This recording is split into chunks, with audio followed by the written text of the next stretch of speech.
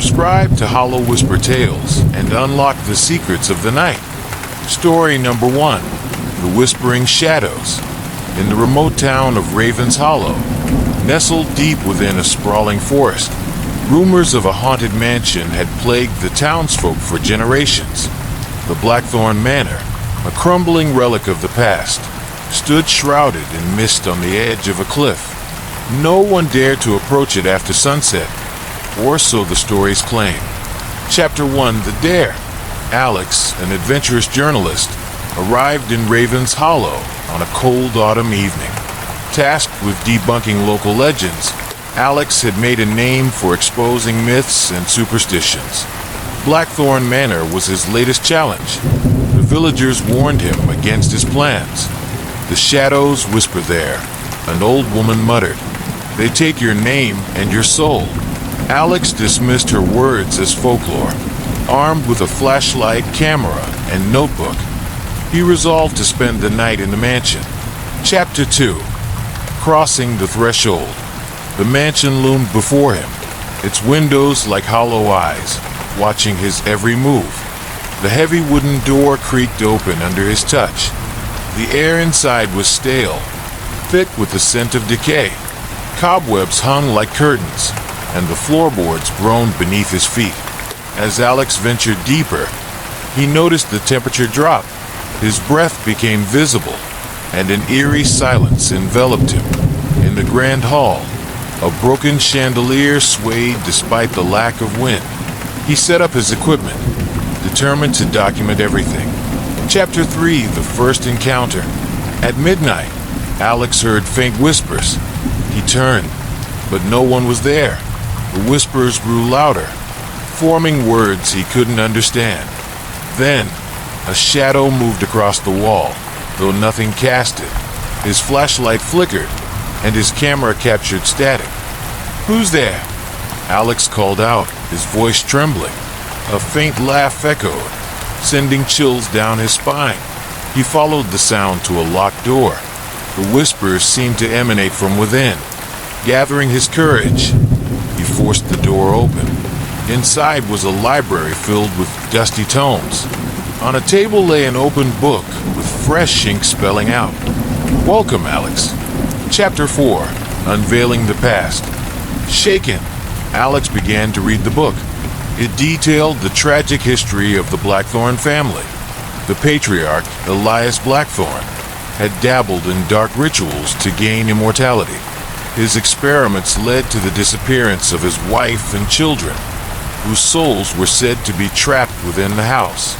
The whispers grew louder, almost pleading. "Free us," they begged.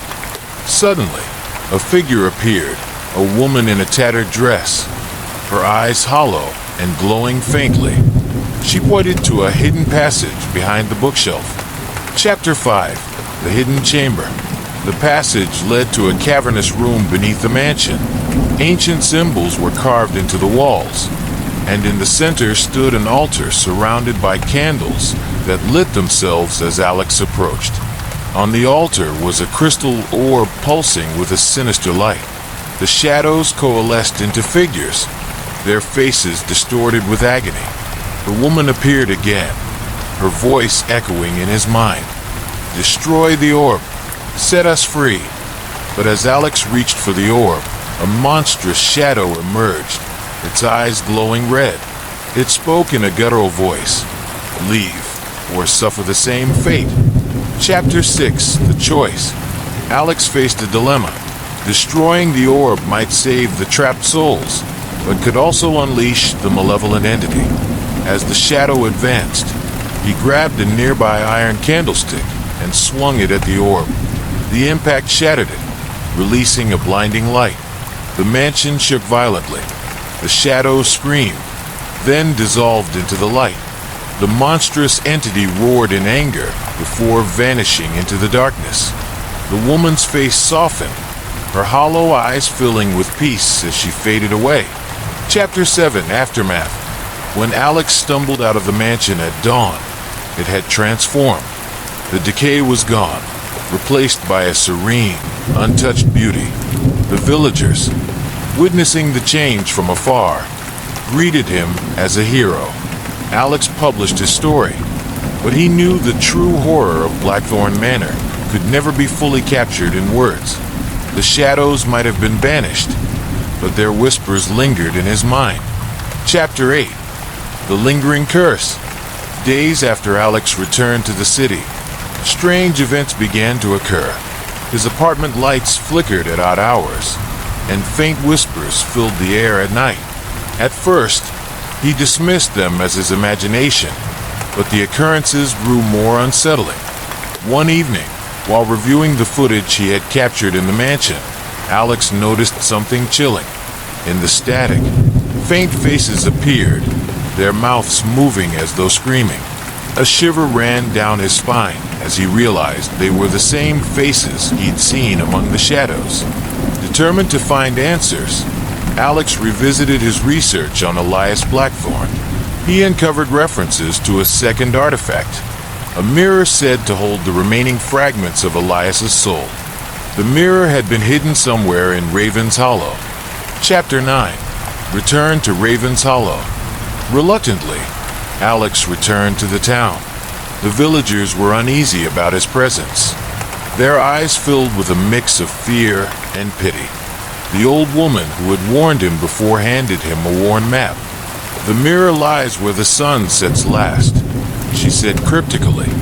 "Beware, for Elias's wrath still lingers." The map led Alex deep into the forest to a forgotten mausoleum. Its entrance was overgrown with vines, and a sense of dread hung heavy in the air. Inside, the walls were adorned with carvings of twisted faces and clawed hands. At the center stood the mirror, its surface rippling like water. Chapter 10. The Final Confrontation. As Alex approached, the mirror shimmered, and Elias's reflection appeared. His voice boomed, filled with rage and despair. "You dare defy me?" Elias growled. "You will join the others." The mausoleum darkened as shadows emerged, clawing at Alex. Summoning all his courage, Alex remembered the ancient symbols he'd seen in the hidden chamber. Using a piece of chalk, he hastily drew a protective circle around himself. Reciting the symbols aloud, Alex directed the energy toward the mirror. The shadows shrieked, and Elias's reflection twisted in agony. The mirror cracked, then shattered, releasing a burst of energy that knocked Alex unconscious. Chapter 11. Peace Restored. When Alex awoke, the mausoleum was bathed in sunlight. The oppressive aura was gone, replaced by an overwhelming sense of peace. He returned to the village, where the townsfolk greeted him with cautious relief. Blackthorn Manor was no longer haunted, and the forest seemed lighter, as though a great weight had been lifted. Alex's story became a sensation, but he chose to keep the details of the mirror a secret. Some truths, he realized, were too dangerous to share. Yet, in the back of his mind, Alex couldn't shake the feeling that some part of Elias's darkness might still linger, waiting for another chance to rise. Chapter 12. Shadows of the Mind. Alex's sense of peace was short-lived. Weeks after his return to the city, he began experiencing vivid nightmares. In these dreams, Elias's distorted face loomed over him, whispering unintelligible words. The dreams grew more intense, leaving Alex exhausted and paranoid. He started noticing a recurring symbol in his dreams, a spiral with jagged edges. Compelled to understand its meaning, Alex consulted a historian specializing in occult symbols. Dr. Meredith Hall, a soft-spoken yet sharp-minded expert, listened carefully to Alex's account. "This symbol represents the path of descent," she explained. "It's often associated with rituals that attempt to bridge the gap between life and death. Whatever you've encountered, it's not entirely gone." Meredith's words reignited Alex's fears. He asked if there was a way to sever the connection for good. Meredith hesitated before replying. "There is one way, but it's dangerous. You would need to confront whatever remains of Elias's soul in its entirety." Chapter 13. the ritual of severance. Meredith agreed to help Alex prepare for the ritual. They needed specific items: black candles, salt, and an ancient relic known as the Tear of Lumina, a crystal said to channel pure energy. The tear was rumored to be hidden in a cathedral ruins deep within the forest. The duo ventured into the heart of the forest, where the ruins stood cloaked in shadows. The structure was massive, with stained glass windows that glowed faintly despite the lack of sunlight. Inside, they found the Tear of Lumina embedded in the altar. As Alex pried it loose, the air grew cold, and a low growl echoed through the cathedral. Elias's presence was unmistakable. The shadows came alive, forming twisted creatures that lunged at them. Meredith and Alex worked quickly, lighting the black candles and forming a circle of salt around the altar. Alex held the tear while Meredith chanted an incantation. The shadows recoiled, their screeches filling the air as the tear glowed brighter. But Elias's voice thundered, "You cannot destroy me. I am eternal." Alex stepped into the circle, clutching the tear tightly. The light enveloped him, and he found himself in a void, face to face with Elias. The entity's form was monstrous, a swirling mass of darkness with piercing red eyes. "You think you can defeat me?" Elias sneered. "You're nothing but a shadow of what you once were," Alex retorted, raising the tear. The crystal unleashed a blinding light, and Elias roared in pain as his form began to disintegrate. The void collapsed, and Alex awoke to find himself back in the cathedral. The shadows were gone, and the oppressive atmosphere had lifted. Meredith helped him to his feet, her expression a mix of relief and awe. Chapter 14. The End of the Darkness. With Elias finally vanquished, Alex returned to Raven's Hollow one last time. The townsfolk welcomed him as a hero, their gratitude evident in their tearful smiles. Blackthorn Manor was now a symbol of resilience rather than fear, standing as a testament to the power of confronting one's demons. Alex took a moment to reflect on his journey, feeling a sense of closure for the trapped souls of the Blackthorn family. He shared the truth about the manor and its past, ensuring that the villagers remembered not just the horrors, but also the hope that had emerged from the darkness. As he prepared to leave Raven's Hollow, the old woman from before approached him. "You've done what many could not," she said, her voice gentle yet firm. "But remember, darkness never truly disappears. It lingers, waiting for the unwary." Alex nodded, understanding the weight of her words. He felt a flicker of unease, but chose to focus on the light that had emerged from his battles. Chapter 15. New Beginnings. Back in the city, Alex began a new chapter in his life. He became an advocate for the preservation of haunted locations, using his experiences to educate others about the importance of understanding history and confronting the fears tied to it. His work gained traction, inspiring a series of articles and lectures that drew audiences intrigued by the supernatural. Though he tried to maintain a sense of normalcy, the whispers from Blackthorn Manor still echoed in his mind. At night, he often felt a chill in the air, as if something was watching him. Yet, he pushed through, determined not to let the shadows reclaim him. One evening, while sifting through old documents, he stumbled upon an obscure reference to a hidden chamber in the forest near Raven's Hollow, rumored to hold secrets of other spirits trapped in the past. A new adventure beckoned, but this time, Alex felt a mix of anticipation and trepidation. Chapter 16. The Call of the Unknown. As he packed his gear, the memories of Blackthorn Manor flooded back. The chilling whispers, the shadowy figures, and the ultimate confrontation with Elias. Each experience had changed him, igniting a fire within to explore the boundaries between the known and the unknown. He understood now that the stories of the past shaped the present. With resolve, Alex set out for Raven's Hollow once more. ready to face whatever awaited him in the depths of the forest. The shadows might linger, but he was no longer afraid. He would uncover the truths hidden beneath the surface, even if it meant confronting the darkness again. The journey ahead promised danger, but Alex was ready.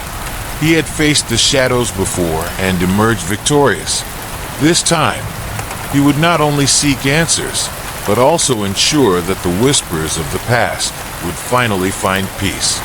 With each step deeper into the forest, he felt the weight of history on his shoulders, guiding him toward a destiny entwined with the haunted tales of Raven's Hollow.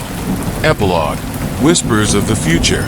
As the sun dipped below the horizon, casting long shadows through the trees, Alex paused to listen. The forest was alive with sounds, the rustling leaves, distant animals, and yes, the faintest whispers carried by the wind. But now, instead of fear, he felt a sense of purpose. The journey into the unknown was just beginning, and he would navigate the path with courage and understanding. For within the whispers of the shadows lay not just horror, but the potential for discovery and redemption. Raven's Hollow awaited, and so did the stories that had yet to be told. Chapter 17. Into the Depths. As Alex navigated the winding trails of the forest, he felt an energy pulsating in the air, a blend of anticipation and apprehension. The sun dipped lower, casting elongated shadows that danced like specters among the trees. He recalled the old woman's warning, but he couldn't turn back now. The whispers of history beckoned him, urging him forward. Finally, he reached the spot marked on the faded map, a clearing where the underbrush thinned, revealing a stone archway overgrown with vines. The archway seemed to pulse with an ancient energy, and Alex couldn't shake the feeling that it was a threshold to another realm, a doorway to secrets long forgotten. Chapter 18. The Hidden Chamber. Pushing aside the vines, Alex stepped through the archway, his heart racing. The air was cooler here, and the light was dimmer.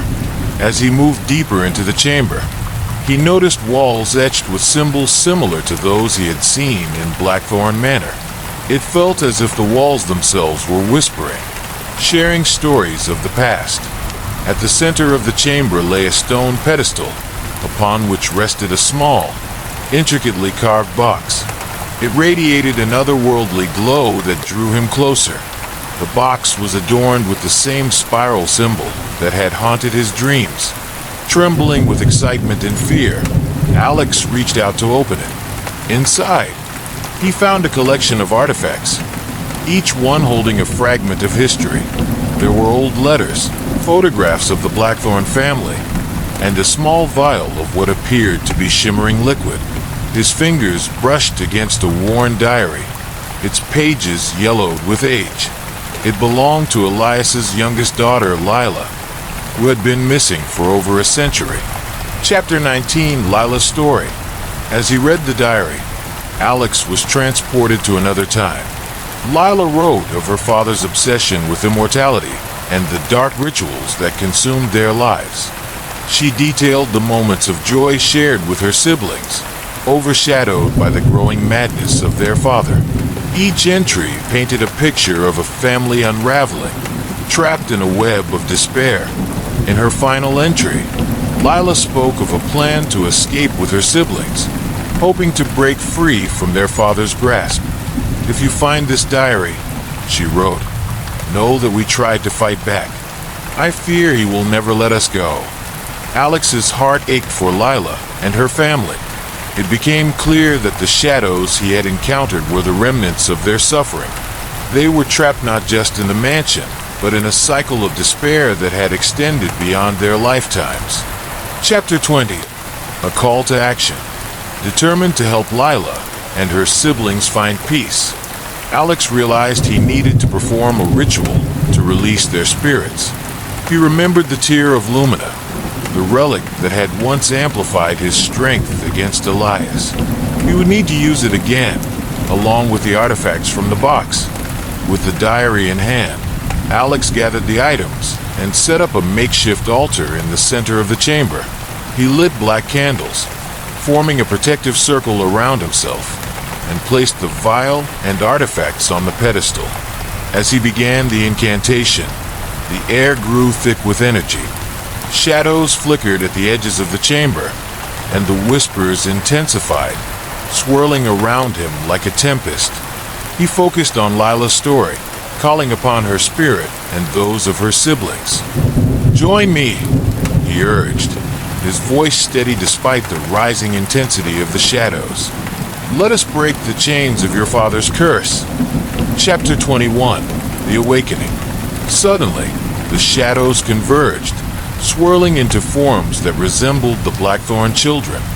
Lila appeared before him, ethereal and glowing.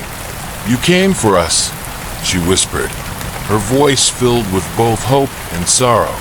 "I'm here to help you find peace," Alex replied, feeling the weight of their collective suffering. "Together, we can free you from this torment." The shadows shifted, revealing more faces, Lila's siblings, their expressions a mixture of fear and longing. As Alex recited the final words of the ritual, the energy in the chamber reached a crescendo. The tear of Lumina pulsed brightly, illuminating the space with a radiant light. "Let go of the past," he cried. "You are free." Chapter 22, Breaking the Curse. The chamber erupted in a blinding flash as the energy released surged forth. The shadows shrieked in agony, and Alex felt the pull of their despair trying to drag him into the darkness. But he stood firm, channeling the light through the tear, pushing back against the shadows.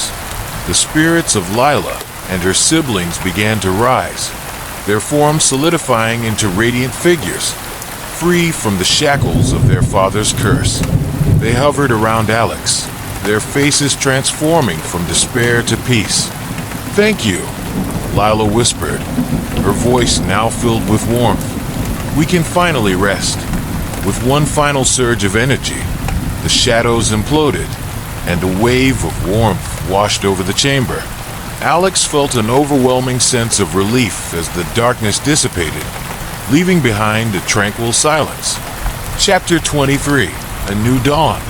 As the first light of dawn filtered through the archway, Alex stepped out of the chamber, feeling lighter than he had in months.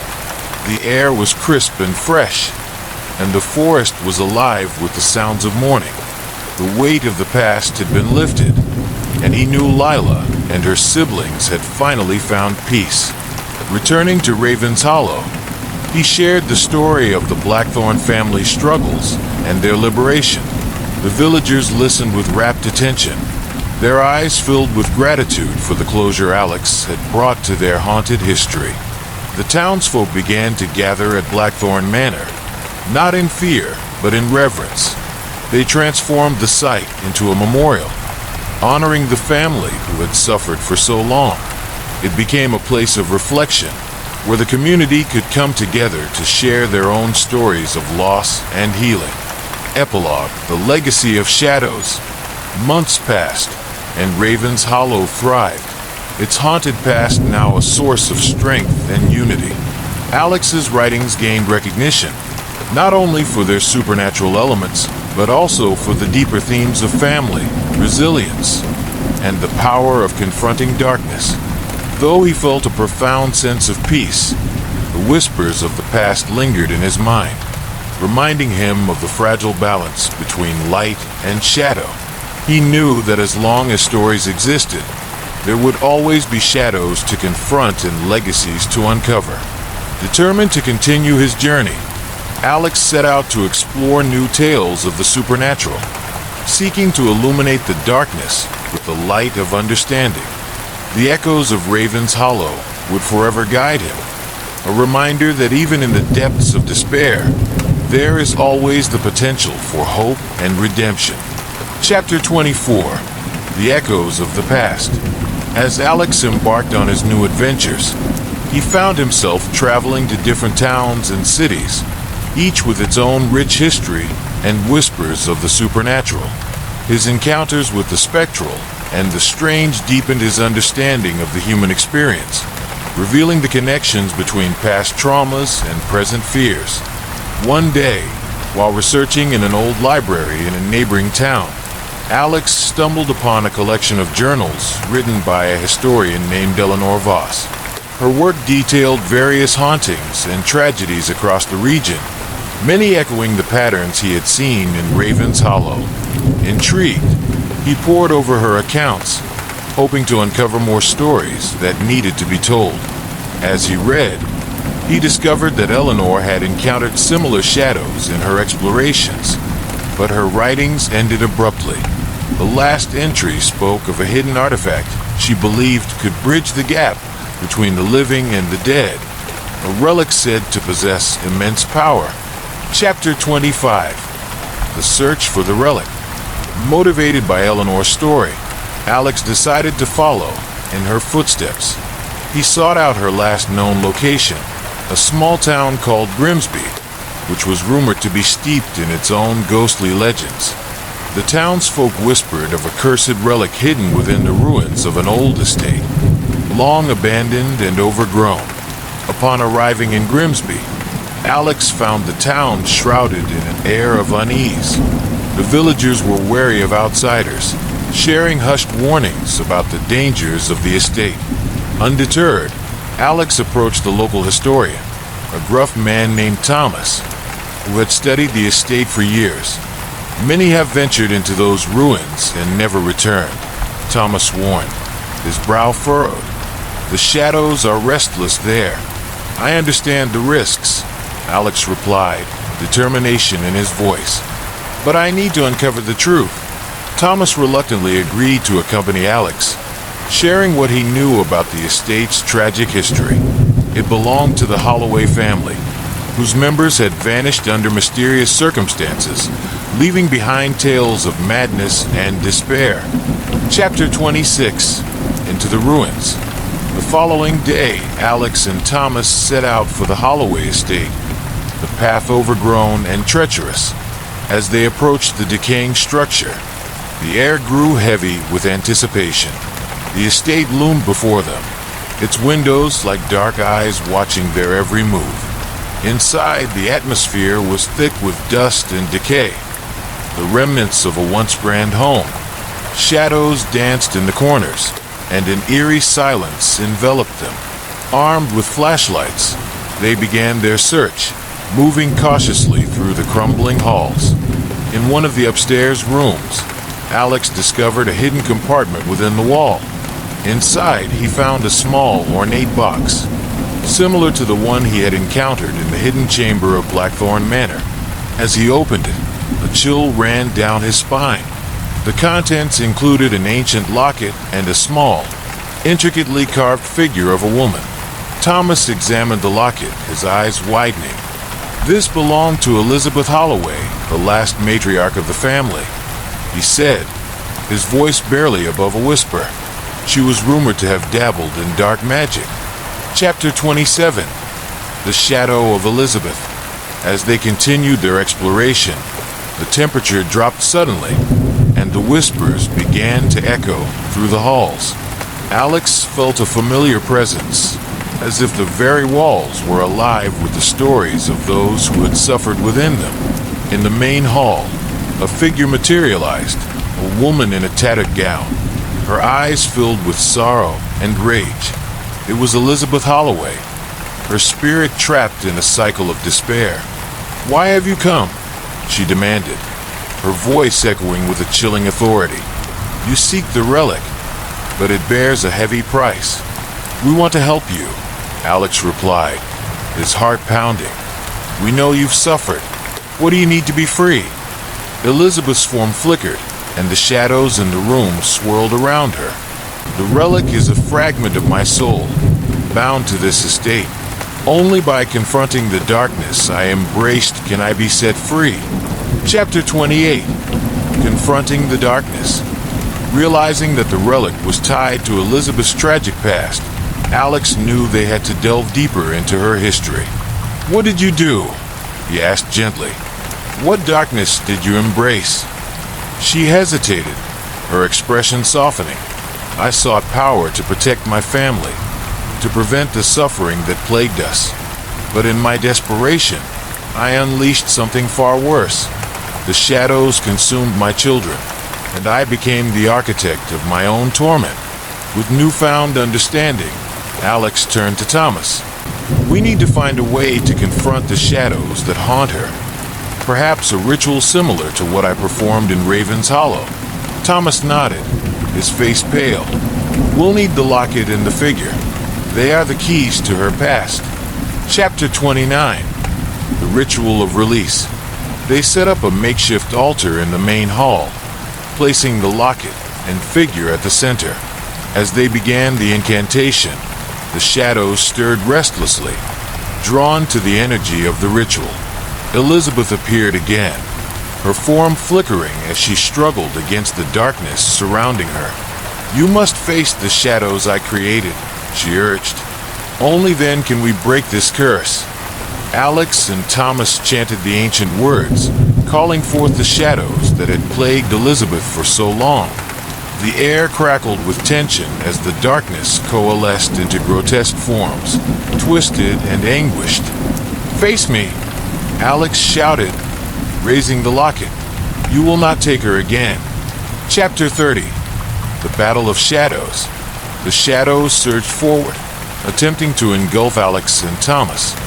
The air was thick with the weight of their despair, but Alex stood firm, channeling the energy of the locket and the figure.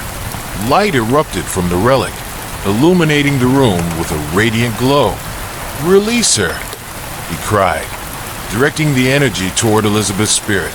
The light engulfed her, lifting her form and pushing back against the shadows. The darkness writhed, shrieking in fury as the light began to overwhelm it. Elizabeth's face transformed from sorrow to determination as she reached for the shadows. I take back what is mine. You will not have my family any longer. With that, she released her own energy, a brilliant light that merged with Alex's, forming a barrier against the darkness. Chapter 31. The Final Confrontation. As the shadows clawed at the light, a monstrous figure emerged, an embodiment of Elizabeth's regrets and failures, its eyes filled with malice. You cannot erase me, it roared, its voice shaking the very foundation of the estate. But Alex and Elizabeth stood resolute. Together, they summoned the full power of the relic, channeling their combined energy into a blinding beam of light. We will free you from your torment, Alex shouted, focusing all his strength on the shadows. The light surged forward, colliding with the darkness in a cataclysmic explosion. The shadows screamed, their forms disintegrating into tendrils of smoke, while Elizabeth's spirit rose, radiant and free. Chapter 32. Liberation. In the aftermath of the battle, the estate stood silent. The shadows were gone, and a sense of peace enveloped the once haunted halls. Elizabeth appeared before Alex, her expression serene. Thank you, she whispered, her voice filled with gratitude.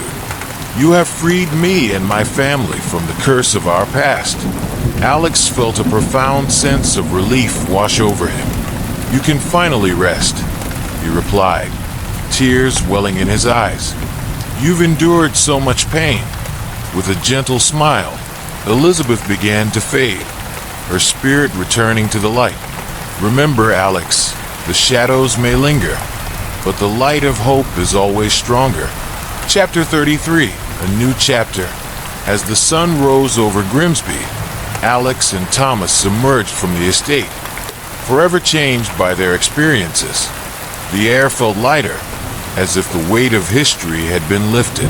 The townsfolk, who had feared the estate for so long, began to gather, drawn by the tranquility that now radiated from the ruins. Is it over? One villager asked, hope flickering in her eyes.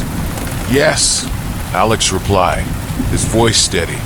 Elizabeth Holloway and her family are finally at peace, inspired by the transformative power of their journey. Alex and Thomas decided to share Elizabeth's story with the world. They would write a book together, recounting their experiences and the lessons learned from the shadows of the past. Their mission would be to illuminate the darkness with the light of understanding, creating a legacy that would inspire future generations. Epilogue. The journey continues. With their newfound purpose, Alex and Thomas traveled from town to town, unearthing hidden histories and sharing stories of redemption. They encountered other haunted places and restless spirits, always seeking to confront the shadows and offer solace to those who had suffered. Though Alex had faced darkness many times, he carried within him the knowledge that even the deepest shadows could be illuminated by the light of compassion and courage. Each encounter enriched his understanding of the human experience, weaving together the threads of history, hope, and healing. As he gazed into the horizon, Alex felt the whispers of the past guiding him forward. The journey into the unknown was far from over. It had only just begun. With every story he uncovered, he remained committed to illuminating the shadows, reminding the world that even in the depths of despair, there is always a chance for redemption and the possibility of new beginnings. Chapter 34. The Call of the Unknown. Months passed since Alex and Thomas had successfully laid Elizabeth Holloway to rest, and their book was met with acclaim, inspiring many to confront their own histories. Yet deep down, Alex felt an unsettling restlessness. Though he had found peace in Grimsby, he couldn't shake the feeling that darker mysteries still awaited him. One evening, while sorting through letters from readers, Alex discovered an envelope bearing an unfamiliar seal. Inside was a letter from a woman named Clara, who claimed to have stumbled upon a hidden journal belonging to a long dead witch in a town called Eldridge Hollow. The journal purportedly contained spells and secrets that could summon spirits, and Clara urged Alex to come investigate. Intrigued, Alex shared the letter with Thomas, who raised an eyebrow. This could lead to something significant, or it could be a trap. Eldridge Hollow has its own dark history. True, Alex acknowledged, but it's a chance to uncover more truths about the supernatural.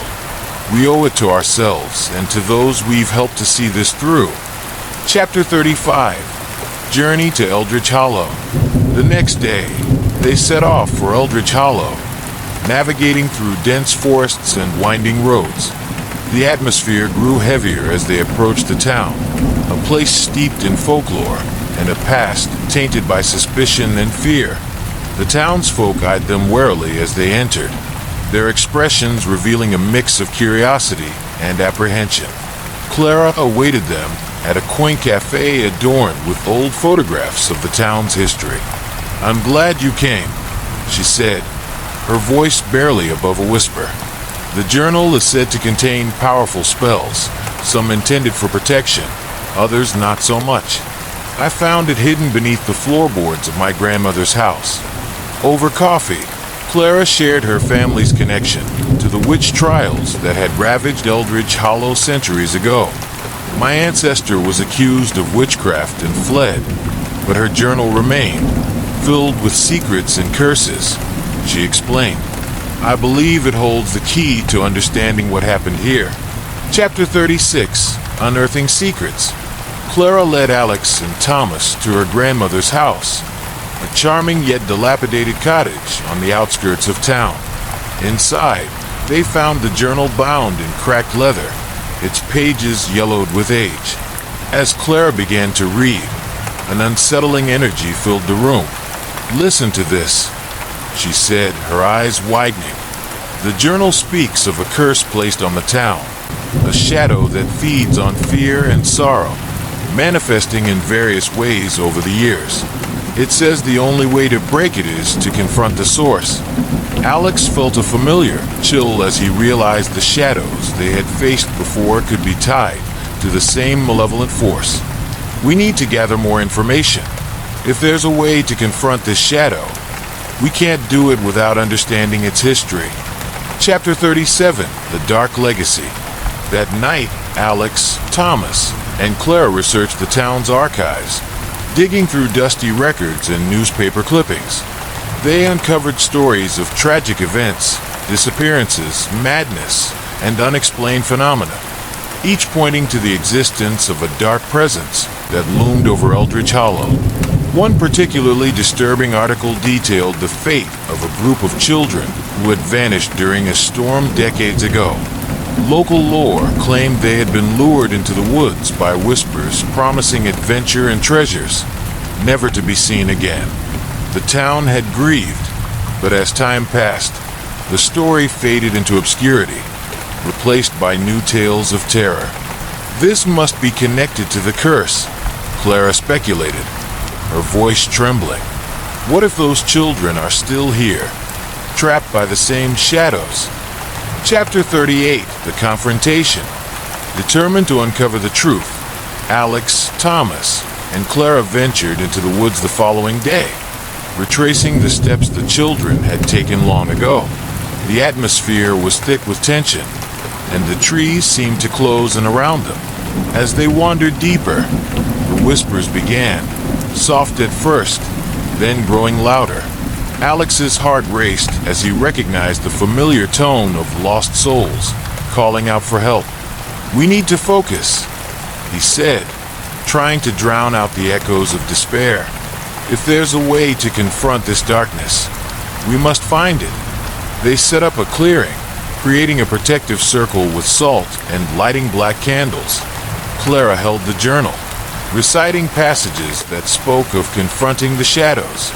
As she spoke, the whispers grew more intense, swirling around them like a tempest. Suddenly, the shadows emerged, taking shape before them, twisted figures with hollow eyes, filled with anguish and desperation. Among them, Alex recognized the lost children, their faces contorted in pain. Chapter 39, The Heart of the Shadow. "Why do you linger?" Alex cried out, stepping forward. "What binds you to this place?" One of the figures, a boy with haunted eyes, stepped closer. "We were promised freedom," he whispered, his voice echoing with sorrow. "But the shadows trapped us. They feed on our fear. We're here to help you," Clara urged, her voice steady.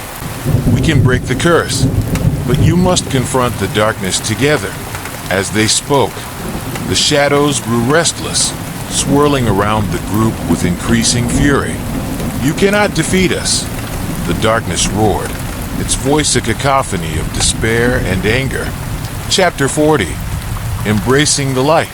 Alex realized they needed to channel their energy together, united in their intent to free the children and confront the darkness. "We must remember the light," he declared, gripping Clara's hand tightly. "We are not afraid of you." With renewed determination, they recited the incantation from the journal, focusing their collective energy into a brilliant light. The shadows recoiled, their forms twisting and writhing in resistance. Together, Thomas shouted, his voice strong, "We can break this curse."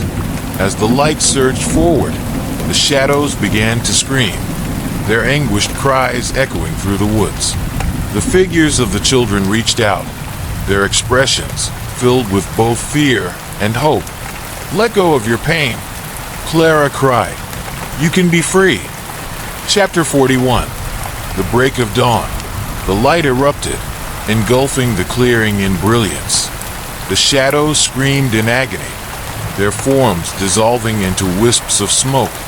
The children's figures shimmered, transforming from twisted entities into radiant spirits. With one final surge, the light consumed the darkness, and the shadows dissipated, leaving behind only silence. The oppressive atmosphere lifted, replaced by a sense of peace. The spirits of the children, now freed, glowed with gratitude before fading into the light. Alex, Clara, and Thomas stood in stunned silence, their hearts pounding with the weight of what they had accomplished. The curse had been broken, and the town of Eldritch Hollow was free from the darkness that had plagued it for generations. Chapter 42, A New Beginning. As they emerged from the woods, the first rays of dawn broke through the trees, illuminating the path ahead. The townsfolk awaited them at the edge of the forest, their faces filled with hope and relief. "You did it!" one villager exclaimed, tears of joy streaming down her cheeks. "You've set them free." Alex smiled, knowing that the journey had not only liberated the town, but had also solidified his purpose. "Together, we can confront the shadows and find the light," he declared. Clara, filled with gratitude, turned to Alex. "Thank you for believing in us and for helping to confront the darkness." As they prepared to leave Eldritch Hollow, Alex felt a deep sense of fulfillment. He had not only helped free lost souls, but had also forged connections with people who understood the power of compassion and resilience. Epilogue: The Legacy of Light. In the months that followed, Alex and Thomas shared their experiences through a new book, detailing their adventures and the lessons learned from confronting the shadows. The stories resonated with readers, inspiring many to seek understanding and healing in their own lives. As their reputation grew, so did their purpose. They traveled to towns across the country, documenting haunted histories and helping communities face their fears. With each story they uncovered, Alex realized the importance of sharing not just the horrors, but also the hope that emerged from confronting the darkness. Years later, as he sat in a cozy cafe, reflecting on the journeys he had undertaken, Alex smiled.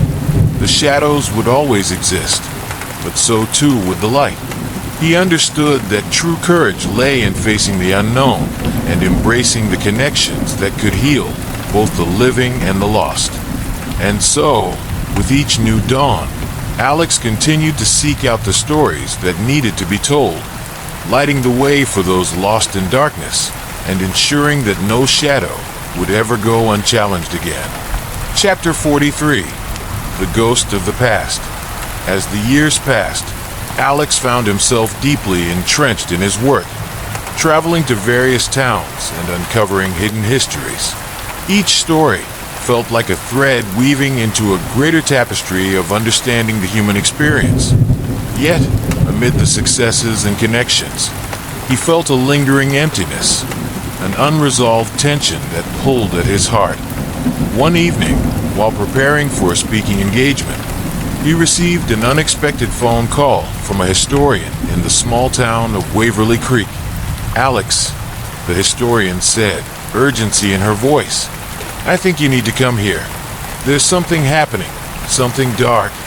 Intrigued and a bit apprehensive, Alex packed his bag and set off for Waverly Creek. He had heard whispers about the town's troubled past, a place plagued by unexplained phenomena and a series of mysterious disappearances over the decades. Chapter 44: Shadows in Waverly Creek. Upon arriving, Alex was greeted by a sense of foreboding. The streets were lined with old Victorian homes, their windows dark and watchful. The townsfolk seemed to avoid eye contact, a palpable tension hanging in the air. At the local library, Alex met Sarah, the historian who had reached out to him. Her face was drawn, and she spoke in hushed tones. "There's a legend about a spirit known as the Watcher. It's said to appear before tragic events, a harbinger of doom. Recently, several residents have reported seeing it near the old mill. What do you think it wants?" Alex asked, feeling the weight of her words. Sarah shook her head, her eyes wide with concern. "No one knows, but some believe it feeds on fear. People are terrified to go out at night, and the town is gripped in a cycle of anxiety." Alex felt the familiar chill of purpose. "We need to investigate. If there's a way to confront this entity, we have to try." Chapter 45: The Old Mill. That night, armed with flashlights and their collective courage, Alex and Sarah ventured to the old mill, a decrepit structure standing on the edge of town, shrouded in darkness. The air was thick with tension, and the wind howled through the broken windows like a lamenting spirit. As they entered the mill, the atmosphere shifted, Shadows danced along the walls, and Alex felt a sensation of being watched. He set up his camera to document the surroundings, determined to capture any evidence of the watcher. Suddenly, a chilling whisper echoed through the air. "Leave this place," it hissed, sending shivers down Alex's spine. "Did you hear that?" Sarah gasped, clutching her flashlight tightly. "It's real." Chapter 46, The Watcher's Call. Ignoring the fear rising within them, they pressed deeper into the mill. The shadows thickened, coiling around them like a living entity. Alex felt a cold breeze pass through, and in its wake appeared a tall, shadowy figure, a silhouette with no discernible features. "Who dares disturb my domain?" the Watcher intoned, its voice a low rumble. "We mean no harm," Alex replied, trying to steady his voice. "We're here to understand, to help." The Watcher's gaze pierced through them, and for a moment, Alex felt as though it could see into his very soul. "You cannot help those who do not wish to be saved," it warned. "Fear is a powerful force, and it binds them to me." Chapter 47, The Cycle of Fear. As they conversed, Alex began to understand the nature of the Watcher. It was not inherently malevolent, but rather a manifestation of the town's collective fear and despair. The more the townsfolk succumbed to fear, the stronger the Watcher grew. "What if we confront the fear together?" Sarah suggested, her voice steadying. "What if we remind the town that they can choose hope over despair?" The Watcher hesitated, its form flickering like a dying flame. "You think hope can extinguish the shadows? Many have tried before, and all have failed. We're not like them," Alex insisted. "We've faced the darkness before. If we can help them understand that they're not alone, perhaps we can break this cycle." Chapter 48, Gathering the Town. Determined to break the Watcher's hold, Alex and Sarah devised a plan. They organized a gathering at the town square, inviting residents to share their fears and experiences openly. The idea was to confront the darkness collectively, allowing the light of understanding to seep in. As word spread, the townsfolk expressed skepticism, but also a glimmer of hope. On the night of the gathering, a crowd gathered, their faces etched with uncertainty. Alex stood before them, heart pounding, as he spoke about the power of shared stories. "Fear thrives in isolation," he began. "But when we come together, we can weaken its grip. We've all experienced pain and loss, but we can choose to support each other instead of succumbing to despair." Sarah joined him, sharing her own struggles and inviting others to speak. Slowly, residents began to share their stories, tales of loss, anxiety, and the struggles they faced daily. The air thickened with emotion, and tears were shed as people connected over their shared experiences. Chapter 49, The Power of Unity. As the gathering continued, Alex felt a shift in the atmosphere. The shadows that had loomed over Waverly Creek began to dissipate, replaced by a sense of camaraderie and understanding. Laughter mixed with tears as residents offered comfort to one another. Then, as if sensing the change, the Watcher appeared once more, its form flickering with agitation. "You think this will change anything? You are weak," it taunted. But this time, instead of fear, the townsfolk responded with strength. "We are not weak," they cried in unison. "We will not let you control us any longer." Chapter 50, The Confrontation of Shadows. The air crackled with energy as the townsfolk united, their voices rising in defiance. The light of hope shone brighter as they faced the Watcher together, their collective will pushing back against the encroaching darkness. Alex raised his voice, channeling the strength of their unity. "You are a reflection of our fears, but you do not define us. We choose to stand together." The Watcher howled, its form flickering violently as if struggling against an unseen force. "You cannot banish me. I am eternal." But the townsfolk resisted, holding hands and creating a circle of light. With a final surge of collective strength, they pushed forward, and the Watcher let out a deafening roar as it began to dissolve, its form collapsing into nothingness. Chapter 51, A New Dawn. As the darkness lifted, dawn broke over Waverly Creek, casting golden rays across the town. The atmosphere felt lighter. The weight of fear lifted from the shoulders of its residents. The townsfolk looked around in disbelief, smiles spreading across their faces as they embraced one another. "Thank you," Sarah said, her eyes shining with gratitude. "You helped us find our strength." Alex felt a warmth spread through him, knowing they had confronted not only the Watcher, but also the shadows within themselves. The connection forged that night would echo through the town, creating a legacy of hope and resilience. Chapter 52, Returning to Light. In the days that followed, Waverly Creek transformed. The townsfolk worked together to rebuild and support one another, creating a sense of community that had long been absent. Alex and Sarah stayed to document their journey, gathering stories of triumph over adversity.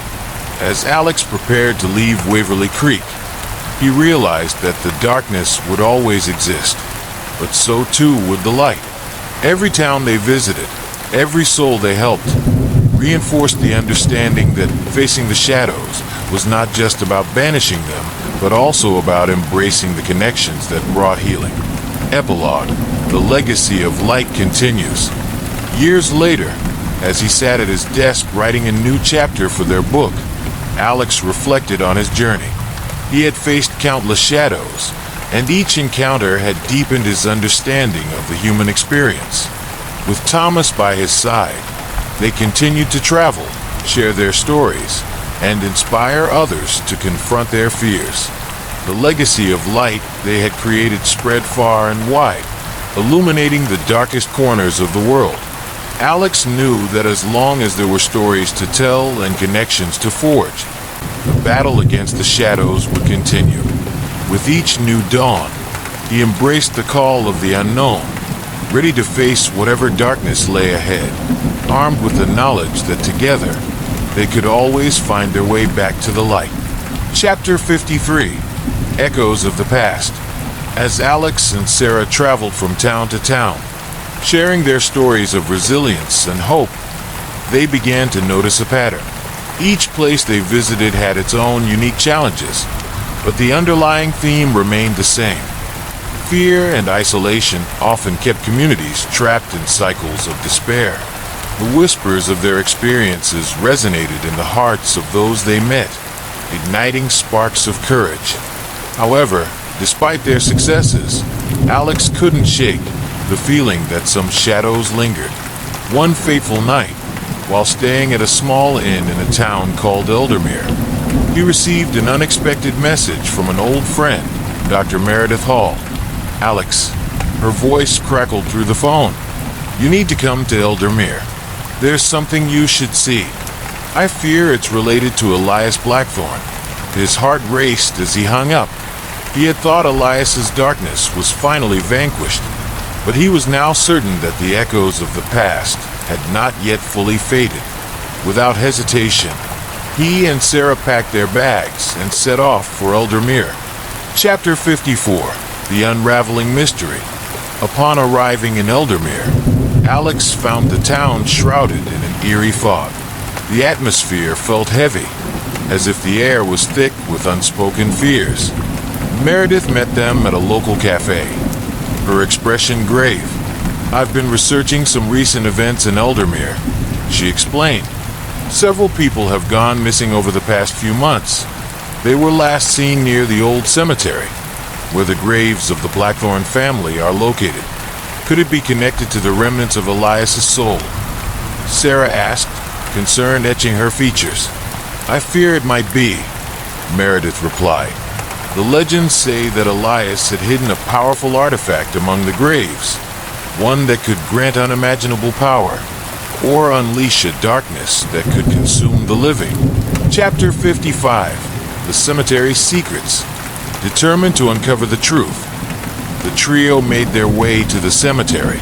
The moonlight illuminated the weathered headstones, casting long shadows across the ground. As they approached the Blackthorn family plot, a chill ran down Alex's spine. "What are we looking for?" he asked, scanning the area for any signs of disturbance. Meredith pointed to a gravestone that appeared newer than the others. "This one. It's not marked like the rest."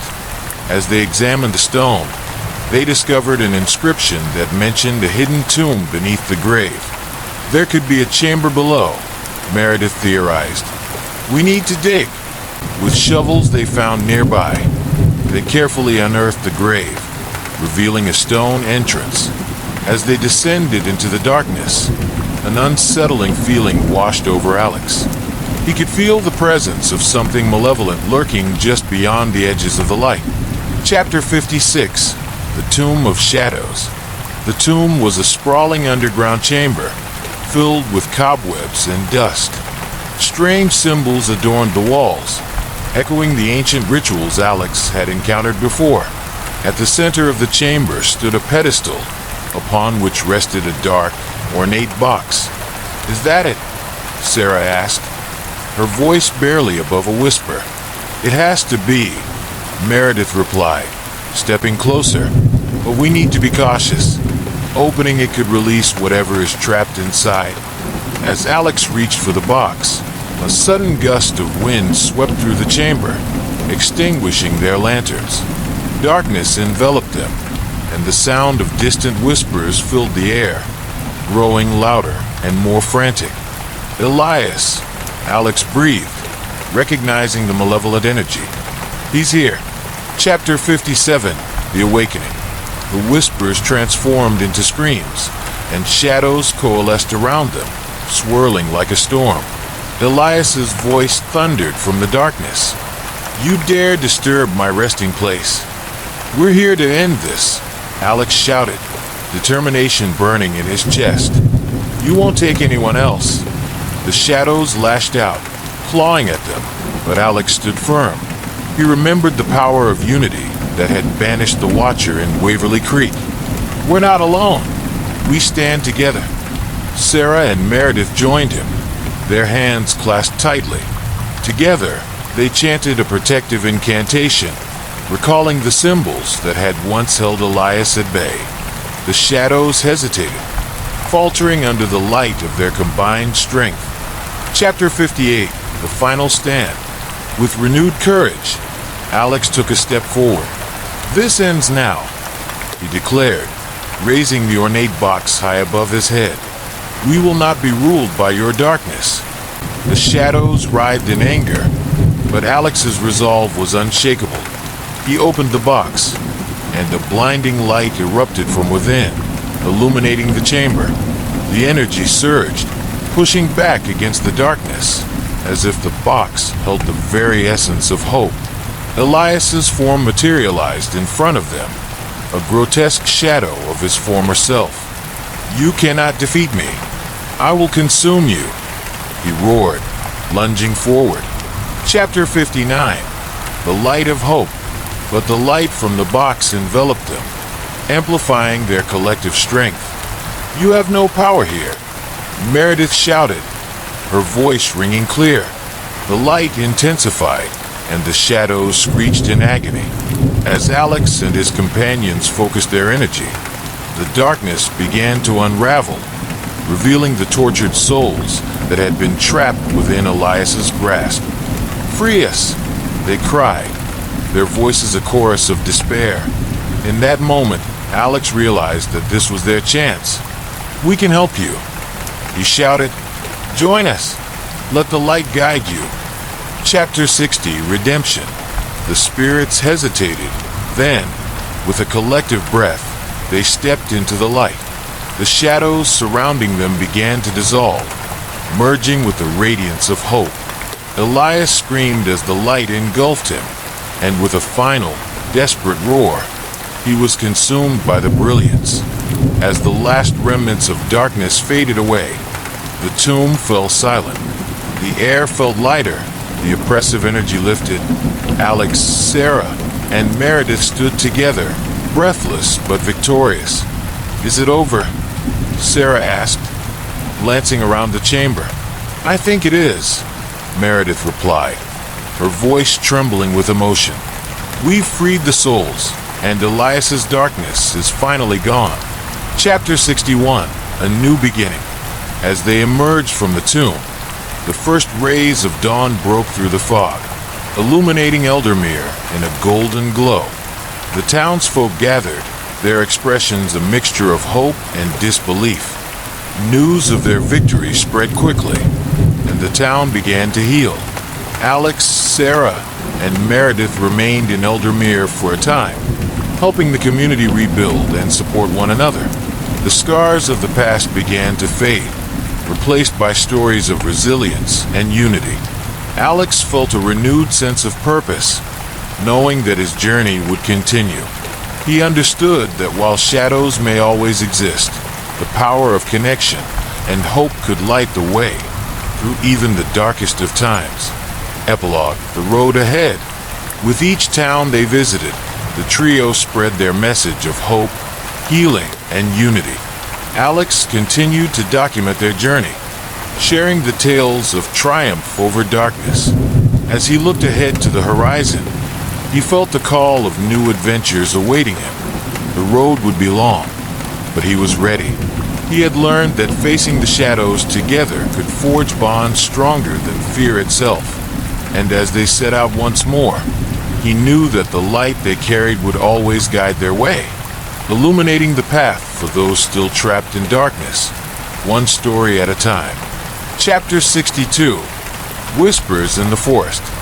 The trio traveled from Eldermere to a nearby town called Willow Creek, known for its picturesque landscape and vibrant community. However, whispers of a troubling presence had begun to surface there. Locals spoke of strange sightings in the surrounding woods, shadowy figures flitting between the trees and eerie sounds echoing through the night. As they arrived, Alex felt a sense of foreboding wash over him. The atmosphere was thick with unease, and the townsfolk eyed them warily, unsure of what to make of their presence. "Have you heard the stories?" A local man named Thomas approached them, his expression serious. "People have gone missing in the woods. It's like they just vanished.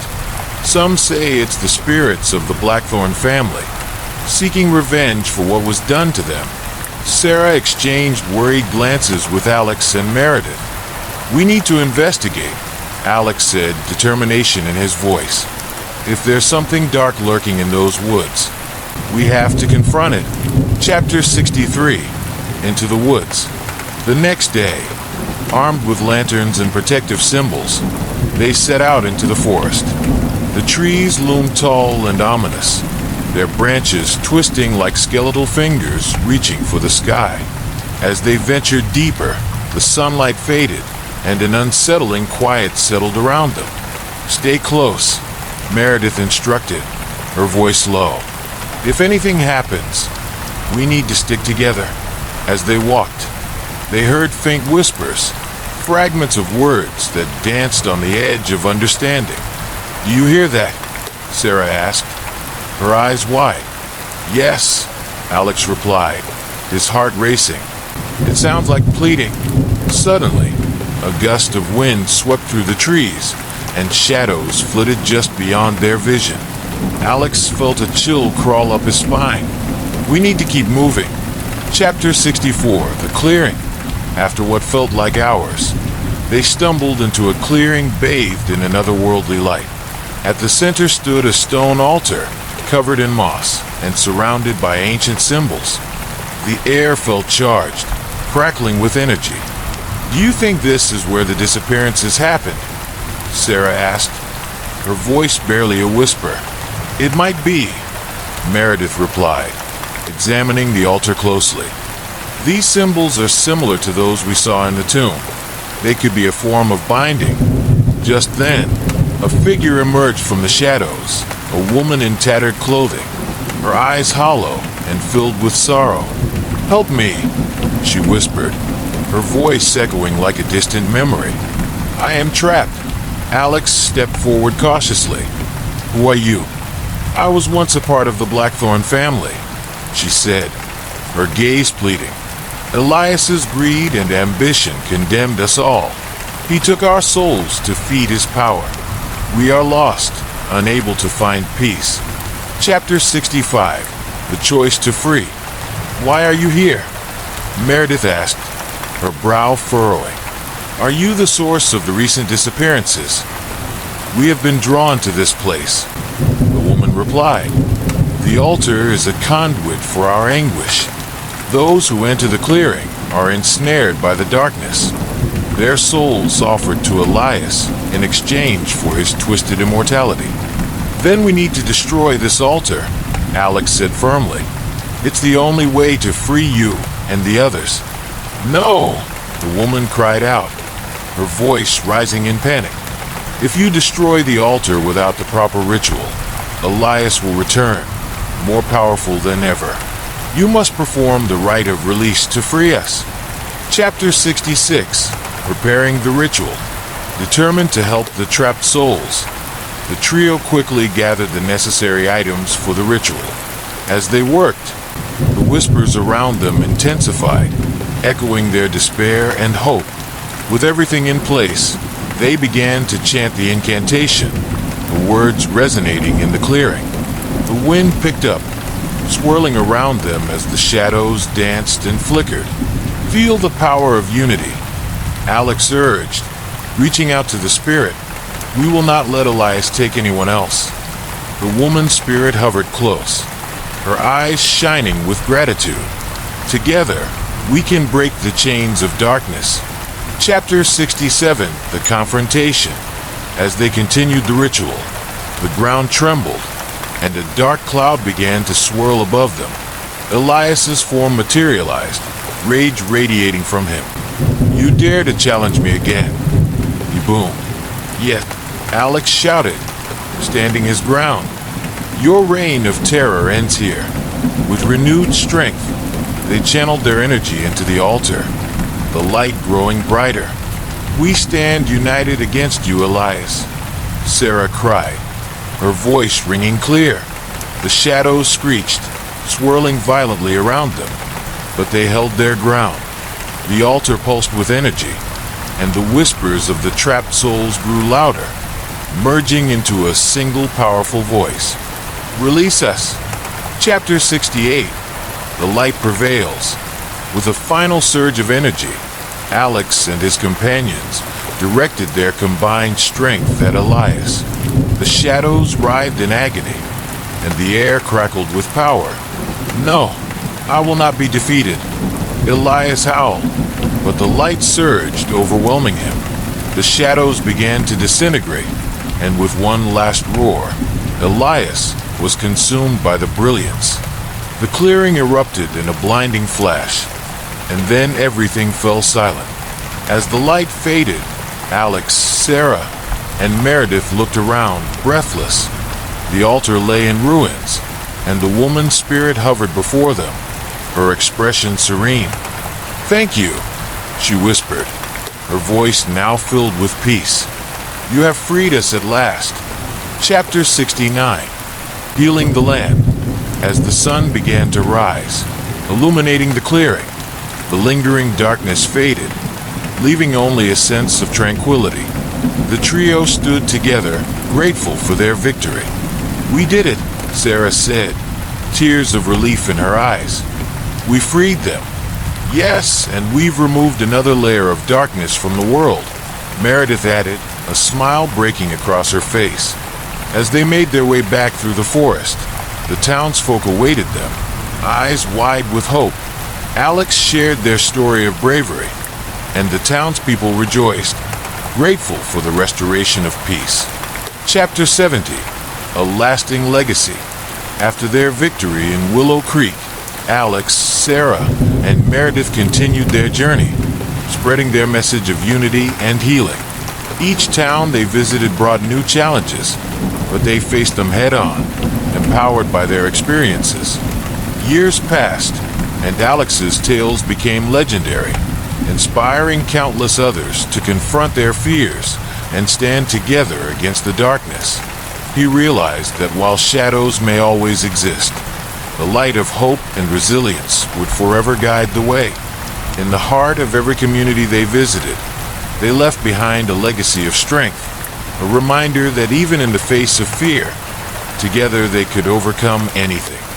And as they traveled on, the whispers of their adventures echoed through the ages, a testament to the enduring power of hope and the bonds forged in the fight against darkness. Chapter 71, The New Threat. As the trio traveled from town to town, their legend grew, and they began to attract followers who sought to learn from their experiences. Among them was a young woman named Alara, whose curiosity and determination made her a valuable addition to their team. However, as they gained allies, a new darkness began to emerge, a cult devoted to Elias Blackthorn, determined to resurrect him and restore his reign of terror. Whispers of the cult reached Alex, Sarah, Meredith, and Alara while they were in a small village called Nightshade Hollow. The townsfolk were terrified, claiming that strange symbols appeared around their homes at night, and several residents had gone missing.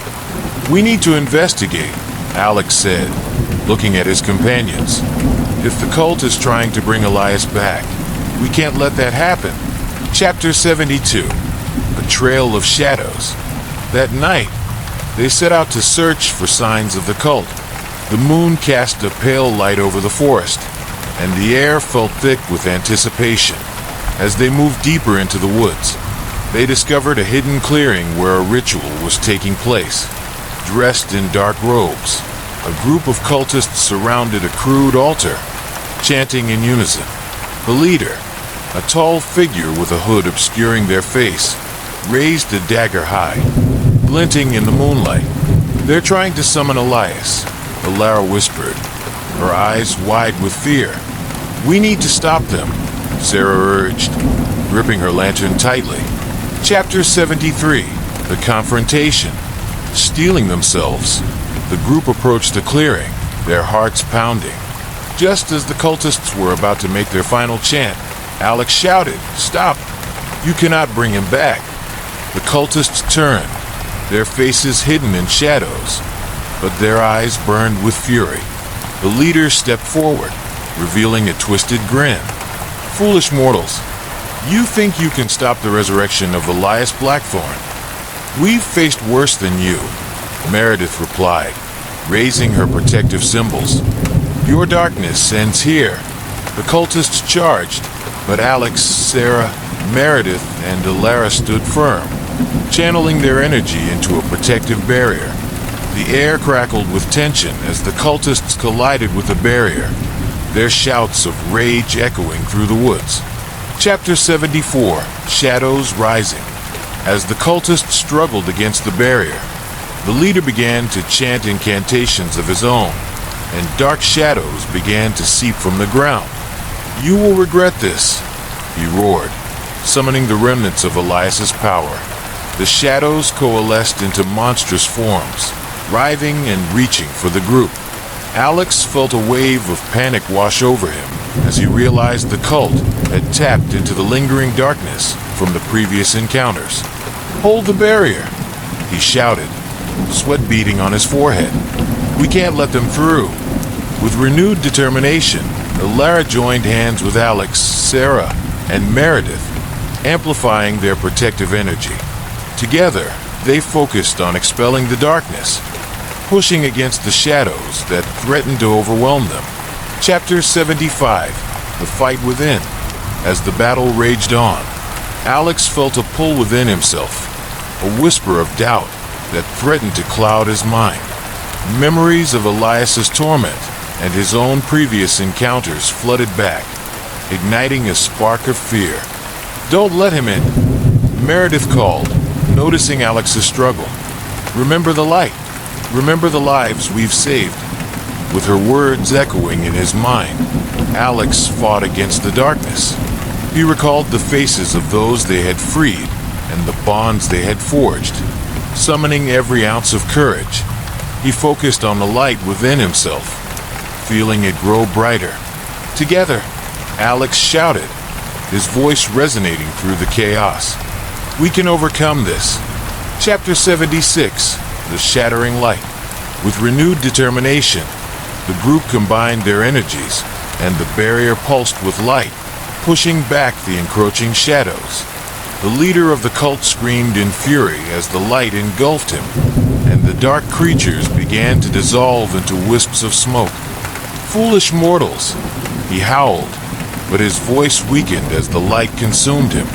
"You may win this battle, but the darkness will always return." With one final push, the group unleashed a wave of energy that shattered the dark altar, scattering the cultists and dispelling the lingering shadows. Chapter 77, Aftermath. As the first light of dawn broke through the trees, the clearing was transformed. The oppressive energy that had once hung in the air dissipated, replaced by a sense of calm and renewal. "We did it," Sarah said, breathing heavily as she took in their surroundings. "We stopped them." Lara looked around, her eyes shining with determination. "But we need to stay vigilant. If they're willing to resurrect Elias, there may be other threats we haven't encountered yet." Meredith nodded, her expression serious. "We must find and dismantle every piece of the cult before they can regroup. We cannot allow darkness to fester again." Chapter 78, United Against Darkness. With their victory over the cult, the group returned to Nightshade Hollow to warn the townsfolk and gather more information about the cult's origins. They spent days researching, uncovering the cult's ties to Elias Blackthorn and his dark rituals. As they prepared to face the next challenge, Alex realized how far they had come as a team.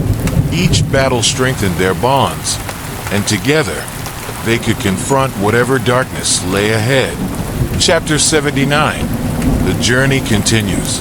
With the dawn of a new day, Alex, Sarah, Meredith, and Alara set out once more, ready to face the unknown. They traveled through villages, gathering allies, and sharing their knowledge of the darkness that threatened their world. Each town they visited brought new tales of courage and hope, igniting a flame of resilience among the people. The legend of their journey grew, and soon they found themselves at the heart of a movement, a collective stand against the encroaching darkness. Chapter 80, A Legacy of Light. As they pressed on, Alex reflected on the impact of their journey. They had become more than just a group of friends. They were a beacon of hope, a force to be reckoned with against the shadows that sought to reclaim the world. United in purpose, they knew that their fight against darkness would continue, but together, they would always rise to meet the challenge, forging a legacy of light that would endure through the ages. And so, their journey continued, with each new chapter bringing them closer to a future free from the shadows that haunted them, a future where hope triumphed over despair. Chapter 81, The Gathering Storm. As the group traveled from town to town, they encountered whispers of a growing darkness that stretched beyond the borders of Raven's Hollow. Reports of strange creatures and inexplicable events began to surface, and fear gripped the hearts of those living in the affected areas. In a small village called Eldergrove, they learned of a creature lurking in the woods, preying on lost souls. Villagers spoke of a dark fog that rolled in at night, carrying with it the sound of anguished cries. "We need to investigate this fog," Alex said, determination etched on his face. "If it's connected to the cult or Elias's remnants, we must stop it before it spreads." Chapter 82, Into the Fog. Under the cover of darkness, the group ventured into the Eldergrove forest. The air was thick with an unnatural chill, and an eerie silence enveloped them. As they moved deeper into the woods, the fog rolled in, swirling around them like a living entity. "Stay close," Meredith cautioned, her eyes scanning the shadows. "This fog is unnatural. It feels like it's alive." Suddenly, the ground trembled beneath their feet, and the fog began to twist and form shapes, figures emerging from the mist. The shadows danced and flickered, revealing glimpses of tortured souls trapped within. "Help us," a voice cried out, echoing from the depths of the fog. Chapter 83. The Haunted Echoes. "Can you hear them?" Elara asked, her voice trembling. "They're trapped." Alex nodded, realizing they had stumbled upon a manifestation of the souls lost to darkness. "We have to help them. They're victims of the cult and Elias's darkness." Meredith began chanting protective incantations, creating a barrier to shield them from the fog's grasp. "We need to reach the source of this fog," she said.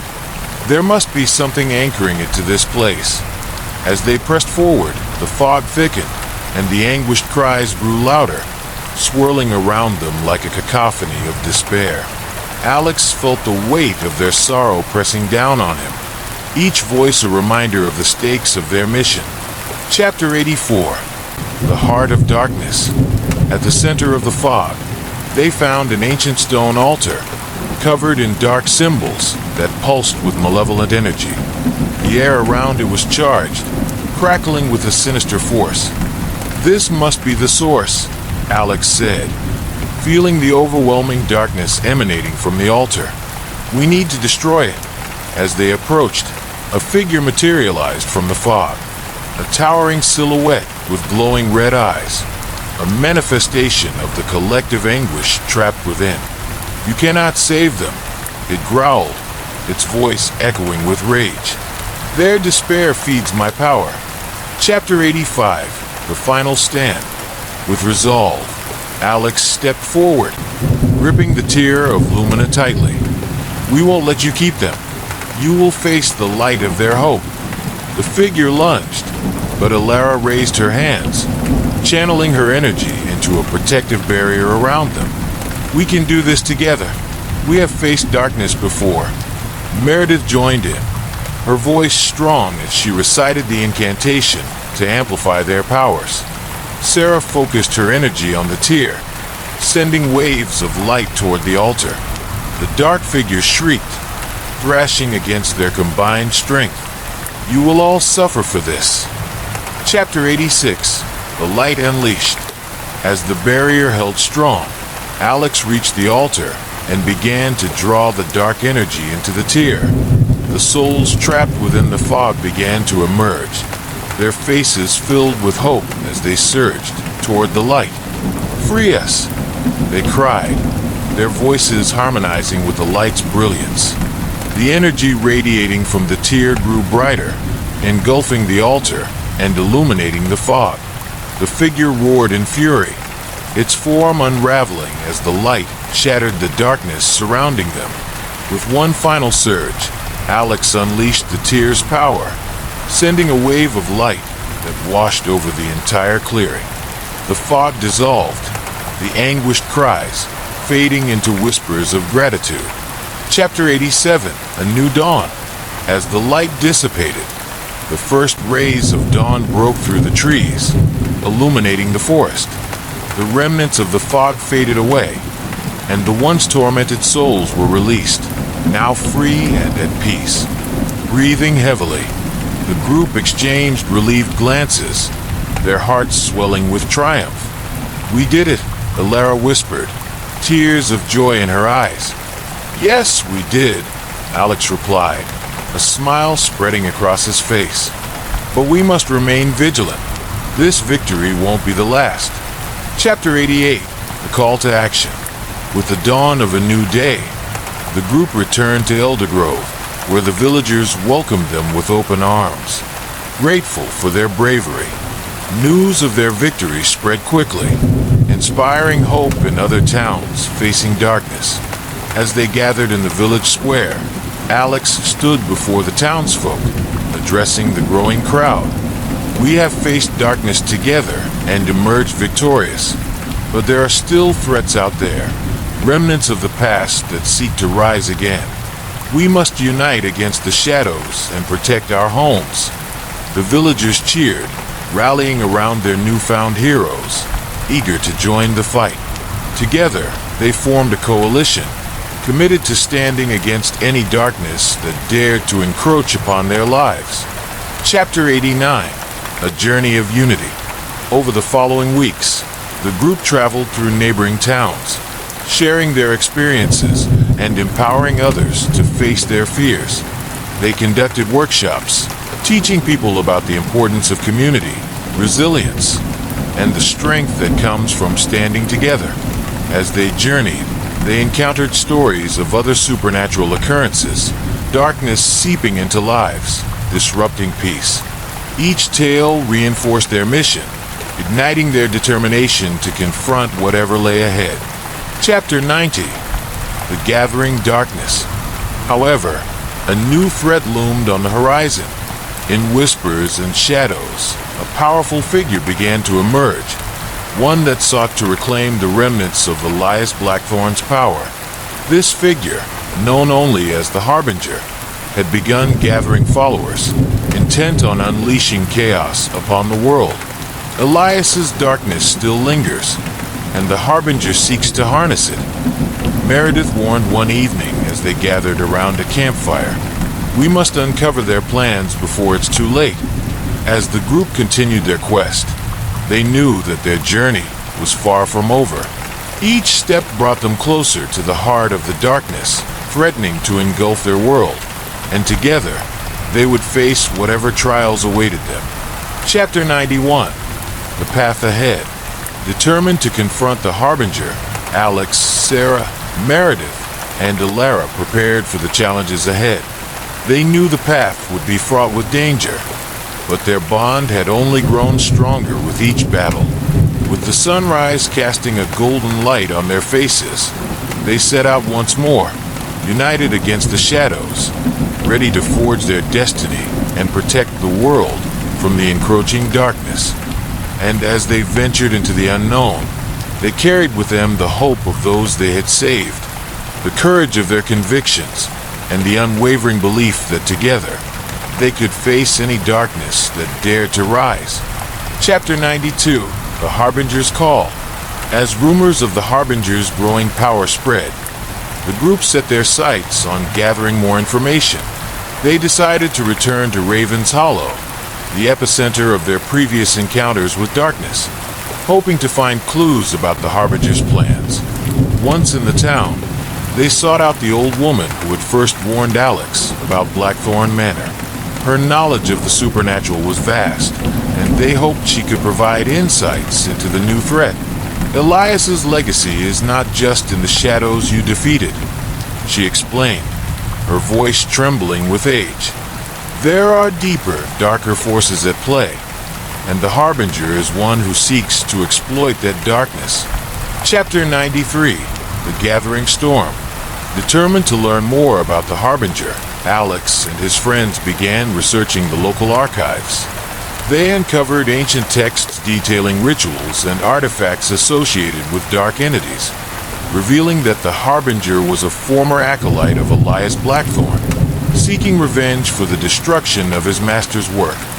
He aims to resurrect the power Elias once wielded, Meredith concluded, her brow furrowed in concern. If he succeeds, it could spell disaster for all of us. With this new information, the group realized they needed to act swiftly to prevent the Harbinger from acquiring the necessary artifacts. They began to formulate a plan to intercept him and his followers. Chapter 94, The Artifact Hunt. Their first target was an artifact rumored to be hidden in the ruins of an old cathedral outside of town, said to amplify dark magic. They believed that if they could secure it first, it would weaken the Harbinger's influence. As they approached the cathedral, a sense of foreboding hung in the air. Vines choked the entrance, and the structure loomed like a giant, forgotten sentinel. Stay alert, Alex warned. We don't know what traps the Harbinger may have set. Chapter 95, The Cathedral's Secrets. Inside, the cathedral was dimly lit, shadows flitting across the walls as they moved cautiously. Dust motes danced in the beams of light filtering through shattered stained glass. In the center of the sanctuary stood a pedestal, and atop it lay the artifact, a dark crystal pulsating with energy. As they approached, the ground shook, and shadows surged forth from the walls, forming into spectral figures. Defenders of the dark, a voice boomed from the shadows. You seek what is not yours. Chapter 96, Shadows of Resistance. The spectral figures advanced, their faces twisted in agony. You will pay for disturbing our rest. Ilara stepped forward, channeling her energy to create a barrier. We're here to stop the Harbinger, not to harm you. The shadows hesitated, drawn by her sincerity. The Harbinger seeks to unleash a power far worse than death, one figure warned, its voice echoing with despair. He will bring suffering to all. Then help us, Alex implored. Guide us to the artifact so we can prevent him from rising to power. Chapter 97, A Dark Alliance. The spectral figures exchanged glances before nodding. We will assist you, but know that the price of meddling with darkness is high. With their guidance, the group navigated the labyrinthine ruins, avoiding traps and illusions designed to protect the artifact. Finally, they reached a hidden chamber where the crystal rested. As Alex reached for the artifact, a pulse of energy surged through him, and he felt a connection to the dark power within. This crystal, it's more than a weapon, he realized. It holds the essence of those lost to darkness. Chapter 98, The Weight of Power. I can feel it too, Meredith said, her voice trembling. This power can be dangerous if wielded improperly. We must use it wisely. Suddenly, the shadows began to close in, reforming into the Harbinger himself, flanked by his followers. Fools, you think you can stop me with that pathetic crystal? He sneered, his eyes glowing with malice. We won't let you unleash your darkness on the world, Alex shouted, raising the crystal defiantly. Chapter 99, The Confrontation.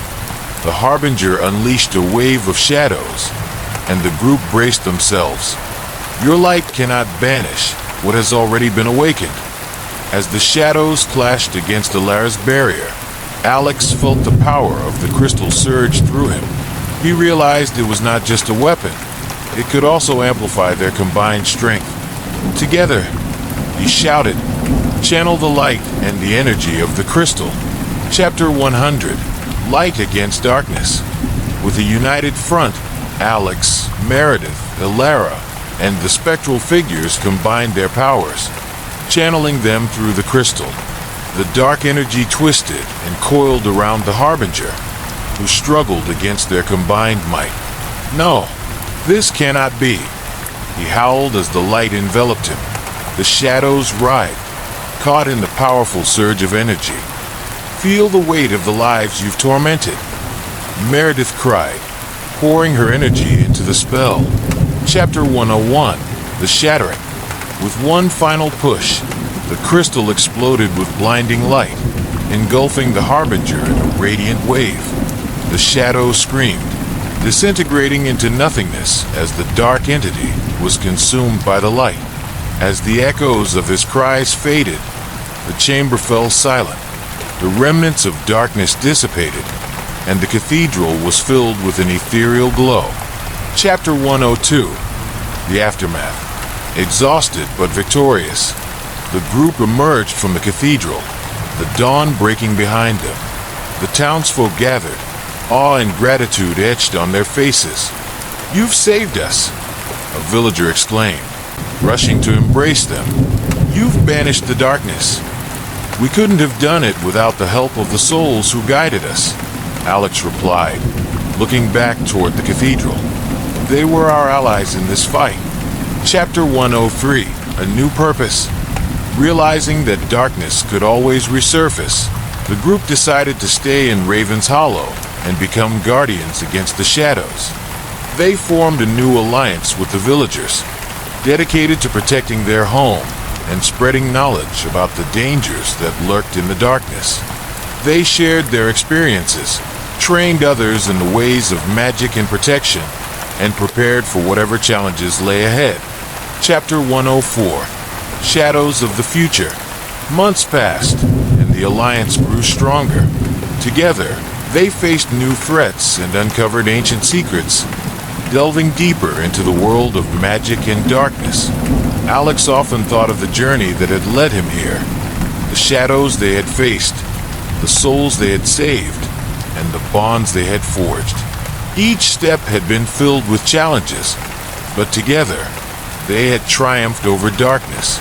And as the sun set over Raven's Hollow, casting long shadows across the land, Alex knew that their fight against darkness was far from over. But now, with friends by his side and a community united against the shadows, he felt ready to face whatever the future held. Chapter 105. The Ever-Watchful Eye. In the heart of Raven's Hollow, a new council convened, an assembly of those dedicated to the light and committed to watching over their town. Each member brought unique skills, knowledge, and experiences, forming a protective network that spanned the region. As they discussed their ongoing efforts to safeguard against darkness, a new figure emerged from the shadows, a woman cloaked in mystery, her presence commanding attention. "I have come seeking your aid," she said, her voice smooth yet urgent. "I am Lyriel, a seer of the ancient ways. A darkness stirs beyond what you have faced, one that threatens to engulf not just Raven's Hollow, but the entire realm." Chapter 106. A New Threat. Intrigued, Alex stepped forward. "What do you know of this darkness?" Lyriel unfolded a weathered map, revealing ancient territories and symbols of dark power. "This threat is unlike any you have encountered. It is a force of pure chaos, and it seeks to consume all light. I have seen visions of destruction if it is not stopped." The council members exchanged worried glances, realizing the gravity of the situation. "What must we do?" Meredith asked, her determination unwavering. Lyriel's eyes sparkled with intensity.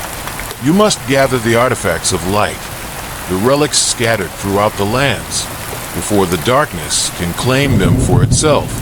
Chapter 107. The quest begins. With a renewed sense of purpose, the council set forth on a quest to gather the artifacts. They divided into teams, each led by Alex, Elara, Meredith, and Sarah, embarking on a journey that would take them through treacherous lands and forgotten realms. Each artifact possessed a unique power, and retrieving them would require cunning, bravery, and cooperation. As they faced formidable foes and solved ancient riddles, their bonds grew deeper, forged in the fires of adversity. Chapter 108. Trials of the Heart. The journey proved challenging, as each team encountered trials that tested their resolve. Alex and Elara faced illusions designed to exploit their fears, while Meredith and Sarah deciphered cryptic messages hidden within ancient texts. Through each trial, they learned more about themselves and each other, discovering strengths they had not known they possessed. "Remember, we are stronger together," Alex reminded his team during a particularly daunting moment, bolstering their spirits. Chapter 109. Echoes of the Past. As they collected the artifacts, whispers of their previous encounters with darkness echoed in their minds. The experiences shaped their resolve, reminding them of the souls they had saved and the lives forever changed by the shadows. One evening, as they gathered around a campfire, they shared stories of their battles, drawing strength from each other's memories. The bonds formed in the heat of adversity shone brighter than any darkness. Chapter 110. The Gathering of Light. With each artifact in their possession, the council returned to Raven's Hollow. The villagers gathered to witness the assembly of the artifacts, their hopes resting on the council's shoulders. As the artifacts were placed together in a circle of protection, a brilliant light radiated from them, illuminating the darkness that lingered at the edges of their world. But even as they celebrated their victories, the threat loomed ever closer, and they knew their greatest challenge was yet to come. Chapter 111, The Dark Ascension. With the artifacts gathered, Lyriel revealed the location of the darkness's stronghold. You must face it head-on, she warned. The longer you wait, the stronger it becomes. The council prepared for battle, knowing they would need to combine the power of the artifacts to stand a chance against the encroaching chaos. As they approached the stronghold, a palpable tension filled the air, and shadows danced ominously in the corners of their vision. Chapter 112, The Final Confrontation. Upon reaching the stronghold, they were met with an overwhelming force of darkness, swirling and shifting like a storm. The malevolent energy crackled, eager to consume them. "Face me," a voice boomed from within the shadows. "You think your light can extinguish my power?" Alex stepped forward, the artifacts pulsing with energy. "We are united, and we will not be afraid." As the battle commenced, the council members combined their strengths, channeling the artifact's power. Light surged against the darkness, illuminating the shadows that had plagued their world for too long. Chapter 113. The light prevails. The confrontation reached its climax as the forces clashed, a brilliant explosion of light and dark engulfing the landscape. The council stood firm, bolstered by their unwavering resolve and the bonds they had forged. With a final surge of energy, they unleashed the combined power of the artifacts, creating a blinding wave of light that swept through the stronghold, banishing the darkness. The shadows screamed in defeat, dissipating into nothingness, leaving behind a tranquil calm. Chapter 114, A New Dawn. As the light faded, the council emerged from the stronghold, the dawn breaking behind them. They had triumphed against the darkness, their spirits renewed by the knowledge that their unity had prevailed.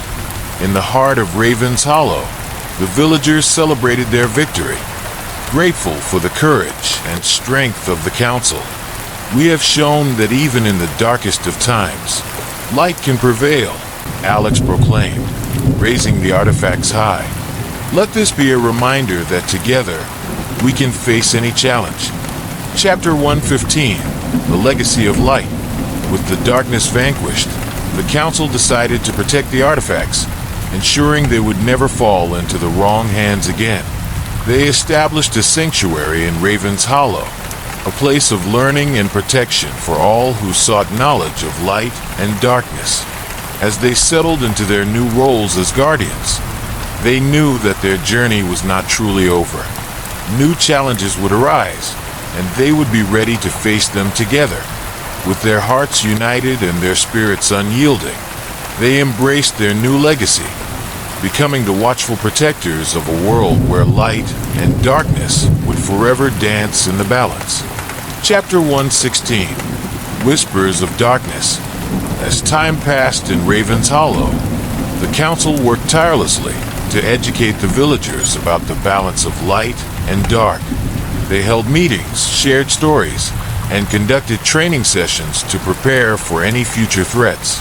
But whispers of unease lingered in the air, rumors of new shadows stirring beyond their borders. One evening, while gathering in the sanctuary, Lyriel sensed a shift in the atmosphere.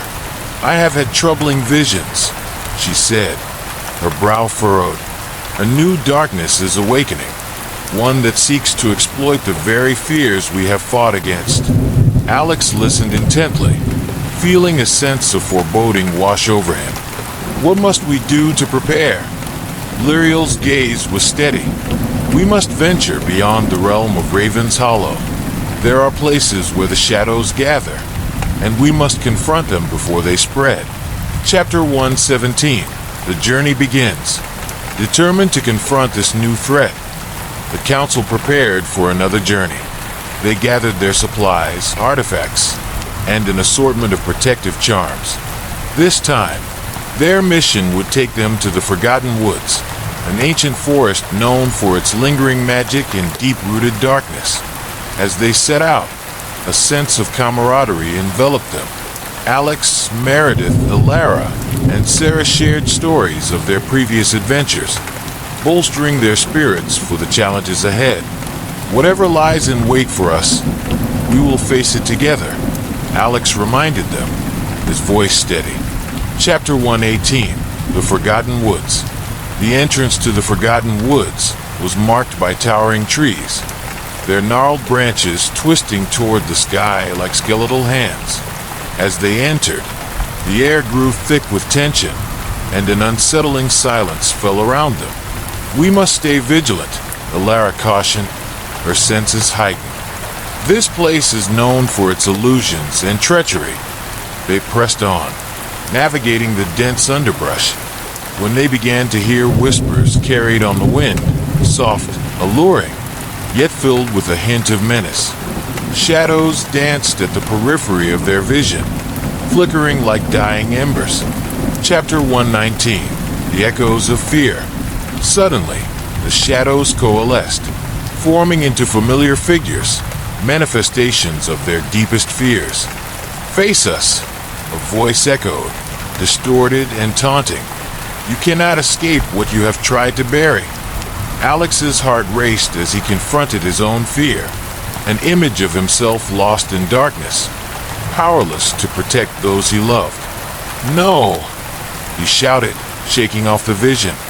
I won't be held captive by fear. Meredith and the others echoed his defiance, using their light to push back against the shadows. Together, they drew strength from their unity, forcing the illusions to dissipate into the air. Chapter 120, The Heart of Darkness.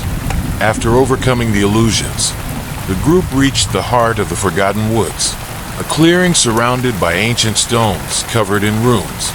In the center stood a dark altar, pulsing with ominous energy.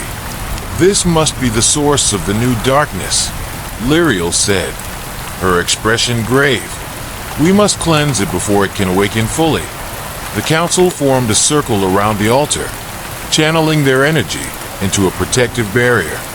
We can't let it break through, Alex said, his determination unwavering. As they began to chant incantations, a violent wind whipped through the clearing, and shadows began to surge from the altar, swirling like a tempest. Chapter 121, The Rising Darkness. The shadows roared, taking shape as a towering figure cloaked in darkness. You dare challenge me, it bellowed, its voice echoing with malice. I am the embodiment of fear itself.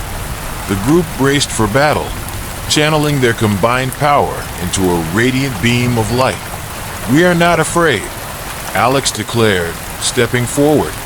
We stand united against you. As the beam struck the shadowy figure, it staggered but did not yield. You think you can extinguish fear, it hissed. It is eternal, lurking in every heart. Chapter 122, The Struggle Within. The battle intensified, light and dark clashing in a spectacular display. The council fought valiantly, but the embodiment of fear retaliated with images designed to weaken their resolve. Alex faced the shadows of doubt, feeling the weight of every failure he had ever experienced.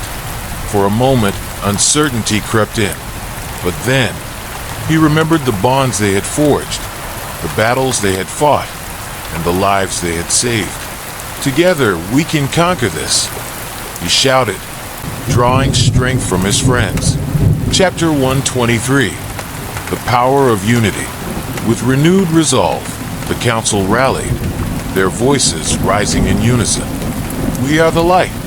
We will not yield to fear. The radiant beam of energy surged forward, enveloping the dark figure and illuminating the entire clearing. The shadows writhed in agony, unable to withstand the onslaught of pure light. As the figure began to crumble, it let out a final, anguished scream. You may have won this battle, but fear will never die. Chapter 124, A Moment of Reflection. With the dark figure vanquished, the council stood in the clearing, breathing heavily as the tension slowly faded. The altar was now silent, the runes glowing faintly with remnants of their power. We did it, Meredith whispered, a smile breaking through her exhaustion. We faced our fears and triumphed. Lyriel looked around at her companions, pride swelling in her chest. You have proven that even the strongest darkness can be overcome by the light of unity. Chapter 125. A new dawn awaits. As they left the Forgotten Woods, the sun broke through the trees, casting golden rays across the landscape. The shadows that once haunted the woods had lifted, leaving behind a sense of peace. The council returned to Raven's Hollow, ready to share their victory with the villagers. But deep within, they knew the battle against darkness would never truly end. New challenges would arise, and they would remain vigilant. We will continue to protect our home, Alex declared during the council meeting, the artifact of light resting beside him. Together, we will face whatever comes our way. Chapter 126, The Guardian's Legacy. In the months that followed, the council dedicated themselves to strengthening the bonds within the community.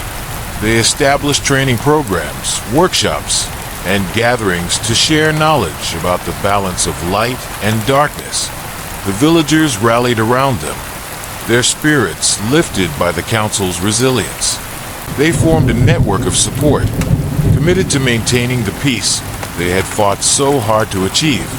As seasons changed, the legacy of their battles transformed into a story of hope, a reminder that light and darkness exist side by side, but together they could forge a brighter future. Chapter 127, A New Challenge on the Horizon.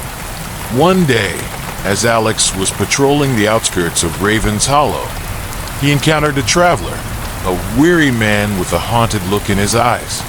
I come seeking help, the traveler said, his voice trembling. My village is under siege by a new darkness, one I cannot fight alone. Intrigued and concerned, Alex invited him to the council. We will help you, he promised. Together, we can face whatever this new threat may be. Chapter 128, The Call to Action. Upon hearing the traveler's story, the council gathered to discuss the emerging threat. We cannot turn our backs on those in need, Alara stated firmly. If darkness is spreading, we must act swiftly. The council decided to travel to the traveler's village and investigate the source of the darkness. They prepared their supplies, gathering artifacts and protective charms for the journey ahead. Chapter 129, The Journey to the Unknown. As they set off, the council members felt a mix of anticipation and trepidation. The road to the traveler's village was fraught with uncertainty, and they knew that the darkness they faced could be unlike anything they had encountered before.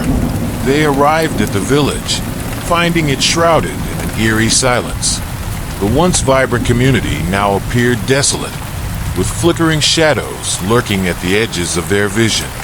Chapter 130, The Heart of Despair. The villagers gathered, their expressions filled with fear and uncertainty. The darkness came suddenly, one villager explained, her voice trembling. It consumes everything in its path, and we don't know how to fight it. Alex and the council listened intently, gathering information about the nature of the threat.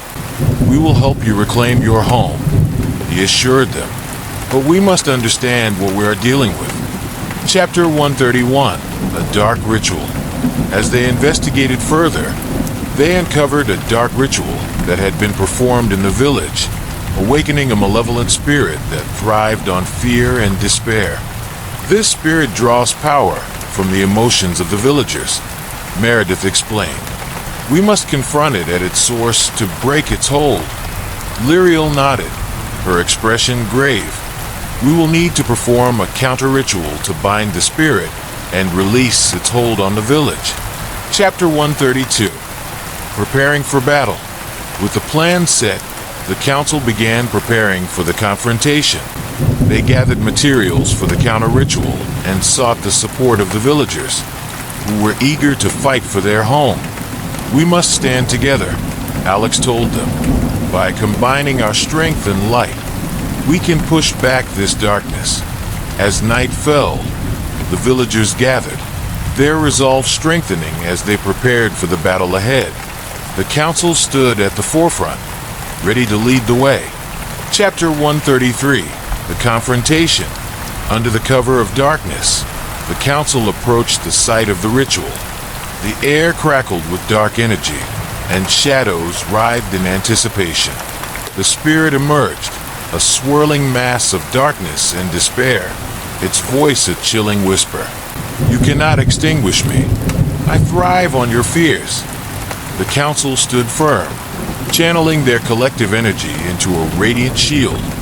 We will not be afraid, Alex shouted, raising the artifact of light high. Chapter 134, The Battle for the Soul. The confrontation was fierce, light and dark clashing in a chaotic dance. The council called upon the villagers to channel their own light, amplifying their strength. As the spirit lashed out, the villagers pushed back, fueled by their shared determination. The shadows began to waver, and the spirit roared in anger. With a final surge of energy, the council initiated the counter-ritual, their voices rising in unison. We bind you, spirit of despair. You have no power here. Chapter 135, The Spirit's Defeat. The spirit writhed, its form fracturing under the combined light of the council and villagers. No, this cannot be, it screamed, dissolving into tendrils of shadow that dissipated into the night. As the darkness lifted, a sense of relief washed over the village. The once heavy air now felt lighter, filled with the hope of renewal. Chapter 136, Rebuilding Together.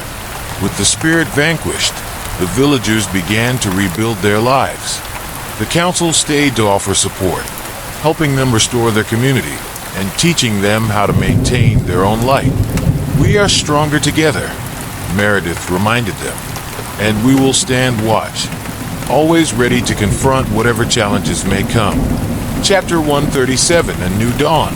As the sun rose over the village, the council and villagers gathered to celebrate their victory. Together, they shared stories of hope and resilience, their spirits united in the promise of a brighter future. We have shown that even in the face of darkness, our light can shine, Alex declared, raising the artifact once more. With the bonds of friendship and community strengthened, they stood as guardians of hope, prepared to face whatever shadows might emerge in the days to come. Chapter 138, A Legacy of Light. As the sun set on the village, casting golden hues across the landscape, the council gathered for a final meeting.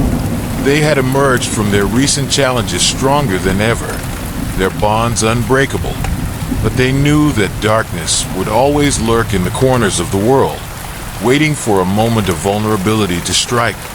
The light we share is our greatest weapon, Lyriel said, her voice filled with determination. We must continue to cultivate it and pass on our knowledge to future generations. The council agreed, discussing ways to establish a school dedicated to teaching the principles of light and darkness, ensuring that their experiences and lessons would not be forgotten. They envisioned a place where young villagers could learn about their history, the balance of magic, and the importance of unity. Chapter 139, The Council of Guardians. As plans took shape, Alex felt a surge of purpose. He realized that their journey had transformed him, not just as a journalist, but as a guardian of light. The tales of bravery, sacrifice, and resilience would echo through time, inspiring others to stand against the shadows. We will call ourselves the Council of Guardians, Alex declared, a smile spreading across his face. Together, we will protect this village and any others that may need our help. Chapter 140, The First Students. Months later, the school opened its doors. Villagers young and old gathered, eager to learn about the forces that shaped their lives. Alex, Lyriel, Meredith, Alara, and Sarah each took turns teaching different subjects, sharing their knowledge and experiences. The first group of students listened intently as they learned about the nature of shadows, the power of light, and the importance of community. The excitement in the air was palpable, and hope blossomed in the hearts of all who attended. Chapter 141. Shadows Return. However, peace is often fleeting. One night, as Alex walked through the village, he felt a familiar chill in the air. Whispers echoed in the distance, reminding him of the shadows that had once haunted Blackthorn Manor. He raced to gather the council, alerting them to the change in atmosphere. "We need to investigate," he urged. "Something is stirring again." Chapter 142. The Gathering Storm. The council ventured into the woods, retracing their steps to where they had confronted the dark spirit. As they approached the site, they found evidence of a new ritual, a dark sigil carved into the ground, pulsing with malevolent energy. "This is not good," Meredith said, examining the sigil. "Someone is trying to summon a new darkness."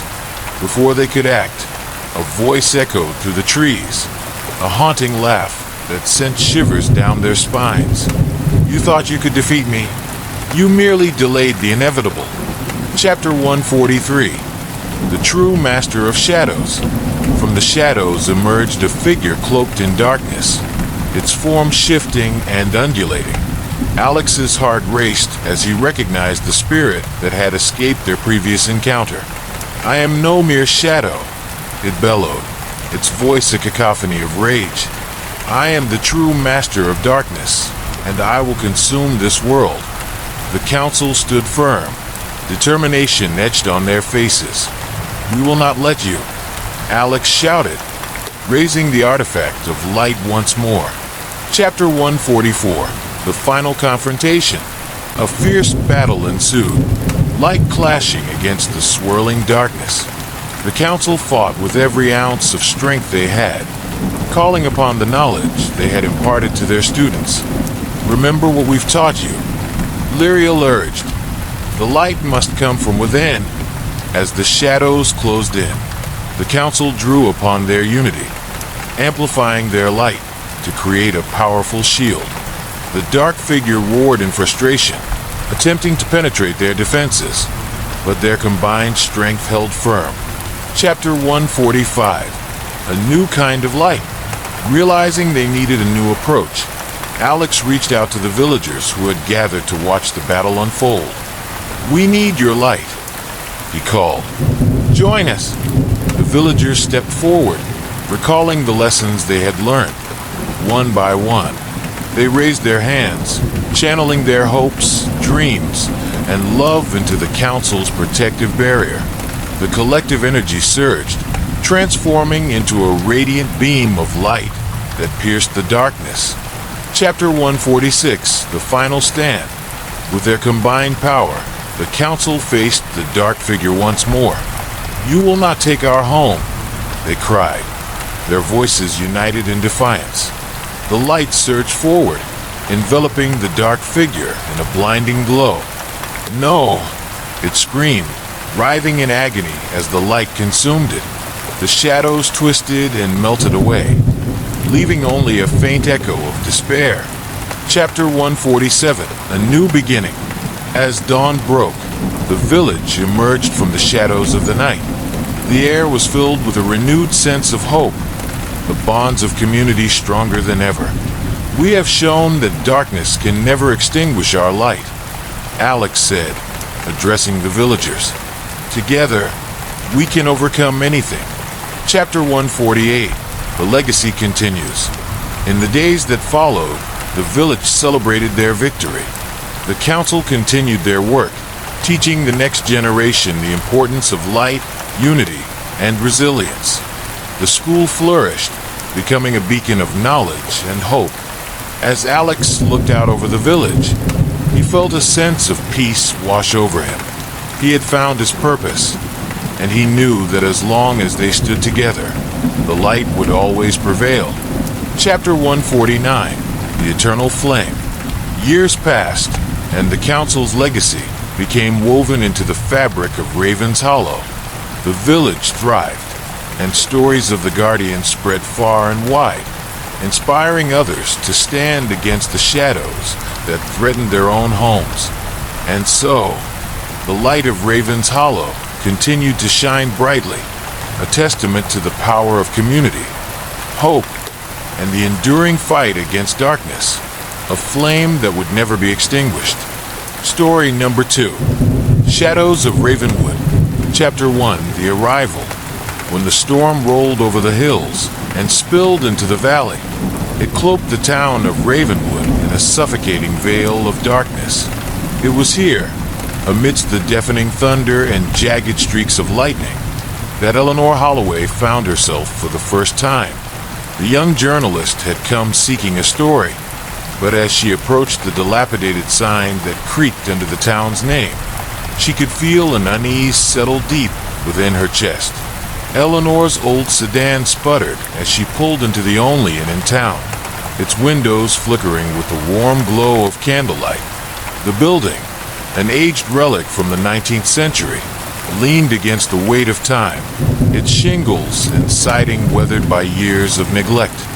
Yet, as she stepped inside, the oppressive chill of the storm was replaced by an unnatural warmth. The innkeeper, a frail man with eyes like sunken pits, greeted her with a smile that seemed more forced than welcoming. "Welcome to Ravenwood," he rasped, his voice dry as brittle leaves. "You'll find that things work a little differently here." Eleanor's brow furrowed, but she nodded politely and took the key he offered her. Room 3. As she climbed the narrow staircase, the floorboards groaned beneath her weight.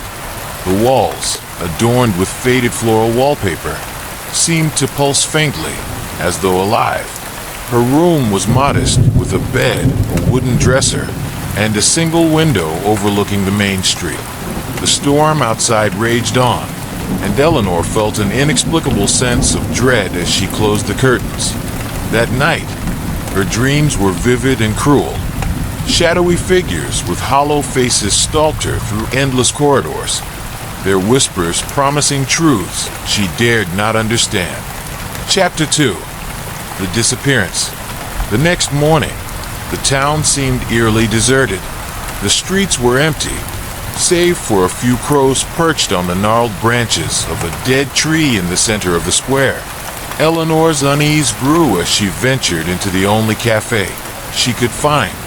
The owner, a middle-aged woman with a haunted expression, was hesitant to speak, but after some coaxing, she revealed a grim tale. "People disappear here," the woman said, her voice barely above a whisper. "Always at night. Always without a trace. The forest takes them." Eleanor's journalist instincts flared. She pressed for more, but the woman's lips tightened, and she retreated into the kitchen, leaving Eleanor alone with her thoughts. Determined to uncover the truth, she decided to investigate the forest. The locals whispered about the woods as though they were a living entity, a sentient being that fed on fear. It was said that no one who ventured too deep ever returned, but Eleanor was undeterred. Equipped with her camera and a flashlight, she ventured into the forest just as the sun began to set. The trees loomed tall and menacing, their twisted branches reaching out like skeletal hands. The deeper she went, the thicker the fog became, until it was almost impossible to see. Strange symbols carved into the trunks glowed faintly, and the air grew colder with every step. It wasn't long before she realized she wasn't alone. Shadows moved in the periphery of her vision, darting behind trees and disappearing before she could focus. The whispers from her dreams returned, growing louder and more insistent. Panic set in as she turned to head back, only to find the path she had taken was gone. The forest had shifted, trapping her within its malevolent embrace. Chapter 3, The Ritual. The oppressive silence of the forest was broken only by the crunch of leaves underfoot and the faint, rhythmic hum that seemed to emanate from deep within the woods. Eleanor gripped her flashlight tightly, its weak beam barely piercing the thick fog. Her breath, came in shallow gasps as she tried to steady her nerves. Ahead, the faint glow of firelight flickered through the trees. As she approached, the hum grew louder, resolving into a low chant that sent chills down her spine. She crouched behind a fallen log, peering into the clearing beyond. A circle of robed figures stood around a massive stone altar, their faces obscured by shadowy hoods. The symbols she had seen carved into the trees were painted on their robes in dark, glistening streaks. At the center of the altar lay a figure, bound and motionless. Eleanor's stomach churned as she realized it was the innkeeper. One of the robed figures stepped forward, raising a dagger that gleamed in the firelight. The chant reached a fever pitch, and the air seemed to thrum with a palpable energy. Before Eleanor could stop herself, she let out an audible gasp. The chanting stopped abruptly, and every hooded head turned in unison toward her hiding place. The forest seemed to close in around her as the robed figures began to move, their steps deliberate and unhurried. Eleanor scrambled backward, her heart pounding in her chest. She turned and ran, the flashlight beam bouncing wildly as she stumbled through the undergrowth. The whispers returned, louder and more insistent, mingling with the sound of footsteps pursuing her. She burst into another clearing, her breath hitching as she saw what lay before her. A massive tree, its gnarled roots twisting like serpents, dominated the space. Hanging from its branches were dozens of crude wooden effigies, each one swaying gently despite the still air. The tree's bark was etched with the same glowing symbols, and its trunk seemed to pulse faintly, as if alive. The footsteps grew louder, and Eleanor turned to face her pursuers. But as the robed figures entered the clearing, they stopped abruptly, their heads bowing in reverence. The whispers crescendoed, and Eleanor realized with dawning horror that they were coming from the tree itself.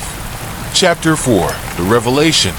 Eleanor stood frozen, the weight of the scene before her pressing down like an iron shroud. The tree's whispers grew clearer, forming words that scraped against her mind like jagged glass. "Join us," it beckoned, its voice a chorus of agony and ecstasy. The robed figures began to chant again, their voices rising in unison as the ground beneath the tree trembled. Eleanor stumbled back, her eyes darting between the figures and the pulsating trunk. Her instincts screamed to flee, but something held her in place, a compulsion she couldn't explain. Suddenly, the tree's roots began to move, slithering across the ground like living tendrils. They reached for the innkeeper, still bound and helpless on the altar. With a sickening crunch, the roots enveloped him, pulling him into the earth. The chanting stopped, and the forest fell deathly silent. Eleanor's scream caught in her throat as she turned to run, but the roots were faster. They coiled around her ankles, dragging her toward the altar.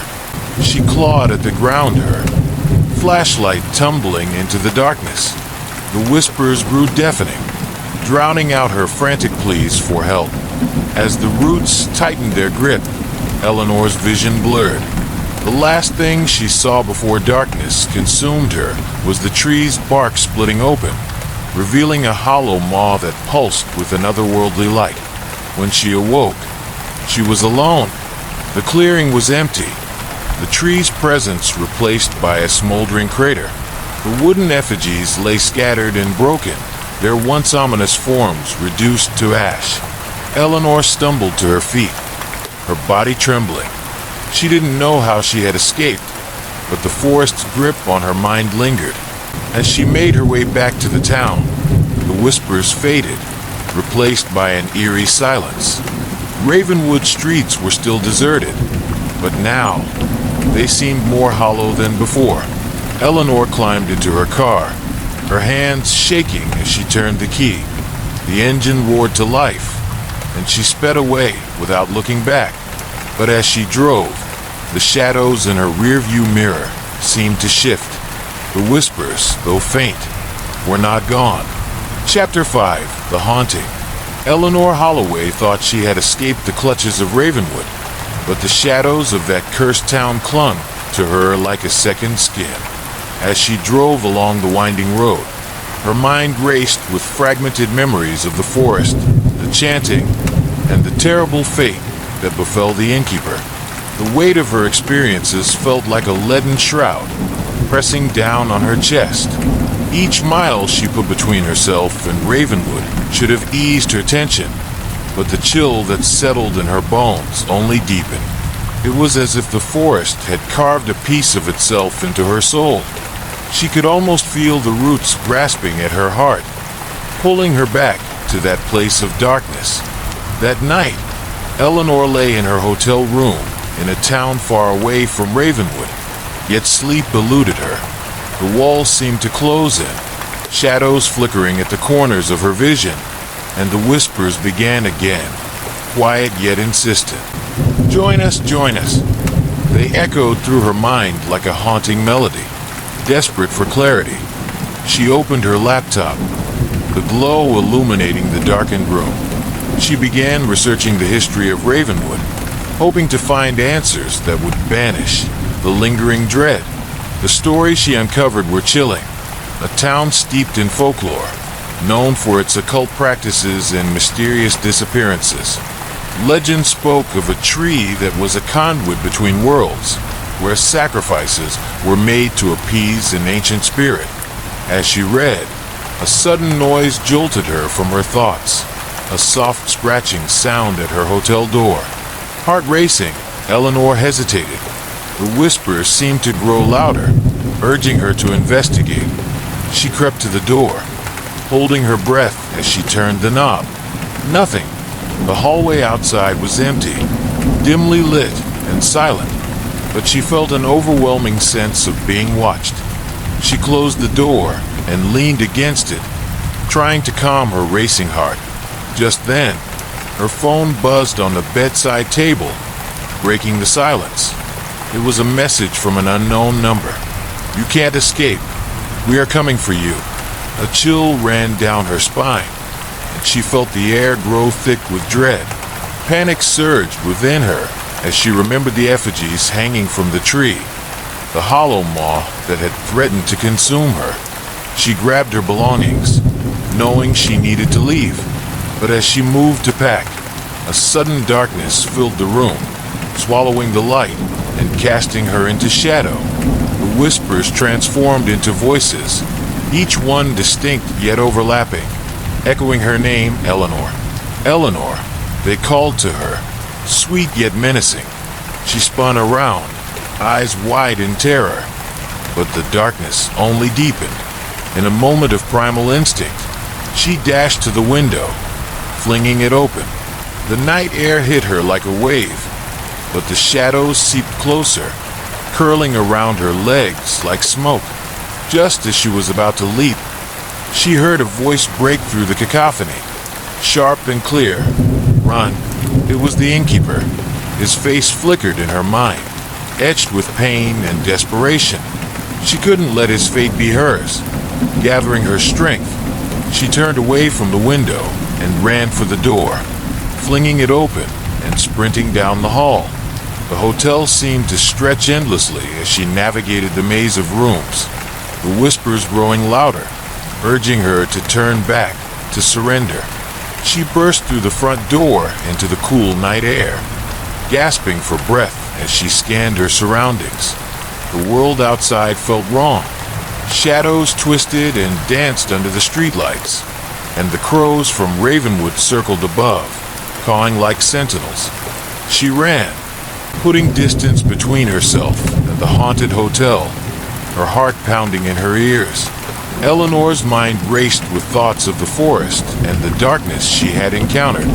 She had to warn others about Ravenwood, to ensure that no one else fell victim to its sinister allure.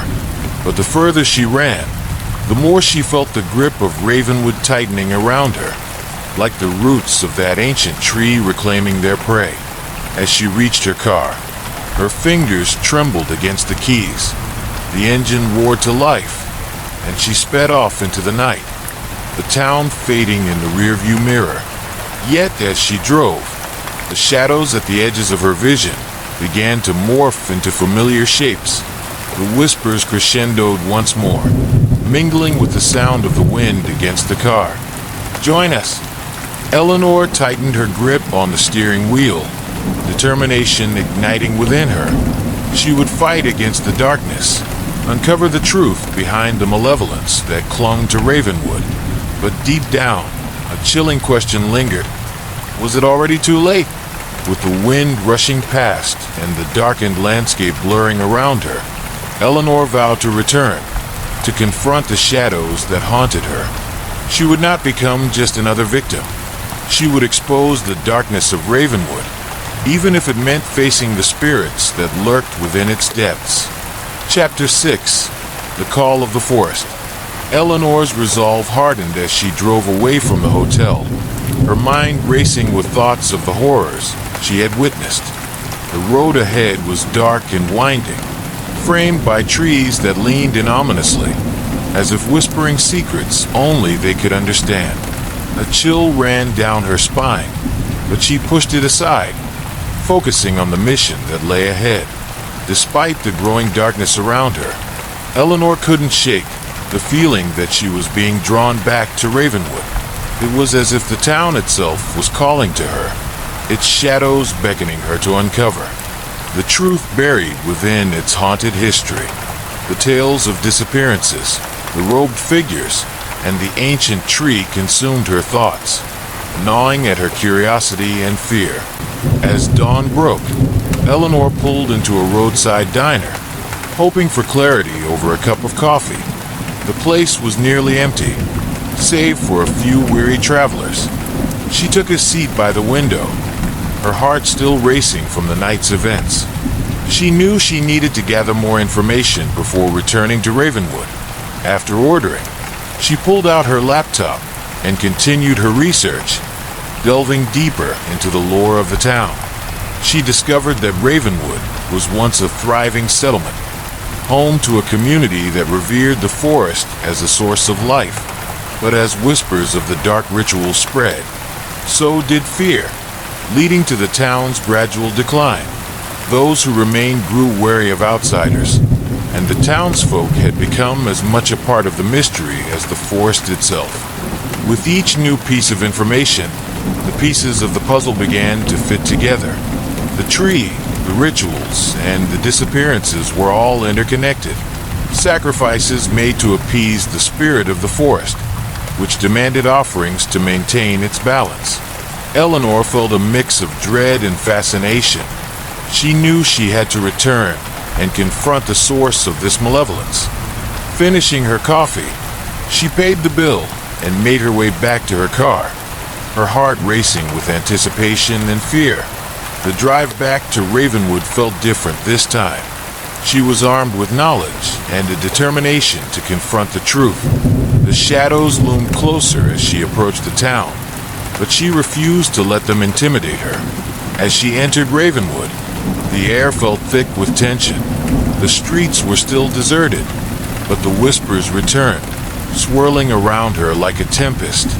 Eleanor parked her car in front of the inn, her heart pounding as she stepped inside. The innkeeper's vacant smile haunted her thoughts, and she hoped to find clues that would shed light on what had happened to him. The inn was eerily quiet, and the flickering candlelight cast long shadows that danced along the walls. She made her way to the back office, hoping to find any documents or journals that might hold vital information. As she rifled through dusty papers and old records, she stumbled upon a weathered journal, its pages yellowed and fragile. Opening the journal, Eleanor's breath hitched as she read the innkeeper's account of the town's dark past. He detailed the origins of the rituals and the unsettling transformation of the forest into a malevolent entity. Each entry was tinged with fear, describing the growing influence of the spirit that demanded sacrifice. The final entry sent chills down her spine. It spoke of an impending event, a ritual that would take place under the next full moon, where a new sacrifice would be needed. Eleanor's mind raced as she pieced together the timeline. The full moon was only days away. Panic surged through her, but she quickly tempered it with resolve. She had to warn the townspeople, to rally them against the darkness that threatened to consume them all. With renewed determination, Eleanor left the inn and set out to find anyone who might listen. She wandered through the empty streets, searching for signs of life. Finally, she stumbled upon a small general store, the bell above the door jingling as she entered. The owner, an elderly woman with weary eyes, looked up from behind the counter. "You're back," she said, her voice a mixture of relief and fear. "I was hoping you wouldn't return. I need to talk to you," Eleanor replied, urgency in her voice. "I found something that could help us. The town is in danger. We need to prepare for the ritual." The woman's expression darkened, and she glanced around as if expecting shadows to materialize from the corners. "You don't understand, child. Some things are better left undisturbed. The forest has its rules, and we must abide by them. But people are disappearing. The innkeeper is gone. We can't just sit back and let this happen," Eleanor pleaded. The woman sighed, her eyes filled with sorrow. "Many have tried to fight it, and they've paid the price. You don't know what you're up against." Eleanor's frustration boiled over. "I don't care. I'm not going to let fear dictate our lives anymore. We need to unite and confront whatever darkness lies in that forest." The woman hesitated, and Eleanor could see the internal struggle etched on her face. Finally, she spoke, her voice barely above a whisper. "If you truly wish to confront the forest, you will need allies. You must seek out the others, those who have not forgotten the town's past." Eleanor's heart raced. "Where do I find them?" "Follow the whispers," the woman said, her voice trembling. "They will lead you to those who still remember." With a newfound sense of purpose, Eleanor left the store, her heart pounding with determination. She would find those who still believed in fighting back against the darkness. As the sun began to set, the shadows lengthened, but this time, Eleanor was not afraid. With the full moon approaching, she could feel the urgency in the air, the whispers guiding her toward her destiny. She would uncover the truth, rally the townspeople, and confront the malevolent force that sought to claim Ravenwood as its own. Chapter 7: The Gathering. The moon hung high in the sky, casting a silvery light over Ravenwood as Eleanor moved through the dimly lit streets. She felt the whispers grow louder, guiding her toward the edge of town where the forest loomed like a great beast, waiting to swallow her whole. But she wouldn't let fear paralyze her. She would seek the allies she needed to confront the evil that had gripped Ravenwood. Her first stop was the old library, a crumbling building that had seen better days. As she pushed open the heavy wooden door, the musty smell of forgotten knowledge filled her nostrils. The flickering fluorescent lights overhead cast a ghostly glow on the stacks of books that lined the walls. She called out, hoping to find anyone who might still be working there. "Hello, is anyone here?" From the shadows emerged a figure, an older man with wild, graying hair and glasses perched precariously on the edge of his nose. "What brings you to this forsaken place, young lady?" he asked, his voice raspy but curious. "I'm looking for help," Eleanor replied, her urgency spilling over. "The town is in danger. We need to gather those who remember the old ways, those who know about the forest and its secrets." The man studied her for a moment, his eyes narrowing. "You've been to the forest, haven't you? You felt its call." Eleanor nodded, feeling the weight of her experiences pressing down on her. "I have. I need your help to gather others. We can't let the upcoming ritual happen." The man sighed, a flicker of understanding crossing his face. "You're not the first to seek allies. Many have come before you, believing they could change the course of Ravenwood's fate. But the forest is relentless.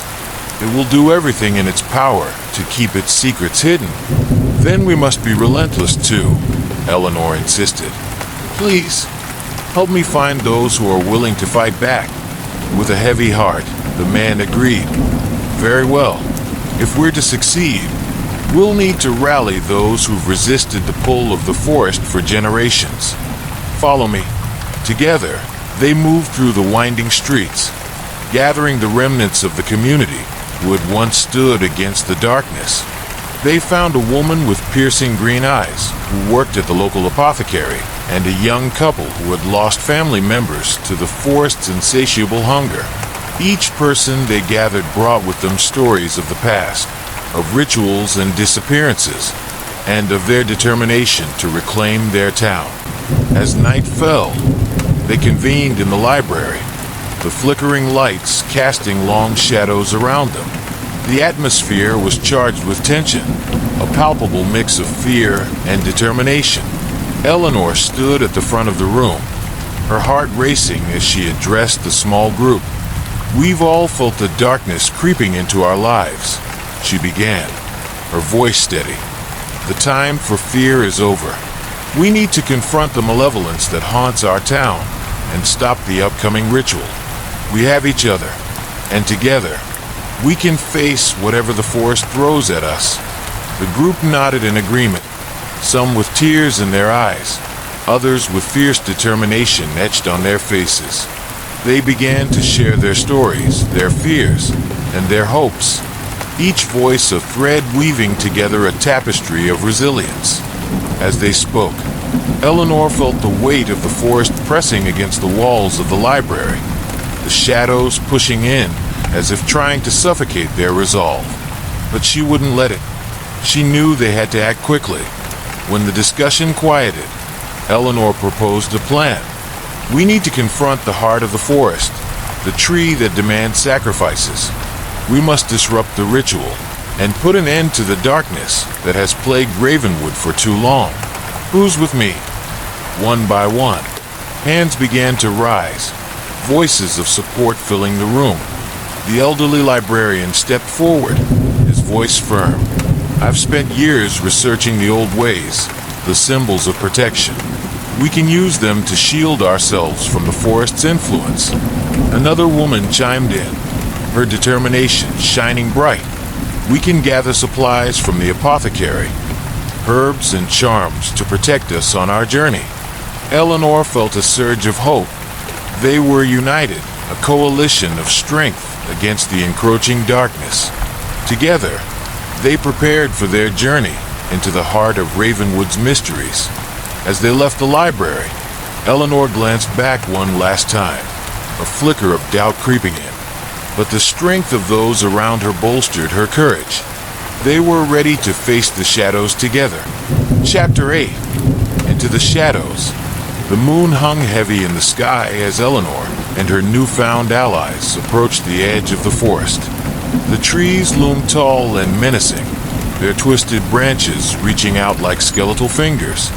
The air was thick with tension, and the whispers swirled around them, promising danger and secrets. Remember the symbols, the librarian urged, holding a small, weathered book. They will guide and protect us if we remain steadfast.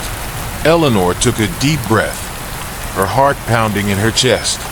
We stick together, no matter what, she said, her voice firm. We can't let fear divide us.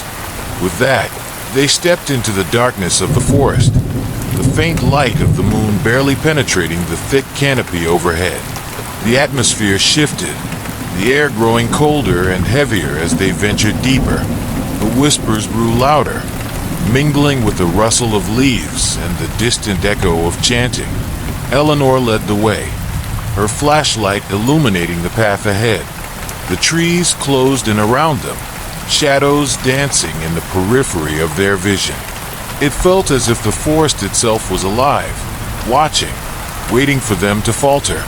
As they walked, they began to see the strange symbols etched into the bark of the trees, glowing faintly in the darkness. The librarian murmured under his breath, tracing the symbols with his fingers as they passed. "These are ancient runes," he explained.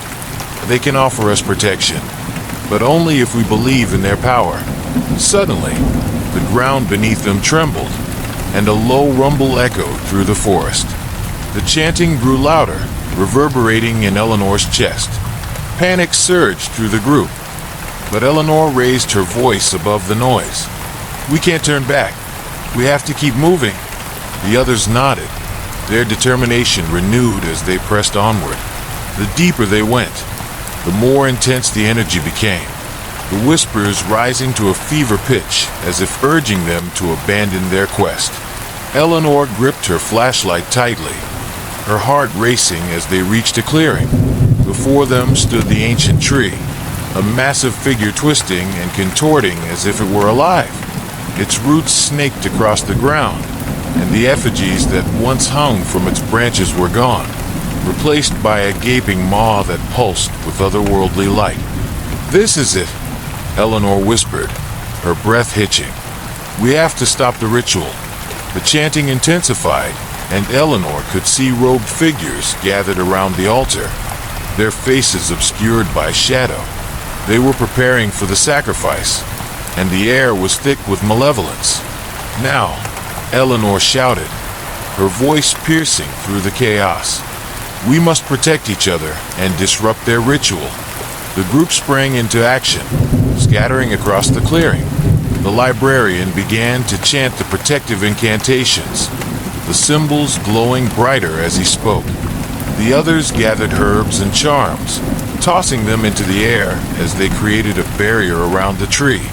But the robed figures turned, their heads snapping toward Eleanor and her allies, eyes burning with fury.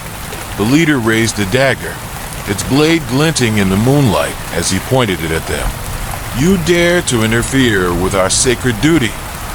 Eleanor met his gaze, refusing to back down. "We will not let you take another life. Ravenwood deserves to be free from this darkness." With a surge of courage, she stepped forward, the symbols glowing brighter around her. The forest trembled in response, and the whispers reached a deafening crescendo. The ground shook violently as the tree's roots lashed out, striking at Eleanor and her allies. They ducked and dodged, their movements fueled by adrenaline. The librarian continued to chant, his voice steady despite the chaos. Suddenly, a burst of light erupted from the symbols, enveloping the clearing in a blinding glow. The shadows recoiled, and Eleanor could feel the energy shift around them. The robed figures hesitated, their chant faltering as fear flickered in their eyes. Eleanor seized the moment. "Now, we have to finish this." Together, they focused their energy on the tree, channeling their determination into the glowing symbols.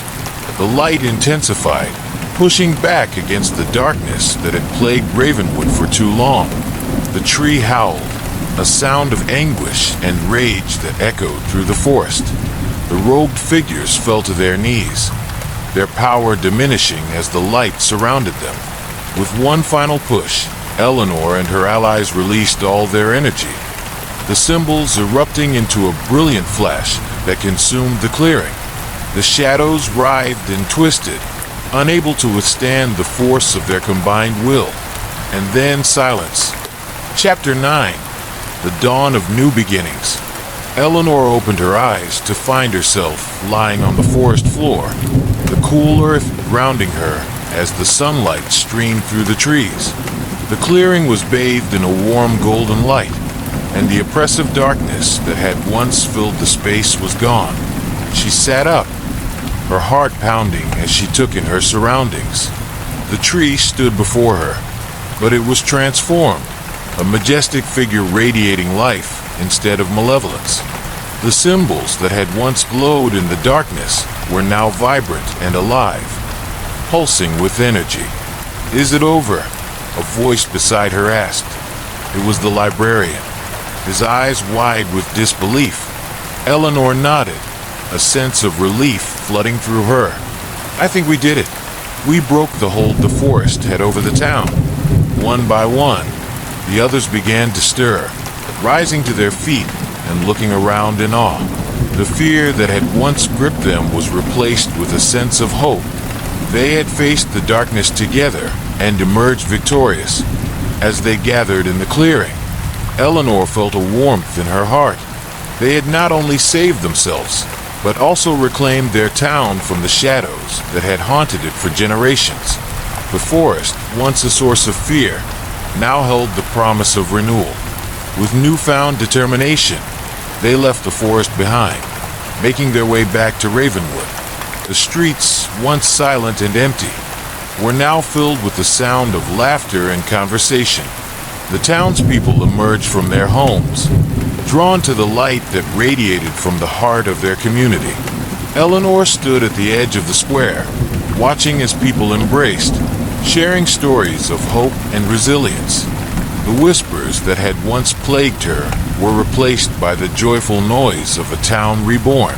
As the sun set over Ravenwood, Eleanor felt a sense of peace wash over her. The darkness had been banished, but she knew that their journey was just beginning.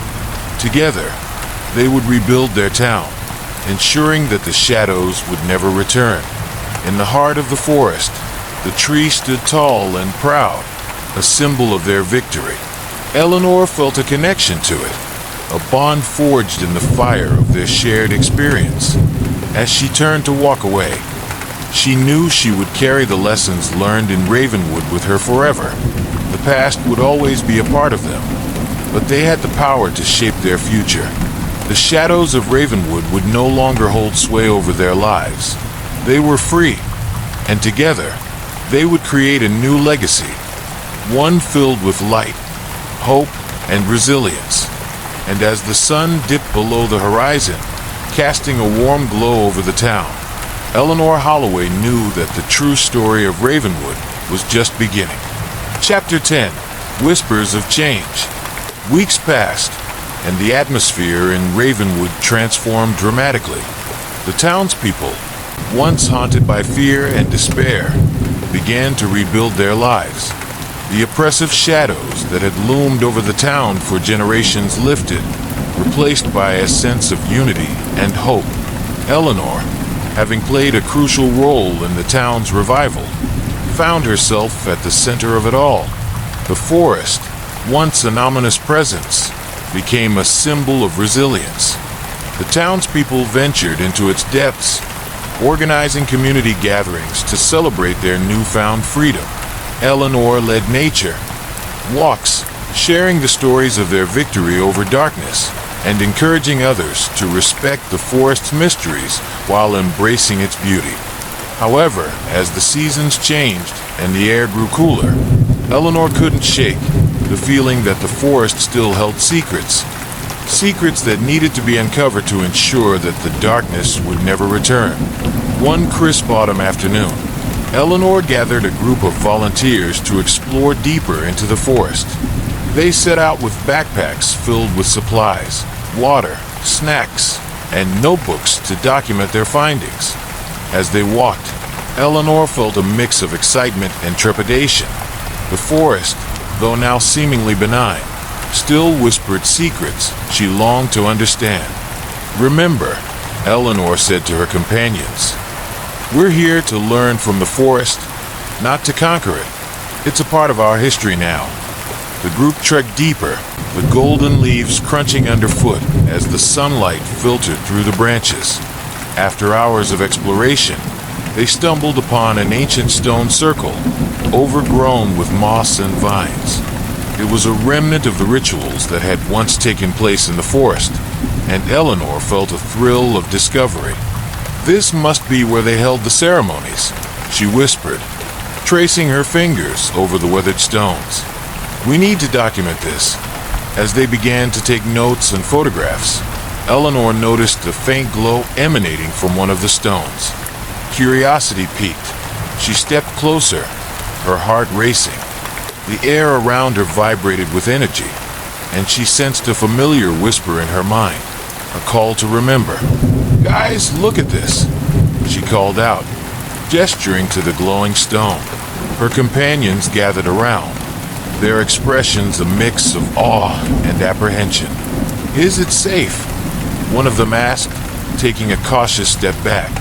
Eleanor felt a strange pull toward the stone, as if it were beckoning her to uncover its secrets. I think we need to touch it. It might reveal something important. With a deep breath, Eleanor placed her hand on the glowing stone. The moment her skin made contact, a surge of energy coursed through her body, and her vision blurred. Images flashed before her eyes. Visions of the past, of the townsfolk gathered in the clearing, performing rituals to appease the forest. She saw faces filled with fear and desperation, but also moments of unity and hope. Suddenly, she was pulled back to the present, her breath quickening as she stumbled back from the stone. I saw something, she gasped, her eyes wide with realization. The forest remembers everything. It holds the memories of those who came before us. Her companions looked at her, their expressions a mix of disbelief and intrigue. What do you mean? One asked, stepping closer. There's a way for us to connect with the forest, to understand its history and ensure that we never forget what happened here, Eleanor explained, her heart racing with excitement. We can use these stones to create a new ritual, one that honors the past but also protects our future. As the sun dipped below the horizon, casting a warm glow over the forest, Eleanor and her companions discussed the idea of holding a new ceremony, a celebration of life, renewal, and respect for the forest. They would gather the townspeople, share the history they had uncovered, and create a bond between the community and the forest that had once threatened to consume them. Chapter 11, The Ceremony. The day of the ceremony arrived, and excitement buzzed through Ravenwood. Banners were hung, and the townsfolk prepared food and decorations for the gathering. Eleanor stood at the center of the square, her heart swelling with pride as she watched her neighbors come together. Today, we honor our past and embrace our future, she began, addressing the crowd. The forest has taught us many lessons, and it is our responsibility to respect its power and protect it. We've faced darkness together, and today we celebrate the light. As dusk fell, Eleanor led the townsfolk into the forest, a procession of lights illuminating the path. The energy in the air was palpable, and the whispers of the forest grew louder, intertwining with the laughter and chatter of the people. When they reached the stone circle, Eleanor felt a sense of reverence wash over her. The glowing stones stood sentinel, holding the memories of their ancestors. The townspeople formed a circle around the stones, their faces illuminated by the flickering lanterns they had brought. Together, they began to chant the protective incantations that the librarian had shared, their voices rising in unison. The air shimmered with energy, and Eleanor felt the forest respond, the whispers harmonizing with their song. As they sang, the stones pulsed with light, illuminating the clearing in a brilliant glow. The ground beneath them vibrated, and Eleanor closed her eyes, feeling the connection to the forest deepen. She could sense the memories flowing through the earth, the stories of those who had come before her. With each chant, the darkness that had once haunted Ravenwood receded further into the past. The townspeople shared their hopes for the future, pledging to protect the forest and honor its power. The ceremony culminated in a moment of silence, a collective breath as they held hands and focused their energy on the stones. Eleanor felt the warmth of her companions surrounding her, their intentions intertwining as they connected with the spirit of the forest. In that moment, she understood that they were not just celebrating their victory. They were forging a new bond with the forest, a promise to respect its boundaries and protect it from those who would seek to exploit its power. Chapter 12. The Future Awaits. As the ceremony came to a close, the townspeople erupted into cheers, their voices echoing through the forest. The glowing stones shimmered softly, their energy lingering in the air like a blessing. Eleanor stood in the center, her heart swelling with gratitude and hope. Together, we've created something beautiful, she said, looking around at her friends and neighbors. This is just the beginning. We have the power to shape the future of Ravenwood and the forest that surrounds us. In the weeks that followed, the town flourished. The people of Ravenwood came together to create community programs focused on environmental preservation and education. They organized regular gatherings in the forest, fostering a sense of unity and connection with nature. Eleanor took on a leadership role, guiding the town in its newfound mission. She worked closely with the librarian and others who shared her passion for protecting the forest. Together, they developed a curriculum for local schools, teaching children about the importance of respecting nature and learning from the past. As winter approached, Eleanor felt a sense of peace. The whispers of the forest were no longer ominous. They were a reminder of the lessons learned and the strength found in unity. The townspeople had come together to create a legacy that would endure for generations. One evening, as she walked through the forest, Eleanor paused by the glowing stones, now a beloved symbol of hope. She placed her hand on the surface of the stone, feeling the warmth radiate beneath her fingertips. "Thank you," she whispered, knowing that the forest had guided them to this moment. "We will honor your power and keep the darkness at bay." As the wind rustled through the leaves, Eleanor felt a deep sense of connection, one that transcended time and space. She knew that Ravenwood had a bright future ahead, a future filled with light, love, and the unwavering spirit of those who had fought for their home. With a smile on her face, Eleanor turned to leave, her heart full of hope. The forest whispered its approval, and she felt a renewed sense of purpose. The journey was far from over, but together, they would face whatever lay ahead, ready to protect the town and the land they loved. In the heart of Ravenwood, life thrived, and the shadows were nothing but a distant memory, a testament to the strength of a community united against darkness. The story of Ravenwood would be told for generations, a tale of resilience and hope that would inspire all who heard it. And so, with each passing day, Eleanor Holloway knew that the true spirit of Ravenwood would live on, forever intertwined with the whispers of the forest, guiding them toward a brighter tomorrow. Chapter 13, A New Dawn. As spring blossomed in Ravenwood, the forest transformed. New life emerged from the earth, vibrant flowers bursting into color, and the trees donning fresh green leaves.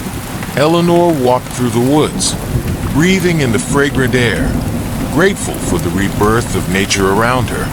The forest had become a sanctuary, a place of healing, both for the land and its people.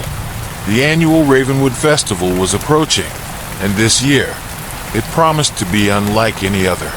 The townspeople planned to celebrate not just the arrival of spring, but also their connection to the forest and the lessons they had learned. Eleanor took charge of organizing events that honored the traditions of the past while celebrating their new beginnings. On the eve of the festival, the townspeople gathered in the square, setting up booths and decorating the area with flowers and handmade crafts. The air was alive with excitement as laughter and music filled the streets. Eleanor moved among her neighbors, helping where she could, her heart swelling with pride at the transformation of their once quiet town. As night fell, lanterns illuminated the square, casting a warm glow over the festivities. Eleanor stood on a makeshift stage, addressing the crowd. "Welcome to the Ravenwood Festival. Tonight, we celebrate our community, our history, and our bond with the forest that has become our protector and ally. Together, we've woven a tapestry of resilience, and I'm grateful to be part of it." Cheers erupted from the crowd, and Eleanor felt a surge of energy course through her. The festival commenced with music, dancing, and storytelling. Elders shared tales of Ravenwood's history, passing down the wisdom of their ancestors, while children played and laughed, their innocence a reminder of the future they were building together. As the night deepened, Eleanor felt a familiar tug in her heart, urging her to return to the forest. She slipped away from the festivities, guided by the whispers of the trees. The moon cast a silver glow over the path, and the air buzzed with energy, a promise of something significant. Reaching the stone circle, Eleanor knelt before the glowing stones, a sense of reverence washing over her. She closed her eyes and listened, allowing the whispers to wash over her. The memories of the past intertwined with her thoughts, and she felt a deep connection to the spirit of the forest. Suddenly, the ground beneath her trembled, and Eleanor's heart raced as the stones pulsed with a brilliant light. She opened her eyes, and the ethereal glow enveloped her, revealing fleeting images of the past, visions of people gathered in unity, their hands raised in celebration, their hearts full of hope. Eleanor understood. This was a moment of renewal, a chance to reaffirm their promise to protect the forest and honor the legacy of those who had come before. She stood, her heart pounding with determination. "Together we will always remember," she declared, her voice resonating through the clearing.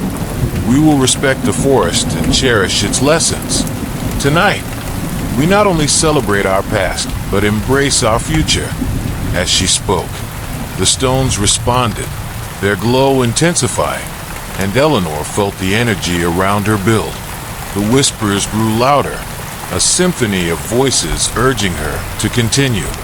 She raised her arms, channeling her energy into the earth, and the forest responded in kind. The trees swayed, their branches dancing in the moonlight, and the air filled with a vibrant energy that coursed through Eleanor and into the ground. She could feel the connection deepening, a shared bond that transcended time and space. With each word, Eleanor wove a new narrative, a pledge to honor the past while forging a future of harmony between the town and the forest. She spoke of resilience, unity, and the power of community, and as her voice rang out, the forest listened, its spirit intertwining with hers. Chapter 14, The Guardian of the Forest. As the festival continued, Eleanor returned to the square, her heart filled with a newfound sense of purpose. The energy from the stones lingered within her, igniting a fire of determination. She knew she had a responsibility to protect the forest and guide the town toward a brighter future. In the days that followed, Eleanor began to work on a new project, an initiative to create a guardianship program that would empower the townspeople to actively participate in the preservation of the forest. She envisioned a community of stewards who would care for the land, ensuring that its beauty and magic remained intact for generations to come. Eleanor gathered a group of volunteers, sharing her vision and inspiring others to join her mission. Together, they created a plan that included regular cleanup days, educational workshops about local flora and fauna, and initiatives to monitor the health of the forest. Word spread quickly, and soon people from neighboring towns began to express interest in joining the guardianship program. Eleanor was thrilled by the response, realizing that their efforts could extend beyond Ravenwood and create a network of communities dedicated to environmental stewardship. As the months passed, the guardianship program flourished. The townspeople participated enthusiastically, organizing events that celebrated the beauty of nature. They held guided nature walks, teaching children about the importance of biodiversity and sustainable practices. The forest became a living classroom, a place where knowledge was shared and connections were forged. One evening, as Eleanor walked through the forest, she paused to reflect on the incredible journey they had undertaken. The whispers of the trees were now a comforting presence, a reminder that she was never alone in her efforts. The forest had become a partner in their mission, a source of strength and inspiration. As she approached the stone circle, Eleanor knelt once more before the glowing stones, her heart brimming with gratitude. "Thank you for guiding us," she whispered, feeling the energy pulse beneath her fingertips. We will continue to honor your legacy and protect this land." In that moment, she felt a warmth envelop her, as if the forest were embracing her in a gentle hug. The whispers grew softer, forming a melody that resonated deep within her soul, a promise that their bond would endure. Chapter 15. Shadows of the Past. However, as the guardianship program thrived, the past lurked in the shadows, a reminder that not all stories had been resolved. Eleanor had noticed an unease among some townspeople, particularly those who had been affected by the events surrounding the innkeeper's disappearance. One evening, as Eleanor hosted a community meeting to discuss future plans for the program, a familiar face appeared at the back of the room. It was the cafe owner, the woman who had first warned Eleanor about the town's dark history. Her expression was tense, and Eleanor felt a knot form in her stomach. "Thank you for coming," Eleanor said, gesturing for her to join the discussion. "We're excited about the guardianship program and the positive impact it's having on our community." The cafe owner hesitated before speaking. "I'm glad to see the town coming together, but there are things you need to understand about the forest. Not everyone has moved on." Eleanor's heart sank. "What do you mean?" "There are those who still feel the pull of the darkness," she replied, her voice trembling. "The forest may have changed, but the shadows of the past are not so easily forgotten. Some people believe the whispers are calling them back, tempting them to seek the power that lies within." Eleanor frowned, the weight of the woman's words settling over her like a heavy fog. "What can we do to help them?" "We need to acknowledge the past and confront it head on," the cafe owner said. "We can't pretend that the darkness doesn't exist. We need to listen to those who are still struggling and find a way to bring them into the light." Determined to address the issue, Eleanor organized a community gathering focused on healing and understanding. She invited everyone to share their experiences and fears, creating a safe space for open dialogue. As the night approached, she prepared herself to listen, knowing that the path to healing would require compassion and understanding. Chapter 16. Confronting the Darkness. On the night of the gathering, the townspeople filled the square, their expressions a mix of curiosity and apprehension. Eleanor stood at the front, her heart pounding as she looked out at the crowd. "Thank you all for being here tonight," she began, her voice steady but warm. "We've come so far as a community, but we cannot forget the struggles that brought us to this point. We need to confront the shadows of our past to ensure that they don't hinder our future." As people began to share their stories, the atmosphere grew heavy with emotion. Some spoke of the fear they felt during the disappearances, while others recounted their experiences with the forest's whispers. Eleanor listened intently, her heart aching for the pain that lingered in their memories. A man stepped forward, his voice trembling. "I lost my brother to the forest," he said, tears in his eyes. "He was drawn in by the whispers, and I couldn't save him. I felt so much guilt, so much anger. I don't know how to move on." Eleanor's heart broke for him. "It's okay to feel that way," she said gently. "What happened was not your fault. We're here to support one another, to find a way to heal together. The forest may have taken from us, but we can reclaim our power by acknowledging our pain." As the night wore on, the townspeople shared their fears and frustrations, their voices rising and falling like a tide. But amidst the sorrow, hope began to emerge. They spoke of the strength they found in community, the bonds that had formed through their shared experiences. By the end of the gathering, a sense of unity enveloped the square. The shadows that had haunted Ravenwood for so long began to fade, replaced by the light of understanding and compassion. Eleanor felt a surge of energy course through her. "We are not alone," she declared. "Together, we can confront the darkness and reclaim our connection to the forest. Let's honor those we've lost by standing together, ensuring that no one else falls victim to the shadows." The townspeople cheered, their voices rising in a powerful chorus. In that moment, Eleanor felt the whispers of the forest grow stronger, a promise that they were not just reclaiming their past, but forging a brighter future together.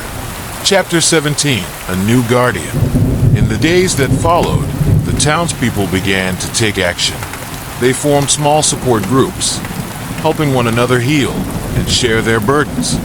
Eleanor continued to lead the guardianship program, ensuring that everyone had a voice and a place in the community. As the seasons changed and the forest blossomed, so too did Ravenwood. The town became a beacon of hope, a place where the darkness had been confronted and transformed into strength. Eleanor often found herself in the forest, reflecting on the journey they had undertaken. One afternoon, as she wandered through the woods, she stumbled upon a young girl sitting alone by the glowing stones. The girl was drawing in the dirt, her face focused and serious. Eleanor approached her gently. "Hey there," she said softly. "What are you drawing?" The girl looked up, her eyes bright with curiosity.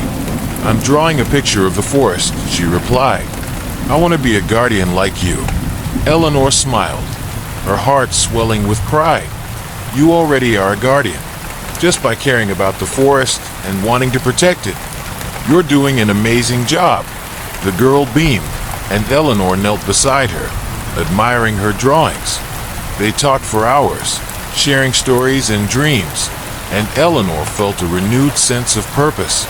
The future of Ravenwood rested in the hands of the next generation, and she knew that they were ready to carry the torch. As they finished their conversation, the girl stood, her eyes shining with determination. "I want to help with the guardianship program. I want to teach my friends about the forest too."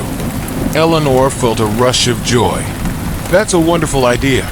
We can start a youth program where you and your friends can learn about the forest and share your knowledge with others."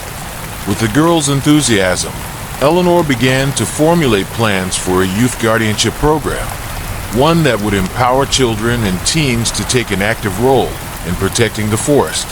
She envisioned workshops, nature hikes, and art projects that would foster a love for nature and encourage stewardship. Chapter 18, The Legacy continues. As the months turned into years, the guardianship program flourished. The townspeople rallied around Eleanor's vision, and the youth program became a vital part of Ravenwood's identity. Children and teens eagerly participated, exploring the forest, learning its secrets, and sharing their newfound knowledge with others. The annual Ravenwood Festival transformed into a celebration of nature, showcasing the work of the Guardians and the youth program. Local artisans displayed their crafts, while musicians played songs inspired by the forest. The event drew visitors from neighboring towns, eager to witness the magic of Ravenwood. Eleanor stood at the center of the festivities, watching as children laughed and danced, their joy infectious. She felt a deep sense of fulfillment, knowing that the legacy of the forest would continue through the next generation. As the sun began to set, casting a golden glow over the square, Eleanor gathered the townspeople to share her gratitude. "Thank you all for your dedication and love for this community and the forest. Together, we have created something truly special, a legacy that will endure for years to come." The crowd erupted in cheers, and Eleanor felt a warmth envelop her, a reminder that they were all connected through their shared experiences. The forest had taught them resilience, unity, and the power of community. As the festival continued into the night, Eleanor took a moment to step away from the festivities. She walked to the stone circle, where the glowing stones pulsed with energy, a beacon of hope and strength. Kneeling before the stones, she closed her eyes and whispered her thanks. "Thank you for guiding us, for showing us the way forward. We will continue to honor your legacy and protect this land." The whispers of the forest enveloped her, a gentle reminder that their bond would endure. Eleanor felt a sense of peace, knowing that the future of Ravenwood was bright. Together, they had confronted the darkness and emerged stronger, united in their love for the land. As she stood and turned to leave, a soft breeze rustled the leaves, carrying with it the echoes of the past, a promise that the story of Ravenwood would be told for generations to come, forever intertwined with the whispers of the forest. Epilogue. Whispers of hope. Years passed, and Eleanor became a beloved figure in Ravenwood, known as the guardian of the forest.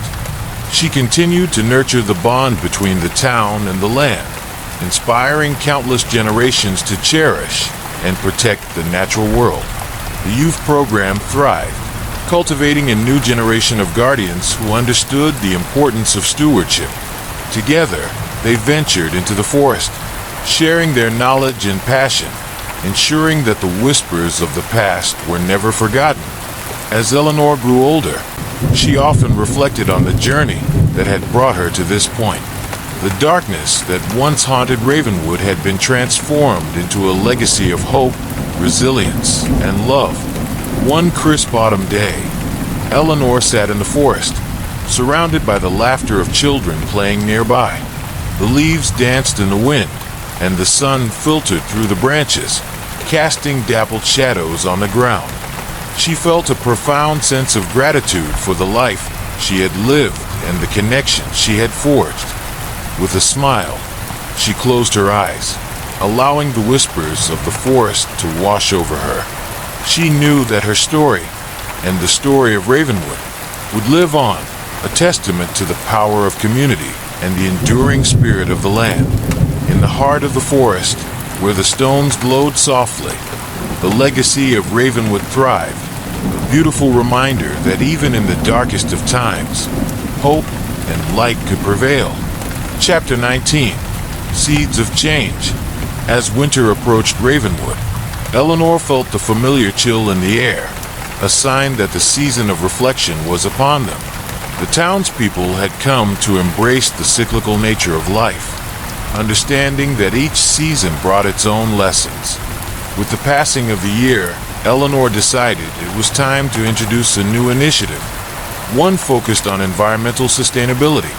Gathering her trusted group of guardians, Eleanor shared her vision for a community garden that would not only provide fresh produce, but also serve as an educational space.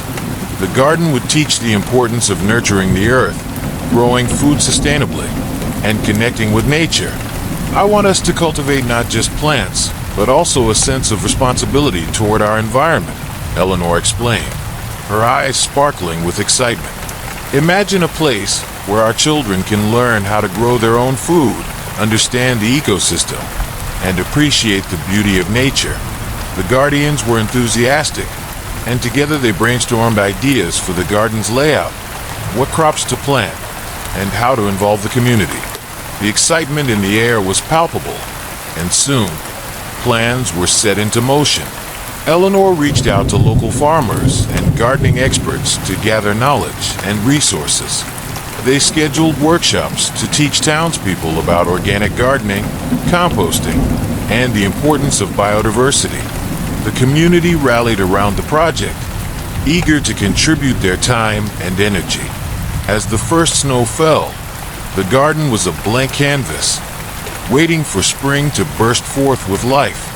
Eleanor envisioned the garden as a symbol of hope and resilience, a reminder that even in the coldest, darkest months, new beginnings were always possible.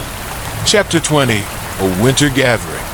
With the garden project underway, Eleanor decided to host a winter gathering to celebrate the progress they had made throughout the year. The townspeople would come together to share stories, reflect on their growth, and foster a deeper sense of community. As the date approached, Eleanor decorated the town square with twinkling lights and winter greens, transforming the space into a cozy haven. She prepared a warm feast, inviting everyone to contribute their favorite winter dishes. The aroma of freshly baked bread and spiced cider filled the air, creating an inviting atmosphere. On the night of the gathering, families gathered in the square, their laughter echoing through the crisp winter air. Eleanor stood at the front, welcoming everyone with open arms. Thank you all for coming tonight. As we reflect on the year, let's celebrate not just what we've accomplished, but also the bonds we've formed. The townspeople shared stories of their favorite moments from the year, the successes of the guardianship program, the lessons learned in the forest, and the laughter shared during the festival. Each story woven into the tapestry of Ravenwood's journey. As the night deepened, Eleanor invited everyone to light candles and share their hopes for the coming year. One by one, they spoke of their dreams, aspirations, and commitments to the community and the environment. The flickering candlelight illuminated their faces, a symbol of hope and unity. When it was Eleanor's turn, she took a deep breath, her heart swelling with emotion. Tonight, I want to thank each and every one of you for your unwavering support and dedication. Together, we've created something beautiful, a community that stands strong against the shadows of the past. The crowd erupted in applause, their spirits high. Eleanor felt a surge of gratitude, knowing that their journey was just beginning. With the promise of a new year ahead, she envisioned a future filled with growth, understanding, and a deepened connection to the land. Chapter 21, The Awakening. As winter melted into spring, the community garden came to life. Eleanor and the guardians worked tirelessly, planting seeds and nurturing the soil, their laughter and camaraderie echoing through the garden. The first sprouts emerged, tender green shoots pushing through the earth, a promise of nourishment and growth. Eleanor marveled at the transformation, knowing that this garden would become a vital resource for the town, fostering a deeper connection between the people and the land. One sunny afternoon, while working alongside a group of children in the garden, Eleanor noticed a young boy named Oliver carefully tending to his plants. He was shy but focused, his determination evident as he watered the seedlings. "Oliver, you're doing a fantastic job," Eleanor encouraged, kneeling beside him. "What are you most excited to grow this season?" He looked up, his eyes shining with excitement. "I want to grow tomatoes. I love them on sandwiches." Eleanor smiled, her heart warmed by his enthusiasm. "Tomatoes are a wonderful choice. They'll be delicious in our community meals." As the days turned into weeks, the garden flourished, and so did the sense of community. Families gathered to harvest their crops, sharing recipes and cooking together. The garden became a hub of activity, a place where people connected not only with nature, but with one another. The success of the garden inspired Eleanor to organize a monthly community potluck, where townspeople could come together to celebrate their harvests, share food, and strengthen their bonds. The potlucks quickly became a beloved tradition, with laughter and joy filling the air. Chapter 22, A Challenge Arises. However, as Ravenwood thrived, challenges began to surface. Some townspeople, skeptical of the guardianship program and the changes taking place, voiced their concerns. They felt a disconnect from the new initiatives, longing for the simplicity of the past. During one potluck, Eleanor overheard a heated discussion among a group of older residents. They spoke of their fears that the community was losing its identity, that the connection to the forest was being overshadowed by the focus on the garden. Eleanor's heart sank. She understood their concerns, but felt compelled to address them. After gathering her thoughts, she stood up, clinking her glass to get everyone's attention. "May I have your attention, please?" she called out, her voice steady. "I know there are differing opinions about the changes happening in our community. I want to assure you that the guardianship program and the garden are not about replacing our history, but about building upon it." She continued, sharing stories of the town's past and how it had always evolved with the land. "The forest has taught us invaluable lessons, and the garden is simply another way to honor that. We can cherish our history while also embracing new ideas. Both can coexist beautifully." The room fell silent as Eleanor's words sank in. Slowly, One of the older residents, a woman named Agnes, spoke up. "I remember when we used to gather in the woods for the Harvest Festival. It was a time for storytelling and connecting with nature. I miss that." Eleanor nodded, feeling a spark of inspiration. What if we brought that spirit back? We could host a harvest festival in the forest, celebrating our connection to both the garden and the land. It could be a blending of traditions, honoring our past while embracing our future. A murmur of agreement rippled through the crowd, and Eleanor could see the skepticism starting to fade. The idea resonated with them, sparking a sense of excitement and hope. Chapter 23: A Festival of Unity. With the community rallied around the idea, Eleanor and the Guardians began to plan the first combined harvest festival, which would take place in the forest. They envisioned a day filled with activities that honored both the garden's bounty and the beauty of the woods. The townspeople worked together, gathering supplies, preparing delicious dishes from their harvest, and organizing games and storytelling sessions. The excitement in the air was palpable as the festival day approached. On the day of the Harvest Festival, the sun shone brightly, casting a golden glow over the forest. Eleanor stood at the entrance, welcoming everyone with open arms. The aroma of freshly baked pies and roasted vegetables wafted through the air, mingling with the sounds of laughter and music. Families wandered through the forest, participating in activities that celebrated the bounty of the land. Children raced to collect leaves and pine cones for crafts, while elders shared stories of Ravenwood's history, weaving tales that spanned generations. Eleanor watched as the community came together, their faces illuminated by joy and connection. She felt a sense of fulfillment, knowing that the festival was a testament to the strength of their unity. As the sun began to set, casting a warm light through the trees, Eleanor gathered everyone for the closing ceremony. "Thank you all for being here today and for celebrating our shared connection to this land," she said, her voice filled with emotion. "Today, we've honored our past and embraced our future. Together, we can continue to grow, just like the garden we've nurtured." The crowd erupted in applause, their voices echoing through the forest. In that moment, Eleanor knew they had not only forged a new tradition, but also deepened their bond with each other and the land. Chapter 24: The Legacy of the Guardians. As the seasons continued to change, the Harvest Festival became an annual event, drawing people from far and wide to celebrate the spirit of Ravenwood. The garden thrived, providing fresh produce for the community, while the guardianship program flourished, empowering generations to take an active role in environmental stewardship. Eleanor often found herself in the forest, reflecting on the journey that had brought them to this point. The whispers of the trees had become a constant source of guidance, reminding her of the importance of connection, resilience, and hope.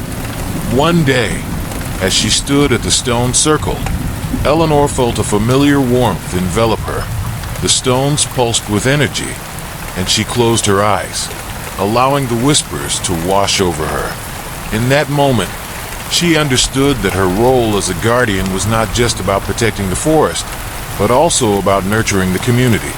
Eleanor envisioned a future where the stories of Ravenwood would continue to be told, where the lessons learned would be passed down through generations. She knew that the legacy of the Guardians would endure, rooted in the hearts of those who called Ravenwood home. With renewed determination, Eleanor returned to the town, ready to embrace whatever challenges lay ahead.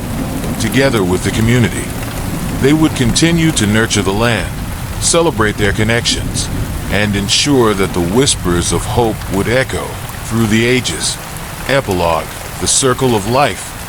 Years later, Eleanor stood in the garden, now a vibrant tapestry of colors and life. The community had flourished, and the traditions they had established continued to thrive. The bond between the townspeople and the forest remained strong, a testament to the power of unity and love. As she watched children playing, their laughter ringing through the air. Eleanor felt a deep sense of peace. The whispers of the forest surrounded her, a gentle reminder that the spirit of Ravenwood would always endure. In that moment, Eleanor understood that her journey as a guardian was not just about the past or the present. It was about the future. The seeds of change had been planted, and they would continue to grow, nourished by the love and dedication of the community.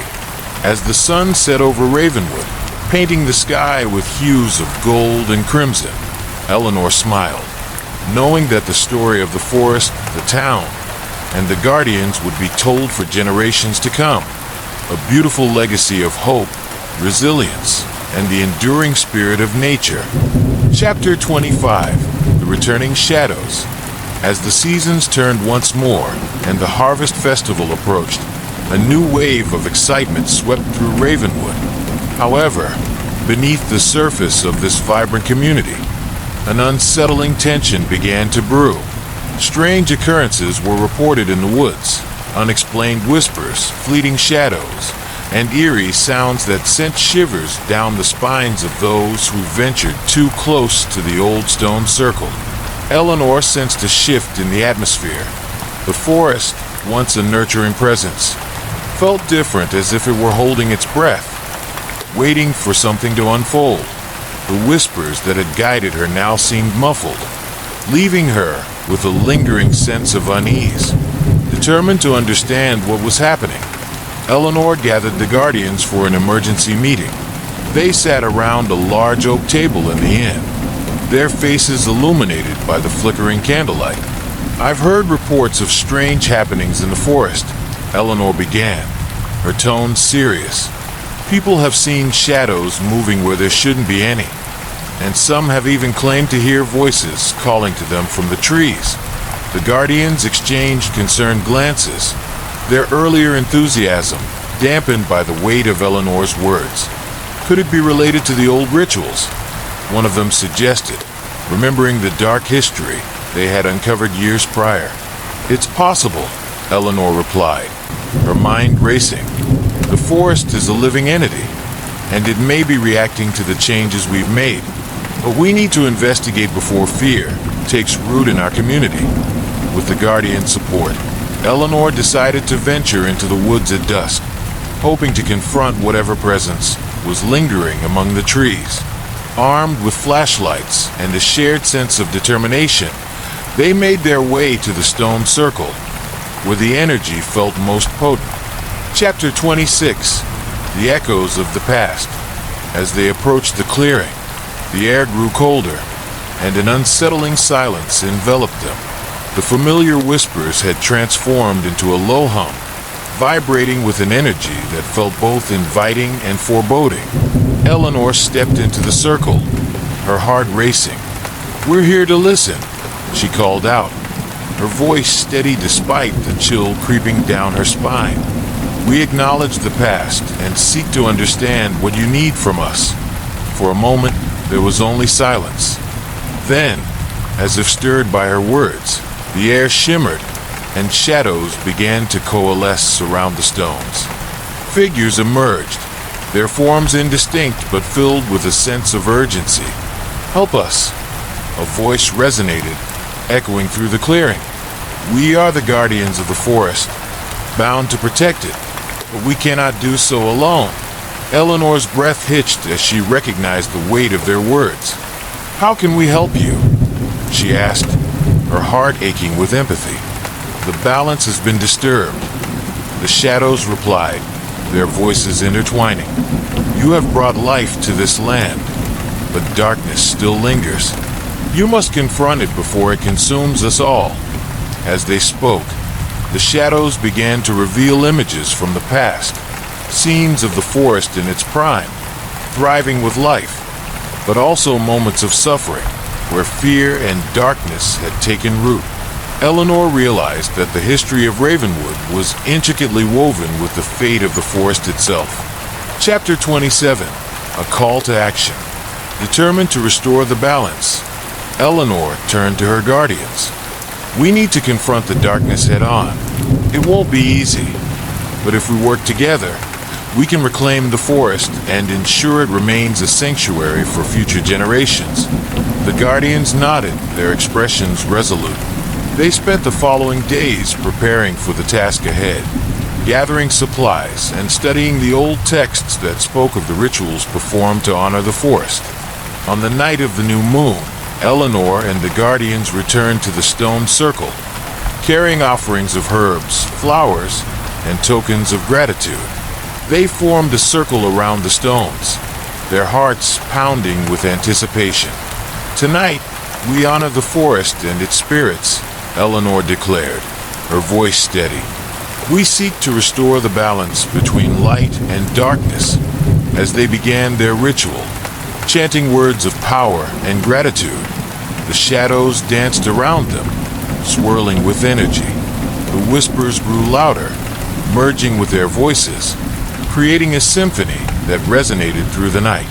Suddenly, the air crackled with tension, and a darkness loomed at the edge of the clearing. The ground trembled beneath their feet, and Eleanor felt a chilling presence creeping closer. "Stay strong," she urged the guardians, their unity serving as a shield against the encroaching shadow. With a surge of determination, Eleanor reached deep within herself, drawing upon the strength of the forest and the bond they had forged as a community. "We are the guardians of this land," she shouted, her voice echoing through the trees. "We will not let fear dictate our fate." Chapter 28, The Confrontation. The shadows surged forward, but Eleanor and the guardians stood firm, their energy radiating with the warmth of hope and love. The chanting intensified, forming a barrier against the darkness that threatened to engulf them. In that moment of unity, Eleanor felt the presence of the forest awakening around her. The trees swayed as if responding to their call, their roots reaching deep into the earth, drawing strength from the very core of the land. "Join us," Eleanor called out to the spirits. "We are one with this forest. We will fight for the balance." With renewed vigor, the shadows responded, merging with the guardian's energy. The ground shook, and a blinding light erupted from the stone circle, illuminating the clearing and casting the darkness away. The malevolent force roared in anger, but it was no match for the combined strength of the guardians and the spirits of the forest. As the light enveloped the clearing, Eleanor felt a surge of power coursing through her veins. "This is our home. We will protect it," she cried out, and the shadows shrieked, dissipating into the night like mist. Chapter 29, A New Dawn. When the light finally faded, Eleanor and the guardians stood panting in the clearing, the air now filled with a gentle warmth. The oppressive darkness had lifted, and a sense of peace settled over the forest. The whispers returned, but this time they were soft and soothing, filled with gratitude. "You have restored the balance," they murmured. "The forest is forever in your debt." Eleanor smiled, tears of relief and joy streaming down her face. "We are all connected," she replied, her heart swelling with love for the land and its spirits. "We will continue to protect and nurture this sacred space." As the first rays of dawn broke through the trees, Eleanor felt a renewed sense of purpose. They had faced the darkness together, and the bond they had forged would only grow stronger. Chapter 30. The Legacy continues. In the weeks that followed, the forest thrived, its energy pulsating with life. The shadows that once loomed over Ravenwood had been transformed into a source of strength, a reminder of the importance of unity and resilience. Eleanor and the Guardians continued to host the Harvest Festival, now infused with the lessons learned from their confrontation with the darkness. The community gathered to celebrate their connection to the land, sharing stories of the past while envisioning a brighter future. As the years passed, Ravenwood flourished as a model of sustainability and unity, drawing visitors from near and far. Eleanor's vision of a harmonious relationship between the community and the forest had taken root, and the legacy of the Guardians endured. One crisp autumn evening, as Eleanor stood in the garden, watching the sunset paint the sky with hues of gold and crimson, she felt a deep sense of gratitude. The whispers of the forest were now a constant reminder of the journey they had undertaken together. With a heart full of hope, Eleanor turned her gaze toward the horizon, knowing that the story of Ravenwood would continue to unfold, a testament to the enduring spirit of nature, the power of community, and the unbreakable bond between the Guardians and the land they cherished. Chapter 31. The Echoing Silence. As the years passed, the community of Ravenwood continued to thrive. Eleanor had embraced her role as a guardian, teaching the next generation about the forest's mysteries and the importance of maintaining balance. The town had become a sanctuary where traditions were honored, and the whispers of the woods were celebrated rather than feared. However, as the Harvest Festival approached one autumn, an unsettling stillness hung in the air. The trees, once vibrant and full of life, seemed to hold their breath, and the usual chorus of wildlife was eerily absent. Eleanor couldn't shake the feeling that something was amiss, a tension woven into the fabric of the forest itself. Determined to uncover the cause of this unsettling silence, Eleanor convened the Guardians for a meeting. They gathered at the stone circle, the ancient stones radiating a sense of both familiarity and foreboding. "Something feels wrong," Eleanor began, her brow furrowed with concern.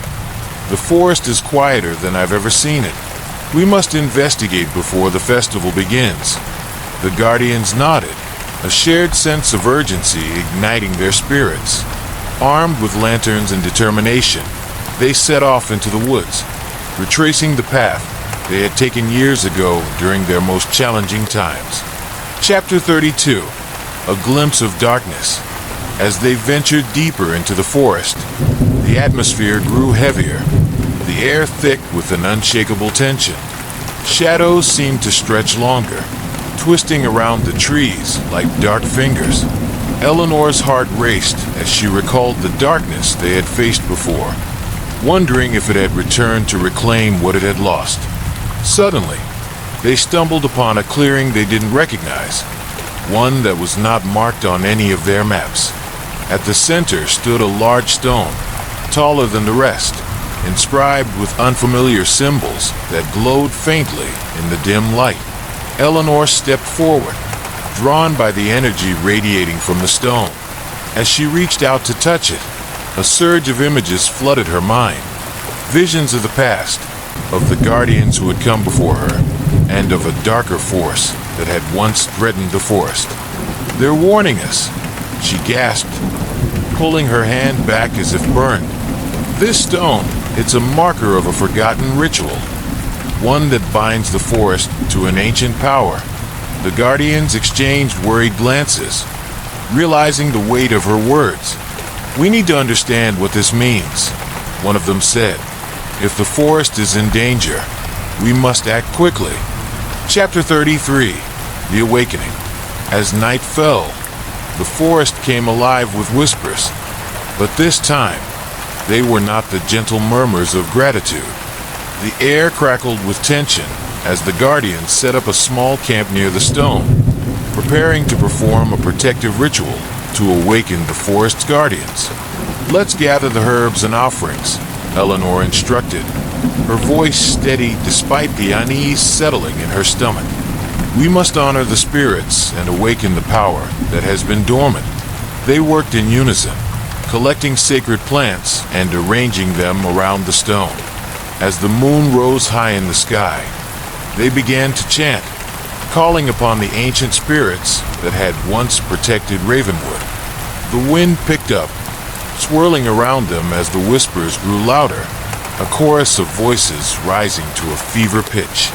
Suddenly, the stone began to glow brighter, and a pulse of energy surged through the ground. Eleanor gasped as a figure began to materialize before them, a majestic spirit, shimmering with ethereal light. It was the guardian of the forest, its presence radiating both wisdom and power. Chapter 34, The Guardian's Plea. The spirit's voice resonated through the clearing, echoing in their minds. You have awakened me, children of the forest. I am the essence of all that thrives here, and I sense a darkness creeping once more. Eleanor stepped forward, her heart racing. We've noticed the silence, the absence of life. How can we help? What is threatening our home? The spirit gestured to the stone, its glow pulsing with urgency. An ancient darkness stirs, one that feeds on fear and division. It seeks to undo the harmony you have fought so hard to create. You must confront it before it spreads beyond these woods. The guardians exchanged determined glances, their resolve strengthening. We'll face it together, Eleanor declared, her voice steady. What must we do? The spirit's form shimmered, and a vision unfolded before them. A dark figure emerging from the depths of the forest, sowing discord and fear among the creatures of the land. You must find this darkness and reclaim the light within it, the guardian instructed. Only then will peace return to Ravenwood. Chapter 35, The Search for Light. With the spirit's guidance, Eleanor and the guardians set off into the heart of the forest, their determination unwavering. They followed the path revealed in the vision, their hearts pounding with both fear and purpose. As they ventured deeper, the atmosphere grew denser, filled with an oppressive darkness that clung to their skin. Shadows danced at the edges of their vision, whispering threats that sent chills down their spines. But together they pressed on, refusing to succumb to the fear that threatened to overtake them. Suddenly, they stumbled upon a clearing shrouded in thick fog. In the center stood a figure cloaked in darkness, its presence radiating malice. The air crackled with energy as they realized they had found the source of the disturbance. Eleanor stepped forward, her heart racing. We are the guardians of this forest, she declared, her voice strong. We will not let you take away the light and life that belong here. The dark figure laughed, a chilling sound that reverberated through the clearing. Foolish children, you think you can protect this land? I thrive on your fear, your doubts. I will consume the light and plunge Ravenwood into eternal darkness. Chapter 36, The Battle for Balance. With that, the dark figure unleashed a wave of energy, sending the guardians reeling. Eleanor felt fear wash over her, threatening to overwhelm her senses. But she remembered the spirit's words and the strength of her bond with her fellow guardians. Stand together, she shouted, rallying her friends. We are stronger than our fears. They formed a circle, joining hands as they summoned their collective energy. The air around them shimmered with light, illuminating the darkness that surrounded them. As they focused on the love and connection they felt for the forest, a powerful beam of light erupted from their circle, pushing back against the darkness. The dark figure shrieked in rage, its form flickering as it struggled against the light. You cannot defeat me, it bellowed, but the guardians held their ground, unwavering in their resolve. Together, we are the light, Eleanor shouted, channeling her energy into the beam. The light intensified, enveloping the dark figure in its radiance. With a final scream, the darkness began to dissolve, consumed by the brilliance of their unity. As the last remnants of the figure faded away, a sense of calm washed over the clearing. The whispers of the forest returned, soothing and melodic, celebrating the victory of the guardians. Chapter 37, A New Era. With the darkness vanquished, the forest began to come alive once more. The trees swayed gently in the breeze, and the sounds of wildlife echoed through the air. Eleanor and the guardian stood together, their hearts filled with relief and gratitude. Thank you! The spirit of the forest appeared once more, its presence radiant and powerful. You have shown great courage and love. The balance is restored, and Ravenwood will flourish anew. Eleanor smiled, her heart swelling with pride for her community. "We'll continue to protect this land and nurture our bond with it," she promised. "We've learned that our strength lies in unity." As the Guardians made their way back to the town, they were greeted with cheers and celebrations. The Harvest Festival had begun, and the community rejoiced in the triumph over darkness. Chapter 38. The Legacy of Light. In the following months, Ravenwood continued to thrive, a beacon of hope and resilience. Eleanor and the Guardians dedicated themselves to preserving the harmony they had fought so hard to protect.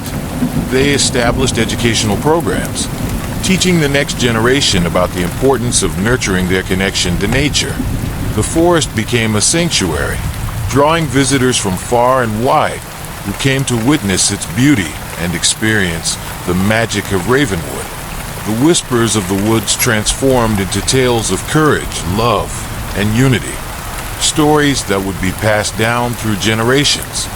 As Eleanor stood in the garden one evening, surrounded by laughter and the warmth of community, she felt a profound sense of fulfillment. The legacy of the Guardians had become intertwined with the heart of Ravenwood, a testament to the enduring spirit of nature and the power of love. Epilogue: The Eternal Whispers. Years later, Eleanor walked through the familiar paths of the forest, now vibrant with life and color. The whispers of the woods surrounded her, a soothing melody that resonated deep within her soul. She felt the presence of the Guardians past, their spirits woven into the fabric of the land.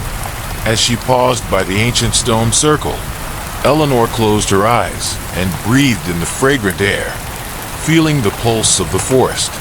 In that moment, she understood that the bond between the community and the land was unbreakable, a circle of life that would continue to flourish. With a heart full of hope, Eleanor looked to the horizon, knowing that the story of Ravenwood would echo through the ages, a tale of light overcoming darkness, a reminder that love and unity could conquer even the deepest fears. And as the sun set, casting a golden hue over the trees, the whispers of the forest carried forth, a promise of enduring harmony for generations to come. Chapter 39. The Gathering Storm. Years passed, and Ravenwood thrived under the careful stewardship of Eleanor and the Guardians. The townsfolk reveled in the beauty of their surroundings, their connection to the forest growing stronger with each passing season. However, as the trees began to shed their leaves, a sense of unease began to creep into Eleanor's heart. One evening, while sitting by the fire in her cozy home, Eleanor couldn't shake the feeling that something was amiss. The whispers of the forest, once vibrant and full of life, had grown faint, as if the trees themselves were holding their breath. She decided to convene the Guardians for a meeting, hoping to address her concerns. Chapter 40. A Warning from the Past.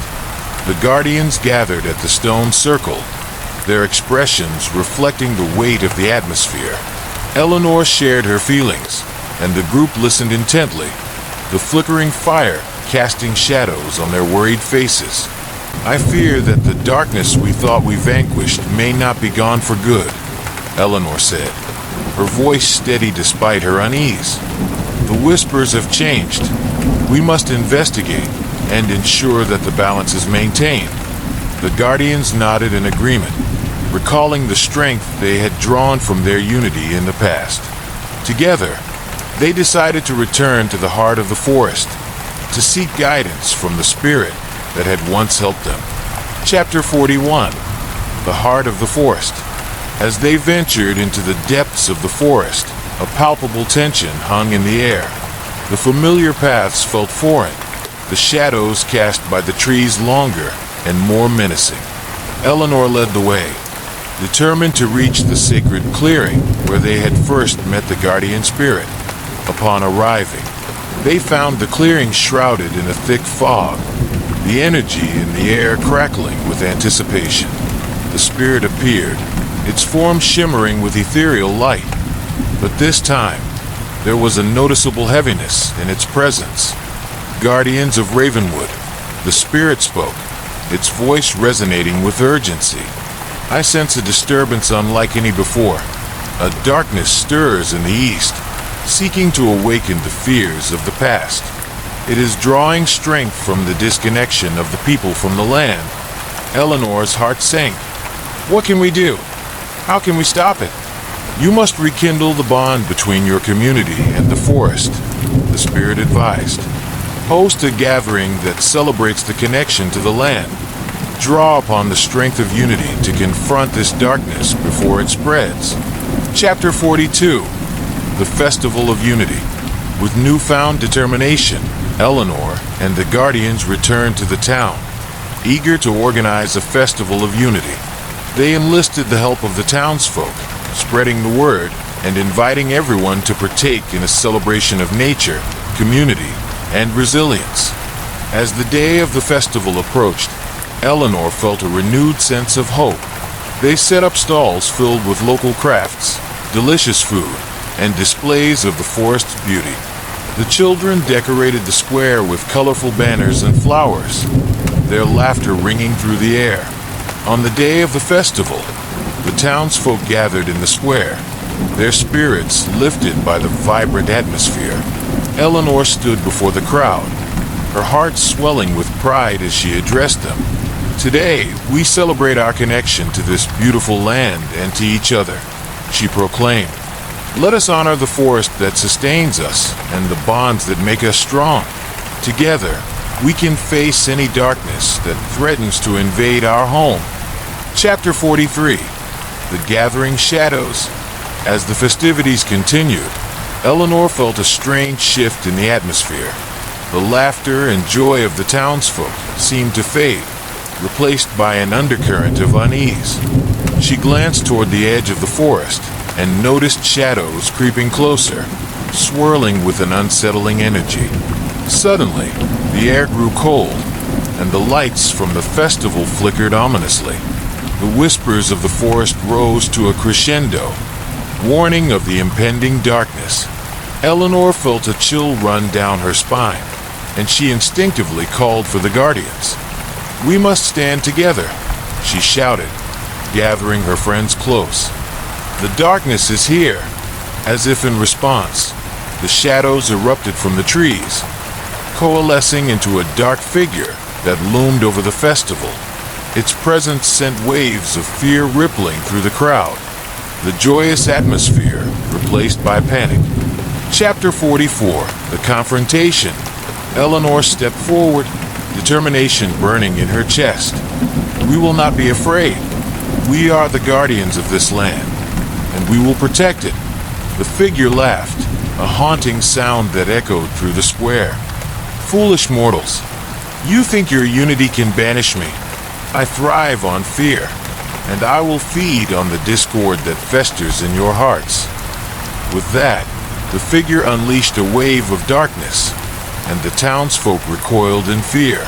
Eleanor felt the shadows clawing at her mind, trying to exploit her doubts, but she focused on the love and strength she felt for her community, channeling it into a protective barrier around her.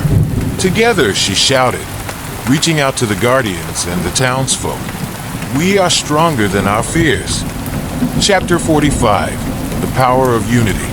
As the Guardians joined hands, their collective energy began to radiate warmth and light, pushing back against the encroaching darkness. The townsfolk, inspired by Eleanor's courage, began to chant, their voices rising in unison. The dark figure recoiled, the shadows retreating as the light intensified. "No, you cannot defeat me," it shrieked, the fear in its voice palpable. But Eleanor and the Guardians pressed on, their determination unwavering. "We are one with the land, and we will not let you take it from us," they shouted, their voices echoing through the square. As the light reached its peak, the dark figure began to unravel, the shadows dissipating like smoke in the wind. With a final, desperate scream, the darkness faded, leaving only silence in its wake. Chapter 46. A New Dawn. As the first rays of dawn broke over Ravenwood, a sense of peace settled over the square. The townsfolk stood in awe, their fear replaced by a newfound understanding of the power of unity. Eleanor looked at her friends, gratitude filling her heart. We did it. Together. We've shown that love and connection can conquer any darkness. The spirit of the forest appeared once more, its presence a comforting light. You have proven that the bonds of community can withstand the strongest storms. Continue to nurture this connection, for it is the heart of Ravenwood. Epilogue: The Whispering Trees. In the years that followed, the Festival of Unity became a cherished tradition in Ravenwood, a reminder of the strength found in togetherness. The townsfolk continued to honor their bond with the forest, fostering a deep respect for the land that sustained them. Eleanor, now an elder, often wandered through the woods, listening to the whispers of the trees. They spoke of resilience, love, and the enduring spirit of Ravenwood. The darkness that once threatened their home had been vanquished, but the lessons learned would echo through the ages. And so, the story of Ravenwood lived on, a testament to the power of unity and the unwavering light that could emerge from the deepest shadows. The whispers of the forest would forever carry the legacy of those who had fought for their home, a reminder that even in the darkest of times, love would always prevail. Chapter 47, Echoes of the Past. As Eleanor settled into her role as the town's elder, she often shared the story of the festival and the darkness they had faced. The townsfolk gathered around her, their eyes wide with wonder as she recounted the bravery of the Guardians and the power of unity. Children listened with rapt attention, while the older residents nodded in understanding, each one recalling their own experiences with fear and loss. Yet, as the seasons turned, Eleanor noticed a shift in the air. The whispers of the forest, though still comforting, began to take on a more somber tone. It was as if the trees were warning her of a disturbance beneath the surface, a quiet unrest that threatened to stir once more. One afternoon, while taking her usual walk through the woods, Eleanor felt an unfamiliar chill. The leaves rustled uneasily, and the sun, usually warm and inviting, seemed to dim. She paused, closing her eyes to listen closely, and heard faint echoes of sorrow woven into the familiar whispers. Chapter 48, The Unearthing. Determined to understand the source of her unease, Eleanor called upon the Guardians to investigate. They met in the clearing where they had first encountered the spirit, their faces etched with concern. The whispers are changing, Eleanor explained. They speak of something buried deep within the forest, something that may have been forgotten.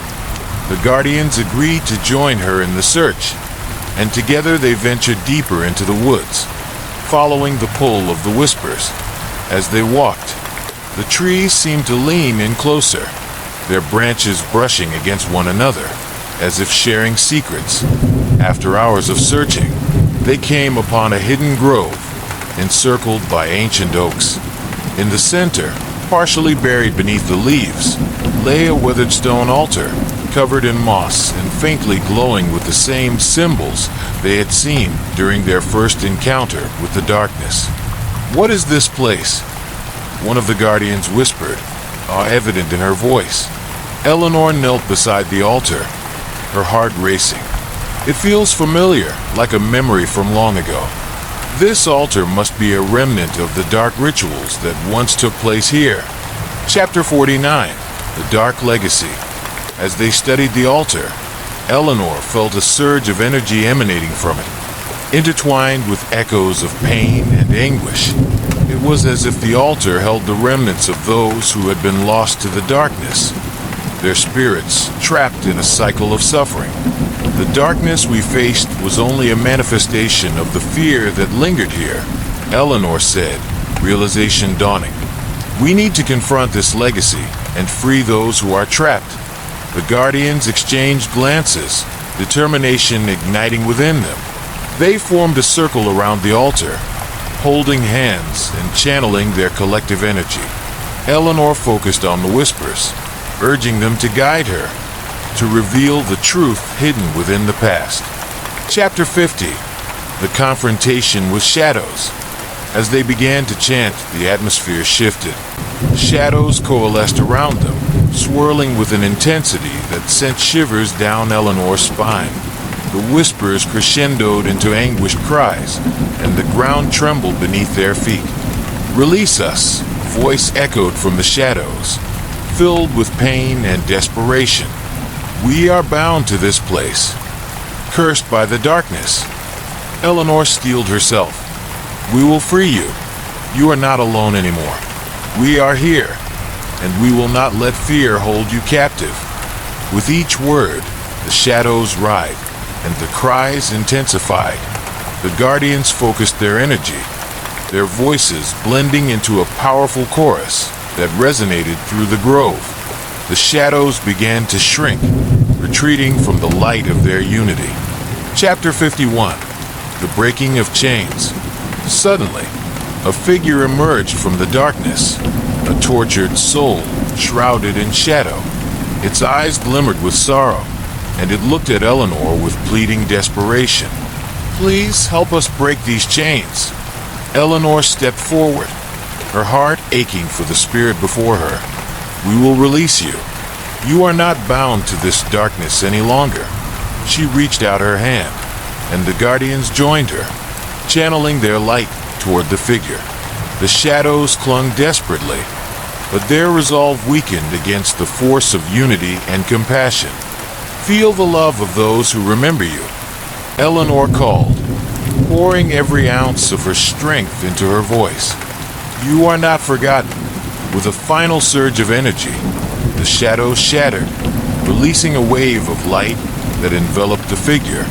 The anguished cries turned to sighs of relief as the spirit transformed, its form becoming ethereal and radiant. "Thank you," it whispered, its voice now a gentle breeze. "We are free." Chapter 52. The healing light. As the spirit ascended, the grove filled with a warm, golden light that illuminated the ancient trees. The whispers transformed, weaving together a harmonious melody that echoed through the forest, resonating with joy and gratitude. Eleanor and the guardian stood in awe, witnessing the healing of the land. The darkness that had once plagued Ravenwood was dissipating, replaced by the vibrant energy of life and connection. In that moment, Eleanor realized that the forest was alive with gratitude, a living testament to the strength of unity. The townsfolk would no longer be bound by the past, for they had faced their fears and emerged victorious. Chapter 53. A new beginning. In the days that followed, the forest flourished, and the whispers became a song of hope, reverberating throughout Ravenwood. The town embraced a renewed commitment to honor their bond with the land, organizing festivals to celebrate their connection to nature and each other. Eleanor often returned to the grove, feeling a sense of peace wash over her as she walked among the trees. The memories of the darkness lingered, but they were no longer a source of fear. Instead, they served as a reminder of the resilience found in unity and love.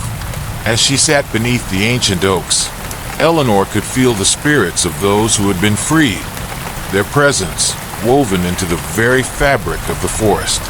The whispers had transformed into a gentle lullaby, a promise that the legacy of Ravenwood would endure, safeguarded by the hearts of those who called it home.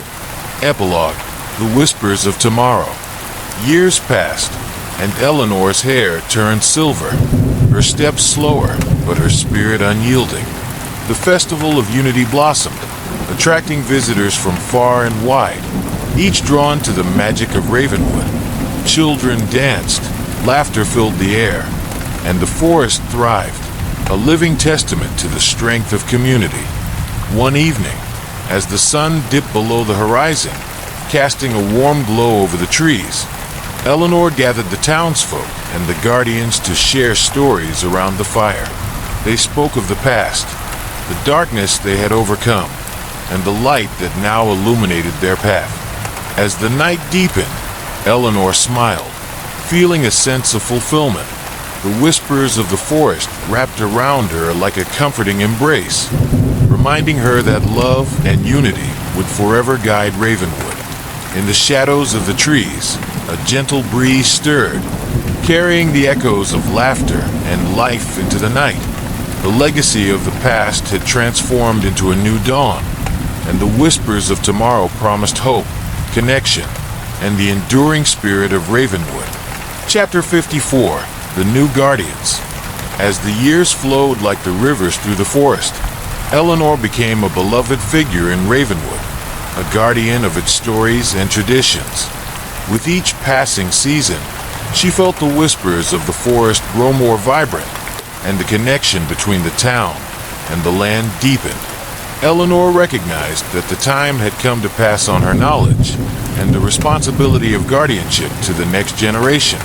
With the Festival of Unity approaching, she decided to select a group of young individuals who embodied the spirit of Ravenwood, teaching them the importance of maintaining the bond with their land. During the festival, as the sun set and the sky was painted in hues of orange and purple, Eleanor gathered the townsfolk. The square was alive with excitement, music, and the aroma of delicious food. She stood before the crowd, her heart full as she began to speak. Today, we celebrate not only our connection to each other, but also our connection to the forest that sustains us, she announced, her voice carrying through the gathering.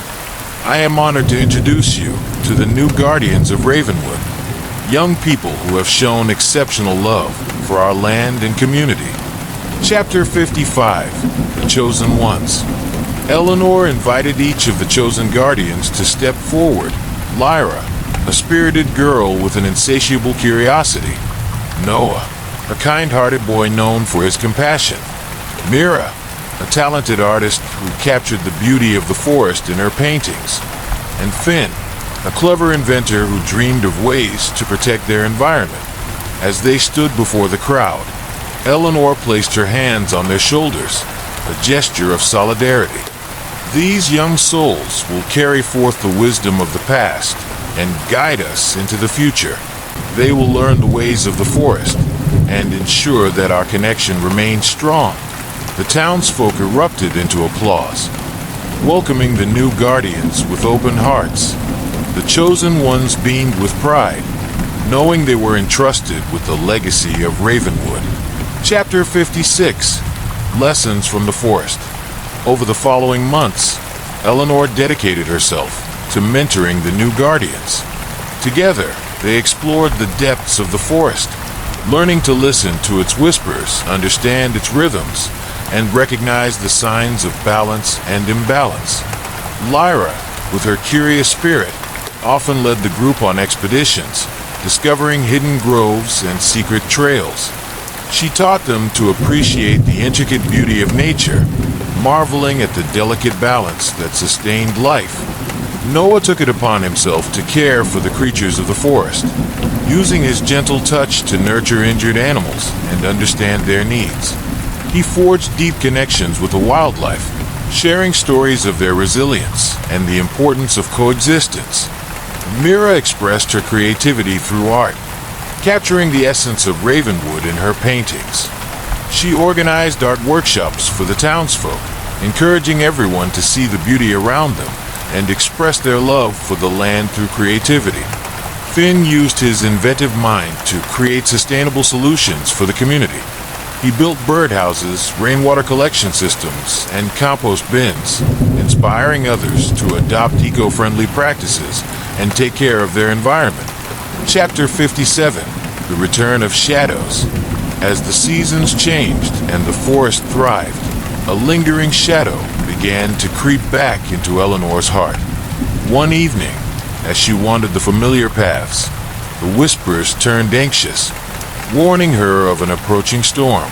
Eleanor gathered the guardians, sensing that they needed to prepare for what lay ahead. The darkness we once faced may not be fully vanquished, she warned, her voice steady but filled with urgency. We must remain vigilant, and ensure that our connection to the forest is strong. The guardians nodded, understanding the weight of their responsibility. Together, they devised a plan to deepen their bond with the land and educate the townsfolk about the importance of unity in the face of adversity. Chapter 58, The Gathering Storm. As the festival approached once more, the Guardians worked tirelessly to engage the community. They organized workshops, inviting everyone to share their stories and experiences with the forest. They planted trees, created community gardens, and held open discussions about preserving the land they loved. But as the festival day drew near, ominous clouds gathered on the horizon, casting a shadow over Ravenwood. The whispers grew frantic, warning of an impending storm that felt unlike any other.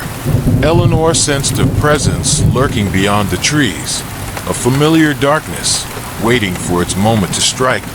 Chapter 59, The Unraveling. On the eve of the festival, a tempest erupted, lashing the town with wind and rain. The Guardians huddled together in Eleanor's home, their faces drawn with worry. Outside, the whispers became a cacophony of fear, urging them to act quickly. "We must confront whatever is causing this darkness," Eleanor urged. "We can't let fear take hold of our hearts." The Guardians exchanged determined glances, ready to face the storm together. "We've trained for this," Finn said, his voice steady. "We can call upon the strength of our community." As the storm raged on, the Guardians prepared to venture into the heart of the forest. With Eleanor leading the way, they embraced their roles as protectors of Ravenwood, understanding that their unity was their greatest weapon. Chapter 60, The Final Confrontation. The Guardians forged their way through the storm, the winds howling around them. They reached the grove, now enveloped in darkness, the trees trembling under the weight of fear. Shadows twisted and turned, taking on the forms of the very fears they had once faced. As they stood together, Eleanor raised her voice, calling upon the power of their shared experiences. "We stand united. We will not be defined by fear. We are guardians of Ravenwood." The shadows writhed, their cries echoing through the trees. "You cannot defeat us. We are the darkness you fear," they roared, their voices a haunting symphony of despair. But the Guardians stood strong, their hearts intertwined. Lyra stepped forward, her curiosity igniting a spark of hope. "We are not afraid. We are the light that will dispel the darkness." Noah joined her, his compassion flowing through him like a river. "We will not abandon those who are lost. We will guide you back to the light." Mira added her voice, weaving a melody of beauty and love into the air. "The forest has always been our home. We will cherish and protect it." Finn raised his hands, channeling his innovative spirit into a shield of energy. "We will create a future free of fear, where everyone belongs." Chapter 61, The Dawn of Light. As their voices united, a brilliant light erupted from the Guardians, casting the shadows away. The darkness screamed, struggling against the radiance of their collective strength. Slowly but surely, it began to dissipate, unraveling like a tangled thread.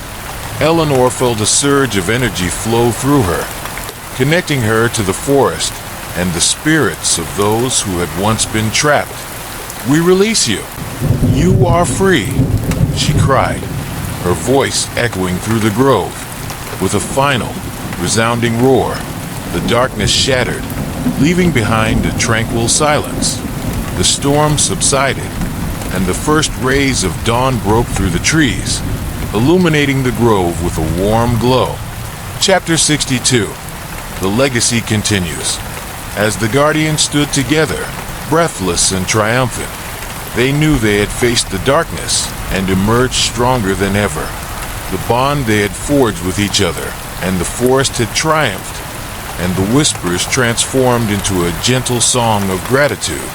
In the days that followed, the town of Ravenwood thrived. The festival became a celebration of resilience and connection, an annual reminder of the power of unity against darkness.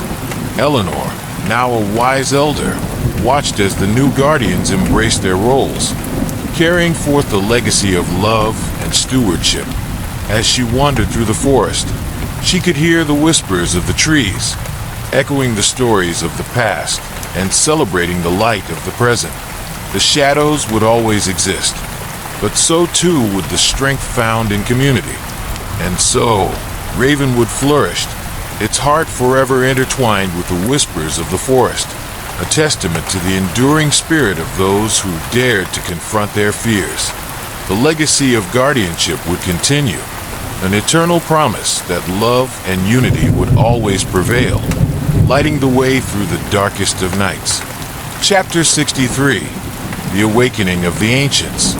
As time passed in Ravenwood, Eleanor found herself often reflecting on the stories of the forest. She began to realize that the whispers carried not only memories of the past, but also hints of forgotten knowledge, an ancient wisdom that could deepen the connection between the town and the land. Eleanor called the guardians together once more, eager to explore the mysteries the forest held. "I believe there's more to learn," she began, her voice resonating with excitement. "The forest has secrets that could enhance our understanding and strengthen our bond with the land. It's time we uncover them." The guardians nodded in agreement, their spirits ignited with curiosity and determination.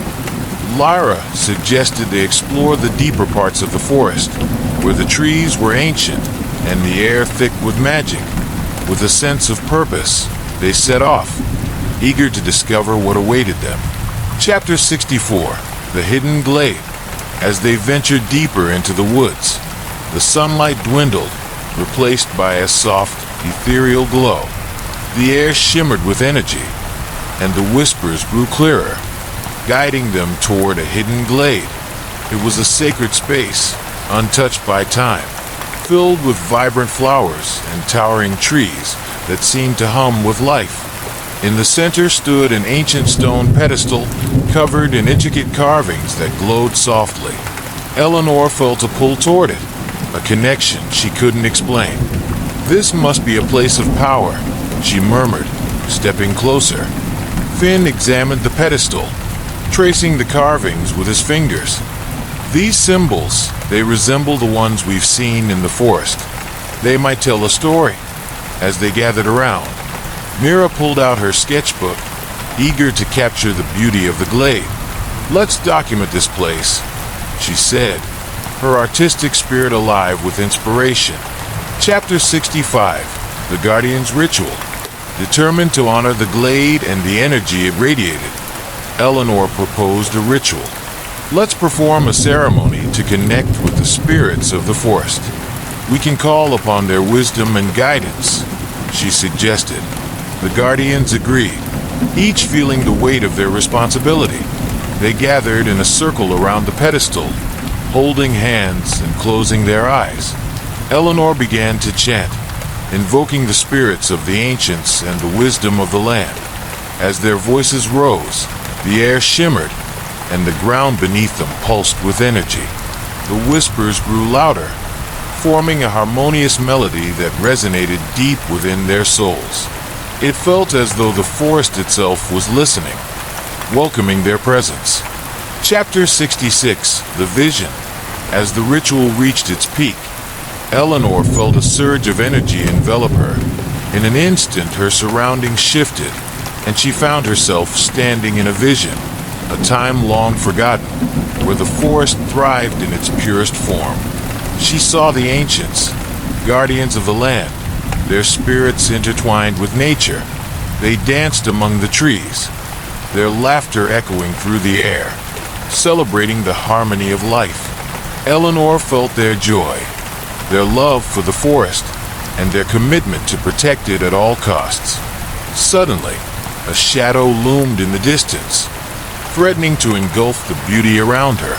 The ancients stood firm, channeling their strength to combat the darkness. But Eleanor sensed a flicker of doubt among them. They were losing hope.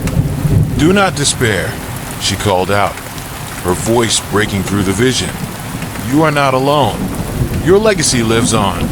With her words, the vision shifted again, revealing the guardians standing in the glade, united in their purpose.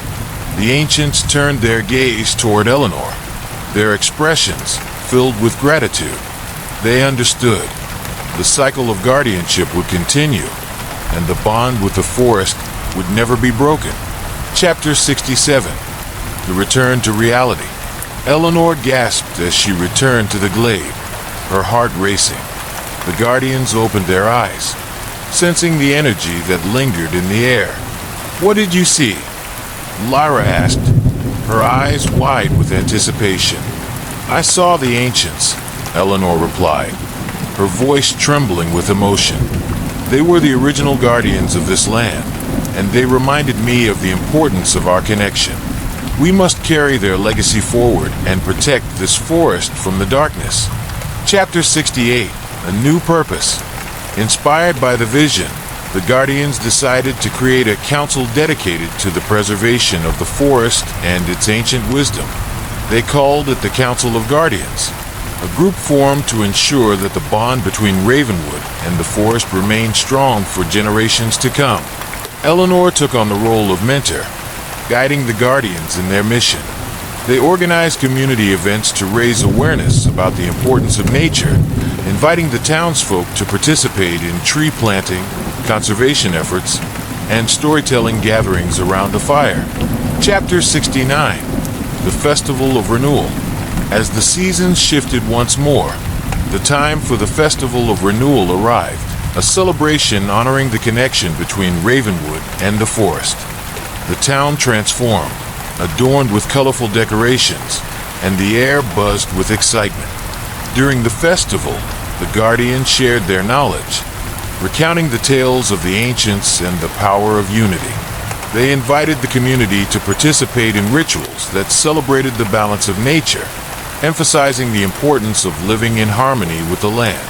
As night fell, Eleanor stood before the gathered crowd, her heart full of pride. "Tonight, we honor our ancestors and the spirits of the forest," she began, her voice strong and steady. "Together, we can ensure that the legacy of Ravenwood and its guardians will live on for generations." Chapter 70. The Light Within. The festival culminated in a breathtaking display of lights, symbolizing the connection between the town and the forest. Lanterns floated into the sky, illuminating the darkness with a warm glow. The townsfolk rejoiced, dancing and celebrating the unity they had fostered.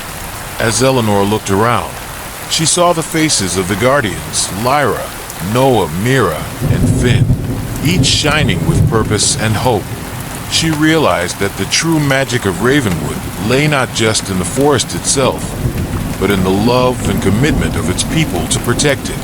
From that day forward, the Council of Guardians continued to thrive, nurturing the bond between Ravenwood and its land. The whispers of the forest remained, guiding them as they walked the path of guardianship, ensuring that the light within would always shine bright against the shadows of the past.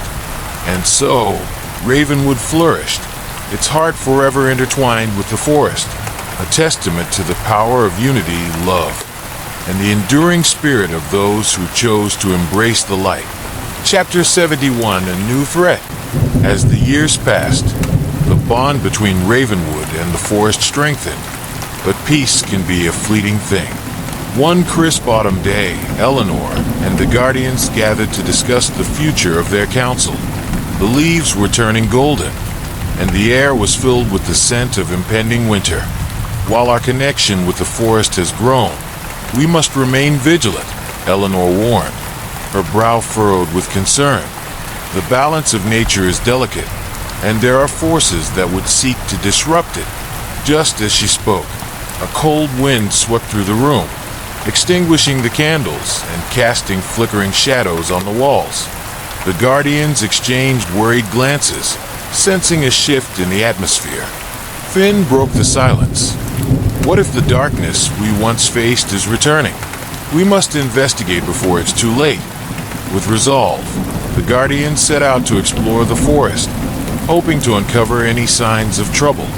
As they walked, the once familiar whispers grew faint, replaced by an unsettling silence that enveloped them like a shroud. Chapter 72. The Echoes of Darkness. Deep in the heart of the forest, they stumbled upon a clearing they had never seen before, a place shrouded in darkness.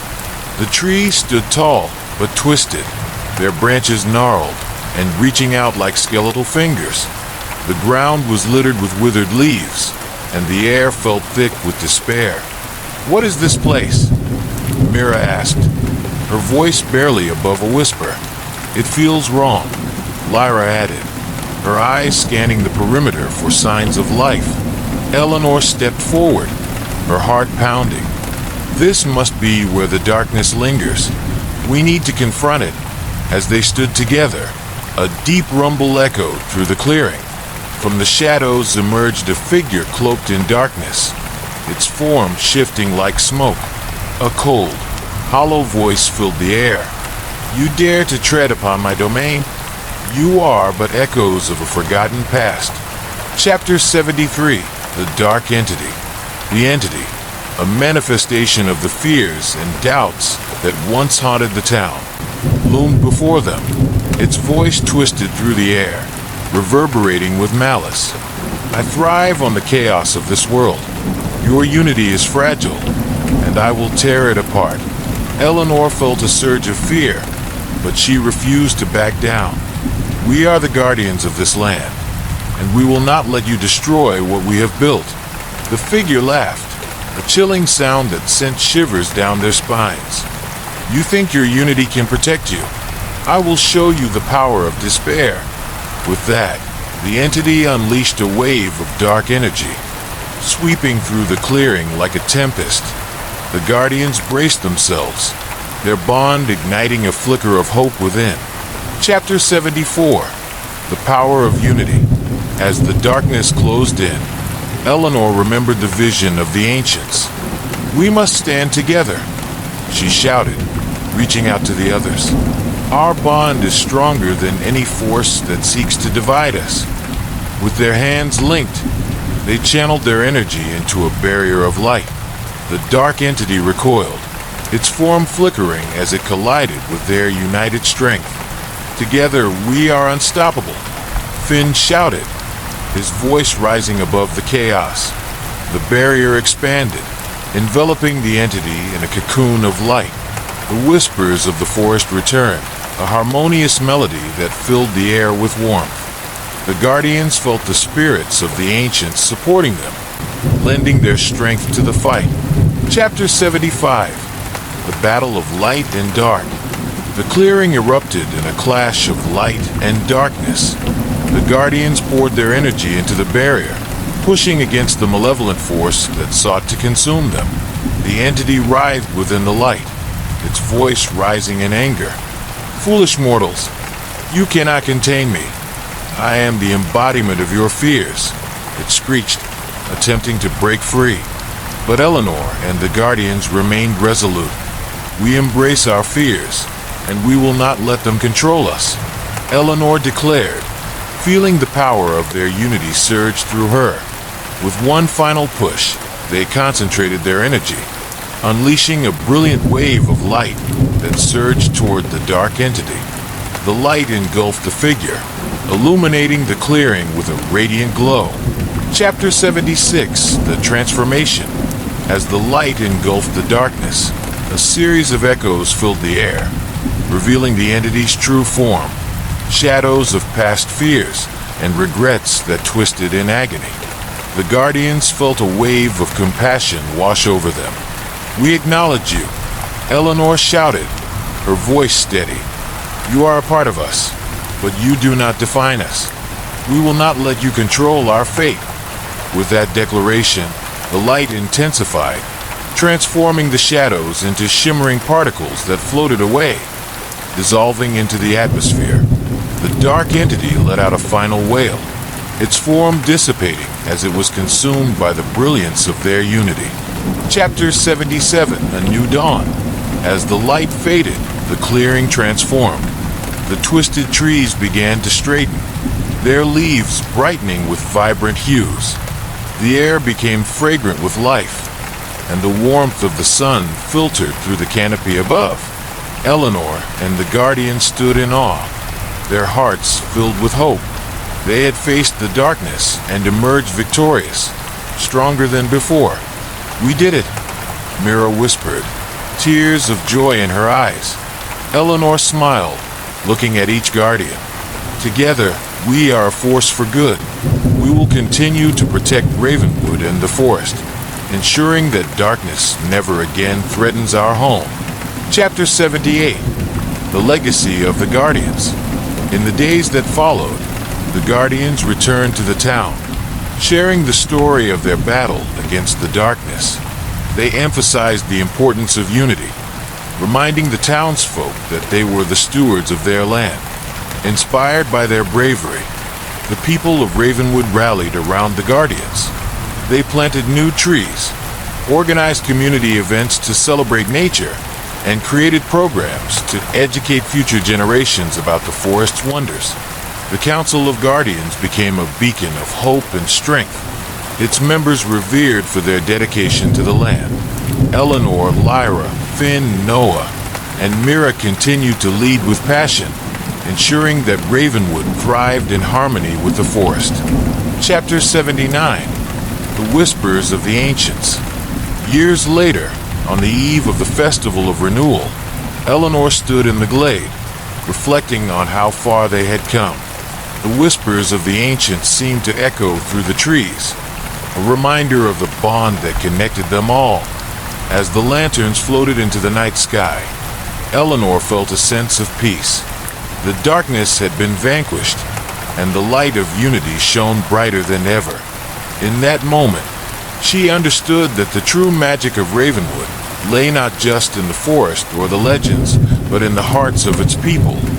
Their courage, love, and unwavering commitment to protect the land they called home.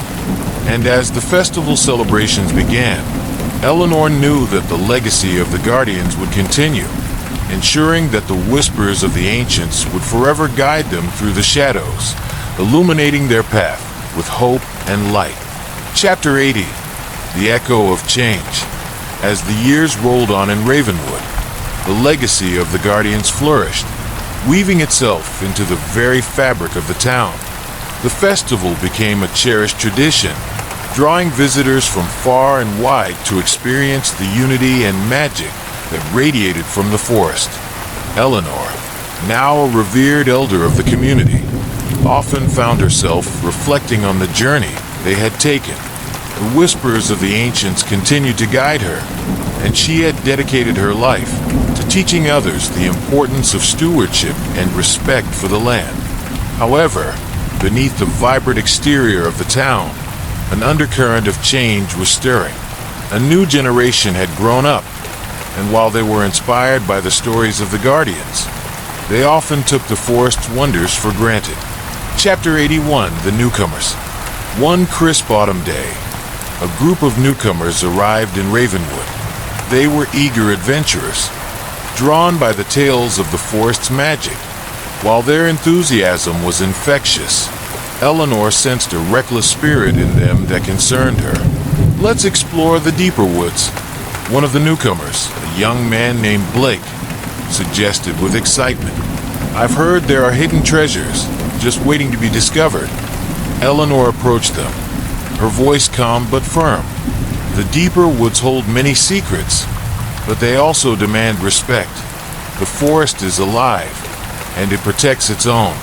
You must tread carefully." The newcomers exchanged glances, some nodding while others scoffed at her warning. Eleanor's heart sank as she realized that not everyone understood the delicate balance they had fought so hard to maintain. Chapter 82. The Warning Ignored. Despite Eleanor's advice, the group of adventurers set out into the depths of the forest, eager to uncover its secrets. As they ventured deeper, the once inviting atmosphere shifted. The whispers that filled the air grew faint, replaced by a palpable tension that hung like a fog. Blake and his friends pressed on, their laughter echoing through the trees. But as they delved deeper, they began to disturb the delicate ecosystems, uprooting plants and carelessly trampling through the underbrush. Eleanor watched from a distance, worry gnawing at her. "They don't understand," she murmured to Lyra, who stood beside her, concern etched on her face. "If they continue to disrespect the forest, they may awaken something we cannot control." Chapter 83, The Awakening. That night, as the adventurers camped beneath the stars, they shared stories and laughed, oblivious to the encroaching darkness that surrounded them. The forest, once a sanctuary, began to stir with unrest. A low rumble echoed through the trees, growing louder as the shadows lengthened. The whispers transformed into a chilling chorus, warning of the trespassers disturbing the peace. Blake awoke with a start, sensing a shift in the air. "What was that?" he asked, glancing around the flickering campfire. "I don't know, but it doesn't feel right," one of his friends replied, her voice trembling.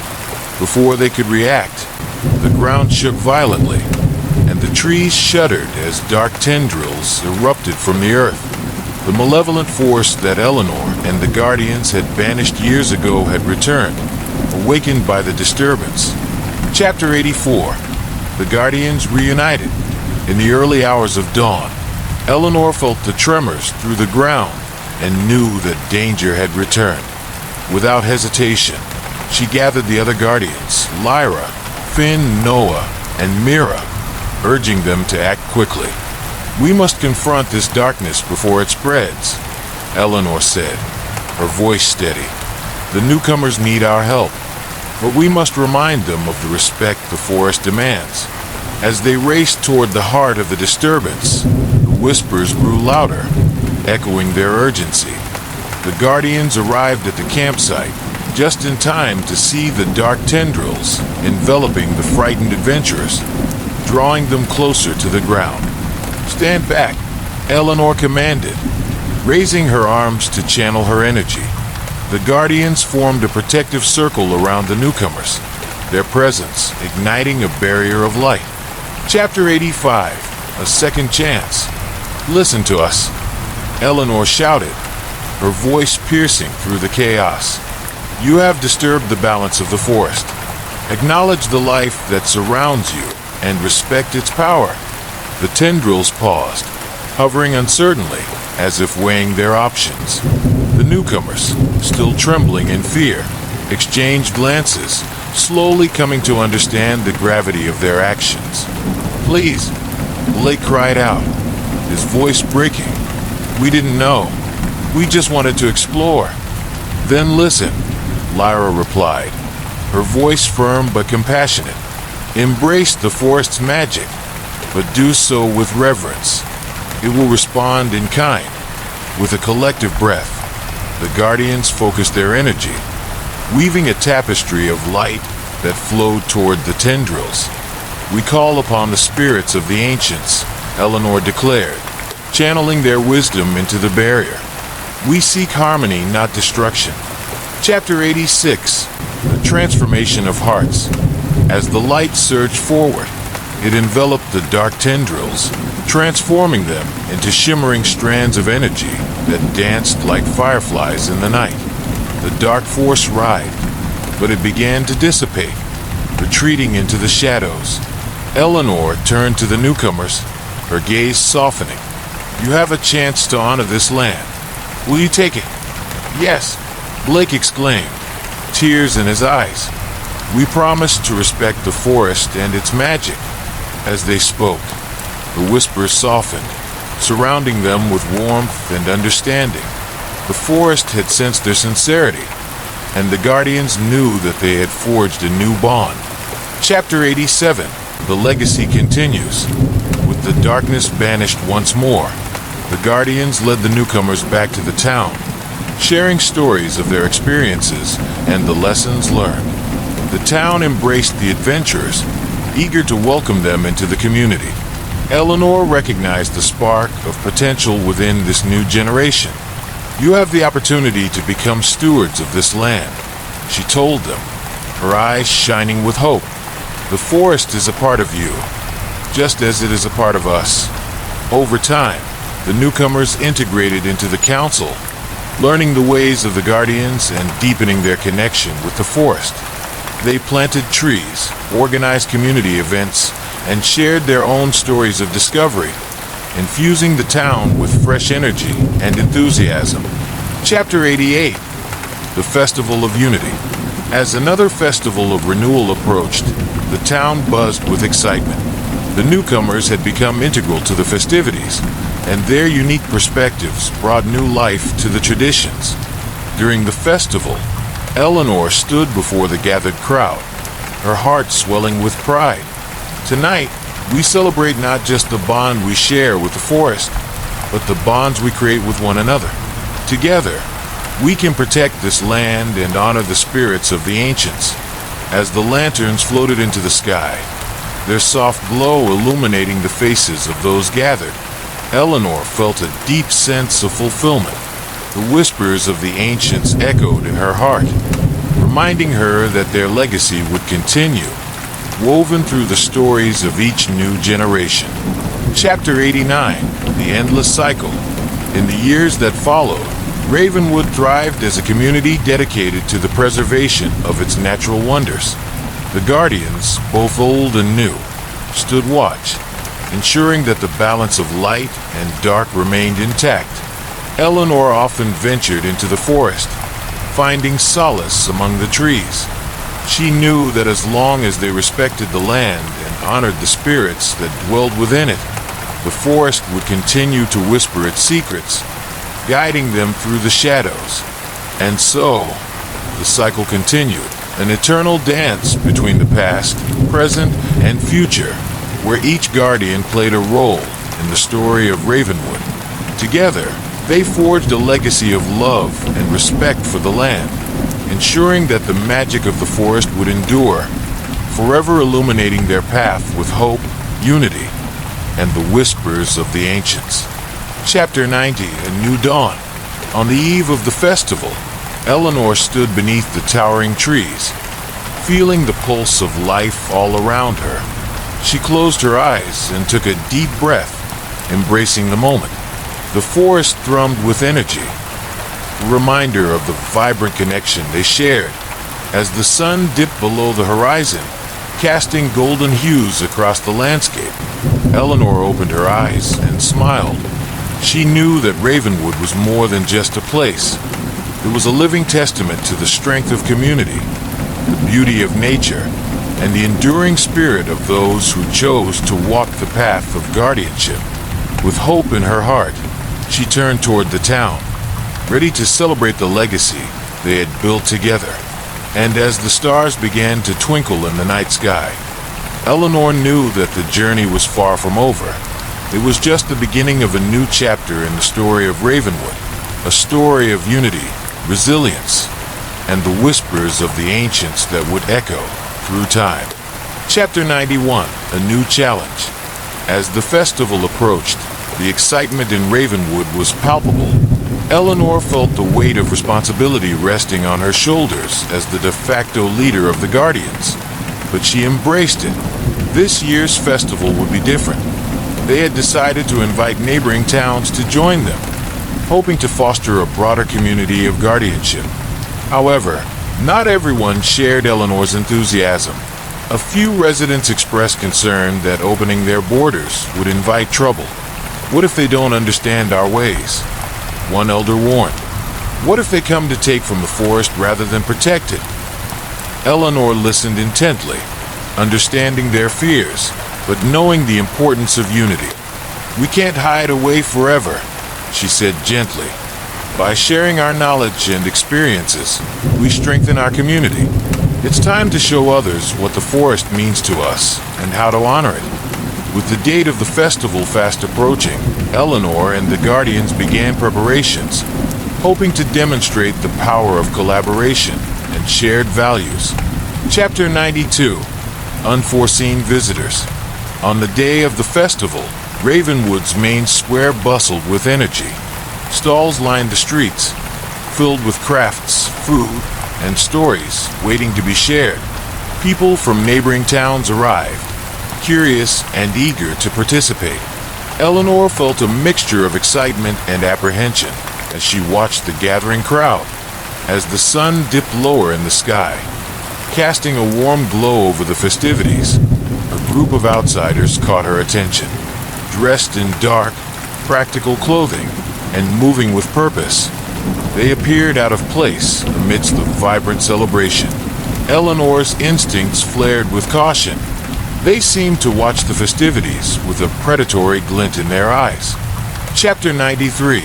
A Warning Ignored. Eleanor approached the newcomers, determined to learn their intentions. "Welcome to Ravenwood," she said, extending her hand. "We're celebrating the bond between our community and the forest. Would you like to join us?" The leader of the group, a tall woman with sharp features, regarded Eleanor with an inscrutable expression. "We're not here for celebrations," she replied coolly. "We seek the source of the forest's magic. There are things here that belong to us." Eleanor's heart raced at the implications of her words. "The forest is not a commodity to be taken," she said firmly. "It is alive and deserves respect." The woman smiled, but it didn't reach her eyes. "Respect is subjective," she replied, "and we intend to claim what is rightfully ours." With that, she turned away, leaving Eleanor with a gnawing sense of dread. The festival continued, but the shadows cast by the newcomers lingered in her mind, darkening the vibrant atmosphere. Chapter 94. The Gathering Storm. As night fell, the festivities were at their peak. Lanterns illuminated the square, laughter and music filled the air, and for a moment, Eleanor felt reassured. But her unease resurfaced when she noticed the outsiders whispering among themselves, casting furtive glances toward the forest. "We need to keep an eye on them," she told the other guardians, urgency threading through her words. "They're not here for the festival. They have ulterior motives." Finn nodded, his brow furrowed. "We should confront them before they decide to act. The forest won't stand for trespassers." As they moved to intercept the outsiders, Eleanor couldn't shake the feeling that they were being watched. The air grew thick with tension, a storm brewing on the horizon, and the whispers of the forest echoed warnings in her mind. Chapter 95. The Confrontation. The Guardians approached the outsiders, finding them gathered near the edge of the festivities, their eyes scanning the woods. Eleanor stepped forward, her voice steady. "You need to leave. This is a celebration of our community and our bond with the forest. Your presence is unwelcome." The tall woman turned, her expression hardened. "You misunderstand. We're here for what the forest has to offer. You cannot protect it from us." Eleanor held her ground, determination surging within her. "You will not take from this land. The forest has guardians, and we will protect it with everything we have." The tension crackled like electricity in the air. The outsiders exchanged glances, a silent communication passing between them. Eleanor felt a chill run down her spine, sensing that they were preparing for something. Chapter 96. The Storm Unleashed. Before she could react, the outsiders surged forward, their movements swift and coordinated. A surge of dark energy radiated from them, manifesting as tendrils that lashed out toward the Guardians, intent on sowing chaos among the festival goers. Eleanor shouted a warning, and the Guardians quickly formed a protective circle, channeling their energy to create a barrier against the onslaught. The forest responded to their call, ancient magic awakening in the trees and soil around them. "Stand together," Eleanor urged, her voice rising above the chaos. "We are the guardians of this land." The Guardians joined hands, focusing their energy, and the barrier expanded, pushing back against the dark tendrils. The ground trembled as the force of their combined magic clashed with the outsiders' intentions. Chapter 97. The Battle for Ravenwood.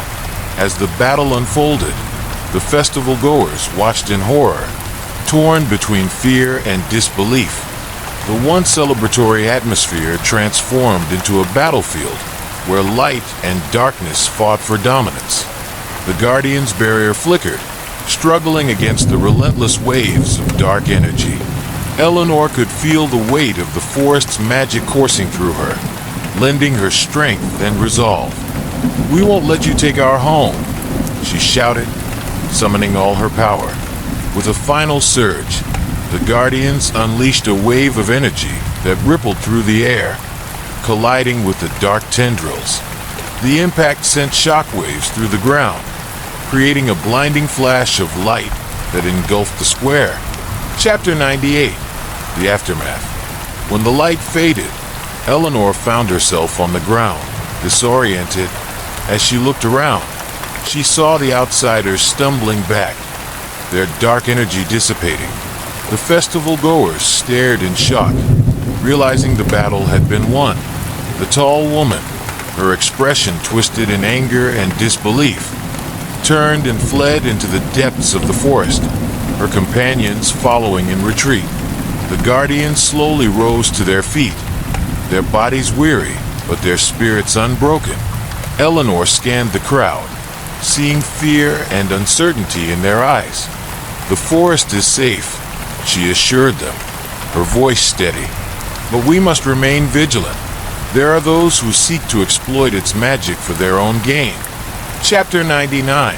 A Lesson Learned.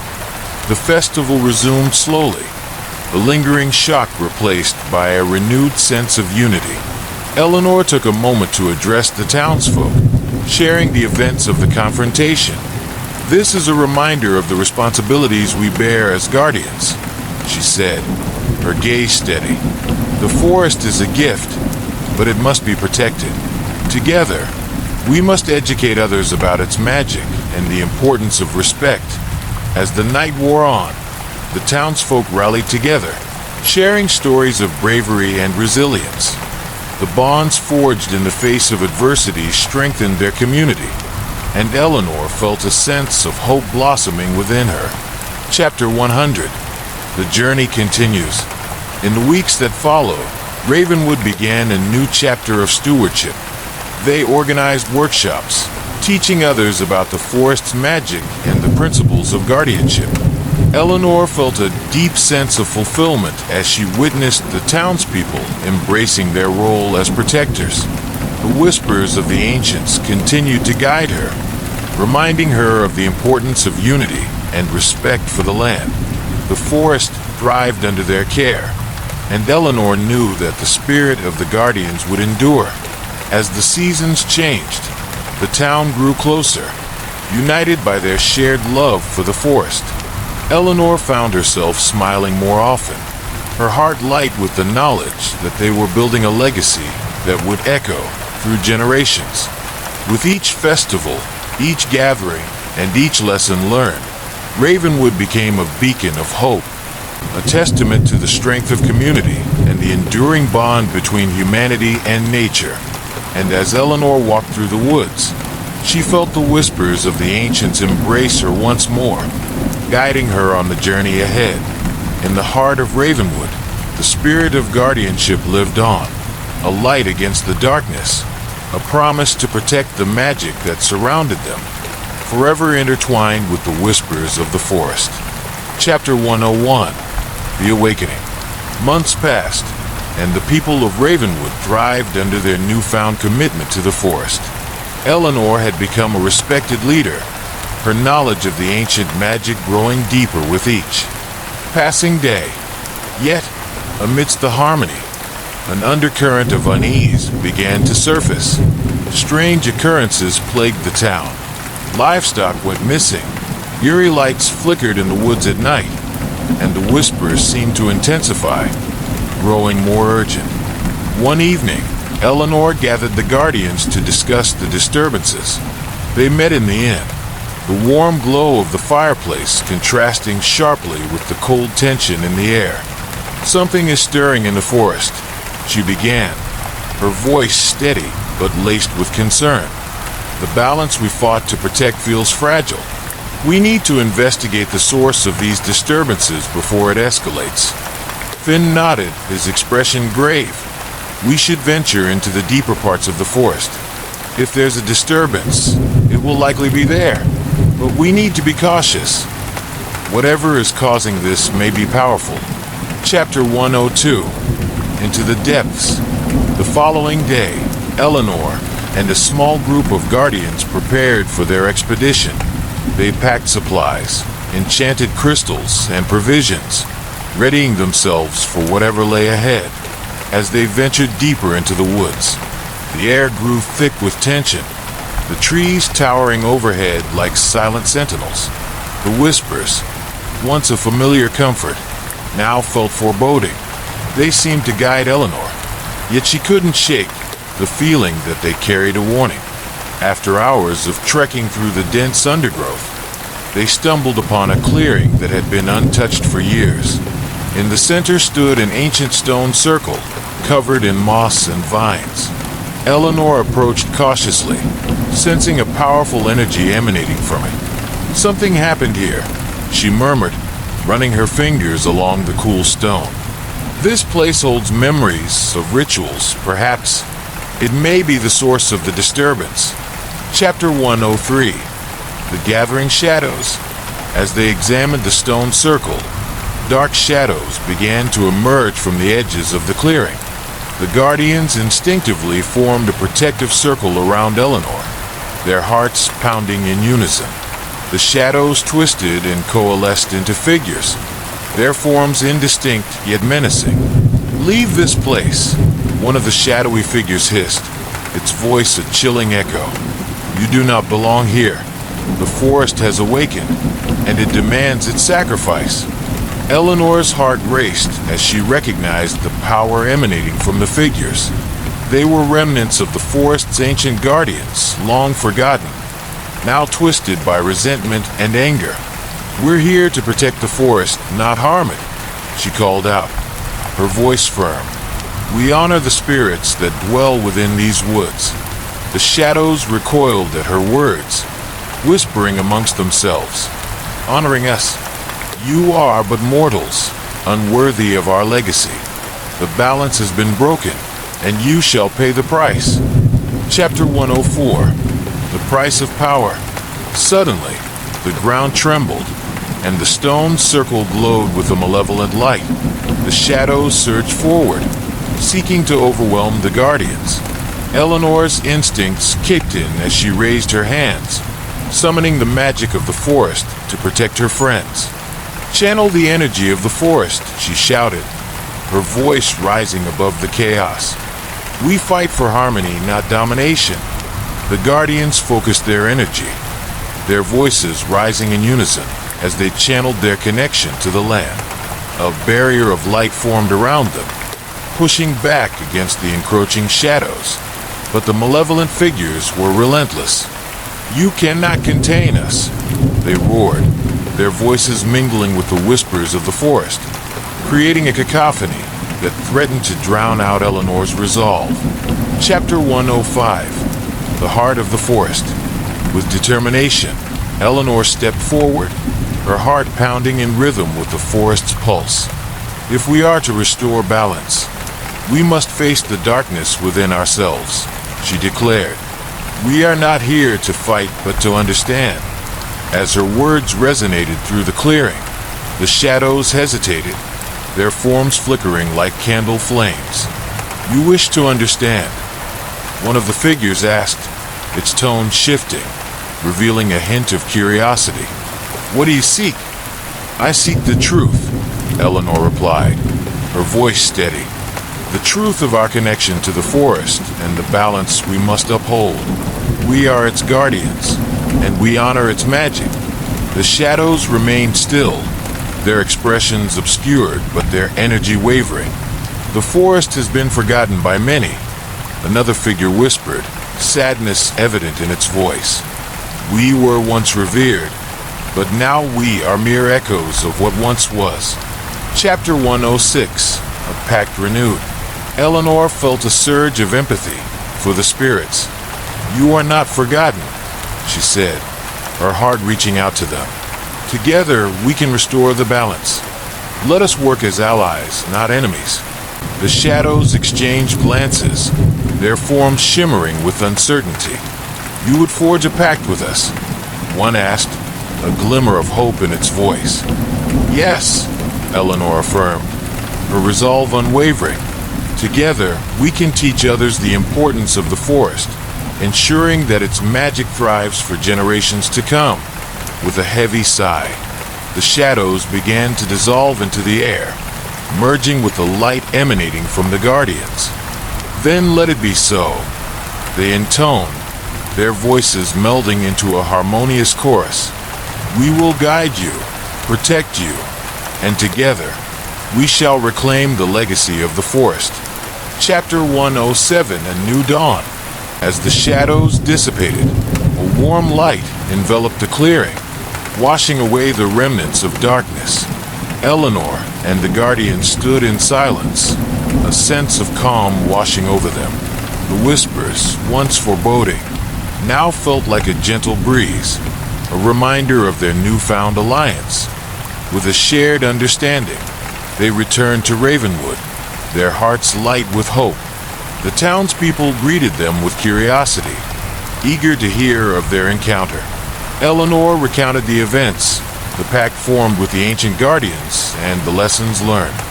This is just the beginning, she said, her voice filled with conviction.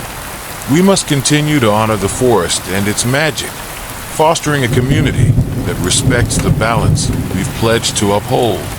Chapter 108, The Legacy of Guardianship. In the weeks that followed, Ravenwood blossomed as a hub of knowledge and respect for the forest. Workshops flourished, where elders taught the importance of stewardship, and children learned to listen to the whispers of the woods. The bond between the townspeople and the forest deepened, and with each festival, they celebrated their commitment to guardianship. Eleanor felt the weight of her responsibilities ease, knowing that together, they were building a legacy that would echo through the ages. The spirits of the forest became a guiding presence, reminding them of the delicate balance that sustained their home. Chapter 109, A Call to Adventure. One evening, as Eleanor strolled through the woods, she felt a familiar pull, a beckoning from the heart of the forest. The whispers danced around her, inviting her to explore deeper, to uncover the secrets still hidden within the trees. With renewed determination, she set out to discover what lay beyond the borders of Ravenwood. She knew that her journey was far from over. The forest had much to teach her, and she was ready to embrace whatever challenges awaited. As she ventured deeper into the woods, Eleanor felt a sense of excitement and trepidation. The path ahead was uncertain, but she carried with her the strength of her community, the wisdom of the ancient guardians, and the promise of a future that intertwined the magic of the forest with the hearts of those who dared to protect it. Chapter 110, The Endless Journey. In the years that followed, Eleanor became a beacon of hope, guiding others to discover the beauty and magic of the forest. Each season brought new challenges, but the lessons learned and the bonds forged sustained their spirits. The whispers continued to guide her, weaving through the fabric of her life, reminding her that she was never alone. The forest thrived under their care, a living testament to the power of unity and respect. As Eleanor stood at the edge of the forest, she smiled, knowing that her journey was only beginning. The forest whispered of adventures yet to come, of mysteries waiting to be unveiled, and with every step she took, she felt the pulse of the earth beneath her feet, a reminder that she was a part of something greater, a guardian of the forest, a protector of its magic, and a voice for those who could not speak. The legacy of Ravenwood would endure, a living testament to the strength of community, the magic of nature, and the unbreakable bond between them. And as Eleanor ventured forth, she embraced the endless journey ahead, ready to face whatever challenges lay beyond the horizon, guided by the whispers of the forest and the light of her people. Chapter 111. Echoes of the Past. Eleanor's adventures in the forest had awakened her thirst for knowledge. As she immersed herself in the history of Ravenwood and its enchanted woods, she discovered ancient texts hidden within the town's library. The book spoke of a time when the forest had been revered as a sacred entity, a source of life and magic. Tales of its guardians, both light and dark, intrigued her, and she began to realize that the balance they had restored was only part of a larger tapestry. One evening, as she perused the dusty volumes, Eleanor stumbled upon a story about an ancient artifact known as the Heart of the Forest. According to legend, this powerful crystal was said to contain the very essence of the woods, capable of amplifying the magic within them. However, it was also rumored to be the source of great conflict, as it had been lost for centuries, buried beneath the roots of the oldest tree in Ravenwood. Intrigued, Eleanor knew she had to find this artifact. If it truly existed, it could help protect the forest from any future threats and strengthen the bond between the townspeople and the Guardians. Chapter 112. The Quest for the Heart. Eleanor gathered the Guardians, sharing her discovery about the heart of the forest. They listened intently, a mix of excitement and trepidation filling the air. "We must locate the oldest tree," she proposed, her voice steady. "It could hold the key to the heart's whereabouts, but we must tread carefully. We don't know what we might awaken." The Guardians agreed, and they began preparing for their quest. They studied the ancient texts, marking the likely locations of the oldest tree, rumored to be at the heart of the forest where the energies converged. As they set out on their journey, Eleanor felt the forest pulse around them, its whispers guiding their steps. The deeper they ventured, the more the air thickened with magic, and Eleanor could sense that they were drawing closer to something significant. Chapter 113. The Guardians' Trial. After days of trekking, the Guardians arrived at a colossal tree, its trunk wider than a house, and its branches sprawling into the sky. It radiated ancient power, and the air hummed with energy. Eleanor approached cautiously, placing her hand on the rough bark. Suddenly, the ground shook, and a voice echoed through the clearing, resonating from the very roots of the tree. "Who dares disturb my slumber?" It boomed, sending tremors through the Guardians. Eleanor stepped forward, summoning her courage. "We seek the heart of the forest," she declared. "We wish to protect it and restore balance to our land. Many have sought the heart," the voice warned, low and rumbling. "To claim it, you must prove your worth. Face the trials of the forest, for only those with pure intentions may claim the power within."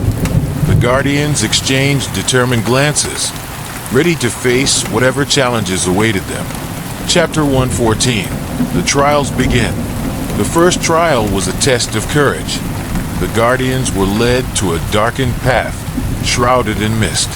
As they ventured forward, they encountered their greatest fears materialized, phantoms of doubt and despair that whispered insidious thoughts, threatening to overwhelm them. Eleanor took a deep breath, focusing on the light of hope within her. "We are stronger together," she urged her companions. "We have faced darkness before and emerged victorious. Trust in each other." With her words, the phantoms began to waver, and the Guardians stood firm, their unity dispelling the shadows. Together, they emerged from the mist, the path clearing before them. Chapter 115. The Trial of Wisdom. The second trial tested their wisdom. They found themselves in a glade surrounded by strange, enchanted creatures, each representing different aspects of the forest. The creatures posed riddles and questions, challenging the Guardians to think critically and reflect on their purpose. Eleanor listened carefully, guiding her friends through the answers. They spoke of harmony, respect for nature, and the importance of knowledge in nurturing their bond with the forest. Finally, the creatures nodded, acknowledging their understanding. Wisdom lies not in knowing all the answers, but in seeking the truth. One creature declared, its eyes shimmering with approval. You have passed the trial. Chapter 116. The Trial of Sacrifice. The final trial was the most daunting. The trial of sacrifice. Eleanor and the Guardians found themselves in a clearing filled with vibrant flowers and plants, a stark contrast to the dark trials they had faced. However, as they approached, the beauty faded, revealing that the forest was wilting, its magic flickering. To restore balance, one must be willing to give a part of themselves, the voice of the ancient tree in tone, echoing through the clearing. Eleanor felt a surge of emotion as she looked at her friends. They had all made sacrifices to protect Ravenwood, but she knew this would require something deeper. She stepped forward, determined to lead by example. I will offer my connection to the forest, she said, her voice unwavering. I have drawn strength from it, and if it will restore balance, I am willing to give a part of my magic. The Guardians gasped, and Finn reached for her hand. Eleanor, no. There must be another way. But Eleanor shook her head. This is the path I choose. We are all connected, and if I can help heal our home, I must. Chapter 117. The Transformation. As Eleanor spoke, the air around her shimmered, and she felt the energy of the forest enveloping her. With a deep breath, she closed her eyes and focused, channeling her essence into the ground. She could feel the magic of the forest responding, intertwining with her spirit. A brilliant light erupted from her, radiating through the clearing as the flowers bloomed anew. The forest responded, vibrant and alive, the magic restored to its rightful place. Eleanor felt a weight lift from her, a profound sense of peace washing over her. When the light dimmed, the Guardians surrounded her, their faces filled with awe and gratitude. The voice of the ancient tree spoke once more, filled with warmth. You have proven your worth, Eleanor Holloway. Your sacrifice has restored the heart of the forest. Chapter 118. The Heart Revealed. With a gentle rumble, the ground shifted, and a beautiful crystal emerged from the roots of the ancient tree. It pulsed with an ethereal light, radiating warmth and power. Eleanor approached cautiously, her heart racing at the sight of the heart of the forest. You are now its protector, the tree continued. Use its power wisely, for it holds the magic of the forest. With it, you can heal and nurture the land, ensuring that its spirit endures for generations to come. Eleanor took the crystal into her hands, feeling its energy flow through her. Thank you, she whispered, tears of gratitude in her eyes. I promise to protect this magic and honor the forest. Chapter 119, A New Era. With the heart of the forest in her possession, Eleanor and the Guardians returned to Ravenwood, where they were greeted with joy and celebration. The townspeople gathered to hear their tale, marveling at the power of the heart and the unity that had saved their home. Eleanor became a beacon of hope, leading the community in honoring the forest. Together, they nurtured the land, using the heart's magic to heal the wounds of the past and strengthen their bond with nature.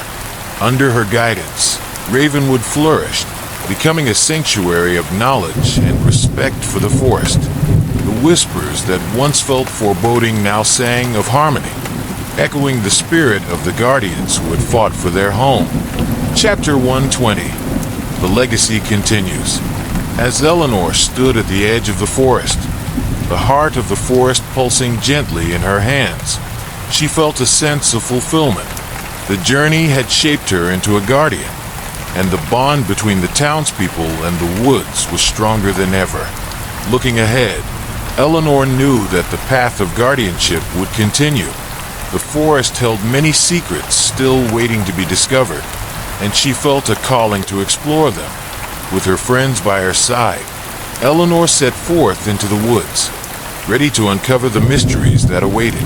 The forest whispered of new adventures, and with every step, she embraced the endless journey ahead, knowing that together they would protect the magic of Ravenwood for generations to come. And so, the story of Eleanor Holloway and the Heart of the Forest became a legend, a tale of courage, unity, and the enduring spirit of guardianship that would echo through the ages. Epilogue: Whispers of Tomorrow. Years passed in Ravenwood, and the bond between the town and the forest flourished under Eleanor's guidance. The Heart of the Forest had become a symbol of hope and resilience, drawing visitors from far and wide who sought to witness its magic. As the seasons changed, so did the landscape. Lush greenery blossomed, and the wildlife thrived, creating a vibrant ecosystem that spoke to the power of restoration. Eleanor, now regarded as the town's guardian and protector, spent her days educating the townspeople about the importance of the forest and its guardians. She organized community gatherings where stories of their adventures were shared, instilling a sense of responsibility and respect for nature in the hearts of the children. One crisp autumn morning, Eleanor gathered a group of eager youngsters at the edge of the forest. The leaves danced in the wind, their fiery colors illuminating the path ahead. As they settled beneath the shade of the great tree, Eleanor felt a familiar warmth radiate from the heart, now safely embedded within the roots of the ancient guardian. Today, I want to tell you about the spirits of the forest, she began, her voice steady and filled with wonder. Every tree, every creature, has its own story and magic. It's our duty to listen and learn from them. As she spoke, the whispers of the forest intertwined with her words, a gentle hum that resonated through the air. The children leaned closer, captivated by her storytelling, their imaginations ignited by the tales of courage and friendship. Eleanor paused, gazing at their wide eyes, filled with curiosity. Remember, the magic of Ravenwood lies not only in the heart, but in your hearts as well. Each of you has the potential to be a guardian in your own way. Inspired by her words, the children pledged to protect the forest and honor its magic, promising to carry on the legacy of guardianship. Eleanor felt a swell of pride and hope, knowing that the future was bright in their hands. As the sun dipped below the horizon, casting a golden glow over the forest, Eleanor took a moment to reflect on her journey. She had faced darkness, made sacrifices, and discovered her true calling. The shadows that once haunted her had transformed into a light that illuminated her path. The Circle of Guardians. With the years of experience behind her, Eleanor decided to establish a formal council of guardians, a group dedicated to preserving the harmony between Ravenwood and the forest. The council would consist of individuals from different backgrounds and ages, each bringing their unique skills and perspectives to the table. She invited those who had shown dedication to the cause. Finn, her steadfast companion, the wise elder of the town, Miss Alara, and a group of passionate young individuals who had demonstrated a deep love for the woods. Together, they would lead initiatives to educate others about environmental stewardship, conduct research on the flora and fauna of the forest, and create safe spaces for visitors to learn about its magic. The first meeting of the Circle of Guardians took place in the heart of the forest, beneath the ancient tree that had become a sanctuary. As they gathered around, Eleanor felt the pulse of the heart resonating through the ground, a reminder of the bond they shared with the land. We stand here today not just as individuals, but as a collective force, Eleanor proclaimed, her voice ringing with determination. Together, we will ensure that the magic of Ravenwood thrives for generations to come. New adventures await. As the council took shape, Eleanor felt a renewed sense of purpose. Each day brought new challenges and opportunities to learn from the forest and its secrets. They conducted research, mapped the boundaries of the woods, and even organized community events to celebrate the changing seasons. One day, while exploring a secluded area of the forest, Eleanor stumbled upon a hidden glade filled with rare flowers that pulsed with a soft, luminescent glow. She felt a surge of excitement as she realized the potential for new discoveries and the importance of preserving this newfound treasure. Gathering the council, they carefully documented their findings and devised a plan to protect the glade from any potential threats. They knew that the forest was still a living entity, ever-changing and filled with mysteries yet to be uncovered. A legacy of guardianship. As time passed, Eleanor's role evolved. She became a mentor to the younger guardians, sharing her knowledge and experiences while encouraging them to embrace their own unique gifts. She fostered a sense of camaraderie among them, creating a network of support that strengthened the community. The council's efforts bore fruit as the town flourished, its residents deeply connected to the land. Visitors came not only to witness the magic of Ravenwood, but to learn about the Guardian's mission, returning home with newfound appreciation for nature. Years turned into decades, and Eleanor's hair turned silver, yet her spirit remained vibrant and alive. She stood before the great tree one last time, reflecting on the journey that had brought her to this moment.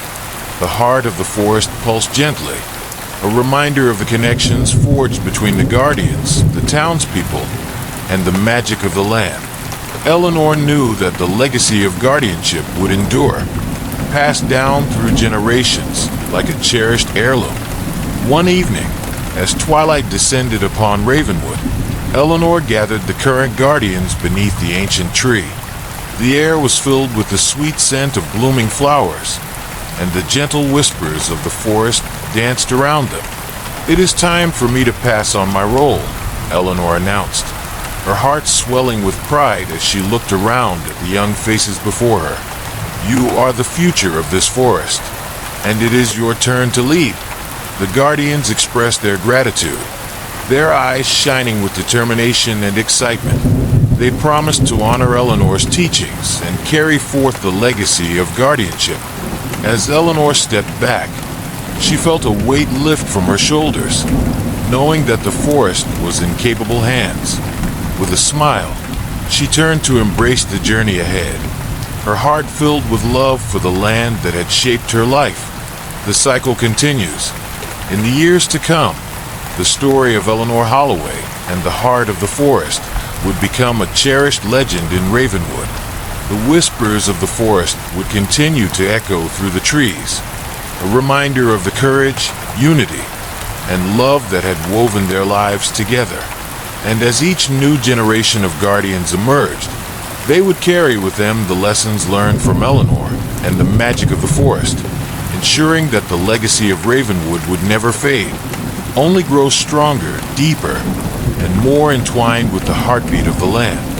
Thus, the cycle of guardianship continued, a tale of hope and resilience, echoing through the ages, forever intertwined with the spirit of the forest and the magic that lay within. Story number 3. The Haunting of Black Hollow. The night sky stretched endlessly above, an abyss of pinprick stars scattered like ancient runes. The air was crisp, each breath misting in the frigid wind as Elena stepped off the rusted bus that had carried her far from the noise and chaos of the city. Before her lay the mining town of Black Hollow, a place where time seemed to stand still, its once bustling streets now draped in a thick silence that felt almost alive. The town loomed ahead, its outline jagged and broken like the teeth of a decayed beast, and a shiver raced down her spine as she took her first step onto the gravel road.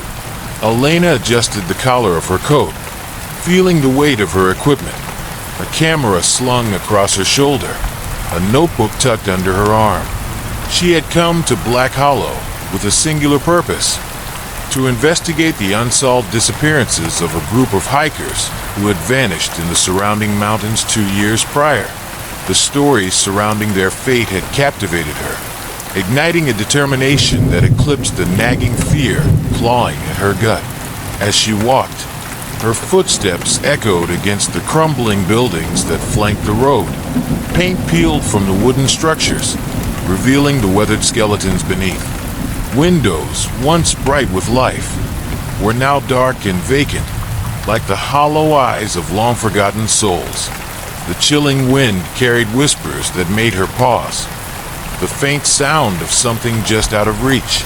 She shook her head, dismissing the sensation as nothing more than the chill of the night. But it lingered, a reminder that she was not alone. The locals had warned her to leave, speaking in hushed tones about the town's dark history. They spoke of the Hollow Man, a malevolent spirit said to haunt the area, feeding on despair and guilt. Legends whispered of its origins, a tale woven into the very fabric of Black Hollow. They claimed it was a manifestation of the town's past, a dark echo of the miners who had perished in the depths of the earth, their spirits restless, calling out for vengeance.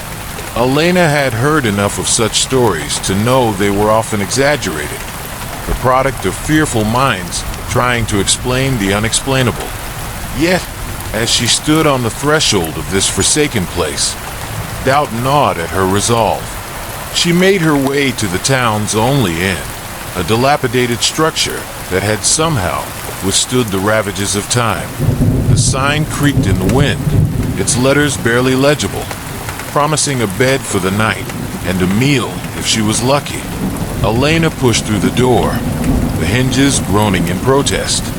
Inside, the dim light flickered, casting long shadows that danced on the walls.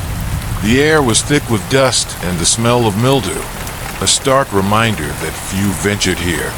Behind the counter stood a middle-aged woman, her face lined with the weight of years spent in this desolate place. Her eyes were sharp and knowing, as if she could see through Elena's bravado to the curiosity and fear bubbling beneath the surface. "Welcome to Black Hollow," the woman said, her voice low and gravelly. "I hope you're not planning to stay long." Elena smiled, trying to mask the unease creeping into her mind. "Just a few days. I'm here to investigate the hikers who went missing." The woman's expression darkened, and she leaned closer, lowering her voice as if the shadows themselves were listening. "You do well to heed the warnings. This town has a way of drawing you in, and once it has you, it won't let go. The Hollow Man. He preys on those who seek the truth." Elena met her gaze, steeling herself against the rising tide of fear. "I have to find out what happened. I need to uncover the truth." With a resigned sigh, the woman handed Elena a key, her fingers trembling slightly. "Then be careful. There are things in these mountains that should remain undisturbed." As Elena made her way to her room, the unease settled over her like a shroud. She dropped her bag on the bed and took a moment to collect her thoughts. The darkness outside pressed against the windows, and she felt an inexplicable pull to the shadows that danced just beyond her sight. Was it the stories that haunted her, or was there something else lurking in the silence? With determination burning in her chest, Elena resolved to begin her investigation the following day. She would speak to the locals, delve into the town's history, and uncover the secrets that lay buried in the mountains. But as she lay in bed, sleep eluded her, and the whispers of Black Hollow echoed in her mind, a sinister lullaby that promised her journey would lead her deeper into darkness than she ever imagined. Arrival in the town, Elena awoke the next morning to a muffled silence that hung heavily in the air, as if the world outside had been wrapped in a thick layer of cotton. The faint light that filtered through the grimy window illuminated the dust motes dancing lazily, and for a moment, she felt as though she were suspended in time. She pushed herself out of bed, the chill of the wooden floor sending a shiver through her. Today was the day she would begin her investigation, and the anticipation thrummed in her veins like an electric current. After a quick breakfast of stale bread and lukewarm coffee in the inn's dimly lit dining area, Elena grabbed her notebook and camera, ready to explore. The townspeople she had encountered the night before had been few and far between, each one wearing a mask of caution as they regarded her. She needed to find someone who would be willing to talk, someone who could shed light on the dark stories she had heard. Stepping outside, the fresh mountain air bit at her cheeks, and she pulled her coat tighter around her. The streets were empty, the silence almost oppressive. She walked down the main road, her footsteps echoing against the cracked pavement. As she passed dilapidated storefronts, she couldn't shake the feeling that the town was watching her, its hollow eyes peering from the shadows, waiting to see what she would uncover. Her first stop was the town's small library, a quaint building that looked like it had been lifted straight from a time long gone. The wooden door creaked as she entered, revealing rows of dusty books and an air thick with the smell of aged paper. A few patrons sat at scattered tables, their heads bowed over books, immersed in their own worlds. At the front desk sat a middle-aged man with round spectacles perched on his nose. He glanced up as Elena approached, his expression a mix of curiosity and caution. "Can I help you?" he asked, his voice low and measured. "I'm looking for information on the recent disappearances," she said, trying to sound more confident than she felt, "and about the town's history. Anything related to the mine, especially." The man's brow furrowed as he leaned back in his chair. "The mine. That's a topic best left untouched. But if you're really interested, I might have some old records in the back. Just be careful. The stories surrounding that place can be unsettling." Elena's heart raced at the prospect of uncovering more about the mine. "Thank you. I appreciate any help you can offer." He stood and gestured for her to follow him, leading her to a back room filled with dusty archives. As he rummaged through boxes, Elena felt a sense of anticipation building. This was the key to understanding what had happened to the hikers. She was sure of it. After several minutes, the librarian produced a stack of yellowed newspaper clippings and brittle photographs. "These are some of the old articles about the mine collapse from 70 years ago. It was a tragedy that devastated the town," he said, handing her the materials with a cautious nod. "Just remember, knowledge comes with a price." Elena scanned the headlines, her heart sinking as she read about the collapse that had trapped dozens of miners underground, their screams lost to the dark. The articles spoke of the town's grief, the slow decline in its population, and the persistent rumors of restless spirits. Each word felt like a thread weaving the tapestry of horror that surrounded Black Hollow. "Is there any mention of a spirit?" Elena asked, glancing up at the librarian. He hesitated, his gaze shifting to the floor. "They say the miners called forth something when they were trapped, something that has haunted this town ever since. The Hollow Man, they call it. Some believe it feeds on despair, seeking vengeance for the lives lost in the mine." "Have there been other disappearances?" she pressed, her curiosity piqued. "Many," he replied, his voice dropping to a whisper. "Those who venture too close to the mine or tread on sacred ground often go missing. The Hollow Man doesn't take kindly to intruders." Elena felt a chill run down her spine. "Thank you for your help," she said, feeling the weight of the librarian's words settle on her shoulders like a shroud. She left the library, her mind swirling with the knowledge she had gained. She needed to speak with locals who had witnessed the town's gradual descent into darkness. As the day progressed, Elena wandered through the town, stopping at various shops and cafes.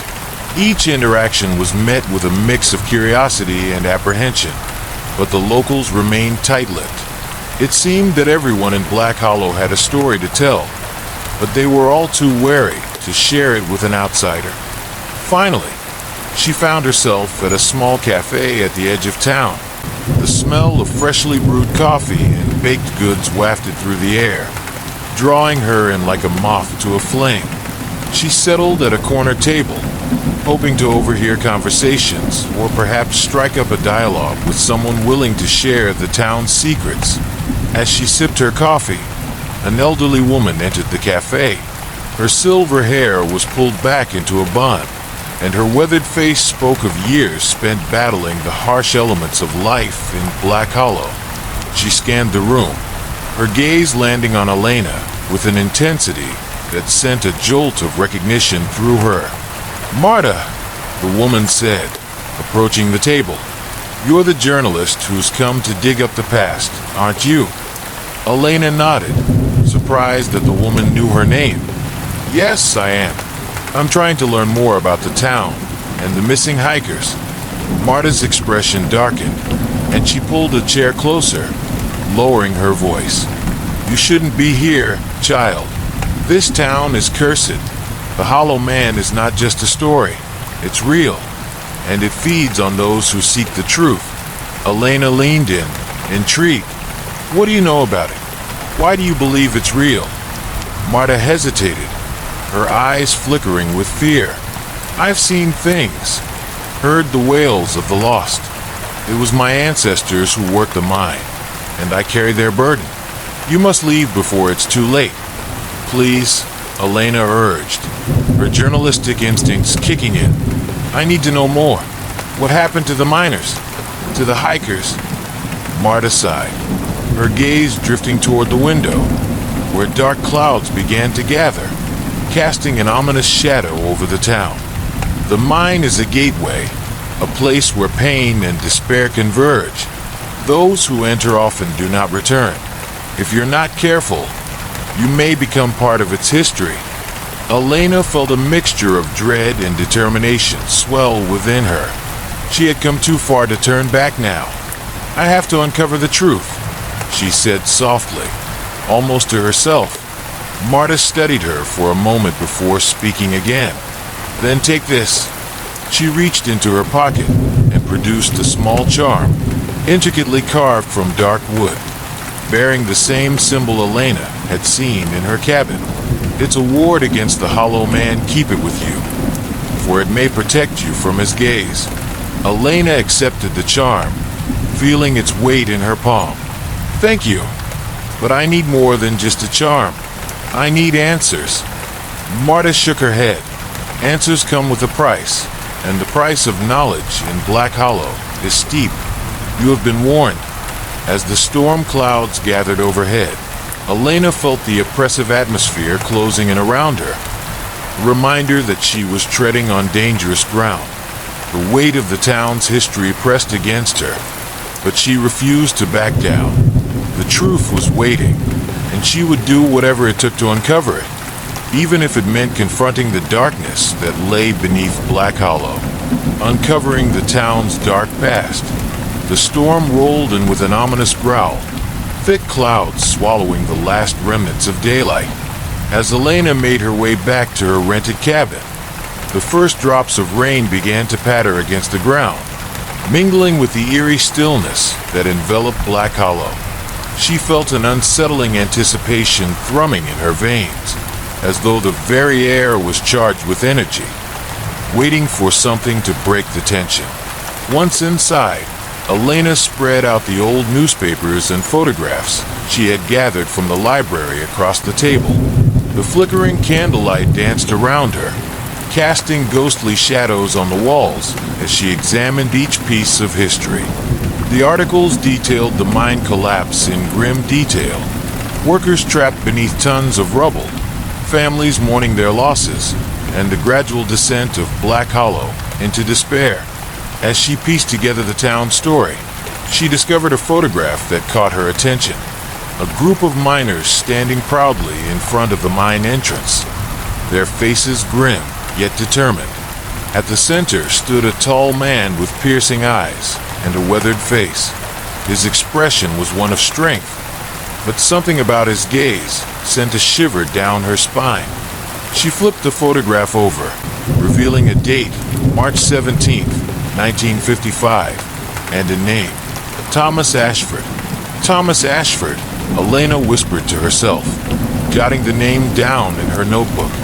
She had a feeling that the past had left more than just legends in its wake, and she was determined to uncover every detail. As the rain intensified, Elena decided to venture out again. She had to visit the mine before darkness fell completely. The warnings echoed in her mind, but the need to see the source of the town's pain was too strong to ignore. She donned her raincoat, grabbed her flashlight, and stepped outside, where the storm had transformed the world into a murky haze. The path leading to the mine was overgrown and treacherous. The remnants of a once bustling road now choked with weeds and fallen branches. Each step felt heavy, as if the earth itself were reluctant to let her pass. Thunder rumbled in the distance, adding an ominous backdrop to her solitary journey. When she finally reached the mine entrance, Elena paused, her heart racing. The gaping mouth of the mine loomed before her, a dark void that seemed to swallow the light. A wooden sign hung crookedly above the entrance, faded letters warning of danger, unauthorized entry prohibited. She ignored the sign, feeling a magnetic pull toward the darkness within. With a deep breath, Elena stepped inside, the beam of her flashlight slicing through the inky blackness. The air was thick with moisture and the smell of damp earth, and her footsteps echoed eerily against the walls. As she ventured deeper, the sound of dripping water became a haunting melody, underscoring the oppressive silence that enveloped her. The walls of the mine were rough and uneven, the remnants of dynamite blasts still visible in places. Elena shone her flashlight along the walls, tracing her fingers over the markings left behind by the miners. Some symbols were simple, while others were intricate, almost resembling ancient runes. Her heart raced as she recalled the charm Marta had given her, a ward against the Hollow Man. She felt as though she had crossed into another world, one where time had no hold. As she moved further into the mine, the temperature dropped, and a chill raced through her. Shadows flickered at the edges of her vision, taunting her. She felt the weight of the darkness pressing down on her, a palpable presence that made her skin crawl. Just as doubt began to creep in, she spotted something ahead, an old mining cart, rusted and forgotten, half buried under debris. Elena approached the cart, her flashlight illuminating its decaying frame. Inside, she found a collection of rusted tools and remnants of what appeared to be a makeshift altar, bones and remnants of offerings scattered among the dirt. She knelt down, her heart pounding, as she examined the items more closely.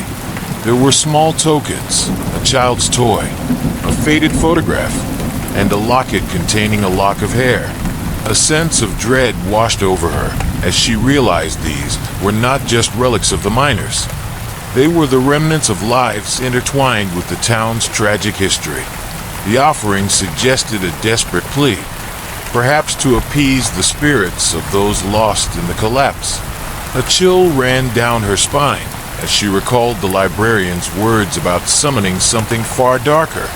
Suddenly, a loud crash echoed through the mine, sending a jolt of fear coursing through her. Elena jumped to her feet, her heart racing as she turned her flashlight toward the sound. The beam caught a glimpse of movement in the shadows, and she froze, breath hitching in her throat. "Elena!" a voice called, and she recognized it as Jacob, the reclusive local she had met earlier. He stepped out of the darkness, his face pale and drawn. "What are you doing here?" I came to investigate," she stammered, trying to regain her composure. "I wanted to see what happened here." Jacob glanced around nervously, his eyes darting to the shadows. "You shouldn't be in the mine. It's not safe. There are things here, things you can't understand." Elena felt a mix of frustration and fear. "I need to know the truth. The town deserves to know what happened to those miners, to the hikers. Truth." Jacob laughed bitterly, the sound echoing ominously off the walls. "The truth is that the mine holds memories that are better left buried. You think you can handle it, but you have no idea what you're up against." Elena could feel her resolve wavering under the weight of his words, but the desire to uncover the truth burned brighter. "If you know something, please tell me," The town is suffering, and I can help." Jacob hesitated, glancing deeper into the mine, as if fearing what might emerge from the darkness. "All right, but you need to listen to me. The miners didn't just die. They summoned the Hollow Man. They believed they could control it, but it fed on their fear and despair, growing stronger with each sacrifice." "What do you mean, sacrifice?" she asked, her heart racing. "They performed rituals to appease it, hoping to avoid its wrath. But it didn't work.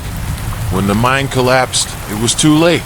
The spirits of the miners are trapped here, and they're restless. They're angry, and they want revenge." A shiver ran down Elena's spine as she processed his words. "But what about the hikers? What happened to them?" "They got too close to the truth," Jacob said, his voice low and filled with dread. "The Hollow Man doesn't tolerate intruders.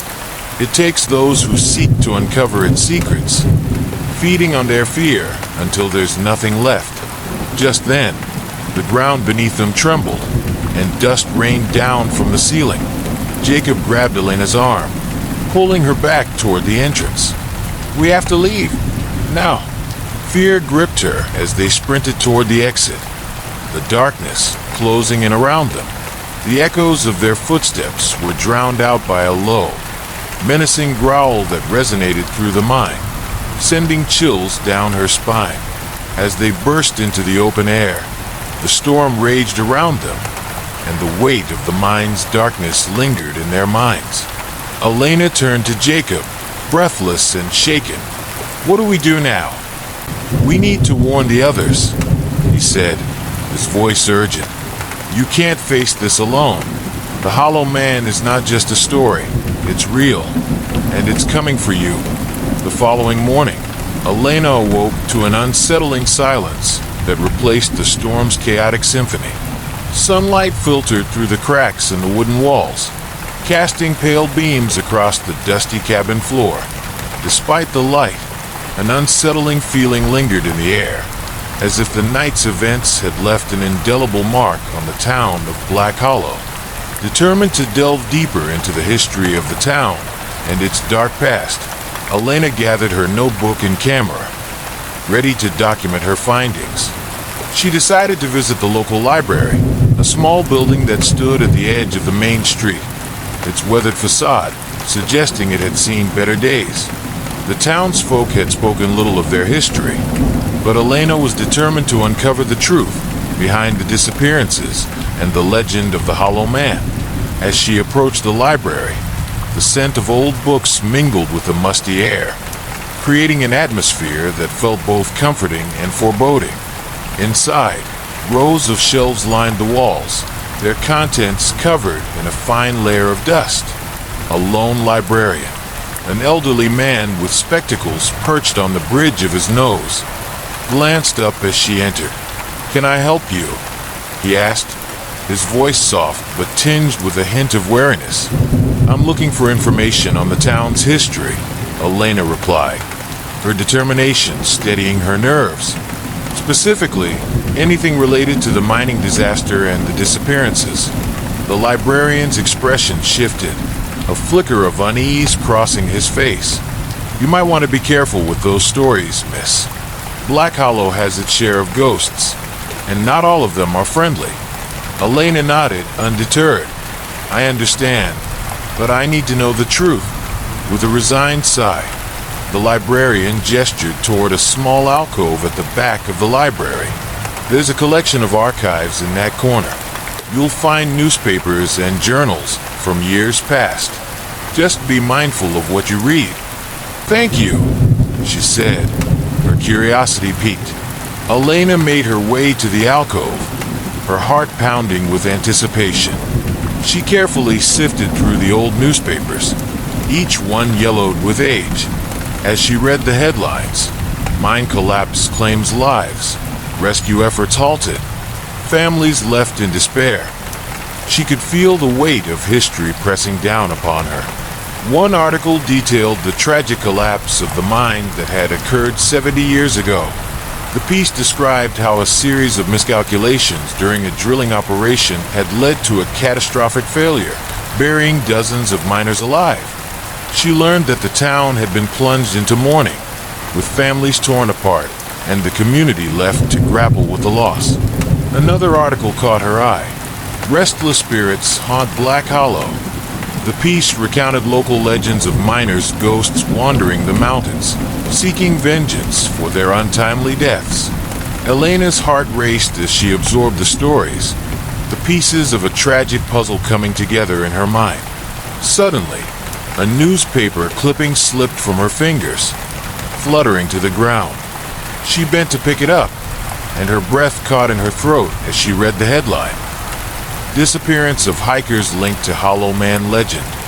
The article detailed a series of unexplained vanishings of hikers over the years, all occurring in the same area near the abandoned mine. Local lore suggested that the Hollow Man, a dark, malevolent spirit, was responsible for luring unsuspecting souls into the woods, feeding off their fear and despair. Who is the Hollow Man? Elena muttered to herself, her fingers trembling as she traced the letters on the page. She could feel the weight of the legend growing heavier with each word.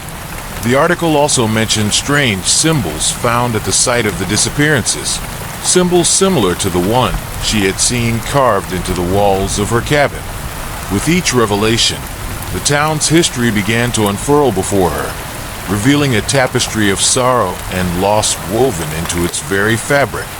As she continued to read, she felt an overwhelming sense of urgency. She needed to find out more about the miners, the families left behind, and the role of the Hollow Man in their tragedy. After several hours of sifting through the archives, Elena finally stumbled upon a collection of journals written by one of the miners, a man named Thomas Granger. His writings detailed life in the mine, the camaraderie among the workers, and the sense of pride they took in their labor. But as the entries progressed, a darker tone emerged. Thomas wrote of foreboding dreams, nightmares that plagued him and his fellow miners, filled with visions of shadows lurking in the depths of the mine. Elena's heart raced as she read on. Thomas described the strange occurrences that had begun to plague the miners. Disembodied whispers echoing through the tunnels, flickering lanterns casting ghostly shadows, and an overwhelming sense of dread that hung in the air. "We are not alone down here," he wrote in one entry, his handwriting trembling. "Something watches us." The last entry, dated just days before the collapse, sent chills down her spine. "I fear for my life and the lives of my comrades. There is a darkness in this place that I cannot understand, a presence that grows stronger with each passing day. I worry that we have awakened something that should have remained asleep." Elena closed the journal, her heart racing. The weight of Thomas's words hung heavily in the air, intertwining with the whispers of the miners' souls. She realized that the town's past was not merely a collection of events. It was a living, breathing entity that sought to be acknowledged. Determined to dig deeper, she sought out more personal accounts from the townsfolk. She returned to the small diner she had visited on her first day, where Jacob had shared his warnings. As she entered, the familiar bell above the door chimed, but the atmosphere felt different this time. The patrons glanced up from their meals, a mix of curiosity and apprehension evident on their faces. Elena approached the counter, where a middle-aged waitress wiped down the surface, her expression wary. "Back for more?" she asked, her tone a blend of skepticism and concern. "I'm looking to talk to anyone who might know more about the town's history, specifically the miners and the disappearances," Elena replied, her determination unwavering. The waitress hesitated, glancing around the room as if weighing the consequences of her words. "You're digging into things that people around here would rather forget," she warned.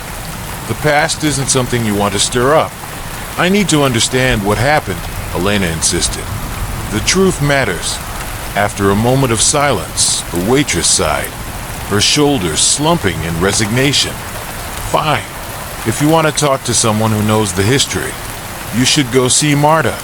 She's lived here longer than anyone and knows things about the town that are better left buried." "Marta," Elena repeated, recalling the elderly woman she had seen earlier. "Where can I find her?" "Just head down to the old church. She spends most of her days there, tending to the gardens," the waitress replied, her voice tinged with a mix of reverence and caution. "But be careful. She's not one to open up easily." Elena thanked the waitress and made her way to the church, her heart racing with anticipation. The sun hung low in the sky, casting long shadows across the path as she approached the building. The church was a small, weather-beaten structure with peeling paint and a worn bell tower.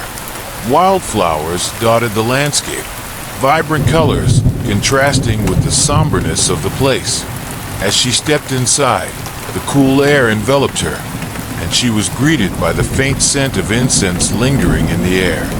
The interior was dimly lit, sunlight filtering through stained glass windows, casting colorful patterns on the wooden pews. In the far corner, Marta knelt in prayer, her frail figure hunched over as she whispered softly to herself. Elena hesitated, unsure whether to interrupt, but something in her gut urged her to approach the woman. Taking a deep breath, she stepped forward. "Excuse me, Marta," she called softly, unsure if the elderly woman could hear her. Marta looked up, her eyes filled with a wisdom that belied her age. "Ah, the outsider," she said, her voice gravelly yet kind.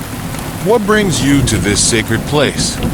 "I'm investigating the town's history, specifically the mining disaster and the disappearances," Elena explained, her heart pounding with anticipation. "I want to understand what really happened." Marta studied her for a moment, her gaze piercing. "Many have come before you, seeking the truth," she said slowly. "But be warned, some truths are best left undiscovered." "I need to know," Elena insisted, her resolve unwavering. "I can't turn back now." With a resigned sigh, Marta gestured for Elena to sit beside her on the weathered pew. "Very well," she said, her voice lowering, "but the stories I tell you may haunt your dreams. Black Hollow is a town filled with pain, and the shadows run deep." Elena nodded, her heart racing with anticipation as she leaned in closer. "Tell me everything." Marta began to recount the tale of the miners, her voice steady but filled with sorrow. She spoke of the camaraderie among the workers, their hopes and dreams of a better life. But as she continued, the tone shifted, revealing the darkness that lurked beneath the surface. "They were brave men, but they unwittingly awakened a darkness," Marta said, her voice trembling slightly. "The mine had been cursed long before they set foot in it. The miners felt it too, but they were driven by desperation and greed." As Marta spoke, Elena could sense the weight of history pressing down on them. She learned that the miners had become increasingly obsessed with their work, neglecting the signs that something was terribly wrong. Strange occurrences plagued the mine, whispers echoing in the darkness, shadows flitting at the edges of their vision. The miners had unknowingly entered into a pact with the Hollow Man, offering up their fears and despair as a sacrifice. The collapse was not merely an accident, Marta whispered, her voice heavy with sorrow. It was a consequence of their actions, a reckoning for their hubris. And now, their spirits wander, forever trapped between this world and the next. Elena felt a chill run down her spine as she absorbed Marta's words. The history of Black Hollow was entwined with the malevolent force that haunted it, and she realized that uncovering the truth would not come without its own price. As the sun dipped below the horizon, casting the church in shadows, Elena knew that she had only scratched the surface of the town's dark past. The weight of the revelations pressed down on her, and she felt a growing sense of urgency to confront the entity that had claimed so many lives. With each piece of information she gathered, the threads of the story began to weave together, forming a tapestry of horror that threatened to engulf her. As she left the church, the darkness settled over Black Hollow like a shroud, and she felt a growing sense of unease. The shadows seemed to whisper her name, beckoning her toward the unknown, urging her to uncover the truths that lay hidden in the depths of the past. Little did she know that the horrors she sought to uncover were far more sinister than she could ever have imagined. And as she stood at the threshold of the town's dark legacy, Elena steeled herself for the terror that awaited her. The Hollow Man was waiting, and the time for confrontation was drawing near.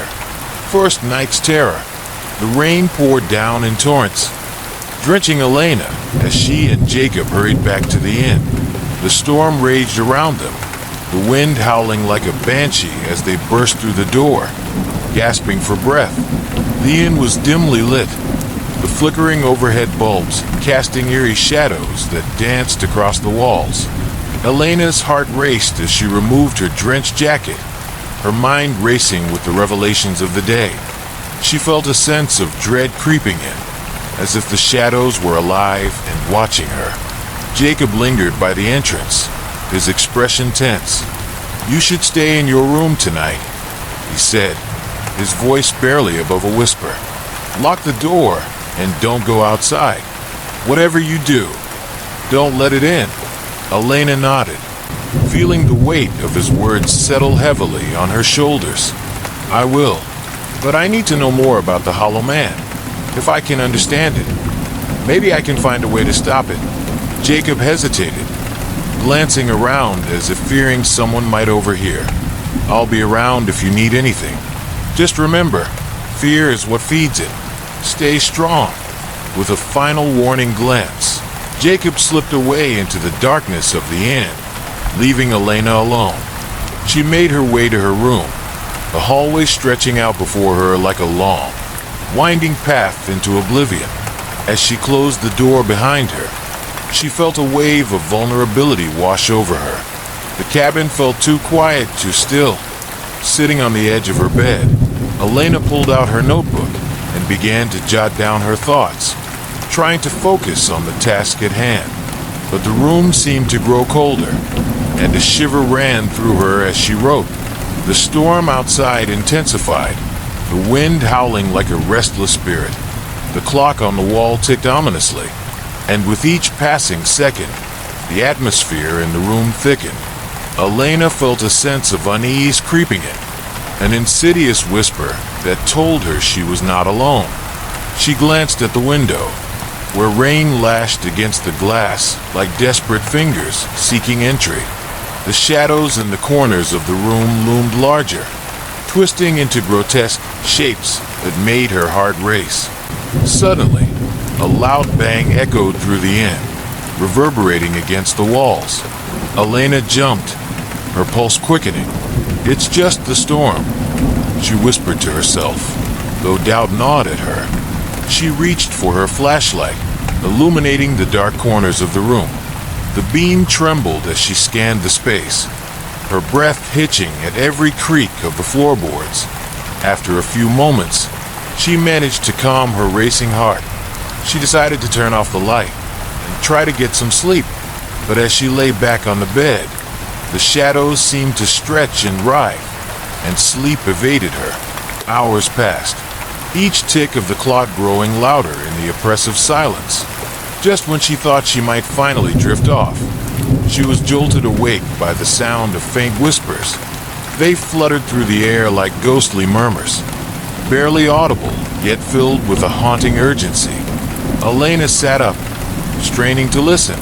The whispers seemed to emanate from outside her door, accompanied by a scratching sound, as if something were trying to claw its way in. Her heart pounded as she reached for her flashlight, her hands trembling. "Hello," she called out, her voice wavering. "Is anyone there?" The whispers stopped abruptly, replaced by an eerie silence that filled the room. She strained to hear, her breath caught in her throat. The scratching resumed, more frantic this time. accompanied by a low, guttural growl that sent ice coursing through her veins. Elena felt paralyzed by fear, torn between the instinct to hide and the need to confront whatever lay beyond her door. Gathering her courage, she stood and tiptoed toward the door, her heart pounding in her chest.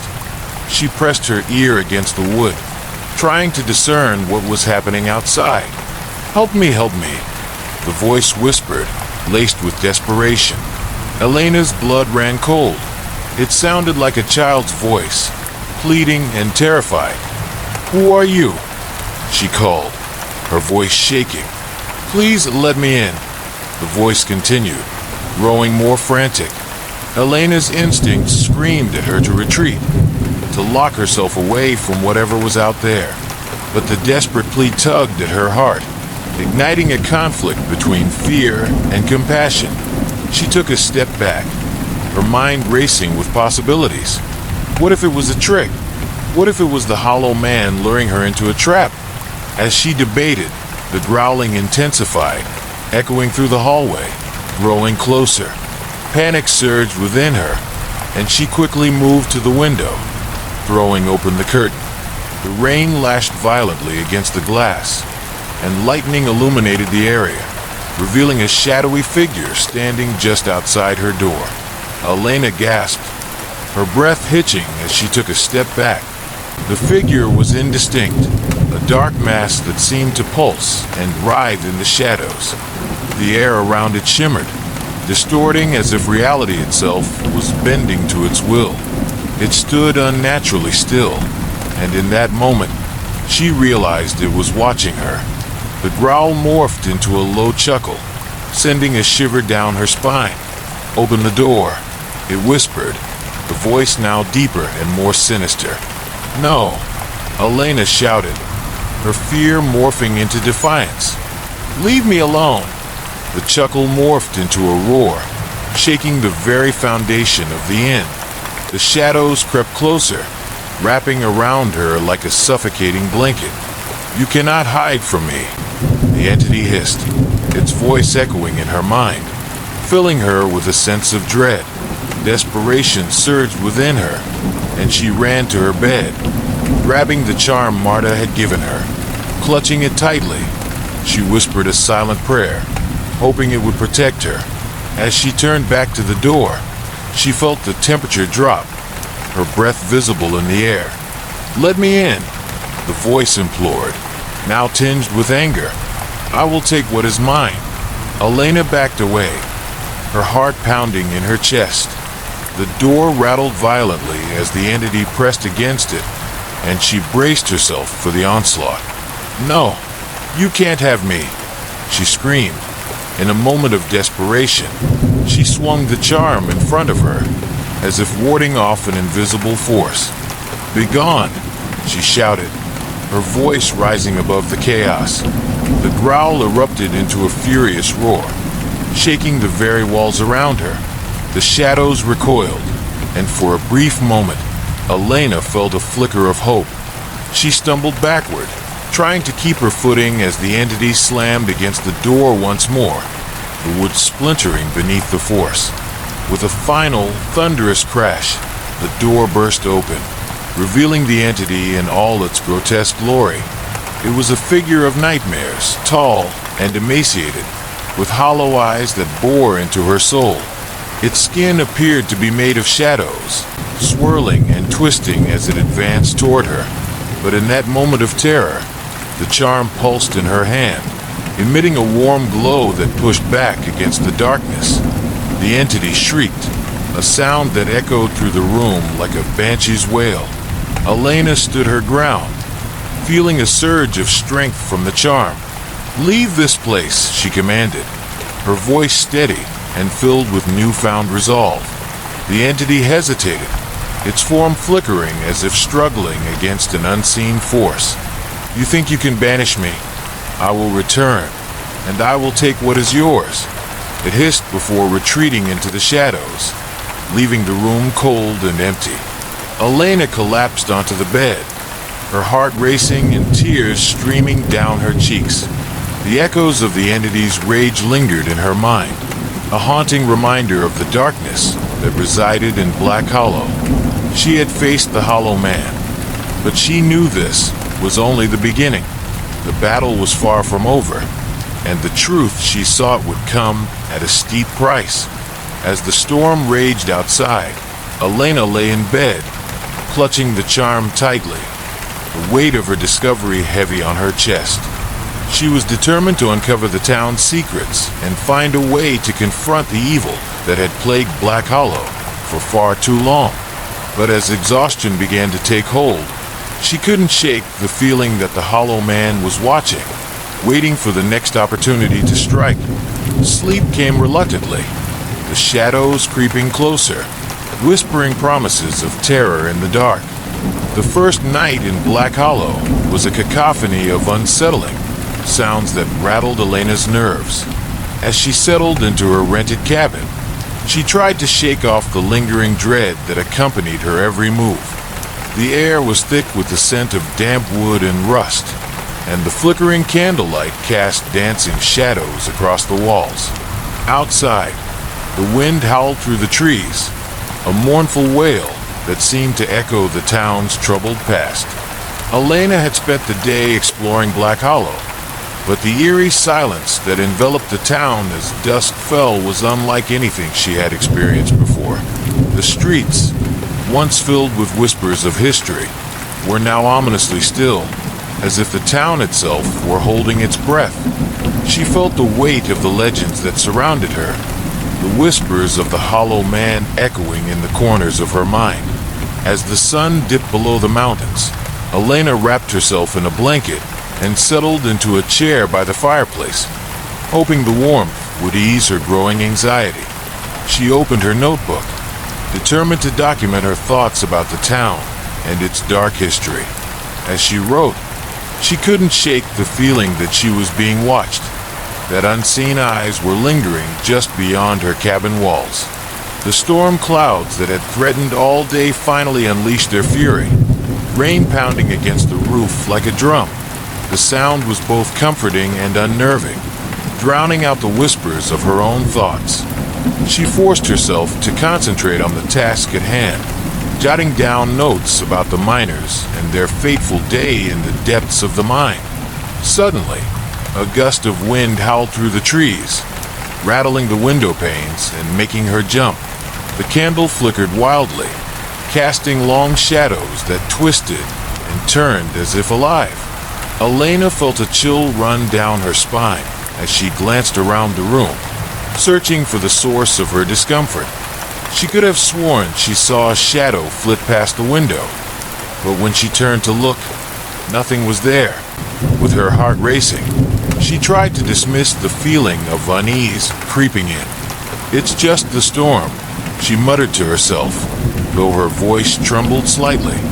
She pulled the blanket tighter around her shoulders, attempting to ward off the chill that seeped into her bones. As she returned to her notes, the feeling of being watched grew stronger, making it increasingly difficult to concentrate. The candle's flame flickered violently, casting erratic shadows across the walls. In the dim light, she thought she saw something move in the corner of her eye, a fleeting shape that vanished before she could fully register it. Her breath quickened, and she felt the hairs on the back of her neck stand on end. "Get a grip, Elena," she scolded herself, forcing her gaze back to the page. She focused on the story of the miners, their lives cut short by the mine collapse, the legends of the Hollow Man born from there. Pain. But the more she wrote, the more the oppressive atmosphere closed in around her, the shadows feeling thicker, as if they were pressing against her. A sudden crash echoed through the cabin, making her jump in her seat. The noise had come from the back of the house, and her heart raced as she dropped her notebook and stood, fear gripping her gut. "Hello," she called, her voice shaking. The only response was the storm's howling wind outside, punctuated by the relentless patter of rain. Summoning her courage, she slowly made her way to the back of the cabin, the floor creaking beneath her feet. The faint glow of the candle illuminated the hallway, casting ominous shapes on the walls. She could feel her heart pounding in her chest as she reached the door leading to the small storage area. Taking a deep breath, Elena flung the door open, bracing herself for whatever she might find. The storage room was empty, save for a few dusty crates and cobwebs in the corners. But as she stepped inside, she felt a sudden chill wash over her, as if a cold breeze had swept through the room. Elena turned to leave when she caught sight of something glimmering in the shadows. She leaned closer, her pulse quickening as she reached for the object. It was an old miner's helmet, caked in dirt and dust, its light flickering feebly, as if it had been recently used. It sent a chill down her spine. What was it doing here? A low whisper echoed through the room, barely audible over the sound of the rain. "Help us!" The voice breathed, soft and mournful. Elena stumbled back, the helmet slipping from her grasp and clattering to the floor. Panic surged through her, and she bolted from the storage room, slamming the door behind her. She pressed her back against the wall, struggling to catch her breath as her mind raced. Had she truly heard a voice? Or was it a trick of the storm? The candle flickered again, casting long shadows that danced across the walls. Her instincts screamed at her to leave, to escape the cabin and the darkness that threatened to engulf her. But she was determined to stay and face whatever was haunting her. As she returned to her chair by the fireplace, she fought to steady her breathing. The fire had dwindled to a low glow, casting an eerie light that barely pushed back the shadows. She forced herself to look around the room, willing herself to confront her fears head-on. "Just the wind," she whispered to herself, clinging to the rational part of her mind. "Just the wind." But as she said it, the atmosphere shifted, and she could feel the weight of the darkness pressing in once again.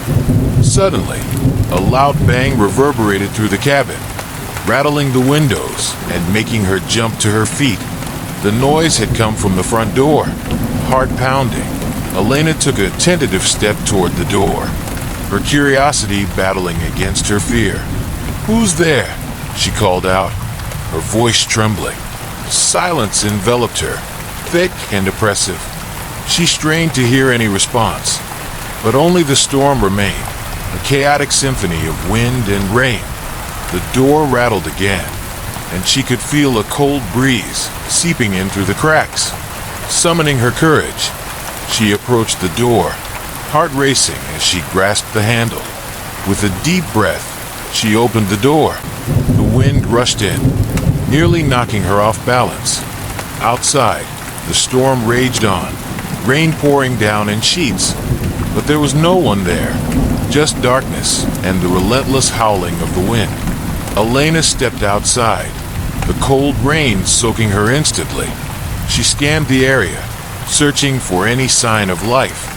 But the street lay deserted, cloaked in shadows. "Hello," she called out again, her voice swallowed by the storm. The only response was the sound of the rain pounding against the ground. Suddenly, she felt a cold hand brush against her back. Whirling around, she came face to face with a shadowy figure standing just beyond the edge of the light from the cabin. The figure was tall and gaunt, its features obscured by darkness. Panic surged through her, and she stumbled back toward the cabin, heart racing. "Who are you?" she shouted, desperation in her voice. The figure didn't move, but she could feel its gaze upon her, piercing through the storm. "Elena," it whispered, the voice sending chills down her spine. It was a haunting echo of the voice she had heard in the storage room, filled with sorrow and despair. "Help us, free us." "No," she cried, shaking her head as tears mingled with the rain on her cheeks. "I don't know how." But the figure merely stood there, unmoving, the rain pouring down around it. "You must face the truth," it urged, its voice growing stronger. "Only then can we find peace." The wind howled louder, a deafening roar that drowned out her thoughts. In that moment, Elena felt a sense of overwhelming dread wash over her. She stumbled back into the cabin, slamming the door shut against the storm. Inside, her heart raced as she leaned against the door, trying to catch her breath. The shadows in the cabin felt thicker now, closing in around her. She could still hear the whispers of the miners, their voices blending with the howling wind outside. "Help us, free us." Elena sank to the floor, wrapping her arms around her knees as she fought to hold back the tears. The weight of the town's sorrow pressed down on her, the collective anguish of the miners and the townsfolk crashing over her like a tidal wave. The stories she had heard echoed in her mind, the pain and desperation of those who had suffered in the mine. With each passing moment, the atmosphere grew heavier, as if the very walls of the cabin were closing in on her. She felt a creeping sense of despair, the darkness wrapping around her like a suffocating shroud. "No," she whispered to herself, determination rising within her. "I will not give in." As she fought against the rising tide of fear, Elena knew she had to confront the truth, both her own and that of the town. She couldn't allow the darkness to consume her. With a surge of strength, she stood and walked back to the fireplace, lighting a new candle to push back the shadows. As the flame flickered to life, she felt a sense of clarity wash over her. The miners' cries for help resonated deep within her, and she understood that the only way to free them, and herself, was to face the pain head on. "I will help you," she whispered into the darkness, her voice firm. "I will find a way." But the shadows still lingered, whispering doubts and fears, threatening to pull her back into the abyss. Elena steeled herself, refusing to succumb. She would confront the Hollow Man, uncover the truth, and help the lost souls find peace, no matter the cost. The night was far from over, and the terror was just beginning. The Hollow Man's influence. Morning light crept into the room, casting soft shadows that danced on the walls. But Elena awoke with a heaviness in her chest. The events of the previous night replayed in her mind, each detail etched in vivid clarity. The chilling growl, the flickering shadow, the feeling of dread that had consumed her. She had barely slept, the whispers of the Hollow Man echoing in her thoughts. With a deep breath, she sat up, rubbing her tired eyes. The charm rested on her bedside table, still pulsing faintly with a warm glow. She reached for it, feeling a sense of comfort in its presence. But even the charm couldn't shake the feeling of being watched, as if the darkness itself was waiting just beyond her door.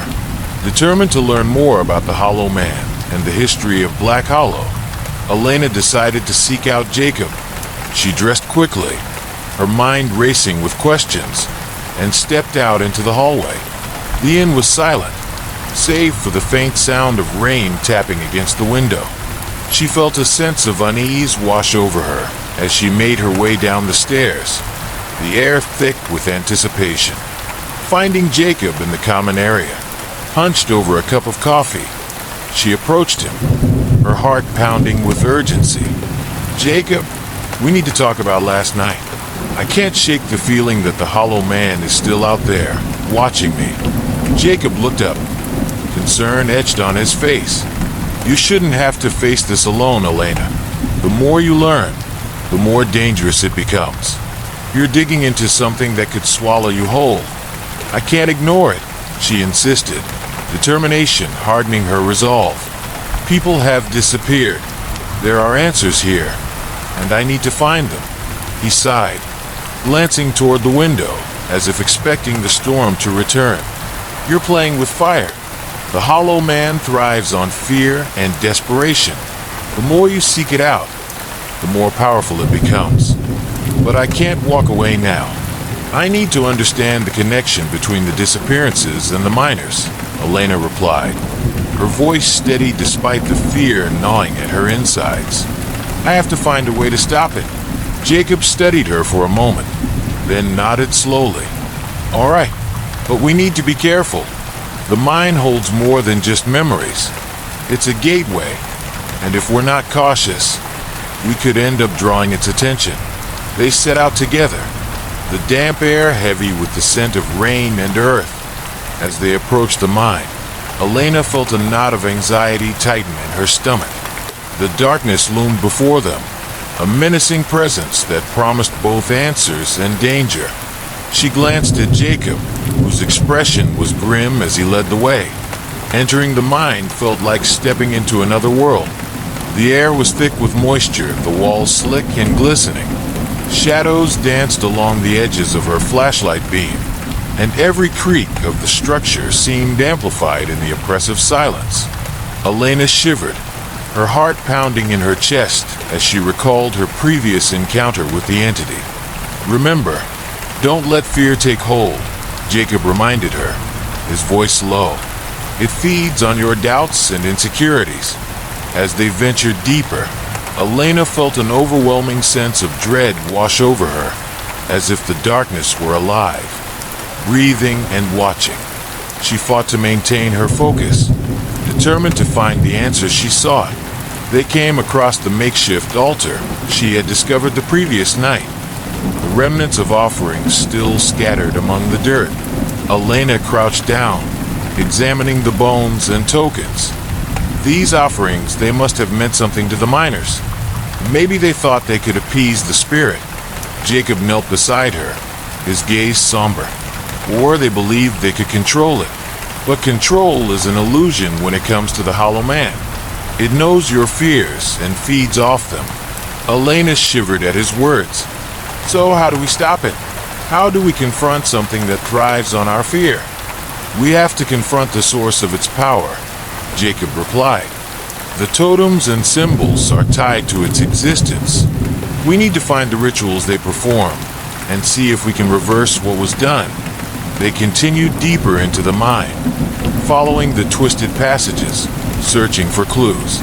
As they moved, Elena felt an unsettling presence lingering just beyond her awareness, a feeling that something was watching, waiting for the perfect moment to strike. After what felt like hours of exploring the darkness, they stumbled upon a narrow chamber. The walls were covered in strange symbols, faintly glowing in the darkness. Elena's breath caught in her throat as she recognized the symbols from the photograph she had seen in the library. This is it, she said, stepping closer to examine the markings. This must be where they performed the rituals. Jacob studied the symbols, his expression growing more serious. These are wards. They were meant to protect against the Hollow Man, but they may also be the key to banishing it. Elena traced her fingers over the markings, feeling a strange energy pulsing beneath her touch. If we can reverse the rituals, maybe we can weaken it, she said, hope flickering within her. But just as she began to feel a sense of purpose, a cold gust of wind swept through the chamber, extinguishing their flashlight. The darkness enveloped them, and the air thickened with malevolence. The whispers returned, a chorus of voices echoing through the chamber, drowning out her thoughts. Help us, help us. The voices called, a cacophony of sorrow and despair. Elena's heart raced as she fumbled for her flashlight, panic surging within her. Jacob, turn it back on, she cried, her voice rising above the chaos. With shaking hands, he managed to reignite the light, but the beam flickered erratically, casting long shadows that twisted and writhed. The air felt electric, charged with a palpable sense of danger. The shadows coalesced, taking form as a figure emerged from the darkness, the Hollow Man. Its grotesque features loomed before them, its hollow eyes glinting with malice. You seek to uncover the past, it hissed, its voice a chilling whisper. But the past cannot be escaped. It will consume you. Elena stepped back, her heart pounding in her chest. No, we're here to end this, she shouted, gripping the charm tightly. We know what you are. The entity laughed, a sound that resonated through the chamber, chilling her to the bone. You think you can defy me? I am the hunger that dwells in every heart. I will take your fear, your desperation, and I will make you my own. As it advanced, Elena felt the shadows reaching for her, wrapping around her legs like a vice. Fear clawed at her throat, threatening to drown her. But she remembered Jacob's words, the strength that came from confronting the darkness. She refused to succumb to its power. "Leave us," she shouted, her voice rising above the whispers. "You will not take me." The charm pulsed with warmth in her hand, and she swung it before her. Feeling the energy surge within her, the entity recoiled, its form flickering as it let out a howl of rage. "You cannot banish me. I will return." "No," Elena cried, stepping forward with newfound determination. "You are nothing but a manifestation of our fears. We will not let you control us." With a fierce cry, she raised the charm high, its glow illuminating the chamber. The shadows writhed and twisted, battling against the light. The hollow man howled in fury, its form destabilizing as it retreated into the darkness. "Your fear will be your undoing," it screeched, its voice echoing in the void as it faded into nothingness. Breathing heavily, Elena felt the weight of the darkness lift, the air around them growing lighter. She looked at Jacob, who stared at her with a mix of awe and fear. "You did it," he whispered, his voice trembling. "We did it," Elena corrected him, her heart racing with adrenaline. "But this isn't over. We need to find a way to strengthen the wards and reverse the rituals. If we can do that, we might have a chance to banish it for good." As they exited the mine, the storm had finally subsided, leaving a heavy silence in its wake. The air felt charged with possibility, but the specter of the hollow man lingered in her mind. She knew this was just the beginning, and the real fight was yet to come. Determined to unravel the mysteries of Black Hollow, Elena felt a fire igniting within her. The town deserved to know the truth, and she would do everything in her power to confront the darkness that haunted it. Elena woke to the sound of distant thunder rumbling in the mountains, a warning of the storm that threatened to sweep through Black Hollow. The air was thick with humidity, and a heavy silence enveloped her cabin. It was as if the town itself was holding its breath, waiting for something to happen. She sat up in bed, the events of the previous weeks weighing heavily on her mind. The memorial had brought the town together, but the shadows of the hollow man still lingered. Although she had confronted her fears and faced the darkness, Elena couldn't shake the feeling that something was fundamentally wrong. The townsfolk seemed to move on with their lives, but she could sense an undercurrent of unease that simmered just beneath the surface.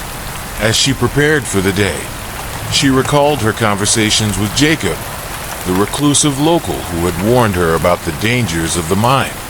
He had spoken of the hollow man with a reverence that sent chills down her spine. "He feeds on fear and despair," Jacob had said. "The moment you let him in, he takes root and grows stronger." Elena had dismissed his warnings at the time, believing that she had faced the darkness head-on. But now, as the storm approached, she couldn't ignore the gnawing doubt that crept into her mind. Had she truly vanquished the hollow man, or had she merely pushed it to the back of her consciousness, allowing it to fester? Deciding that she needed answers, Elena set out to find Jacob. She had been reluctant to seek him out again, unsure of what she might uncover, but a sense of urgency compelled her forward. The rain began to fall in heavy sheets as she made her way through the winding paths of the town, the sound of raindrops echoing against the cobblestones. When she reached Jacob's small, weathered cabin at the edge of town, she hesitated for a moment before knocking on the door. The wood creaked ominously as Jacob opened it, revealing a pair of piercing blue eyes that studied her with a mixture of concern and curiosity.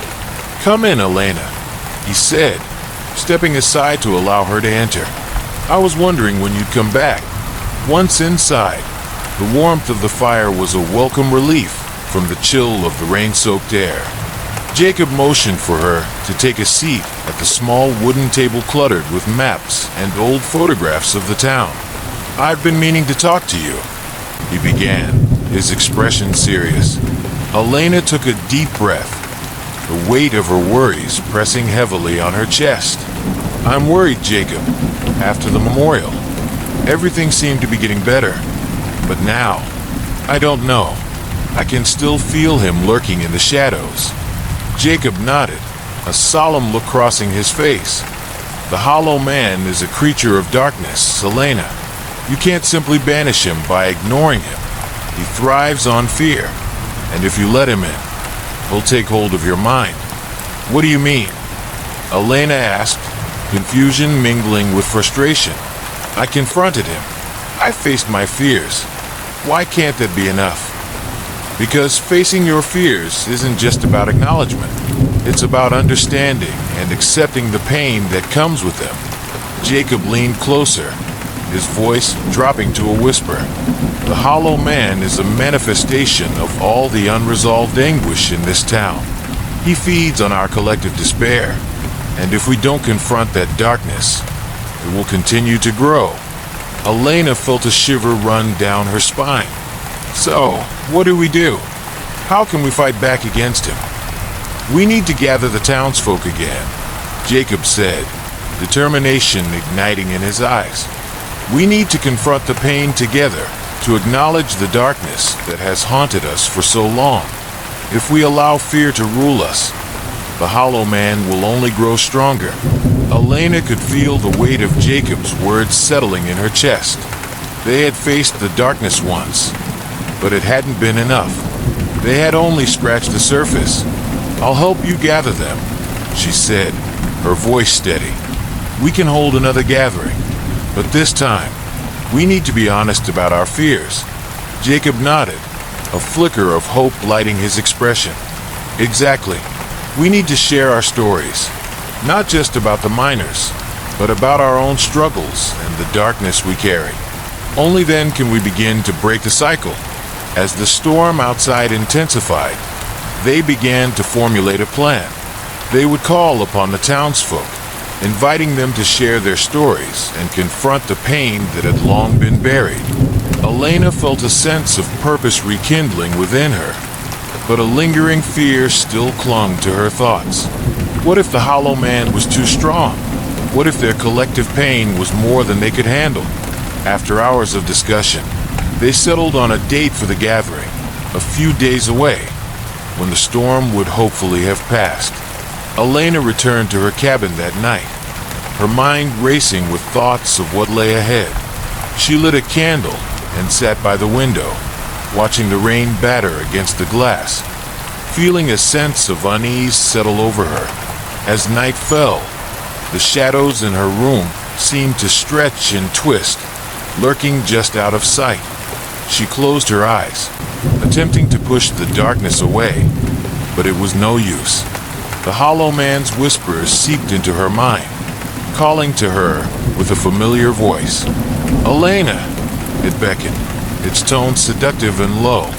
"You cannot escape your past. You belong to me." Panic surged through her, and she fought to push the darkness aside. "No!" she shouted, her voice breaking the stillness of the night. "I will not let you take me." But the shadows closed in around her, a suffocating embrace that threatened to crush her will. In that moment of vulnerability, she felt a chilling sense of despair wash over her.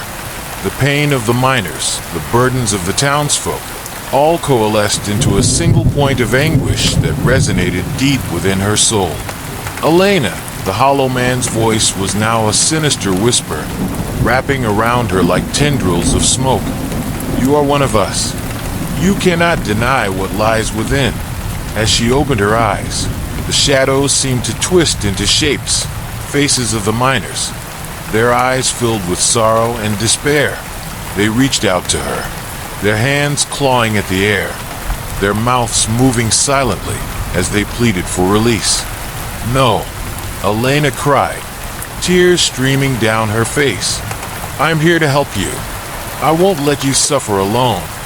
But their expressions twisted into expressions of rage, their eyes darkening as the Hollow Man's influence took hold. "You cannot help us," they whispered in unison. "You are powerless against the darkness. Join us instead." Elena felt her resolve begin to crumble as the shadows closed in around her, drowning her in despair. She stumbled backward, her heart racing as she fought to regain control. The whispers grew louder, drowning out her thoughts, filling her mind with doubt and fear. "Embrace the darkness, Elena," the Hollow Man urged, its voice smooth and enticing. "You cannot escape. You are already mine." Suddenly, the storm outside intensified, thunder crashing against the sky as lightning illuminated her cabin. In that brief flash of light, she caught a glimpse of the shadowy figure standing at the edge of her vision. It was the Hollow Man, a grotesque shape looming in the darkness, its features obscured by shadows. Desperation surged within her, igniting a flicker of defiance. "I refuse to let you take me," she shouted, her voice ringing out against the cacophony of the storm. "I am stronger than this." With that declaration, she closed her eyes and focused on the pain of the miners, the burden of their collective anguish. Instead of pushing it away, she embraced it, allowing it to flow through her. She felt their fear, their sorrow, and their anger, but she also felt the weight of their stories, their sacrifices, their struggles, and their hope for release. As the storm raged outside, Elena summoned all her strength and confronted the Hollow Man. "You are not my master," she declared, her voice steady. "You are a reflection of the pain we all carry, but I will not let you define me." The shadows hesitated, their form flickering as if caught in a battle between light and dark. She could feel the energy shifting, a tension in the air as she fought to reclaim her mind. "I will not be afraid," she continued, determination surging within her. "I will face the darkness, and I will help others do the same." With each word, the shadows seemed to recoil, retreating from her light. Elena felt a surge of power coursing through her, a sense of clarity that dispelled the darkness. She could see the miners now, their faces softening as they stepped back, allowing her to break free from their grasp. The storm outside began to subside, the rain tapering off as the shadows dissipated.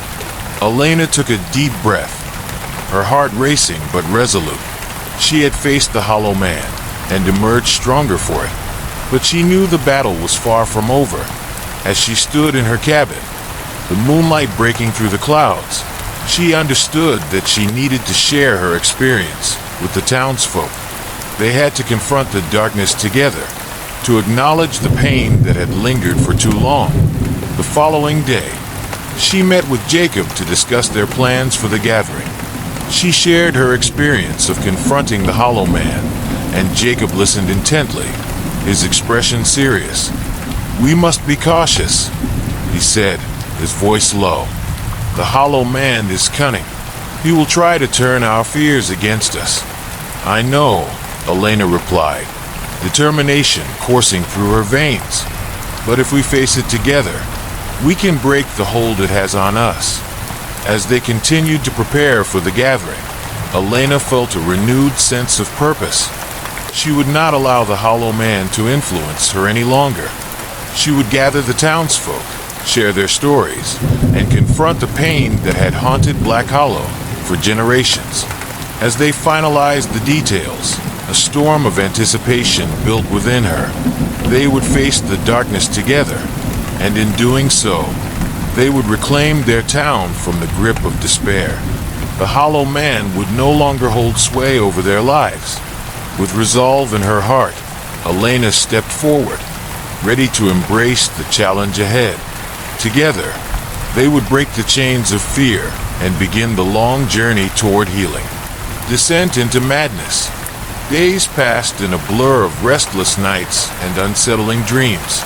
Each evening, Elena returned to the mine, diving deeper into the heart of its secrets. The shadows whispered incessantly, and every sound seemed amplified in the suffocating darkness. Despite her initial triumph against the Hollow Man, she could feel its presence lingering, like a predator patiently waiting for the perfect moment to strike. With each visit, the weight of the town's history pressed heavier upon her. The lingering specter of the miners' souls clawed at her consciousness, the whispers becoming a constant cacophony that drowned out her thoughts. It felt as if the shadows were entwining themselves with her very essence, pulling her deeper into their twisted narrative. Elena had taken to documenting everything she encountered, pouring her findings into her notebook. Yet, as she filled page after page, her handwriting began to falter, the letters twisting into illegible scrawls. Late at night, the words seemed to writhe and shift, morphing into menacing shapes that echoed the horrors she had faced. One evening, as she sat alone in her cabin, she began to feel the edges of reality blur. The walls appeared to pulse, and the shadows lengthened, creeping closer until they enveloped her.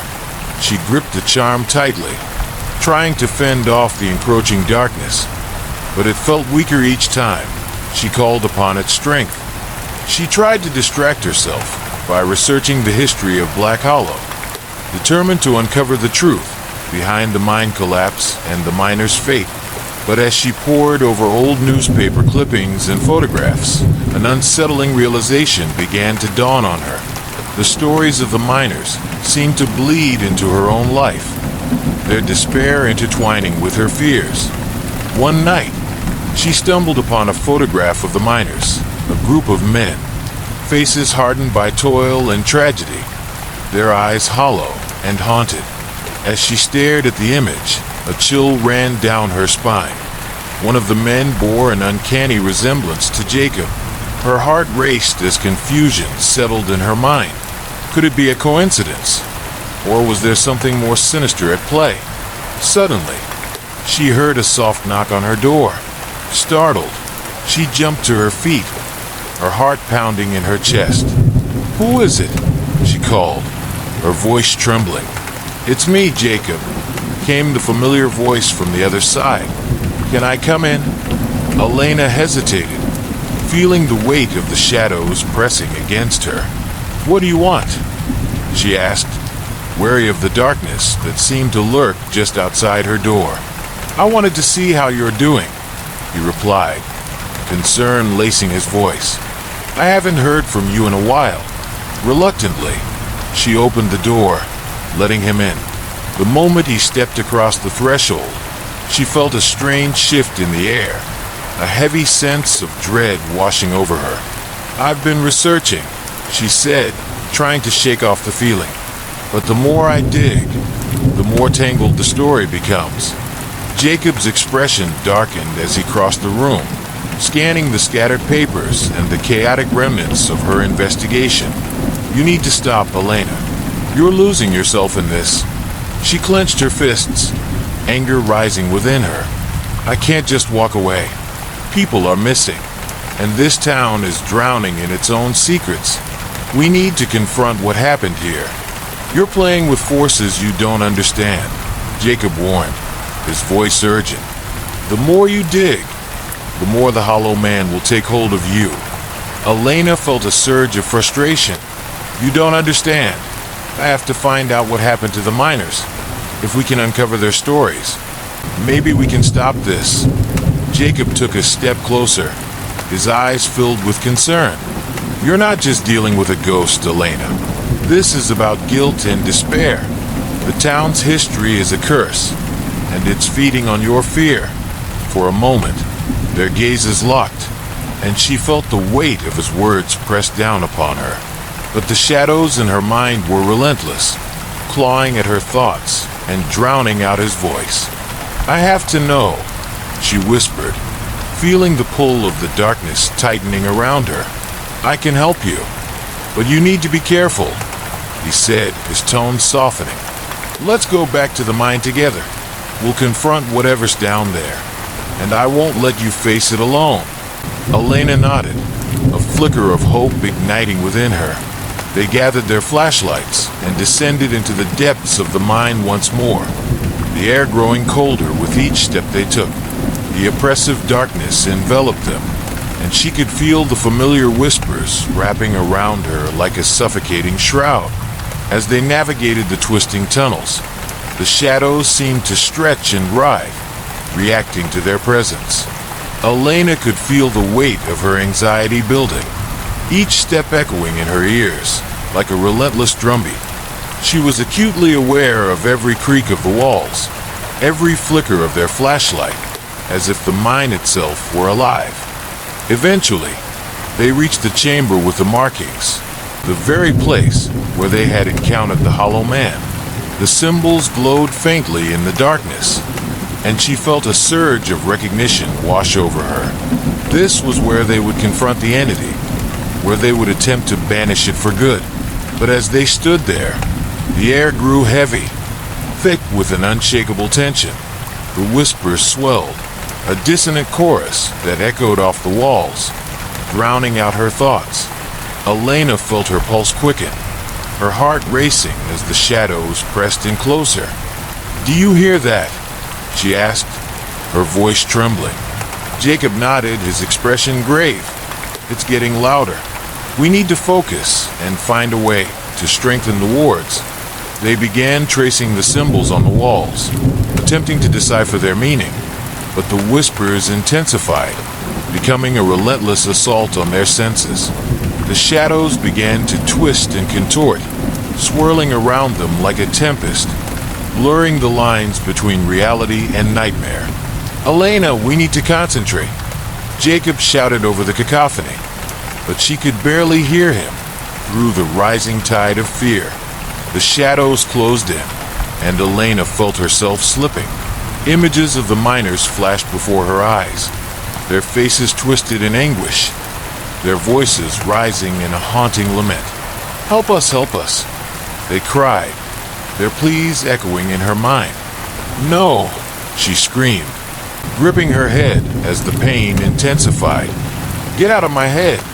But the shadows pressed closer, suffocating her with despair. The room spun around her, and she felt herself being pulled into the depths of darkness. "You are one of us," the voices whispered. "Join us." In that moment of vulnerability, Elena felt the weight of the shadows coiling around her, dragging her deeper into their web. She fought against it, desperate to break free, but the darkness was relentless, clawing at her very essence. Just when she thought she might be consumed entirely, Jacob's voice broke through the haze. "Elena, focus on the charm. It's your anchor." Clutching the charm tightly, she concentrated on its warmth, forcing herself to remember the strength it had given her before. "No, I won't let you take me," she shouted, her voice resonating in the darkness. The shadows writhed and recoiled, the whispers turning into shrieks of fury as she summoned every ounce of her will. "You have no power over me." The charm pulsed brightly in her hand, illuminating the chamber as the darkness began to dissipate. The shadows writhed and twisted, their grasp weakening as the warmth of the charm spread through her. Elena felt a surge of strength wash over her, propelling her forward. She turned to Jacob, who was staring at her with wide eyes. "We have to strengthen the wards," she cried, urgency in her voice. Together, they began tracing the symbols, their fingers moving in a frenzied rhythm as they chanted the words etched into the walls. The air crackled with energy, and the shadows retreated further, howling in frustration. But just as they felt a glimmer of victory, the darkness surged back, a tidal wave of malevolence that threatened to engulf them once more. The whispers morphed into a deafening roar, drowning out their voices. "Join us!" The shadows shrieked, a chorus of despair that echoed through the chamber. "You cannot escape your fate." Elena fought against the tide, drawing on the strength of her resolve. "We will not succumb," she shouted, feeling the power of the charm resonating through her. With one final surge of determination, she and Jacob channeled their energy into the wards, feeling the symbols glow with newfound light. The shadows shrieked, their forms contorting in agony as they were pushed back, banished from their presence. In that moment, the chamber erupted with blinding light, engulfing them in a radiant warmth. The shadows writhed and screamed, their voices fading into the distance as the light washed over them. When the brilliance finally subsided, Elena and Jacob stood in the chamber, panting and wide-eyed. The oppressive darkness had lifted, leaving behind a profound silence. "We did it," Elena gasped, her heart racing with adrenaline. But even as she celebrated their victory, a nagging feeling settled in her gut. She knew the Hollow Man was not truly gone. It was merely biding its time, waiting for another opportunity to strike. The days that followed the memorial were a blur for Elena. The outpouring of grief and relief from the townspeople had created a sense of unity that she had never witnessed before in Black Hollow. Yet, as the sun set each night, a shadow loomed over her, a reminder of the darkness they had faced. Despite the communal healing, a nagging sense of dread clung to her, and the whispers of the Hollow Man echoed in the recesses of her mind. As the nights grew longer, so did Elena's anxiety. Sleep became an elusive dream, a fleeting shadow that slipped through her fingers every time she tried to grasp it. She often found herself staring into the darkness, heart racing, ears straining to catch even the faintest sound. The echoes of laughter and stories shared during the memorial felt like a distant memory, fading into the oppressive silence that enveloped her. The town's residents seemed to thrive in the aftermath of the memorial. People smiled, shared meals, and rekindled relationships long forgotten. But Elena felt herself drifting further from their warmth, as if an invisible barrier separated her from their newfound joy. She could feel the weight of the past pressing against her, threatening to suffocate her in its grasp. One particularly cold night, as the wind howled outside her cabin, Elena finally succumbed to exhaustion. She slipped into a restless sleep, her dreams plagued by visions of shadowy figures, disembodied whispers, and the haunting laughter of the Hollow Man. In her dream, she stood in the mine, surrounded by the miners, their faces twisted in agony as they called out to her, begging for help. "Elena, help us!" Their voices echoed in unison, a cacophony of despair that resonated within her very soul. She tried to reach out to them, but as she did, the ground beneath her feet began to crumble. The shadows grew darker, swirling around her like a tempest, pulling her deeper into their grasp. She jolted awake, gasping for breath, the walls of her cabin closing in around her.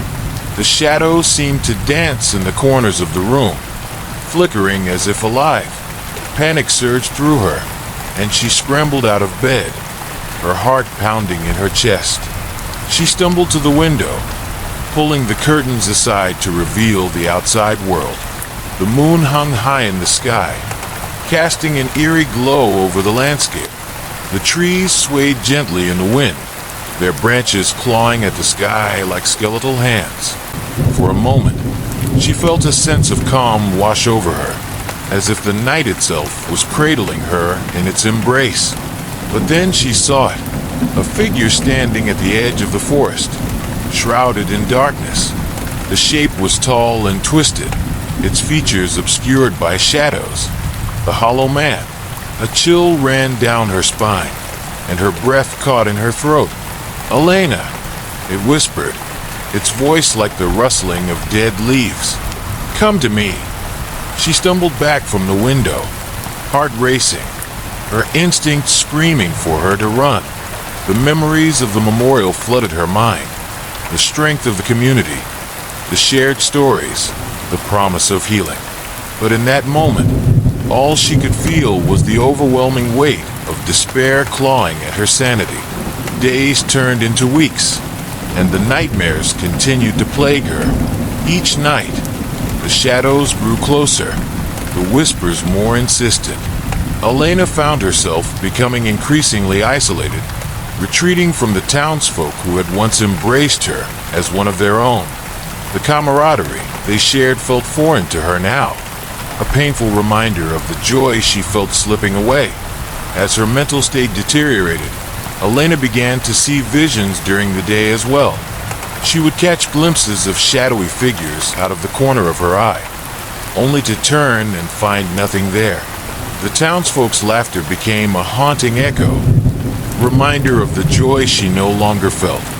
She heard their voices calling her name, but when she turned to respond, she found only empty streets and vacant smiles.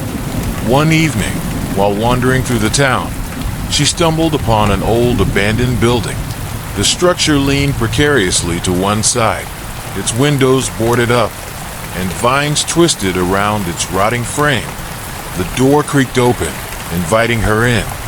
Driven by a compulsion she couldn't quite understand, she stepped inside. The air was thick with dust, and the floorboards groaned beneath her weight. As she ventured further inside, she found herself drawn to a small room at the back.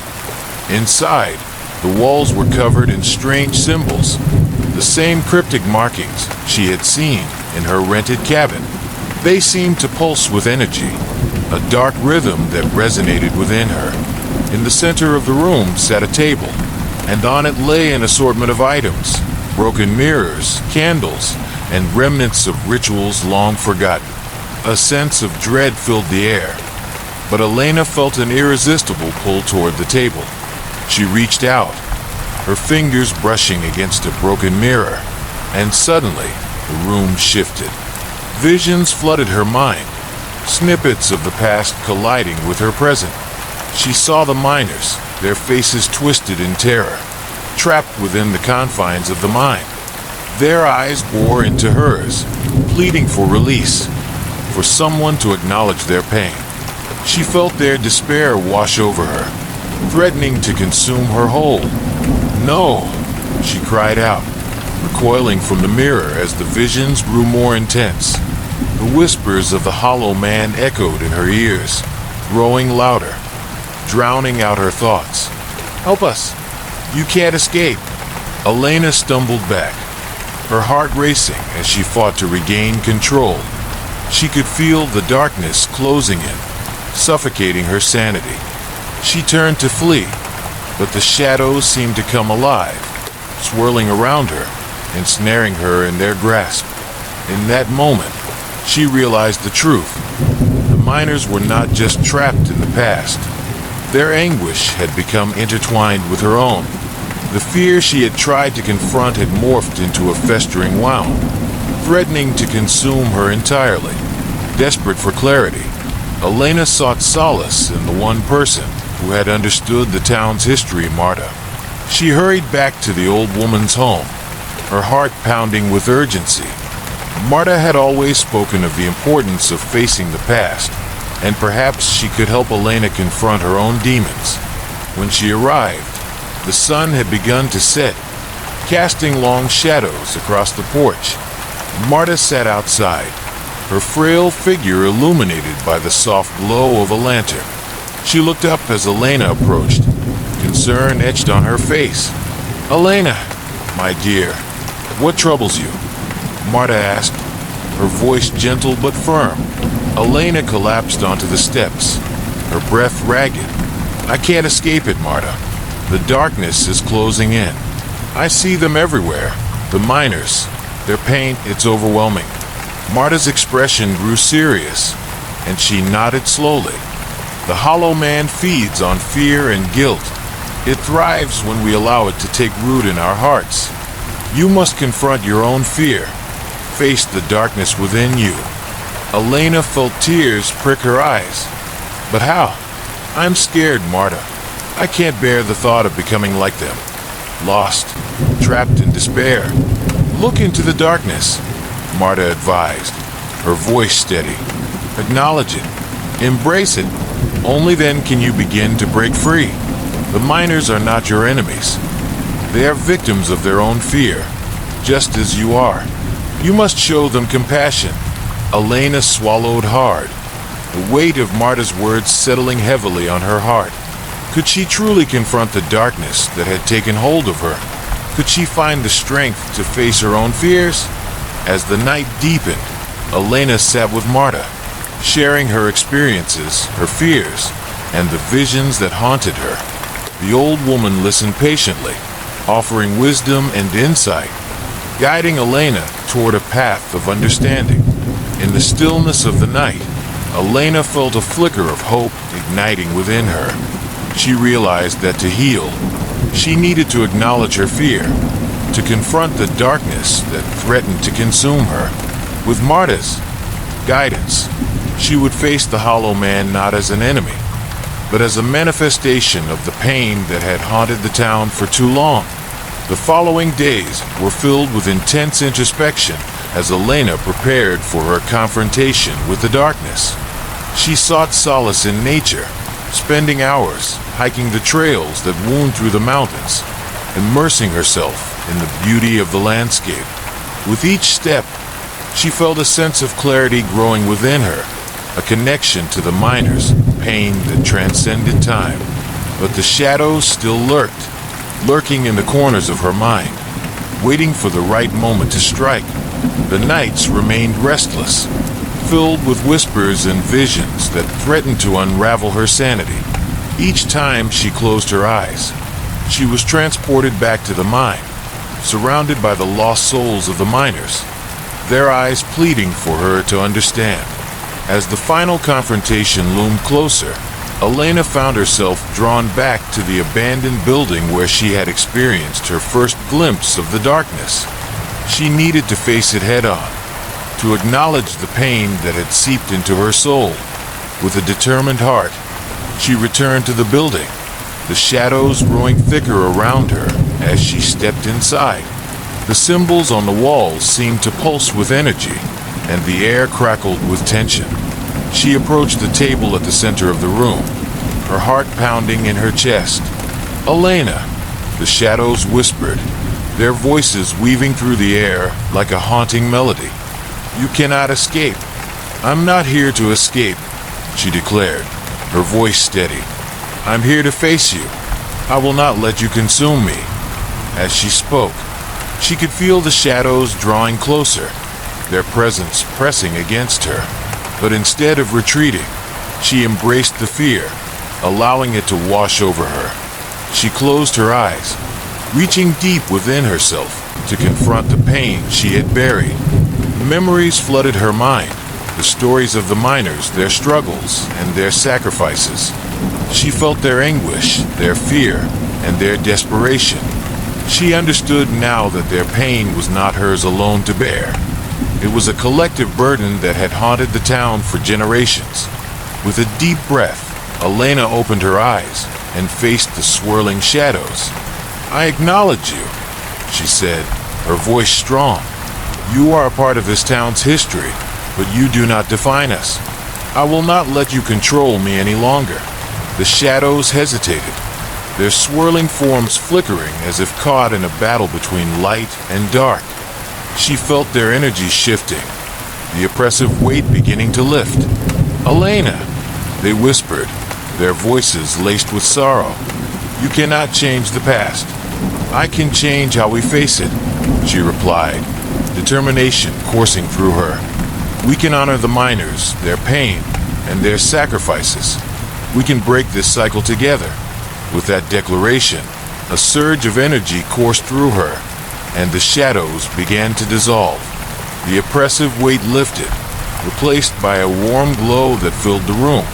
She felt a connection to the miners, their spirits acknowledging her courage and compassion. In that moment, Elena understood that the Hollow Man was not a monster to be feared, but a reflection of the pain that had been buried for too long.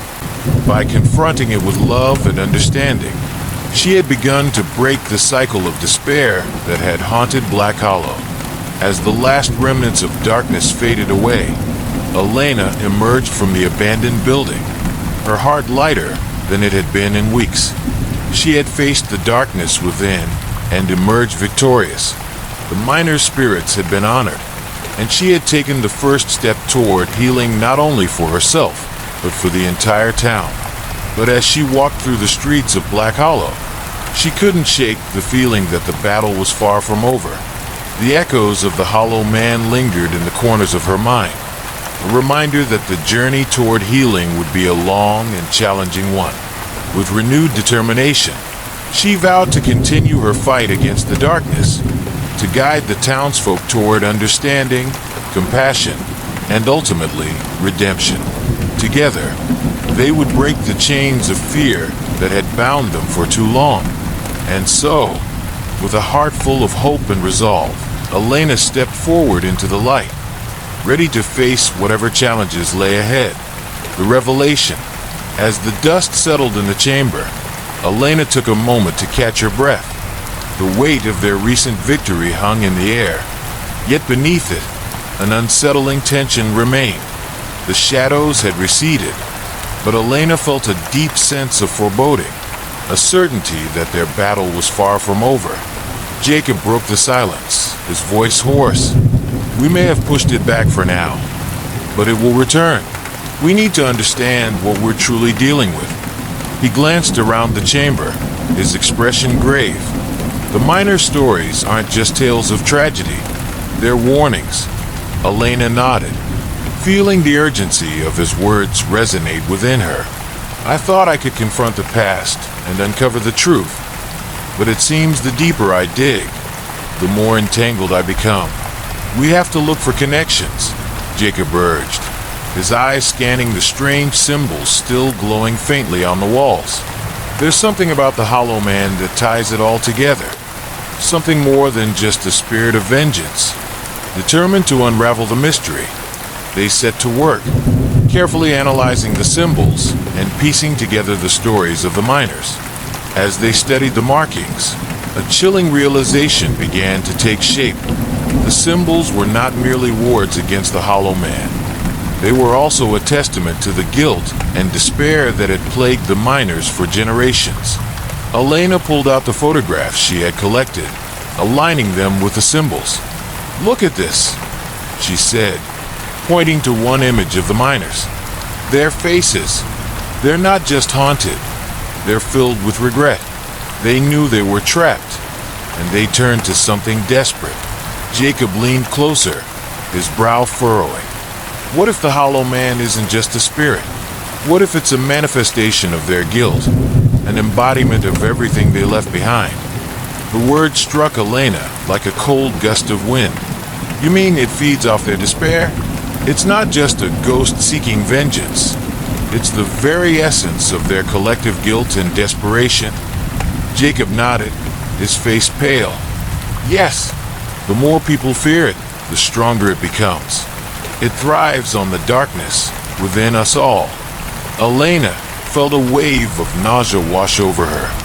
Then how do we stop something that's rooted in our own fears? "We need to confront that fear head on," Jacob said, determination etched on his features. "We have to face the truth of what happened in this town and help the miners find peace. If we can sever the connection between the Hollow Man and its source of power, we might finally be able to banish it." Elena's heart raced with the weight of the task ahead. But how? The townsfolk are terrified. They've buried the truth for so long. Jacob's expression hardened. "We'll have to gather them. We need to show them that the only way to break the curse is to face it together. They must confront their own fears and the history of this town." Determined, they began their ascent from the mine, the weight of their newfound knowledge pressing upon them like a heavy shroud.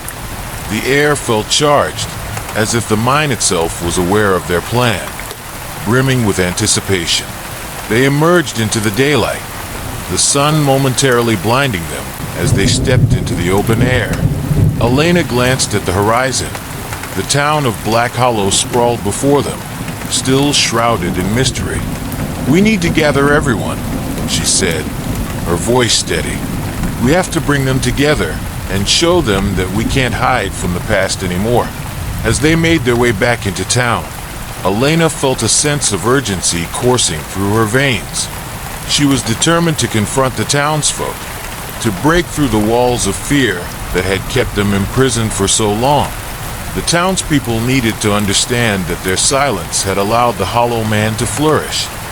Feeding off their collective guilt and sorrow, they began at the inn, gathering the few locals who were willing to listen. Jacob spoke passionately, urging them to join them in confronting the darkness that loomed over their town. We can no longer allow this entity to control our lives, he implored. The only way to break the curse is to face it together. As more townsfolk began to arrive, the atmosphere shifted. Some were skeptical, glancing at each other with uncertainty, but others appeared intrigued, drawn in by the strength of Jacob's conviction. Elena stood beside him, her heart pounding as she took a deep breath and stepped forward. Black Hollow has been haunted by tragedy for too long, she said, her voice steady. The Hollow Man is not just a spirit. It is a manifestation of our fears, our regrets. We cannot keep burying the truth. We have to face it together. Murmurs rippled through the crowd, a mix of fear and curiosity. What do you propose? Asked a middle-aged man, his face lined with worry. We need to return to the mine, Elena explained. We must confront the Hollow Man, but we cannot do it alone. Each of us carries the weight of the past, and it's time to release that burden. Together, we can banish it. A heavy silence fell over the group, the townsfolk exchanging glances filled with apprehension. The shadows of doubt loomed large, threatening to overshadow their resolve. But Elena pressed on, feeling the weight of their history bearing down upon her. Think of the miners who lost their lives, she urged, her voice rising. They were trapped, consumed by guilt and despair. We owe it to them to confront this darkness. If we can help them find peace, perhaps we can find our own. The crowd began to stir, the murmurs shifting from skepticism to hope. One by one, faces turned toward Elena and Jacob, and she could see a flicker of determination igniting within them. We'll do it, a woman called out, her voice strong. For the miners. Encouragement surged through the crowd, and Elena felt a sense of purpose swell within her. Meet us at the mine tonight, she announced, the conviction in her voice undeniable. Together, we will confront the Hollow Man and break the chains that bind us to this tragedy. As they prepared to leave, the sun dipped below the horizon, casting a warm glow over Black Hollow. Elena felt a sense of anticipation in the air, but beneath it all lay a current of fear, an awareness that the Hollow Man would not allow them to confront it without a fight. When night fell, the townsfolk gathered at the mine, their faces illuminated by the flickering glow of lanterns. Elena stood before them, her heart pounding in her chest. Thank you for coming, she said, her voice steady despite the weight of their shared fears. Tonight we confront our past. We will banish the Hollow Man together. Jacob stepped forward, holding the charm that had guided them thus far. This represents our collective strength, he said, raising it high. We must focus on the light within us and share our burdens with one another. The townsfolk formed a circle, their faces a mixture of fear and determination. Elena could feel the energy building as they joined hands, the warmth of their connection igniting a flicker of hope within her. Together we are stronger, she said, her voice ringing with conviction. Let us face the darkness together. With that, they began to chant, their voices rising in unison. The mine loomed behind them, a dark abyss that seemed to pulse with malevolence. Elena could feel the shadows gathering, aware of their presence, waiting to strike. As they ventured into the mine, the air grew colder, the weight of the darkness pressing against them. Elena led the group, her heart racing as the whispers grew louder. echoing off the walls. The shadows coiled around them, seeking to sow doubt and fear, but she pressed on, fueled by the strength of those around her. They reached the chamber, the symbols glowing faintly in the dim light. Elena felt the presence of the hollow man lurking just beyond their reach, its power palpable. "Stay focused," she urged, her voice steady. "We can't let it break our resolve." But the shadows surged, forming into grotesque shapes that twisted and writhed, an embodiment of their deepest fears. Faces emerged from the darkness, lost souls, desperate and pleading, their voices mingling with the cacophony of despair. "Help us," they cried, their voices echoing in the chamber. "You cannot escape." Elena felt a chill run down her spine, but she refused to waver. "We are here to help you," she shouted, her voice ringing through the chaos. "We will not let you suffer in silence." As she spoke, the energy in the room shifted, and the townsfolk began to chant louder, their voices blending into a powerful chorus. The shadows recoiled, the faces twisted in agony as the light of their collective strength pushed back against the darkness. "Together, we can break this curse," Jacob shouted, his voice rising above the chaos. "We must confront our fears and release the past." With each chant, the symbols on the walls glowed brighter, illuminating the chamber as the shadows writhed in protest. The hollow man's laughter echoed through the darkness, mocking their efforts. "You cannot defeat me. I am your deepest fears." But Elena felt the strength of the townsfolk bolstering her resolve. "No," she cried, her voice steady. "We are not defined by our fears. We are defined by our courage to face them." As the final chant rang through the chamber, a blinding light erupted from the symbols, filling the space with warmth and clarity. The shadows began to dissipate, the faces fading into the light, releasing the weight of their anguish.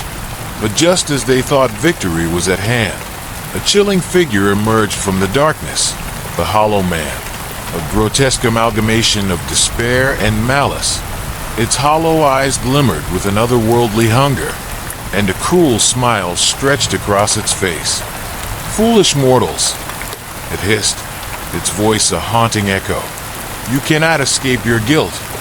Elena felt the weight of its words, but she refused to back down. "We are not guilty. We are here to heal, to help you find peace." The Hollow Man lunged forward, its shadowy form twisting and writhing like smoke. But just as it reached for her, the townsfolk tightened their grip on one another, their voices rising in a final, defiant chant. "Together, we are stronger." The words resonated through the chamber, igniting a brilliant light that enveloped the Hollow Man, forcing it back. Elena felt the power of the townsfolk surge through her, a tidal wave of strength and determination. As the light consumed the Hollow Man, its form twisted in agony, the echoes of despair fading into the abyss. "You cannot banish me," it screeched, its voice filled with rage. "I will return." With a final burst of energy, the light erupted from the symbols, engulfing the chamber in brilliance. The Hollow Man's form dissolved into shadows, and the oppressive darkness lifted, replaced by a sense of clarity and hope. Elena collapsed to her knees, the weight of the battle finally releasing her. The townsfolk stood around her, breathless and trembling, their faces illuminated by the fading light. "We did it," Jacob gasped, his voice filled with awe. Elena looked around, a wave of relief washing over her. "We faced the darkness together," she whispered, tears of gratitude brimming in her eyes. "And together, we found the light."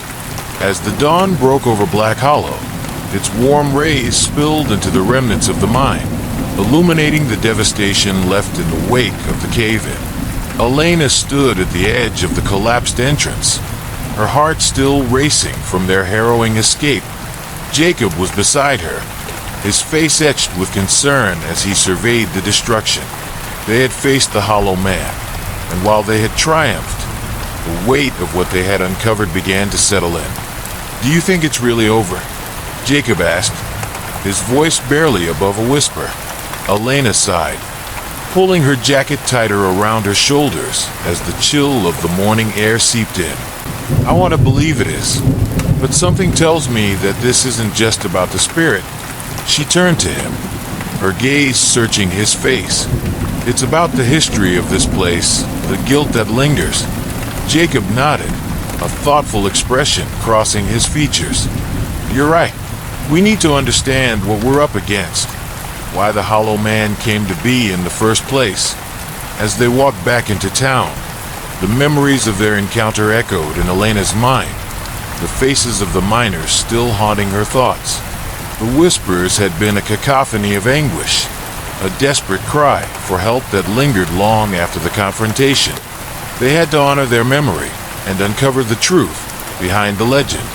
After gathering their strength and resolve, they decided to visit Marta, the elderly woman who had warned Elena about the curse and the town's dark history. They made their way to her small home on the outskirts of Black Hollow, where the sun filtered through the trees, casting long shadows on the ground. Marta welcomed them with a warm smile, though her eyes held a deep sadness. "I felt a shift in the air this morning," she said, leading them into her cozy living room, adorned with relics of the past. "You faced it, didn't you?" Elena and Jacob exchanged glances before Elena spoke, her voice steady. "We confronted the Hollow Man. We managed to destroy the symbols and escape. But I can't shake the feeling that we still don't understand what we've done." Marta's expression grew solemn. "The Hollow Man is a manifestation of the town's collective guilt, a spirit born from the pain and despair of those who suffered in the mine. The miners, trapped and abandoned, called upon something. Abandoned, called upon something dark in their desperation. Their suffering twisted into a being that thrives on fear." "What do you mean?" Jacob asked, curiosity mingled with concern. "The miners weren't just victims of the collapse," Marta explained, her voice heavy with emotion. "In their final moments, they turned to each other in fear and despair, blaming themselves for the tragedy. They summoned the Hollow Man, believing it could protect them, guide them through their anguish. But instead, they unleashed a darkness that would haunt this town for generations." Elena felt a chill run down her spine as the pieces began to fall into place. "So, it wasn't just a supernatural entity. It was the manifestation of their guilt and fear." "Yes," Marta nodded, her voice thick with sorrow. "The more fear that arose, the stronger the Hollow Man became. It fed on the collective despair of the town, growing ever more powerful with each disappearance, each tragedy." Elena's mind raced as she considered the implications. "But how do we stop it? How do we free the miners' souls and prevent this from happening again?" "There are remnants of the miners' pain in the town's history, in the very earth we walk upon," Marta said, her gaze distant as if recalling a memory. "You must uncover the truth behind the collapse and confront the lingering guilt that has bound them. Only then can you truly release them." Elena and Jacob exchanged a determined look, knowing they had to dig deeper into the town's history. "Where can we find more information?" Elena asked, her voice filled with urgency. "There's an old archive in the town hall," Marta replied, her eyes brightening with the spark of hope. "It contains records, journals, and accounts from those who lived through the tragedy. You might find the answers you seek there." With newfound purpose, Elena and Jacob left Marta's home and made their way to the town hall. The sun hung high in the sky, casting a warm glow over the quiet streets of Black Hollow. The town seemed different, somehow lighter, as if the weight of the past had begun to lift.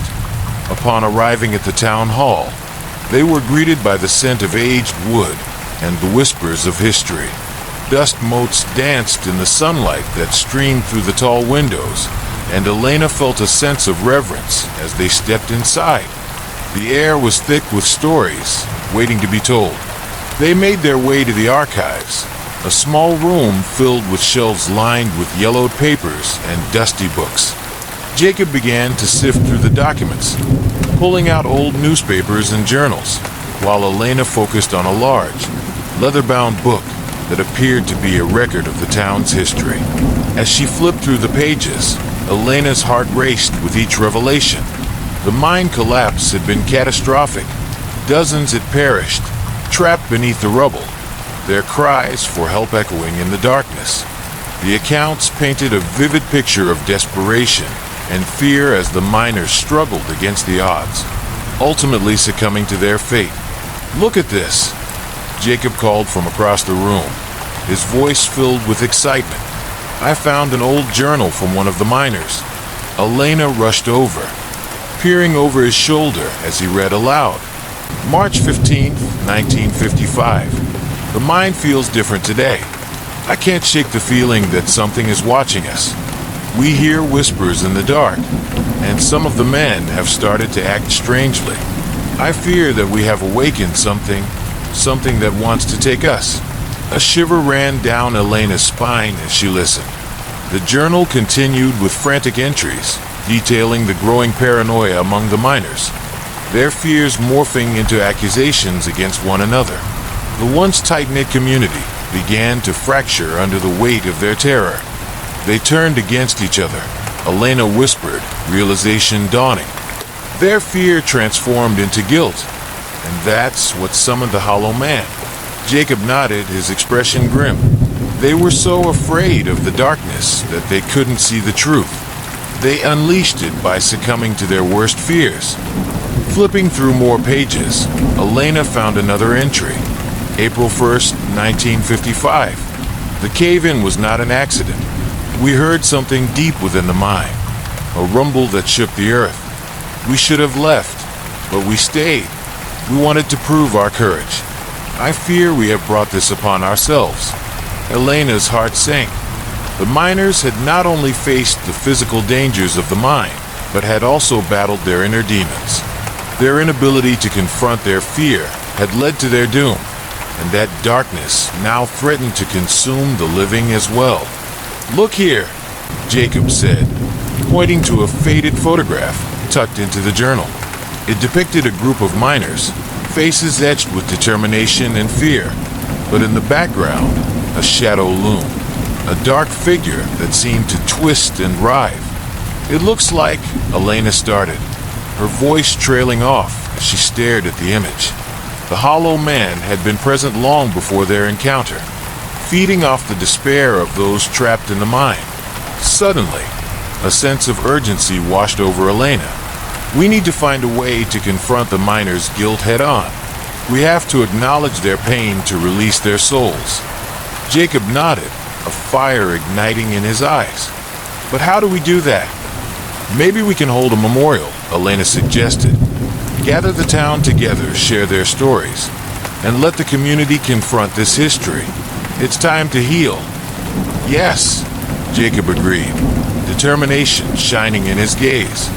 "We can honor their memories and acknowledge the fear that has haunted us for so long."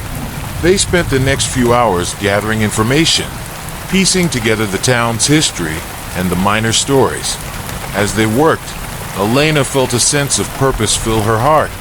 This was their chance to confront the darkness, to break the cycle of fear that had plagued Black Hollow for generations.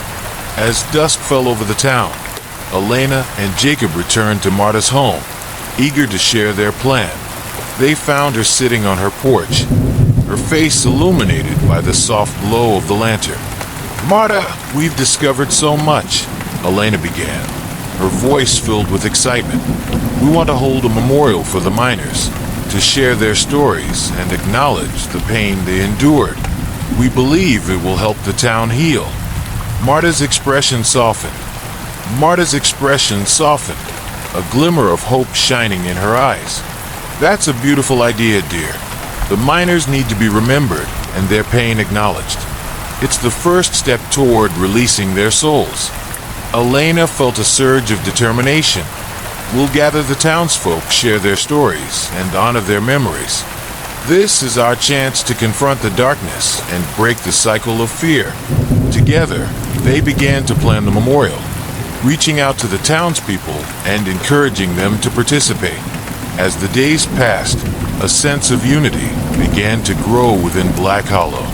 People came forward with their stories, their connections to the miners, and the lingering fear that had haunted them for years. On the day of the memorial, the sun shone brightly, casting a warm glow over the gathering. The townsfolk filled the clearing near the old mine, the air thick with emotion and anticipation. Elena stood at the forefront, her heart pounding as she prepared to speak. Today, we come together to honor the memories of the miners who lost their lives in the tragedy that struck this town. She began, her voice steady. They were fathers, brothers, friends, men who worked tirelessly to provide for their families. But in their final moments, fear and guilt took hold, summoning a darkness that has lingered in our hearts ever since. As she spoke, the townspeople listened intently, their expressions a mix of sorrow and understanding. It's time to confront the pain that has haunted us for too long, Elena continued. It's time to release their souls and allow them to find peace. One by one, townsfolk stepped forward to share their stories, tales of loss, of fear, and of the burden of guilt they had carried for generations. They spoke of the miners with reverence, acknowledging their bravery and the darkness that had consumed them. As the sun began to set, casting a golden hue over the gathering, Elena felt a sense of transformation wash over the crowd. The weight of their shared pain began to lift, replaced by a newfound sense of unity and purpose. When the last story was told, Elena looked out at the faces around her, a sense of hope blossoming within her heart. Together, we can break the cycle of fear that has bound us. Together, we can honor the miners and release their spirits to find peace. As she finished speaking, the wind picked up, swirling around them like a gentle embrace. A soft glow illuminated the area, and Elena felt a warm presence envelop her. It was as if the spirits of the miners were acknowledging their tribute, grateful for the release. In that moment, Elena knew they had confronted the darkness together. The Hollow Man was not just an entity, but a reflection of the fear and guilt that had plagued their community for too long. By acknowledging their pain and honoring their memories, they had broken the chains that had bound them. As the memorial came to a close, the townsfolk joined together in a moment of silence, a collective acknowledgement of the lives lost and the darkness that had been faced. The sun dipped below the horizon, casting a warm glow over the town as a gentle breeze rustled the leaves, whispering a promise of hope. Elena stood amidst the gathering, her heart swelling with emotion. They had confronted the past and embraced the present, ready to face whatever shadows lay ahead. As night fell, a sense of peace settled over Black Hollow, the darkness receding into the corners of the earth. The miners' spirits had been acknowledged, their pain released, and the cycle of fear broken. But as Elena looked up at the stars twinkling in the night sky, a flicker of doubt crept in. Had they truly vanquished the Hollow Man? Or was it merely lying in wait, biding its time for the next moment of weakness? Only time would tell. Climactic confrontation, as the last echoes of the Hollow Man's anguished screams faded into the depths of the mine. The chamber fell into an eerie silence. The townsfolk stood frozen, their breaths mingling with the remnants of the light that had enveloped them moments before.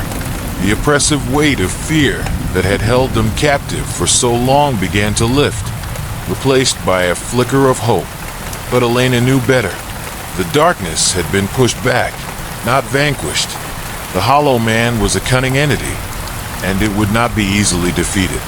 "Stay alert," Elena called out, her voice firm despite the tremors in her hands. "It's not over yet. As if summoned by her words, the shadows at the edges of the chamber began to coalesce once more. They twisted and turned, forming grotesque shapes that clawed at the light. Elena could feel the chilling presence of the hollow man rising, its form lurking just beyond the threshold of visibility. Jacob stepped beside her, his expression grim. We need to destroy the totems in the mine. They're the only way to sever its connection to this place. Elena nodded, her heart racing. We can't let it gain any more power. If we work together, we can finish this. The townsfolk rallied around them, their faces resolute. They had come too far to back down now. With determination burning in her chest, Elena led the way deeper into the mine, Jacob at her side. The air grew colder, the shadows thickening as they approached the center of the chamber. They reached the altar, a crude stone structure adorned with the same symbols they had seen throughout the mine. At its base lay the totems, twisted, grotesque figures crafted from wood and bone. The hollow man's presence loomed over them, a palpable force of darkness that threatened to engulf them. Prepare yourselves, Elena shouted, raising her voice to cut through the suffocating silence. We must destroy these totems. Jacob took a deep breath, his eyes scanning the shadows. We need to work quickly. The longer we stay here, the stronger it becomes. Elena stepped forward, a makeshift torch in hand, its flickering flame casting dancing shadows on the walls. She could feel the chill of the hollow man's gaze, its hatred palpable in the air. On my count, she called, her voice steady. 1, 2, 3. With a swift motion, she plunged the torch into the nearest totem, the dry wood igniting instantly. A wave of heat washed over them, pushing back the shadows. The hollow man roared in fury, its form twisting and contorting as the flames consumed the totem. Keep going, Jacob urged, igniting another totem with his own torch. The fire spread, illuminating the chamber and revealing the twisted faces of the shadows surrounding them.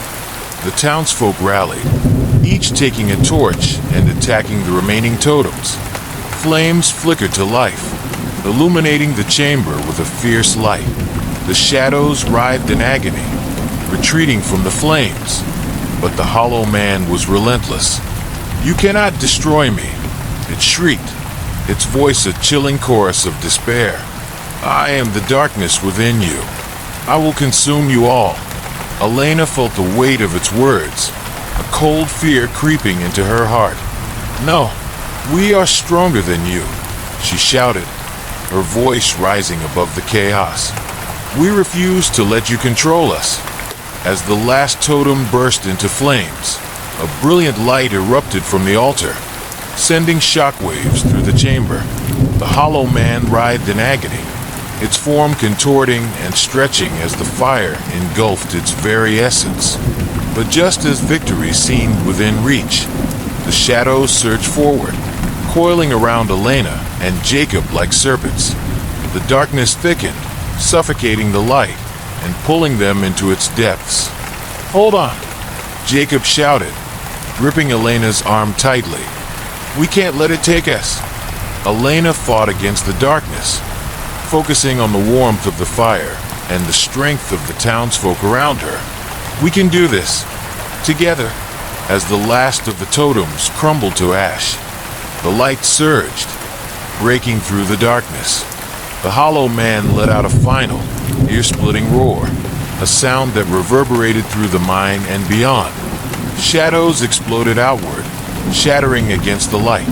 In that moment, the townsfolk's voices rose in a powerful chorus, echoing through the mine. We are free. We are strong. The hollow man writhed, its form fracturing under the weight of their collective strength.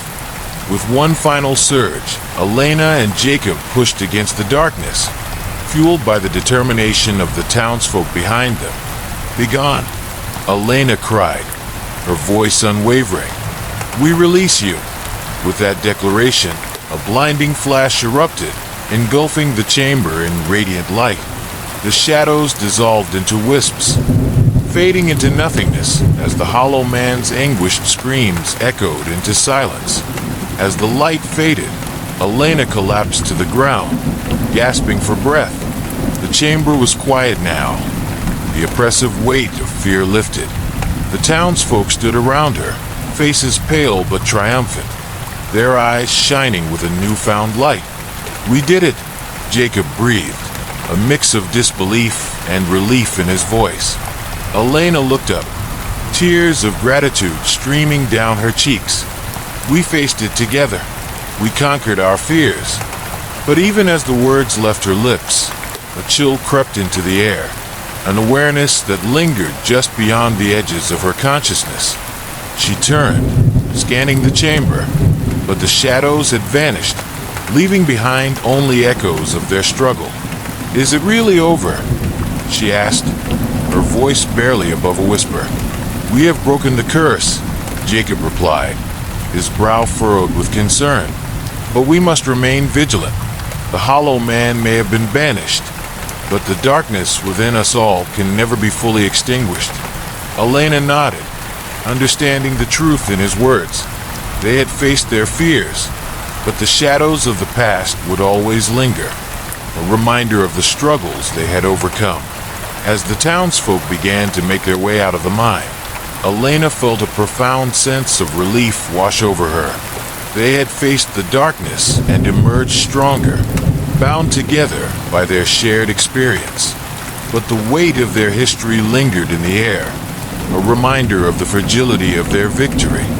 The air in the mine was thick with tension, a palpable energy that crackled like static electricity. Elena stood at the entrance, the darkness before her yawning wide like a gaping maw, eager to swallow her whole. Jacob's breath came in heavy bursts beside her, the weight of the moment pressing down on them both. "Are you sure about this?" he asked, his voice a mere whisper against the oppressive silence.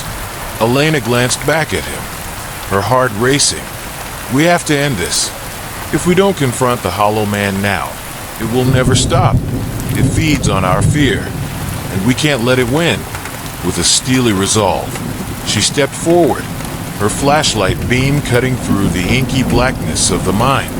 The narrow passage stretched ahead, the walls damp and cold, echoing with the faint sounds of dripping water and the distant echoes of their footsteps.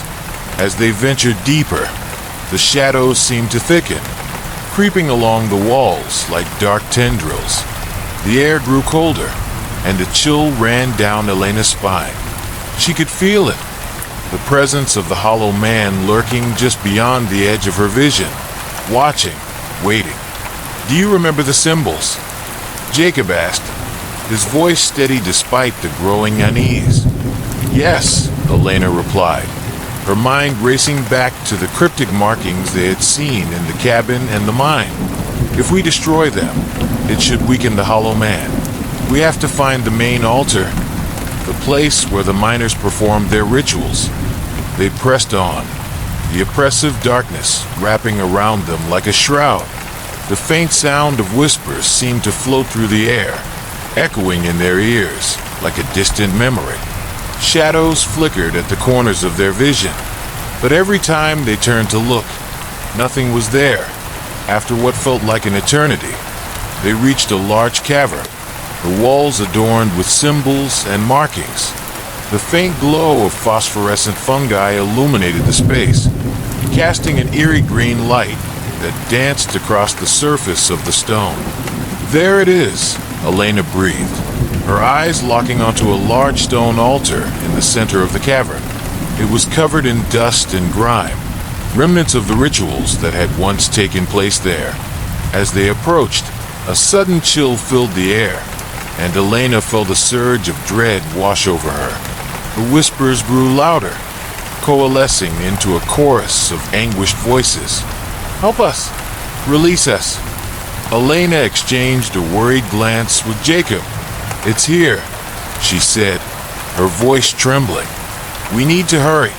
They began to search the altar, looking for the symbols that had bound the hollow man to this world.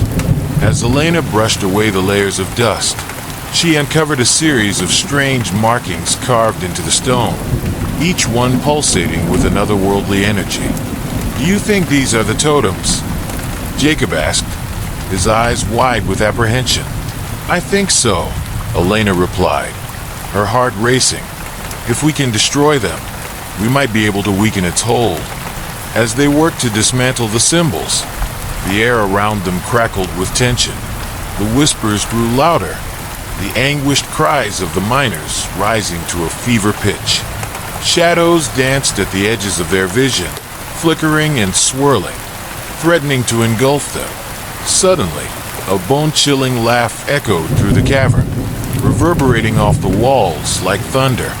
The temperature dropped sharply, and a palpable darkness seeped into the air, suffocating and heavy. "Foolish mortals," a voice boomed, deep and resonant, sending shivers down Elena's spine.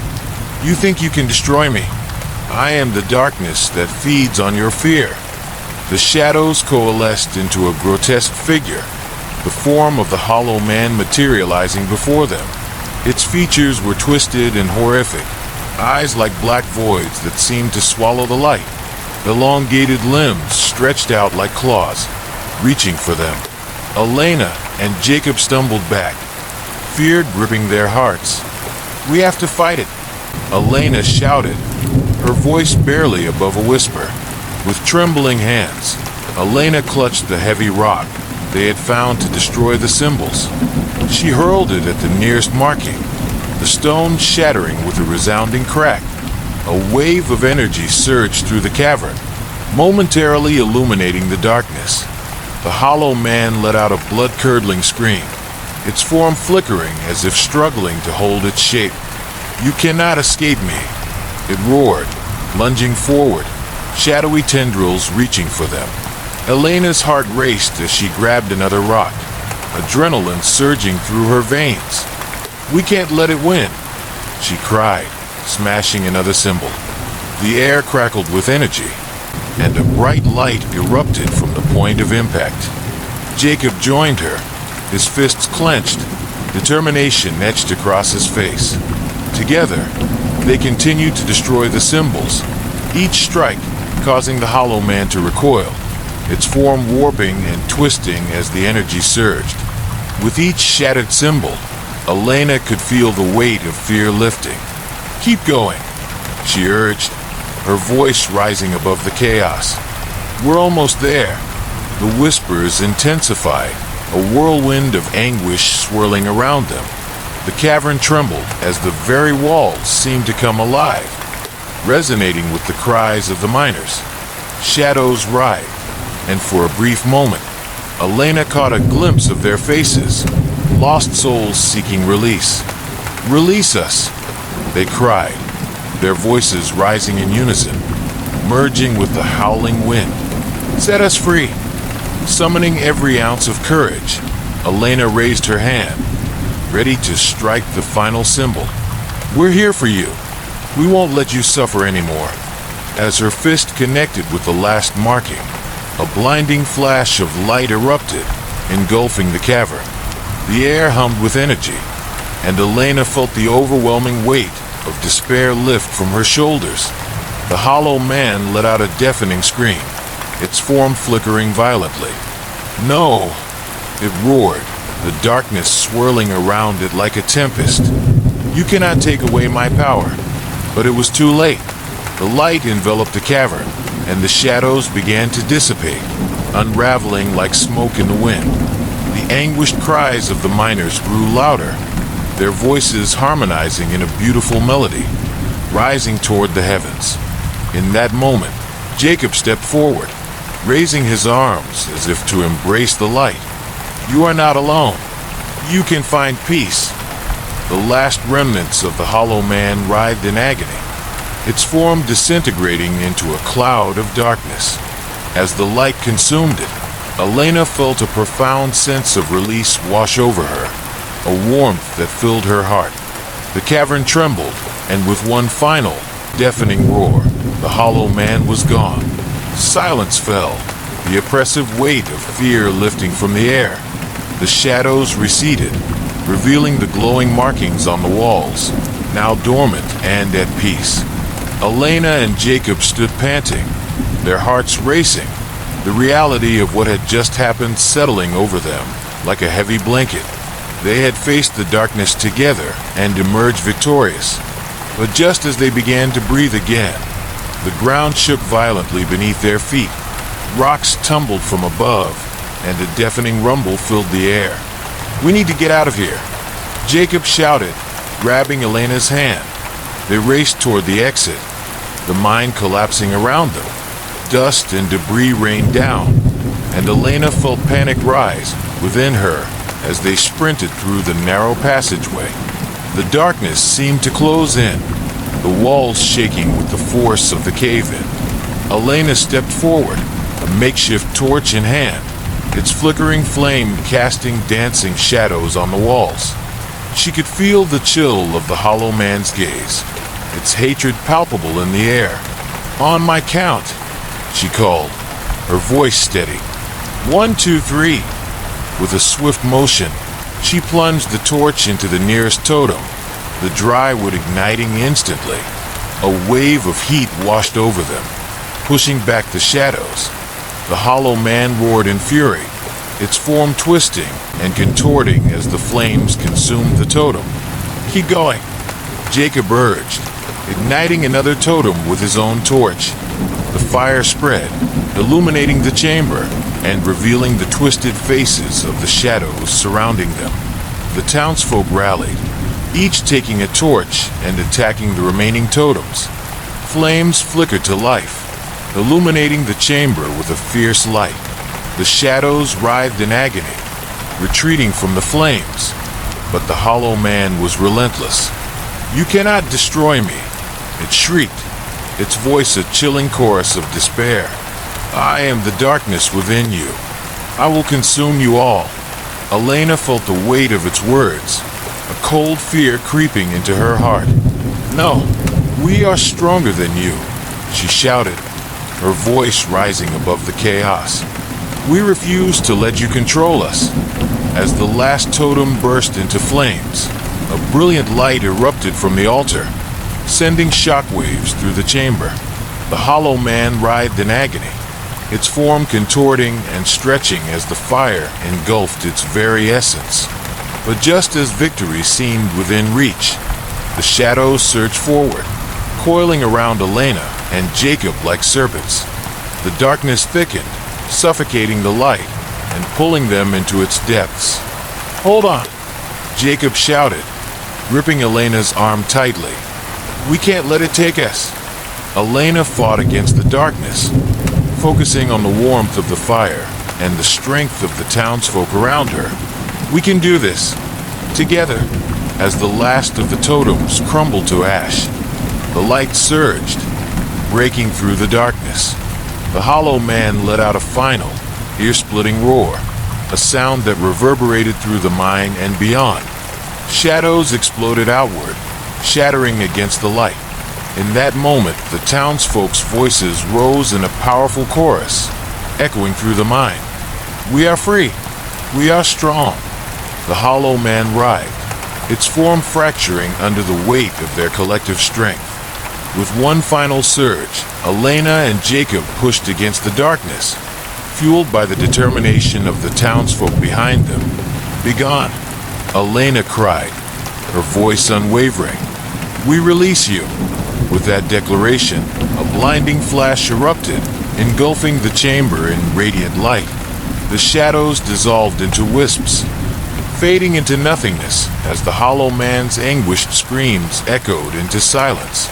As the light faded, Elena collapsed to the ground, gasping for breath. The chamber was quiet now, the oppressive weight of fear lifted. The townsfolk stood around her, faces pale but triumphant, their eyes shining with a newfound light. "We did it," Jacob breathed, a mix of disbelief and relief in his voice. Elena looked up, tears of gratitude streaming down her cheeks. "We faced it together. We conquered our fears." But even as the words left her lips, a chill crept into the air, an awareness that lingered just beyond the edges of her consciousness. She turned, scanning the chamber, but the shadows had vanished, leaving behind only echoes of their struggle. "Is it really over?" she asked, her voice barely above a whisper. "We have broken the curse," Jacob replied, his brow furrowed with concern. "But we must remain vigilant. The Hollow Man may have been banished, but the darkness within us all can never be fully extinguished." Elena nodded, understanding the truth in his words. They had faced their fears, but the shadows of the past would always linger, a reminder of the struggles they had overcome.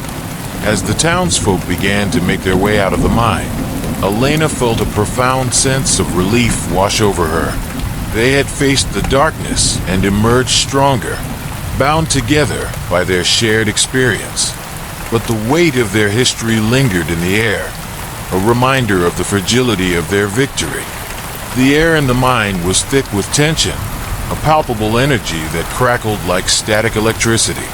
Elena stood at the entrance, the darkness before her yawning wide like a gaping maw, eager to swallow her whole. Jacob's breath came in heavy bursts beside her, the weight of the moment pressing down on them both. "Are you sure about this?" he asked, his voice a mere whisper against the oppressive silence. Elena glanced back at him, her heart racing. "We have to end this. If we don't confront the Hollow Man now, it will never stop. It feeds on our fear, and we can't let it win." With a steely resolve, she stepped forward, her flashlight beam cutting through the inky blackness of the mine.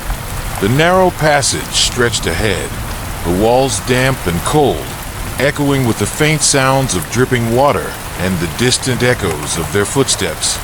As they ventured deeper, the shadows seemed to thicken, creeping along the walls like dark tendrils.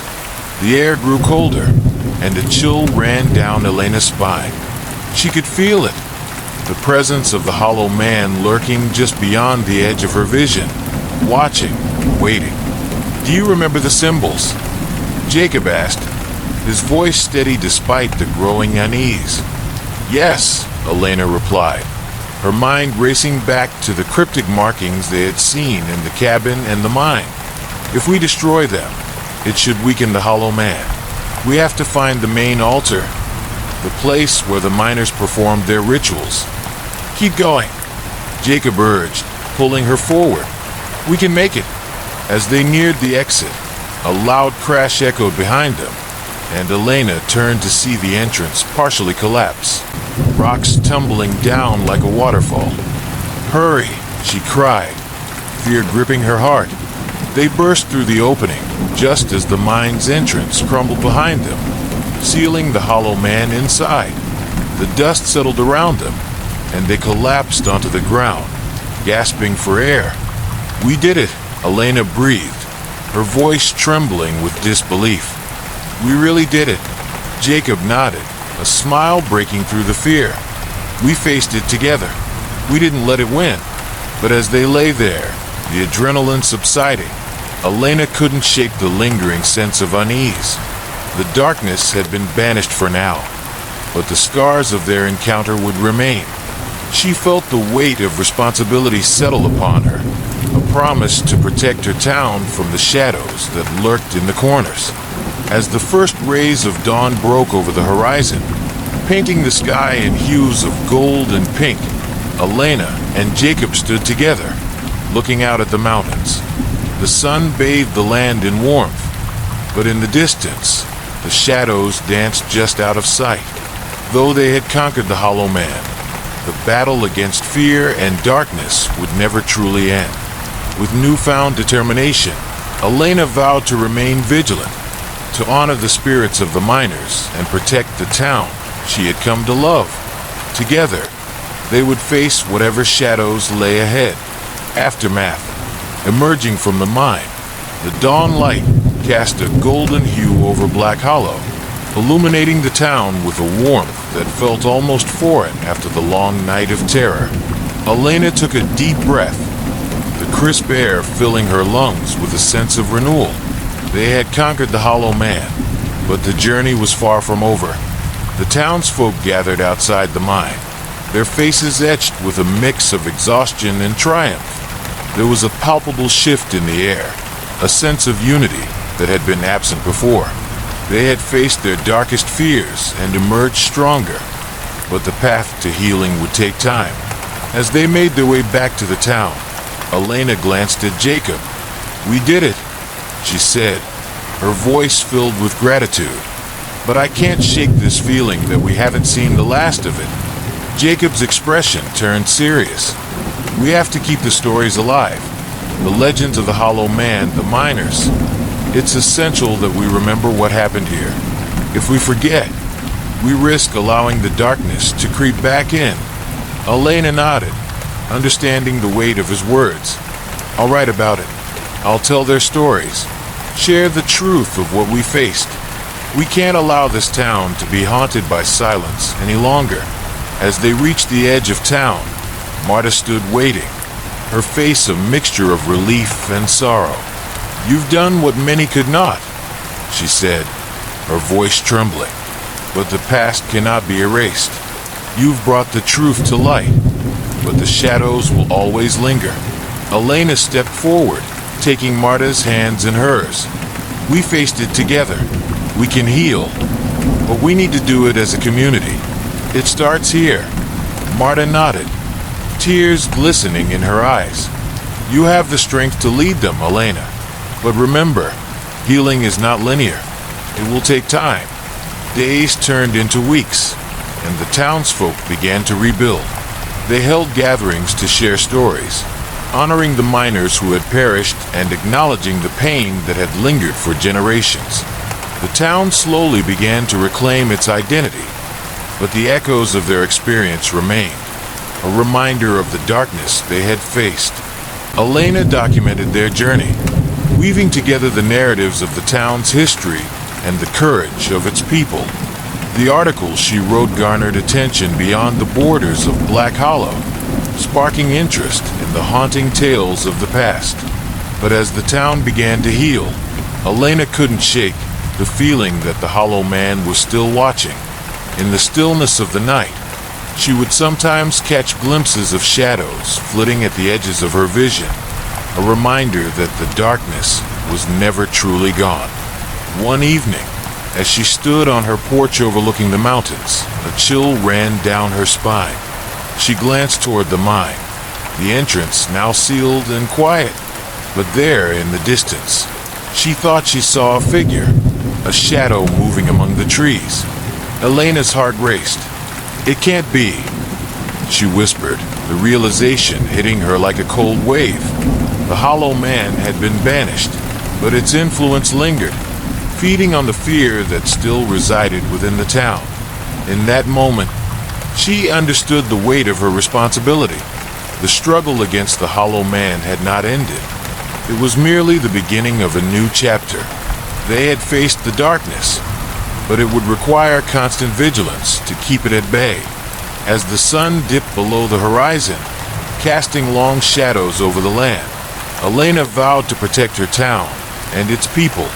They had faced the terror together, and together they would continue to fight the shadows that threatened to encroach upon their lives. With renewed determination, she turned away from the mine, ready to embrace the light of a new day, even as the shadows danced just beyond her sight. Elena watched the sun set over Black Hollow, painting the sky in hues of orange and purple. The mountains stood tall and resolute against the backdrop of twilight, their shadows long and haunting. Despite the warmth of the light, a chill danced along her spine, a reminder of the darkness they had faced and the lingering shadows that remained.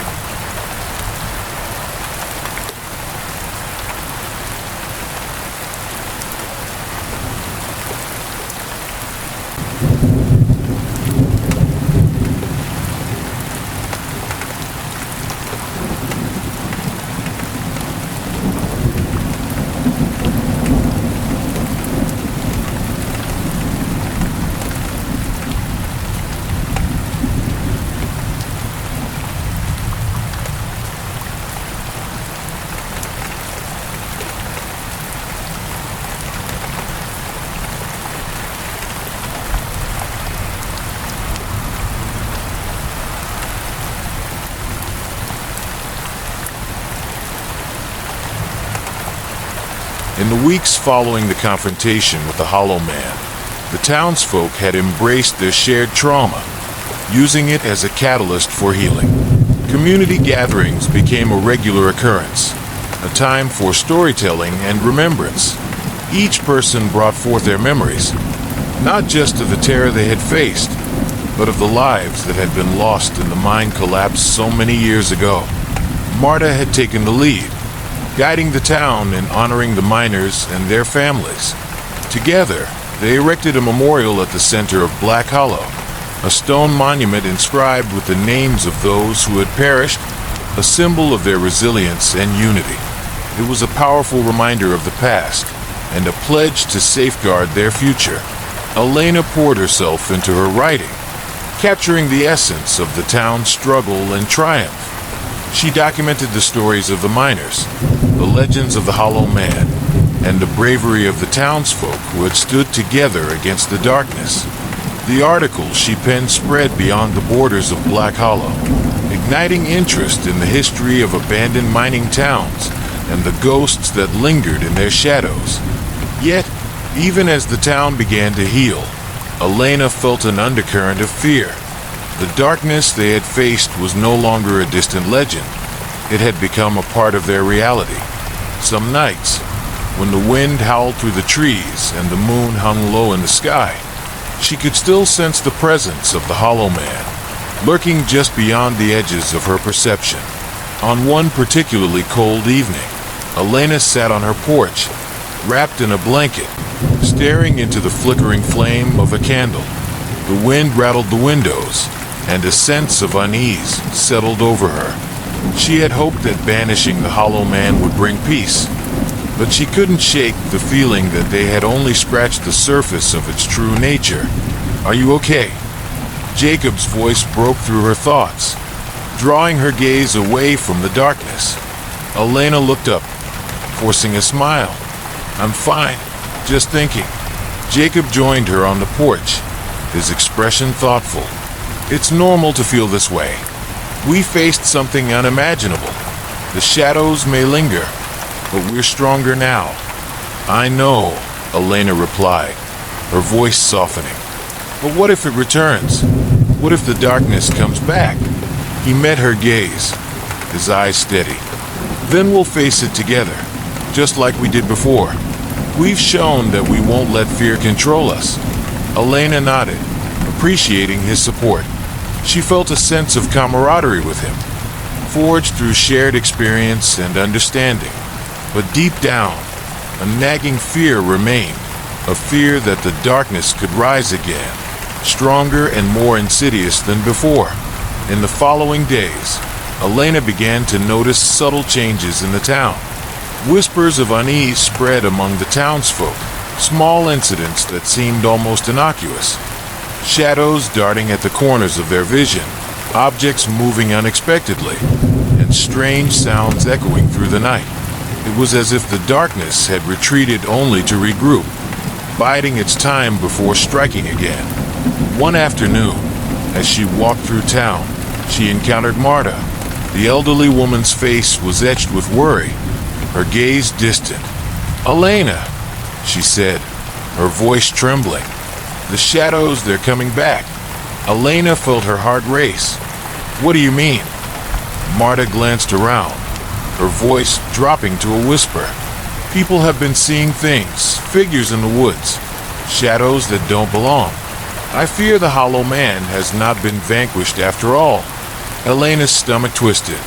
"But we destroyed the totems. We faced it together. It can't be back. It feeds on fear and despair," Marta replied, her eyes darkening. "As long as those feelings exist, it will find a way to return. We must remain vigilant." That night, as Elena lay in bed, she couldn't shake the unease that had settled over her. The wind howled outside, rattling the windows and sending chills down her spine. Sleep eluded her, and she found herself staring into the darkness, imagining the shadows creeping closer. Suddenly, a noise pierced the silence, a faint scratching sound, like claws against wood. Heart racing, she sat up, straining to hear. The sound came again, followed by a soft whisper that sent chills coursing through her. "Elena, help us."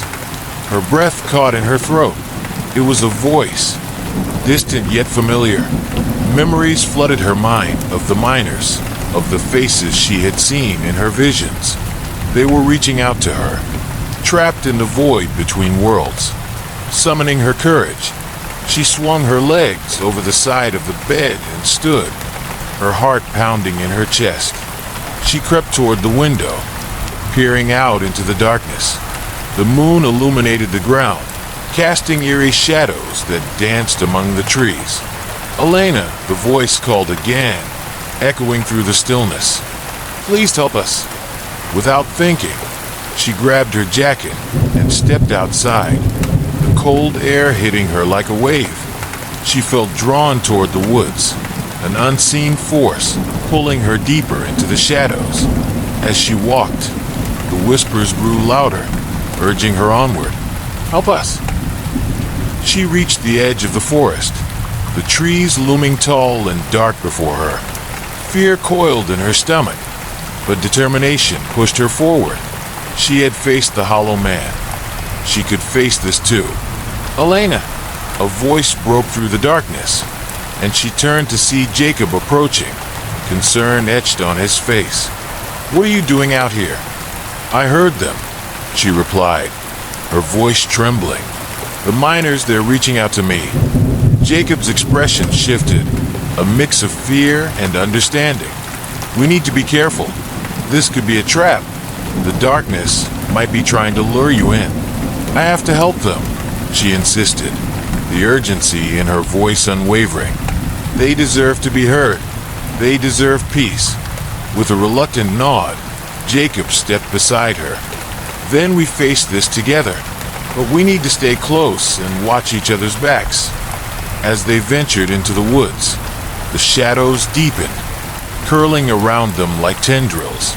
The whispers grew louder, echoing through the trees, guiding them deeper into the heart of the forest. "Help us!" With each step, Elena felt the weight of the past pressing down on her. The miner's anguish and desperation swirled around her, a palpable energy that tugged at her heart. She had to find a way to give them a voice, to bring their pain into the light. They stumbled upon a clearing, the ground littered with remnants of the past, broken tools, rusted helmets, and remnants of what once was. In the center stood a large rock, covered in the same symbols they had seen in the mine. "Elena, look," Jacob said, pointing to the symbols. "These are the markings of the rituals. They must have performed them here." Elena knelt beside the rock, tracing her fingers over the rough surface. They were trying to summon something, or perhaps they were trying to contain it. Suddenly, the whispers intensified, a cacophony of voices merging into a single, anguished cry. "Help us! Release us!" Elena's heart raced as she looked up, the shadows swirling around them, forming into figures of men and women, their faces twisted in pain. The spirits of the miners had emerged from the darkness, desperate for salvation. "No, stay back!" Jacob shouted, stepping in front of Elena, but she pushed past him. "Please," she pleaded, tears streaming down her face. "What do you want? How can I help you?" The spirits swirled around her, their anguish palpable. "We are lost. We cannot find peace. The darkness binds us. You must break the curse." Elena felt a surge of determination. "I'll do it. I'll help you find peace. But I need you to guide me." With renewed resolve, she focused on the symbols etched into the stone. Drawing on her memories of the rituals, she began to chant the words she had uncovered in Marta's journal, her voice steady despite the chaos around her. As she spoke, the spirits swirled closer, their forms flickering like candle flames. The air grew thick with energy, crackling with intensity. Elena could feel the weight of their despair pressing down on her, threatening to swallow her whole. The whispers transformed into a harmonious chorus, the miners' voices rising in unison as they joined her in the chant. "Release us! Set us free!" With each word, the shadows recoiled, the darkness quaking at their unified strength. Elena could feel the bond between them growing, a thread of hope weaving through the air. The figures drew closer, their faces softening, filled with longing. Suddenly, a powerful surge erupted from the rock, illuminating the clearing with blinding light. The shadows twisted and writhed, retreating from the brilliance as the minor spirits were drawn toward the light. "Thank you," they cried, their voices echoing in a crescendo of gratitude. "We are free."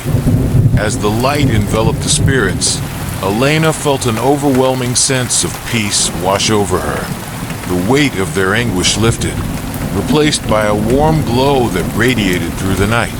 The shadows dissipated, retreating into the darkness, leaving behind a profound silence. Elena collapsed to her knees, breathing heavily, her heart racing. Jacob knelt beside her, his eyes wide with awe. "You did it, you freed them." Tears streamed down Elena's face as she looked up at the night sky, the stars shining brightly above. They had faced the darkness together, and in that moment, she felt a sense of hope. The past could not be changed, but they had the power to shape their future.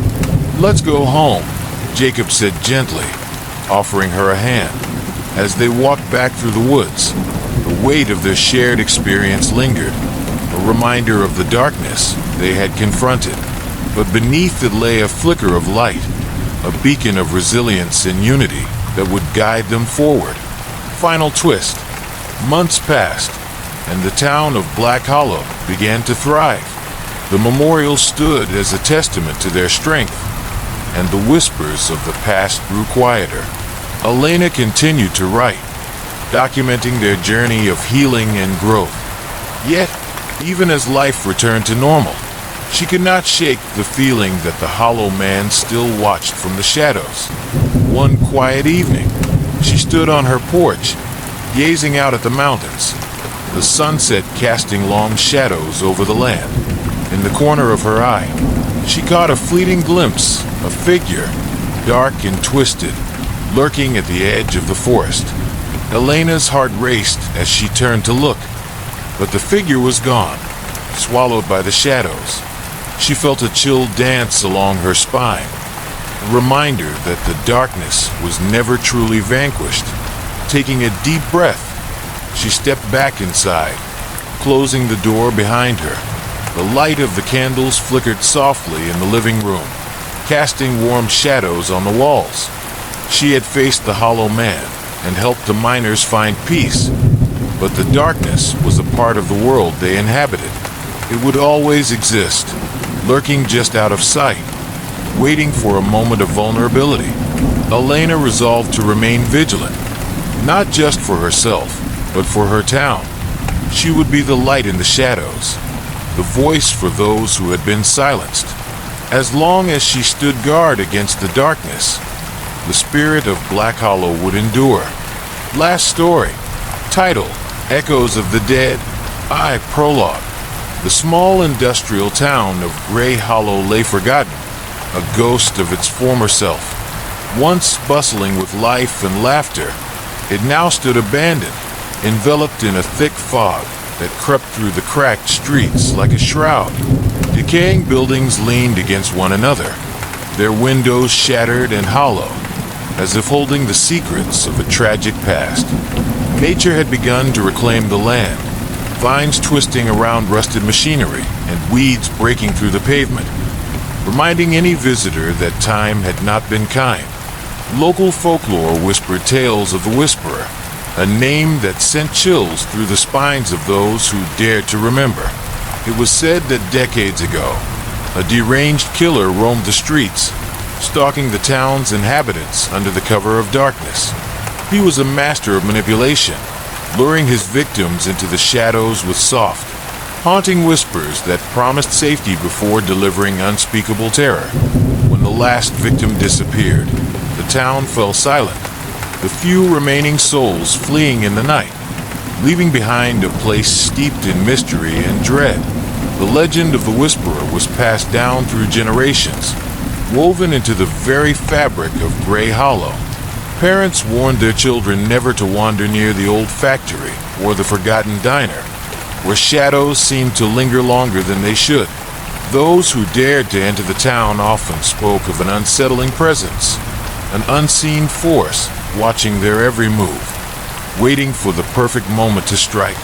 As the fog thickened, a group of 4 urban explorers pulled into Gray Hollow, their car's headlights piercing through the gloom.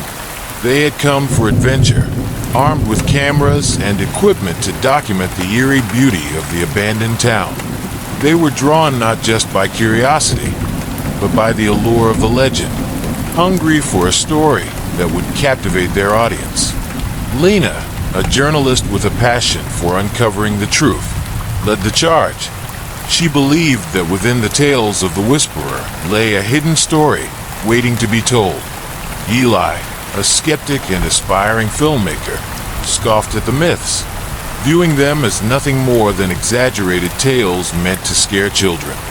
Marcus, the tech expert obsessed with the paranormal, couldn't resist the thrill of capturing evidence of the supernatural.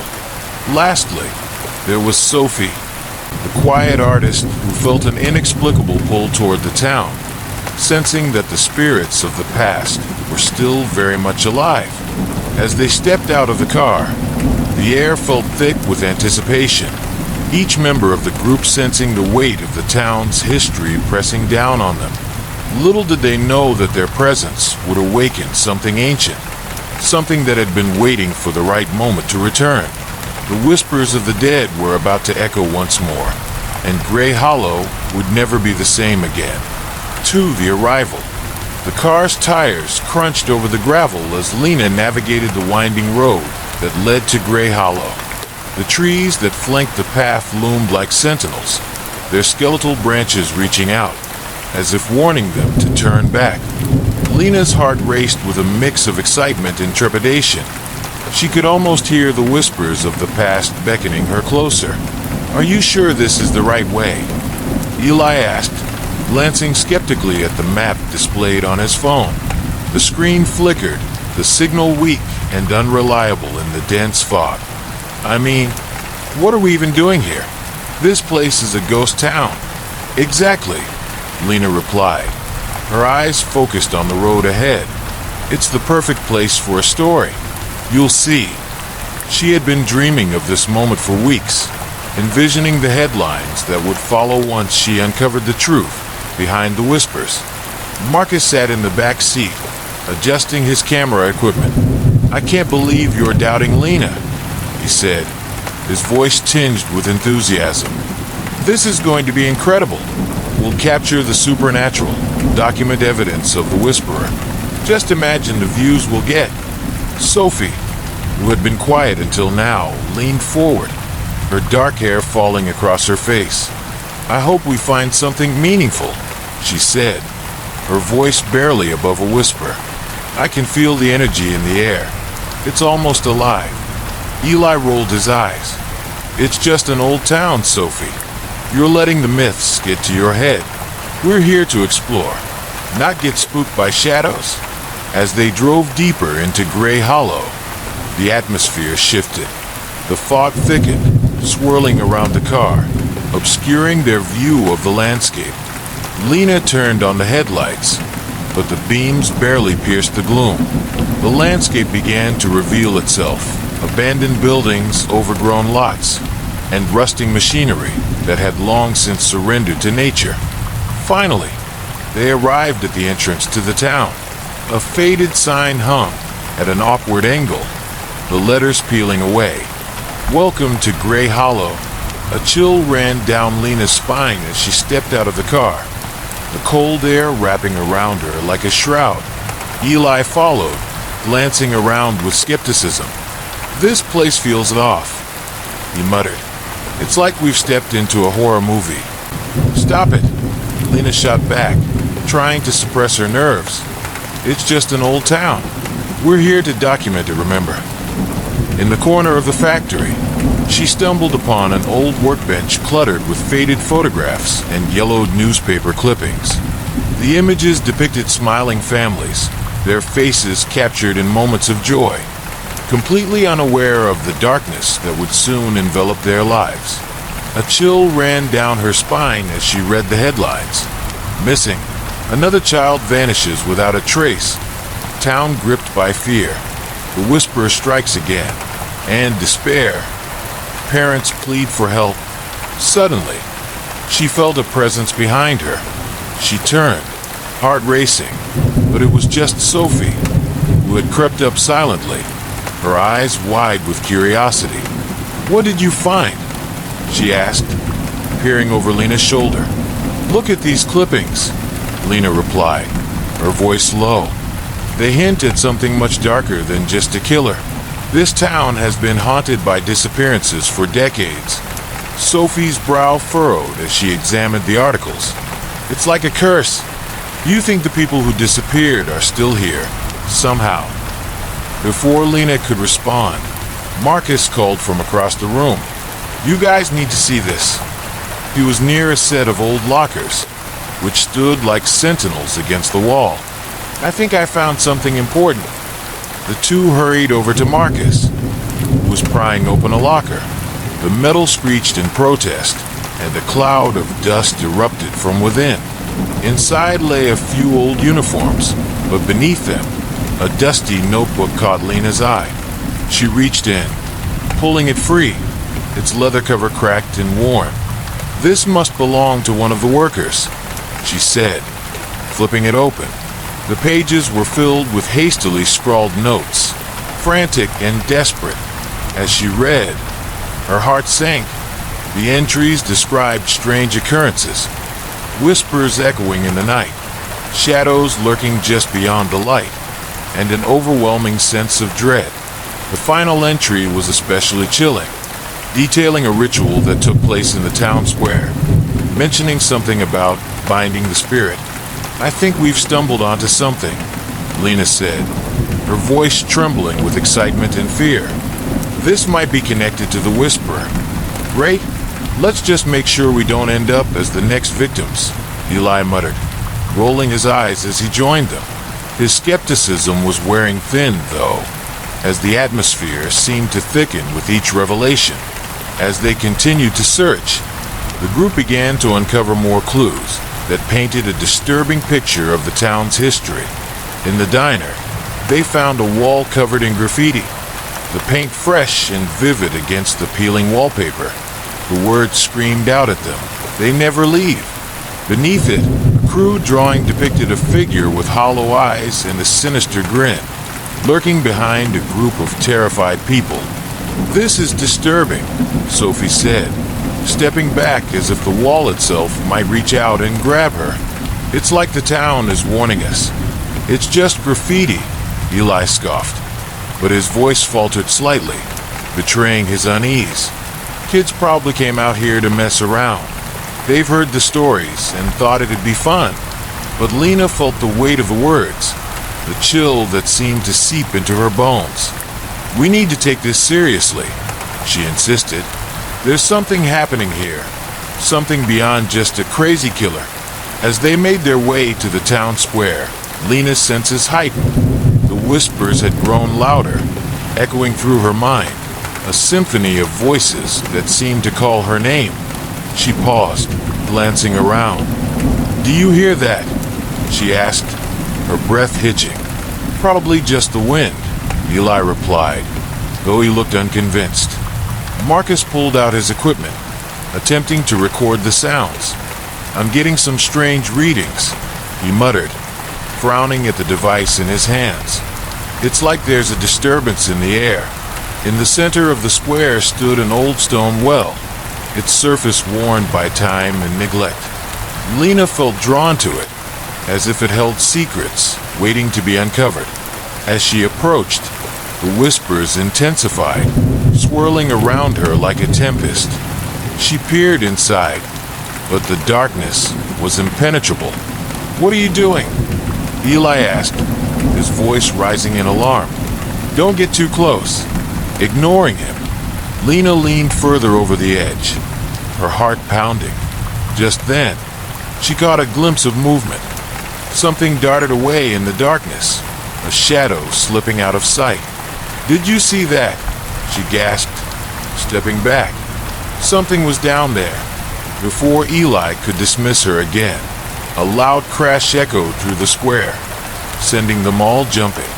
They turned to see a large sign hanging over the diner had fallen, crashing to the ground with a thunderous bang.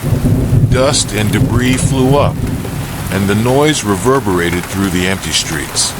"Okay, that was not just the wind," Marcus said, his eyes wide with shock. "This place is alive." Panic surged through the group as the tension escalated. Eli's skepticism was fading fast, replaced by the primal instinct to escape. "We need to leave," he urged, glancing around nervously. "This isn't right." But Lena couldn't shake the feeling that they were on the brink of something significant. "No, we can't leave yet. We need to understand what's happening here," she insisted, her determination igniting a spark of bravery in her heart. As the sun dipped below the horizon, casting long shadows across the square, the group felt a palpable shift in the atmosphere. The air grew heavier, thick with anticipation and dread. Whispers echoed through the twilight, intertwining with the fading light, and Lena knew they were being watched. Something was awakening in Grey Hollow, and it wouldn't rest until it claimed what it desired. For the first strike, the sun dipped below the horizon, casting eerie shadows across Grey Hollow as the group huddled near the stone well, grappling with the unsettling discoveries they had made. The air was thick with tension, and the whispers that had once been distant echoes now felt like an urgent chorus clamoring for their attention. Lena glanced at her watch. It was getting late, and the encroaching darkness felt suffocating. "Maybe we should head back to the factory," Eli suggested, his voice taut with anxiety. "We can regroup and figure out what to do next." Marcus set up his camera, his excitement bubbling over. "Let's start at the factory. I heard that's where the killer was last seen." He pointed toward a massive, crumbling structure looming in the distance, its silhouette barely visible through the fog. As they approached the factory, an uneasy silence settled over the group.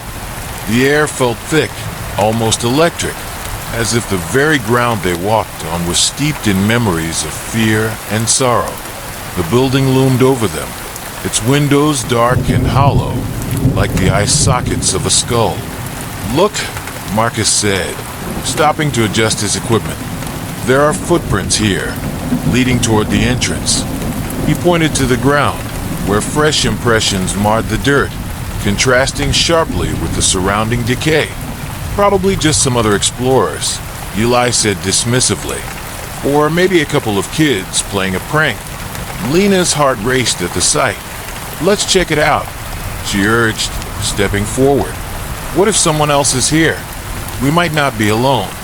They cautiously approached the entrance, the heavy metal door hanging ajar. As they pushed it open, it creaked ominously, revealing a dark interior filled with dust and debris. The air was stale, carrying the faint scent of rust and decay. Marcus flicked on his flashlight, illuminating the interior. The factory was a maze of machinery, long abandoned but still standing, a monument to a bygone era. "This is incredible," he breathed, scanning the room. "We could find something here, something that proves the myth's true." Suddenly, a flicker of movement caught Lena's eye. She turned, straining to see through the shadows. "Did you guys see that?" she asked, her voice shaky. Eli scoffed. "It's just the shadows playing tricks on you. We're letting our imaginations run wild." But Marcus had gone quiet, his attention focused on the far end of the room. "I swear I saw something," he said, his voice barely above a whisper, "like a shadow moving." The group exchanged uneasy glances. Sophie stepped closer to Lena, her eyes wide. "What if it's something else?" she whispered, the fear evident in her voice. As they ventured deeper into the factory, the whispers began, soft, almost imperceptible, like the echoes of a long-forgotten conversation. Lena froze, her breath hitching in her throat. "Did you hear that?" she asked, her heart pounding. Eli sighed, though a flicker of uncertainty crossed his face. "It's probably just the wind," he replied, though his voice lacked conviction. "Let's split up and see if we can find anything," Marcus suggested, his curiosity igniting. "We'll meet back here in an hour." Reluctantly, the group agreed, each member feeling the weight of the atmosphere pressing down upon them as they scattered into the shadows. Lena couldn't shake the feeling that they were being watched, an unseen presence lurking just beyond the reach of the light. The town was alive with echoes of the dead, and they had only just begun to uncover its dark secrets. 3. Unearthing the truth. Lena ventured deeper into the heart of the factory, her flashlight beam dancing across the rusted machinery that loomed like ancient sentinels. The air was thick with dust, and every breath felt heavy, as though the very atmosphere was saturated with the memories of those who had worked here long ago. She could hear the soft echoes of her companions' footsteps as they split up, each absorbed in their own search for clues. As she navigated through the maze of abandoned equipment, Lena felt a growing sense of purpose. This was what she had come for, the story that would define her career. She had to uncover the truth about the Whisperer, to document what had happened in Grey Hollow. But with each step, a nagging doubt crept into her mind.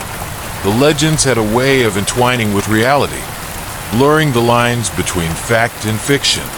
Before Lena could respond, Sophie spoke up, her voice barely above a whisper. "I want to explore the old diner some more. There's something there. I can feel it." Her eyes shimmered with an intensity that sent a shiver down Lena's spine.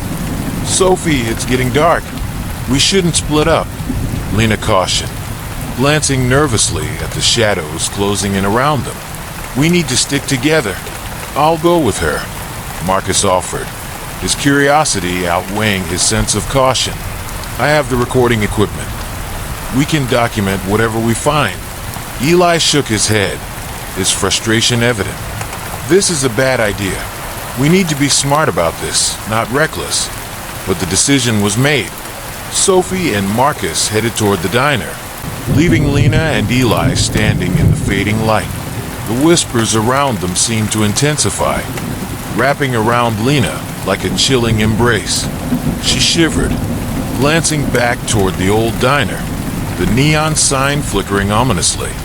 "Let's give them some time," Lena said, though uncertainty gnawed at her. "They'll be back soon." As the minutes ticked by, Lena's anxiety mounted. The shadows stretched across the ground, darkening the corners of her vision. "We should check on them," she said, unable to shake the feeling that something was terribly wrong. "Fine," Eli relented, though his expression revealed his reluctance. They made their way toward the diner, the air growing colder with each step. The whispers had quieted, replaced by an eerie silence that felt suffocating. When they reached the diner, Lena's heart sank. The door stood slightly ajar, swinging gently in the wind. "Sophie, Marcus," she called, her voice echoing in the empty space.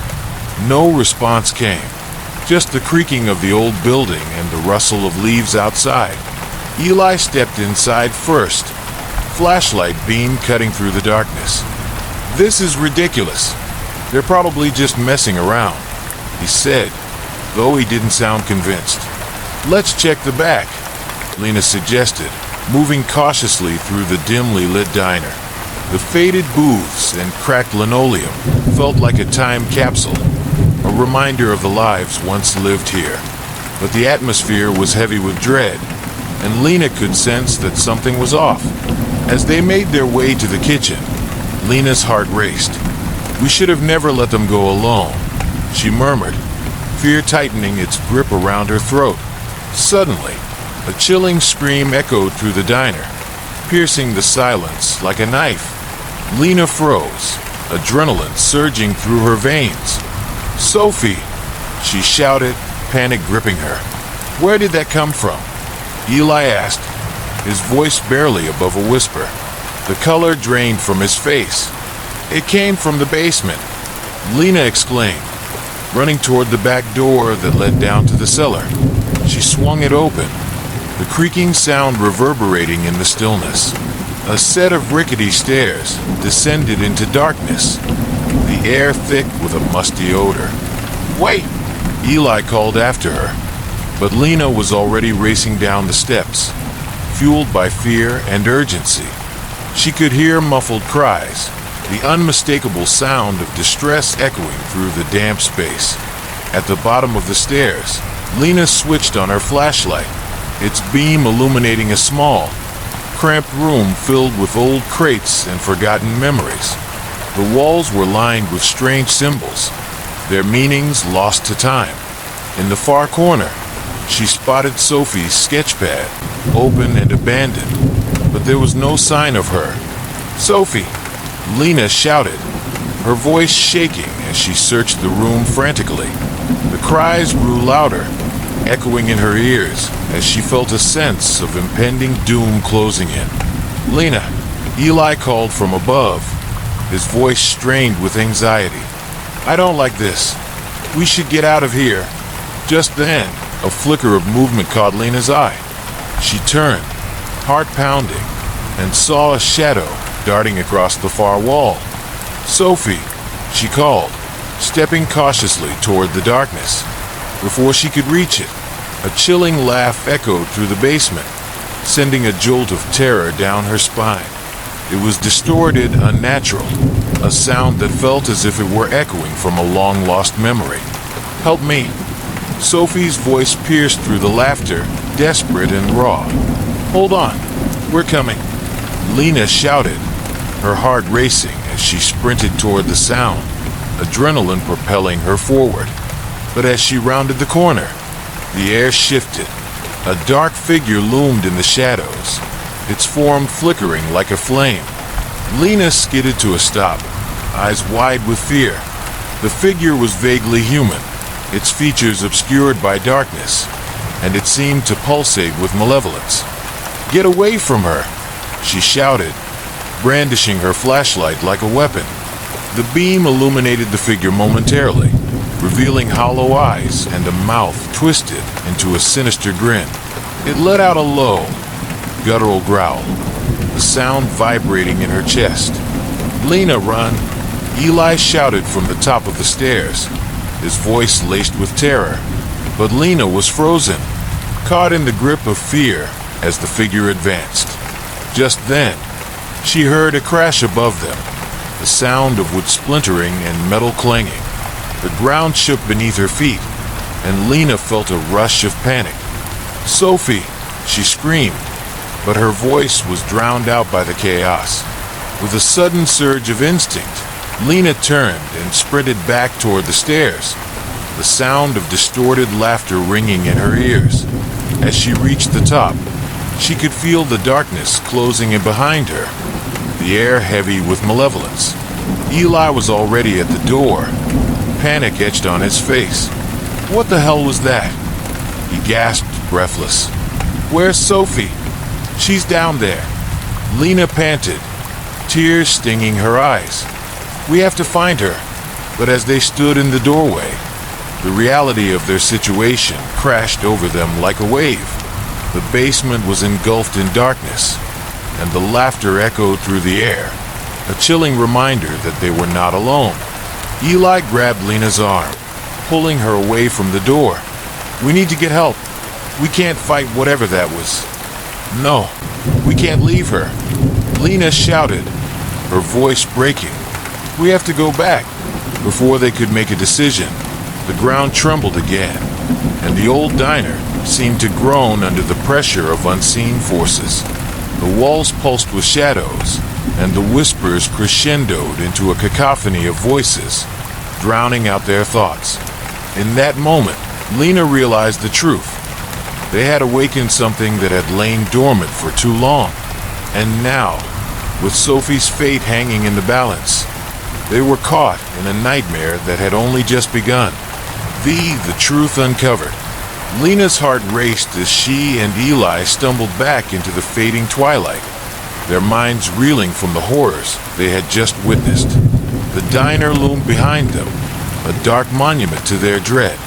They had lost Sophie, and the chilling laughter still echoed in their ears, a reminder that they were being hunted. "What do we do now?" Eli asked, his voice trembling. He glanced over his shoulder, as if expecting the shadowy figure to emerge from the darkness. "We can't just leave her. We have to find Marcus," Lena replied, desperation lacing her words. "He might know where Sophie is. He can help us." They hurried back to the factory, navigating the uneven ground with urgency.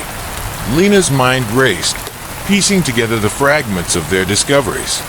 The town was shrouded in secrets, each clue they had uncovered hinting at a history far darker than any of them had anticipated. As they reached the factory, Lena spotted Marcus standing outside, his expression a mix of confusion and fear. "What happened?" he demanded, his eyes darting between them. "Where's Sophie?" "She's missing," Lena replied, her voice strained. "We heard her scream, and then we saw something. It was terrifying. We need to go back and find her." Marcus's face paled. "We can't go back there. Not after what just happened. We need to get out of here." "No," Lena exclaimed, anger flaring within her. "We can't abandon her. We owe it to her to find out what's happening in this town." Eli's eyes flickered with uncertainty as he looked at Marcus. "Lena's right. We need to figure this out. We can't let fear control us." With a deep breath, Marcus relented, though the fear etched in his features didn't fade. "Okay, but we have to be smart about this. We need to understand what we're dealing with first." Inside the factory, they gathered around a dusty table scattered with their findings. Newspaper clippings, Sophie's sketchpad, and the notebook Marcus had found earlier. Lena flipped through the pages, her fingers trembling as she traced the frantic handwriting. "I think there's a connection between the disappearances and whatever happened in the town square," she said, her voice steadying as she spoke.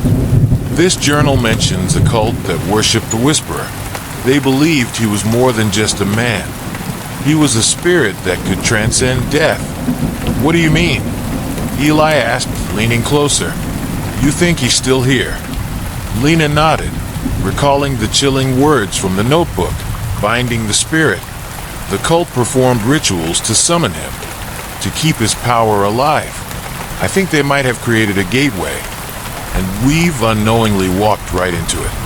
Marcus glanced over at the old newspaper clippings. "Look at this one," he said, pointing to an article dated several decades earlier. It talks about a ceremony that took place in the town square, where several families went missing. They were believed to be sacrifices. Eli's face contorted with disbelief. "This is insane. You're saying we're in the middle of some cult ritual?" "No. What I'm saying is that this town has been cursed for generations," Lena insisted, her voice rising. "The Whisperer is not just a ghost. He's a manifestation of all the pain and suffering that has been inflicted here, and Sophie is somewhere in the middle of it."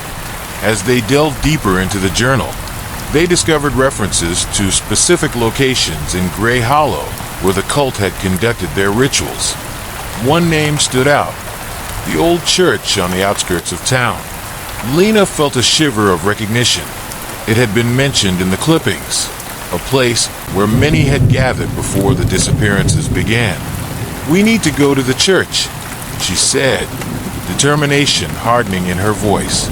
"If there's any chance Sophie is tied to this, we might find something that can help us."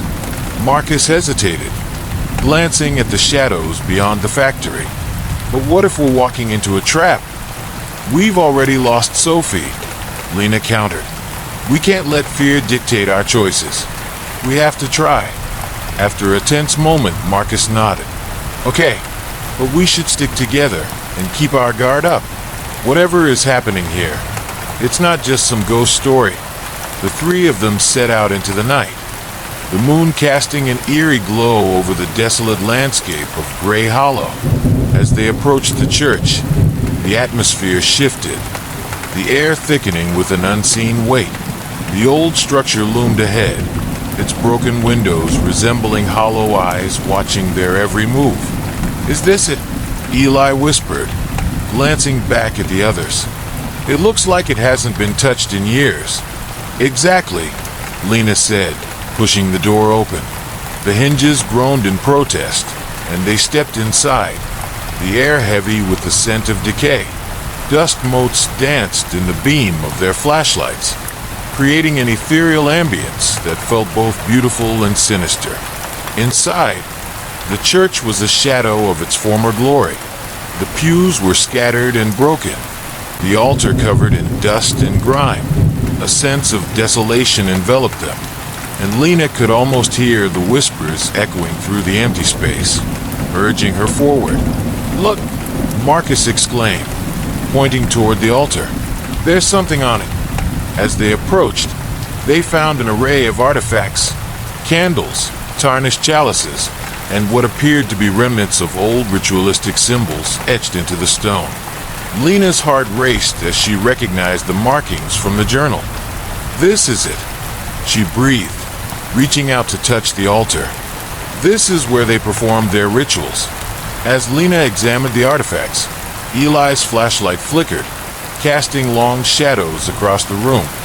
"Do you feel that?" he asked, his voice barely above a whisper. "It's like the air is vibrating." Before Lena could respond, a gust of wind swept through the church, extinguishing their flashlights. Darkness enveloped them, and panic surged in her chest. "Turn them back on," she shouted, fumbling for her flashlight. As they scrambled to switch on their lights, the atmosphere shifted again, thickening with an oppressive force. The whispers rose to a deafening crescendo, swirling around them like a tempest. Lena felt a surge of energy, a presence pushing against her from all sides. "Get back!" Marcus yelled, raising his recording equipment as if it could protect them. But the darkness coalesced, forming a shape at the edge of their vision, a figure wrapped in shadows, its hollow eyes gleaming with a malevolent hunger. "Run!"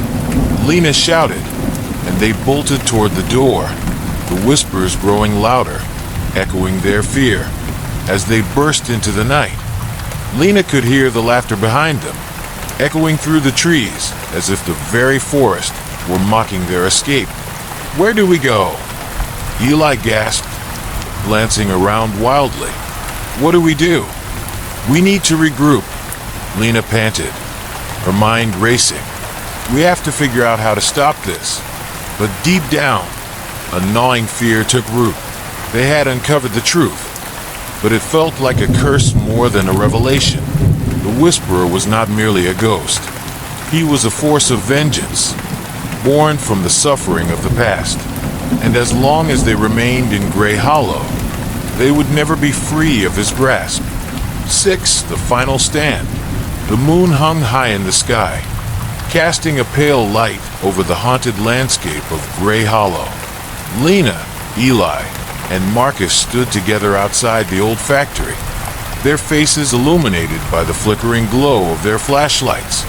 They had uncovered the dark secrets of the town, but it felt like a trap had been set, and they were walking straight into it. Sophie was still missing, and the pressure to save her weighed heavily on their shoulders. "We have to destroy whatever binds the Whisperer to this place," Lena said, her voice resolute despite the fear creeping in. "If we can find the artifacts from the rituals, we might be able to break the curse." Eli swallowed hard, glancing toward the entrance of the factory, where shadows danced like specters waiting to strike. "But where do we even start? We barely made it out last time." "There were those markings on the altar," Marcus replied, his brow furrowed in concentration. "The journal mentioned specific symbols related to the binding. If we can find those symbols and the artifacts associated with them, we might have a chance. Then we go back to the church, Lena declared, determination hardening her voice. That's where this all started. We'll break the cycle once and for all. With renewed purpose, they set out toward the church, adrenaline coursing through their veins. As they approached the weathered structure, Lena could feel the atmosphere shifting again, the air thickening with an unseen presence. It was as if the very ground beneath them was alive, pulsing with the remnants of past rituals. Stick together, Marcus cautioned, his voice steady. If we're going to do this, we need to be united. They stepped inside the church, the darkness swallowing them once more. Lena led the way toward the altar, her heart pounding in her chest. The symbols etched into the stone seemed to pulse with energy, and she felt a strange pull, as if the altar itself was calling to her. Okay, what now? Eli whispered, glancing nervously around the shadowy corners of the room. Lena crouched by the altar, examining the markings. We need to replicate these symbols. If we can create a counter-ritual, it might sever the connection between the Whisperer and this place. Marcus rummaged through his backpack, pulling out a small flashlight and a pocket knife. I can use this to carve the symbols into the ground. It'll take time, but it's worth a shot. Let's do it, Lena urged, determination igniting within her. We can't let fear hold us back. We have to save Sophie and put an end to this nightmare. As Marcus began to carve the symbols into the floor, Lena and Eli stood guard, scanning the darkness for any sign of movement. The atmosphere felt charged, and the air crackled with anticipation. Just as Marcus finished the first symbol, a gust of wind howled through the church, extinguishing their flashlights and plunging them into darkness. Shit, Eli exclaimed, fumbling for his flashlight. We need light. But as he switched it on, the beam illuminated a horrifying sight. The shadows coalesced into a familiar form, the Whisperer emerging from the darkness, his hollow eyes gleaming with malice. Laughter echoed through the room, a sound that chilled Lena to her core. Fools, the Whisperer hissed, his voice a chilling whisper that reverberated in their minds. You think you can escape? You are mine. Marcus's hands trembled as he continued carving the symbols into the ground. We have to finish this, he shouted, his voice filled with urgency. Lena stepped forward, her heart racing as she faced the Whisperer. We're not afraid of you. You won't take anyone else. With a roar, the Whisperer lunged at Lena, his shadowy form shifting and twisting as if he were made of pure darkness. She instinctively raised her flashlight, illuminating the figure just long enough to see the hatred etched on its face. Eli grabbed a nearby candle, igniting it with a trembling lighter. The flickering flame cast eerie shadows on the walls, and for a moment, the Whisperer hesitated, recoiling from the light. Keep it away from me, Marcus shouted, eyes wide with fear as he continued to carve. Just a little longer. The atmosphere grew charged with energy as the Whisperer surged forward again, a dark tempest intent on consuming them. Lena felt the pull of despair, but she clung to her determination. Eli, light the candles. We need all the light we can get. Eli scrambled to light the remaining candles scattered around the altar, their flames flickering defiantly against the darkness. The Whisperer arrived, its form twisting as if the light burned its very essence. Keep going, Marcus, Lena urged, her heart racing as she faced the entity. We can do this. As Marcus completed the final symbol, a bright flash erupted from the ground, momentarily illuminating the entire church. The Whisperer shrieked, a sound that pierced the air like glass shattering. It recoiled, thrashing in a whirlwind of darkness, its form dissipating as the symbols glowed with an otherworldly light. Now, we need to say the words from the journal, Marcus shouted, his voice filled with urgency. Together, they gathered in a circle around the altar. their voices rising in a chant as they recited the words that had been etched into Lena's mind. The air crackled with energy, and the ground shook beneath them. The symbols began to glow brighter, illuminating the church with a blinding light that pushed back the darkness. "No, no," the whisperer screeched, its form unraveling in the light. "You cannot banish me." "Together," Lena cried, feeling the power of their combined voices surge through her. "We are stronger than you." With a final, deafening roar, the whisperer exploded into a cloud of shadow, the remnants dissipating into the night air. The light from the symbols enveloped the church, filling every corner with warmth and radiance. The oppressive weight that had hung over them lifted, leaving a profound silence in its wake. Panting, Lena glanced around, her heart racing. Did we do it?" "I think so," Marcus replied, still catching his breath. "But we need to find Sophie." Just then, a soft rustle came from the back of the church. They turned, hope flooding through Lena as she saw a familiar figure emerging from the shadows. "Sophie!" Lena shouted, rushing toward her friend. Sophie looked pale and shaken but alive. Relief washed over Lena as she embraced her, holding on tightly as if fearing she would disappear again. I thought I was lost," Sophie whispered, her voice trembling. "I heard the whispers and I couldn't escape.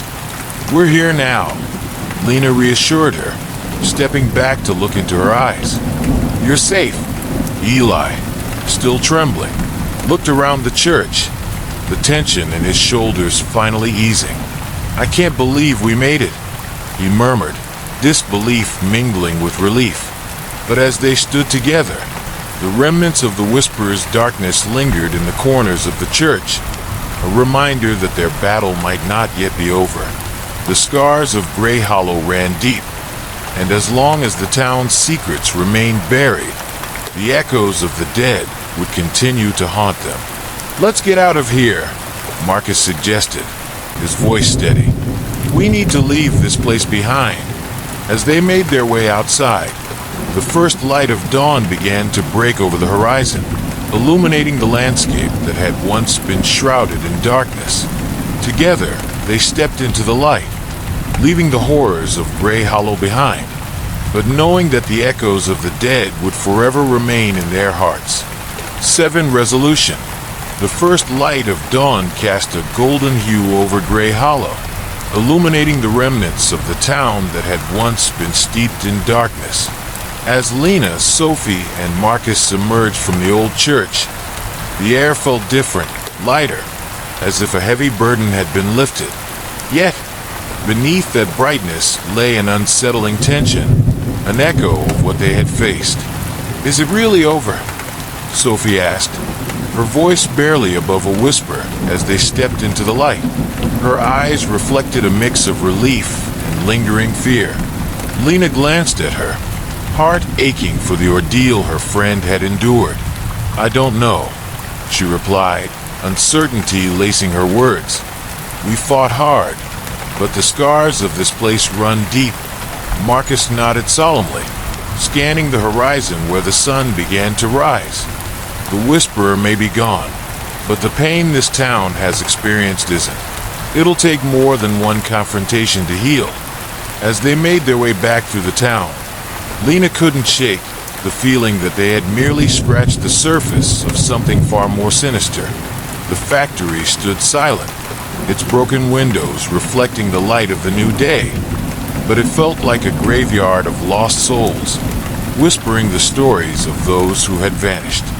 "We need to document what happened," Lena said, her voice gaining strength. "The world has to know about Grey Hollow and the darkness it holds. We can't let this history fade into oblivion."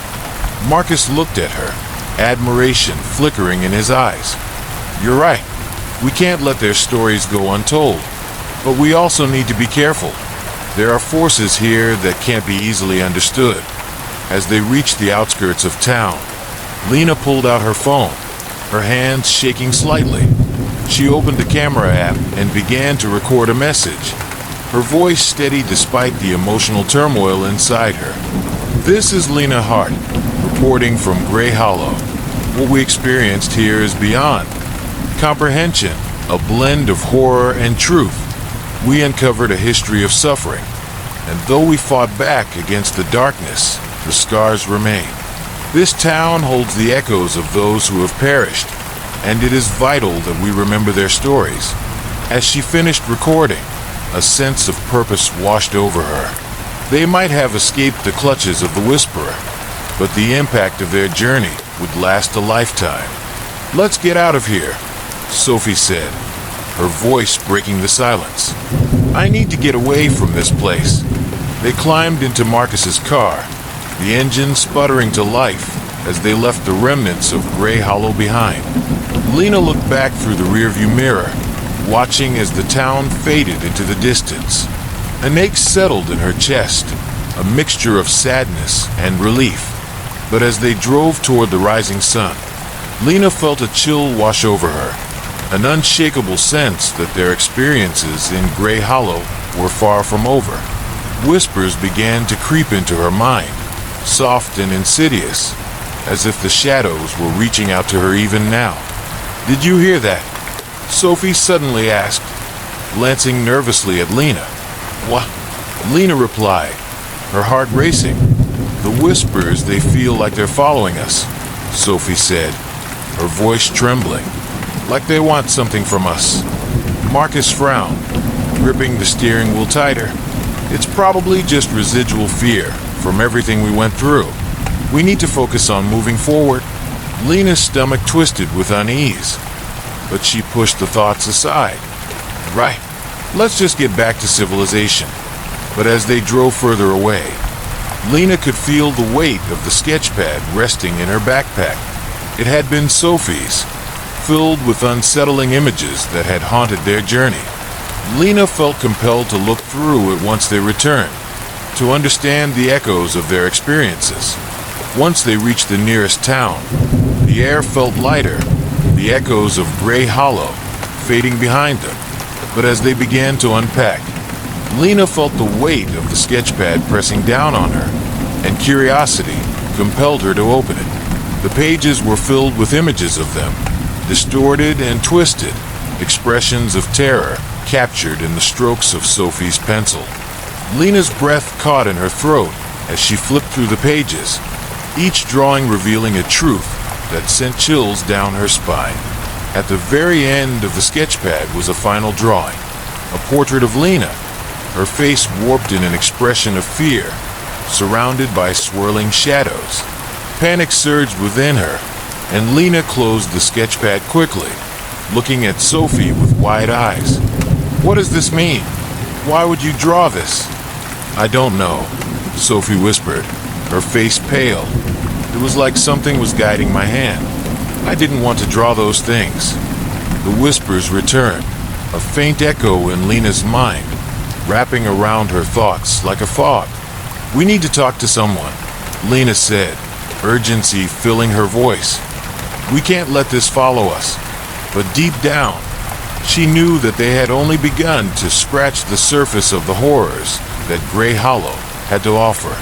The echoes of the dead were not easily silenced, and the haunting presence of the Whisperer could still linger, waiting for the right moment to reclaim its hold.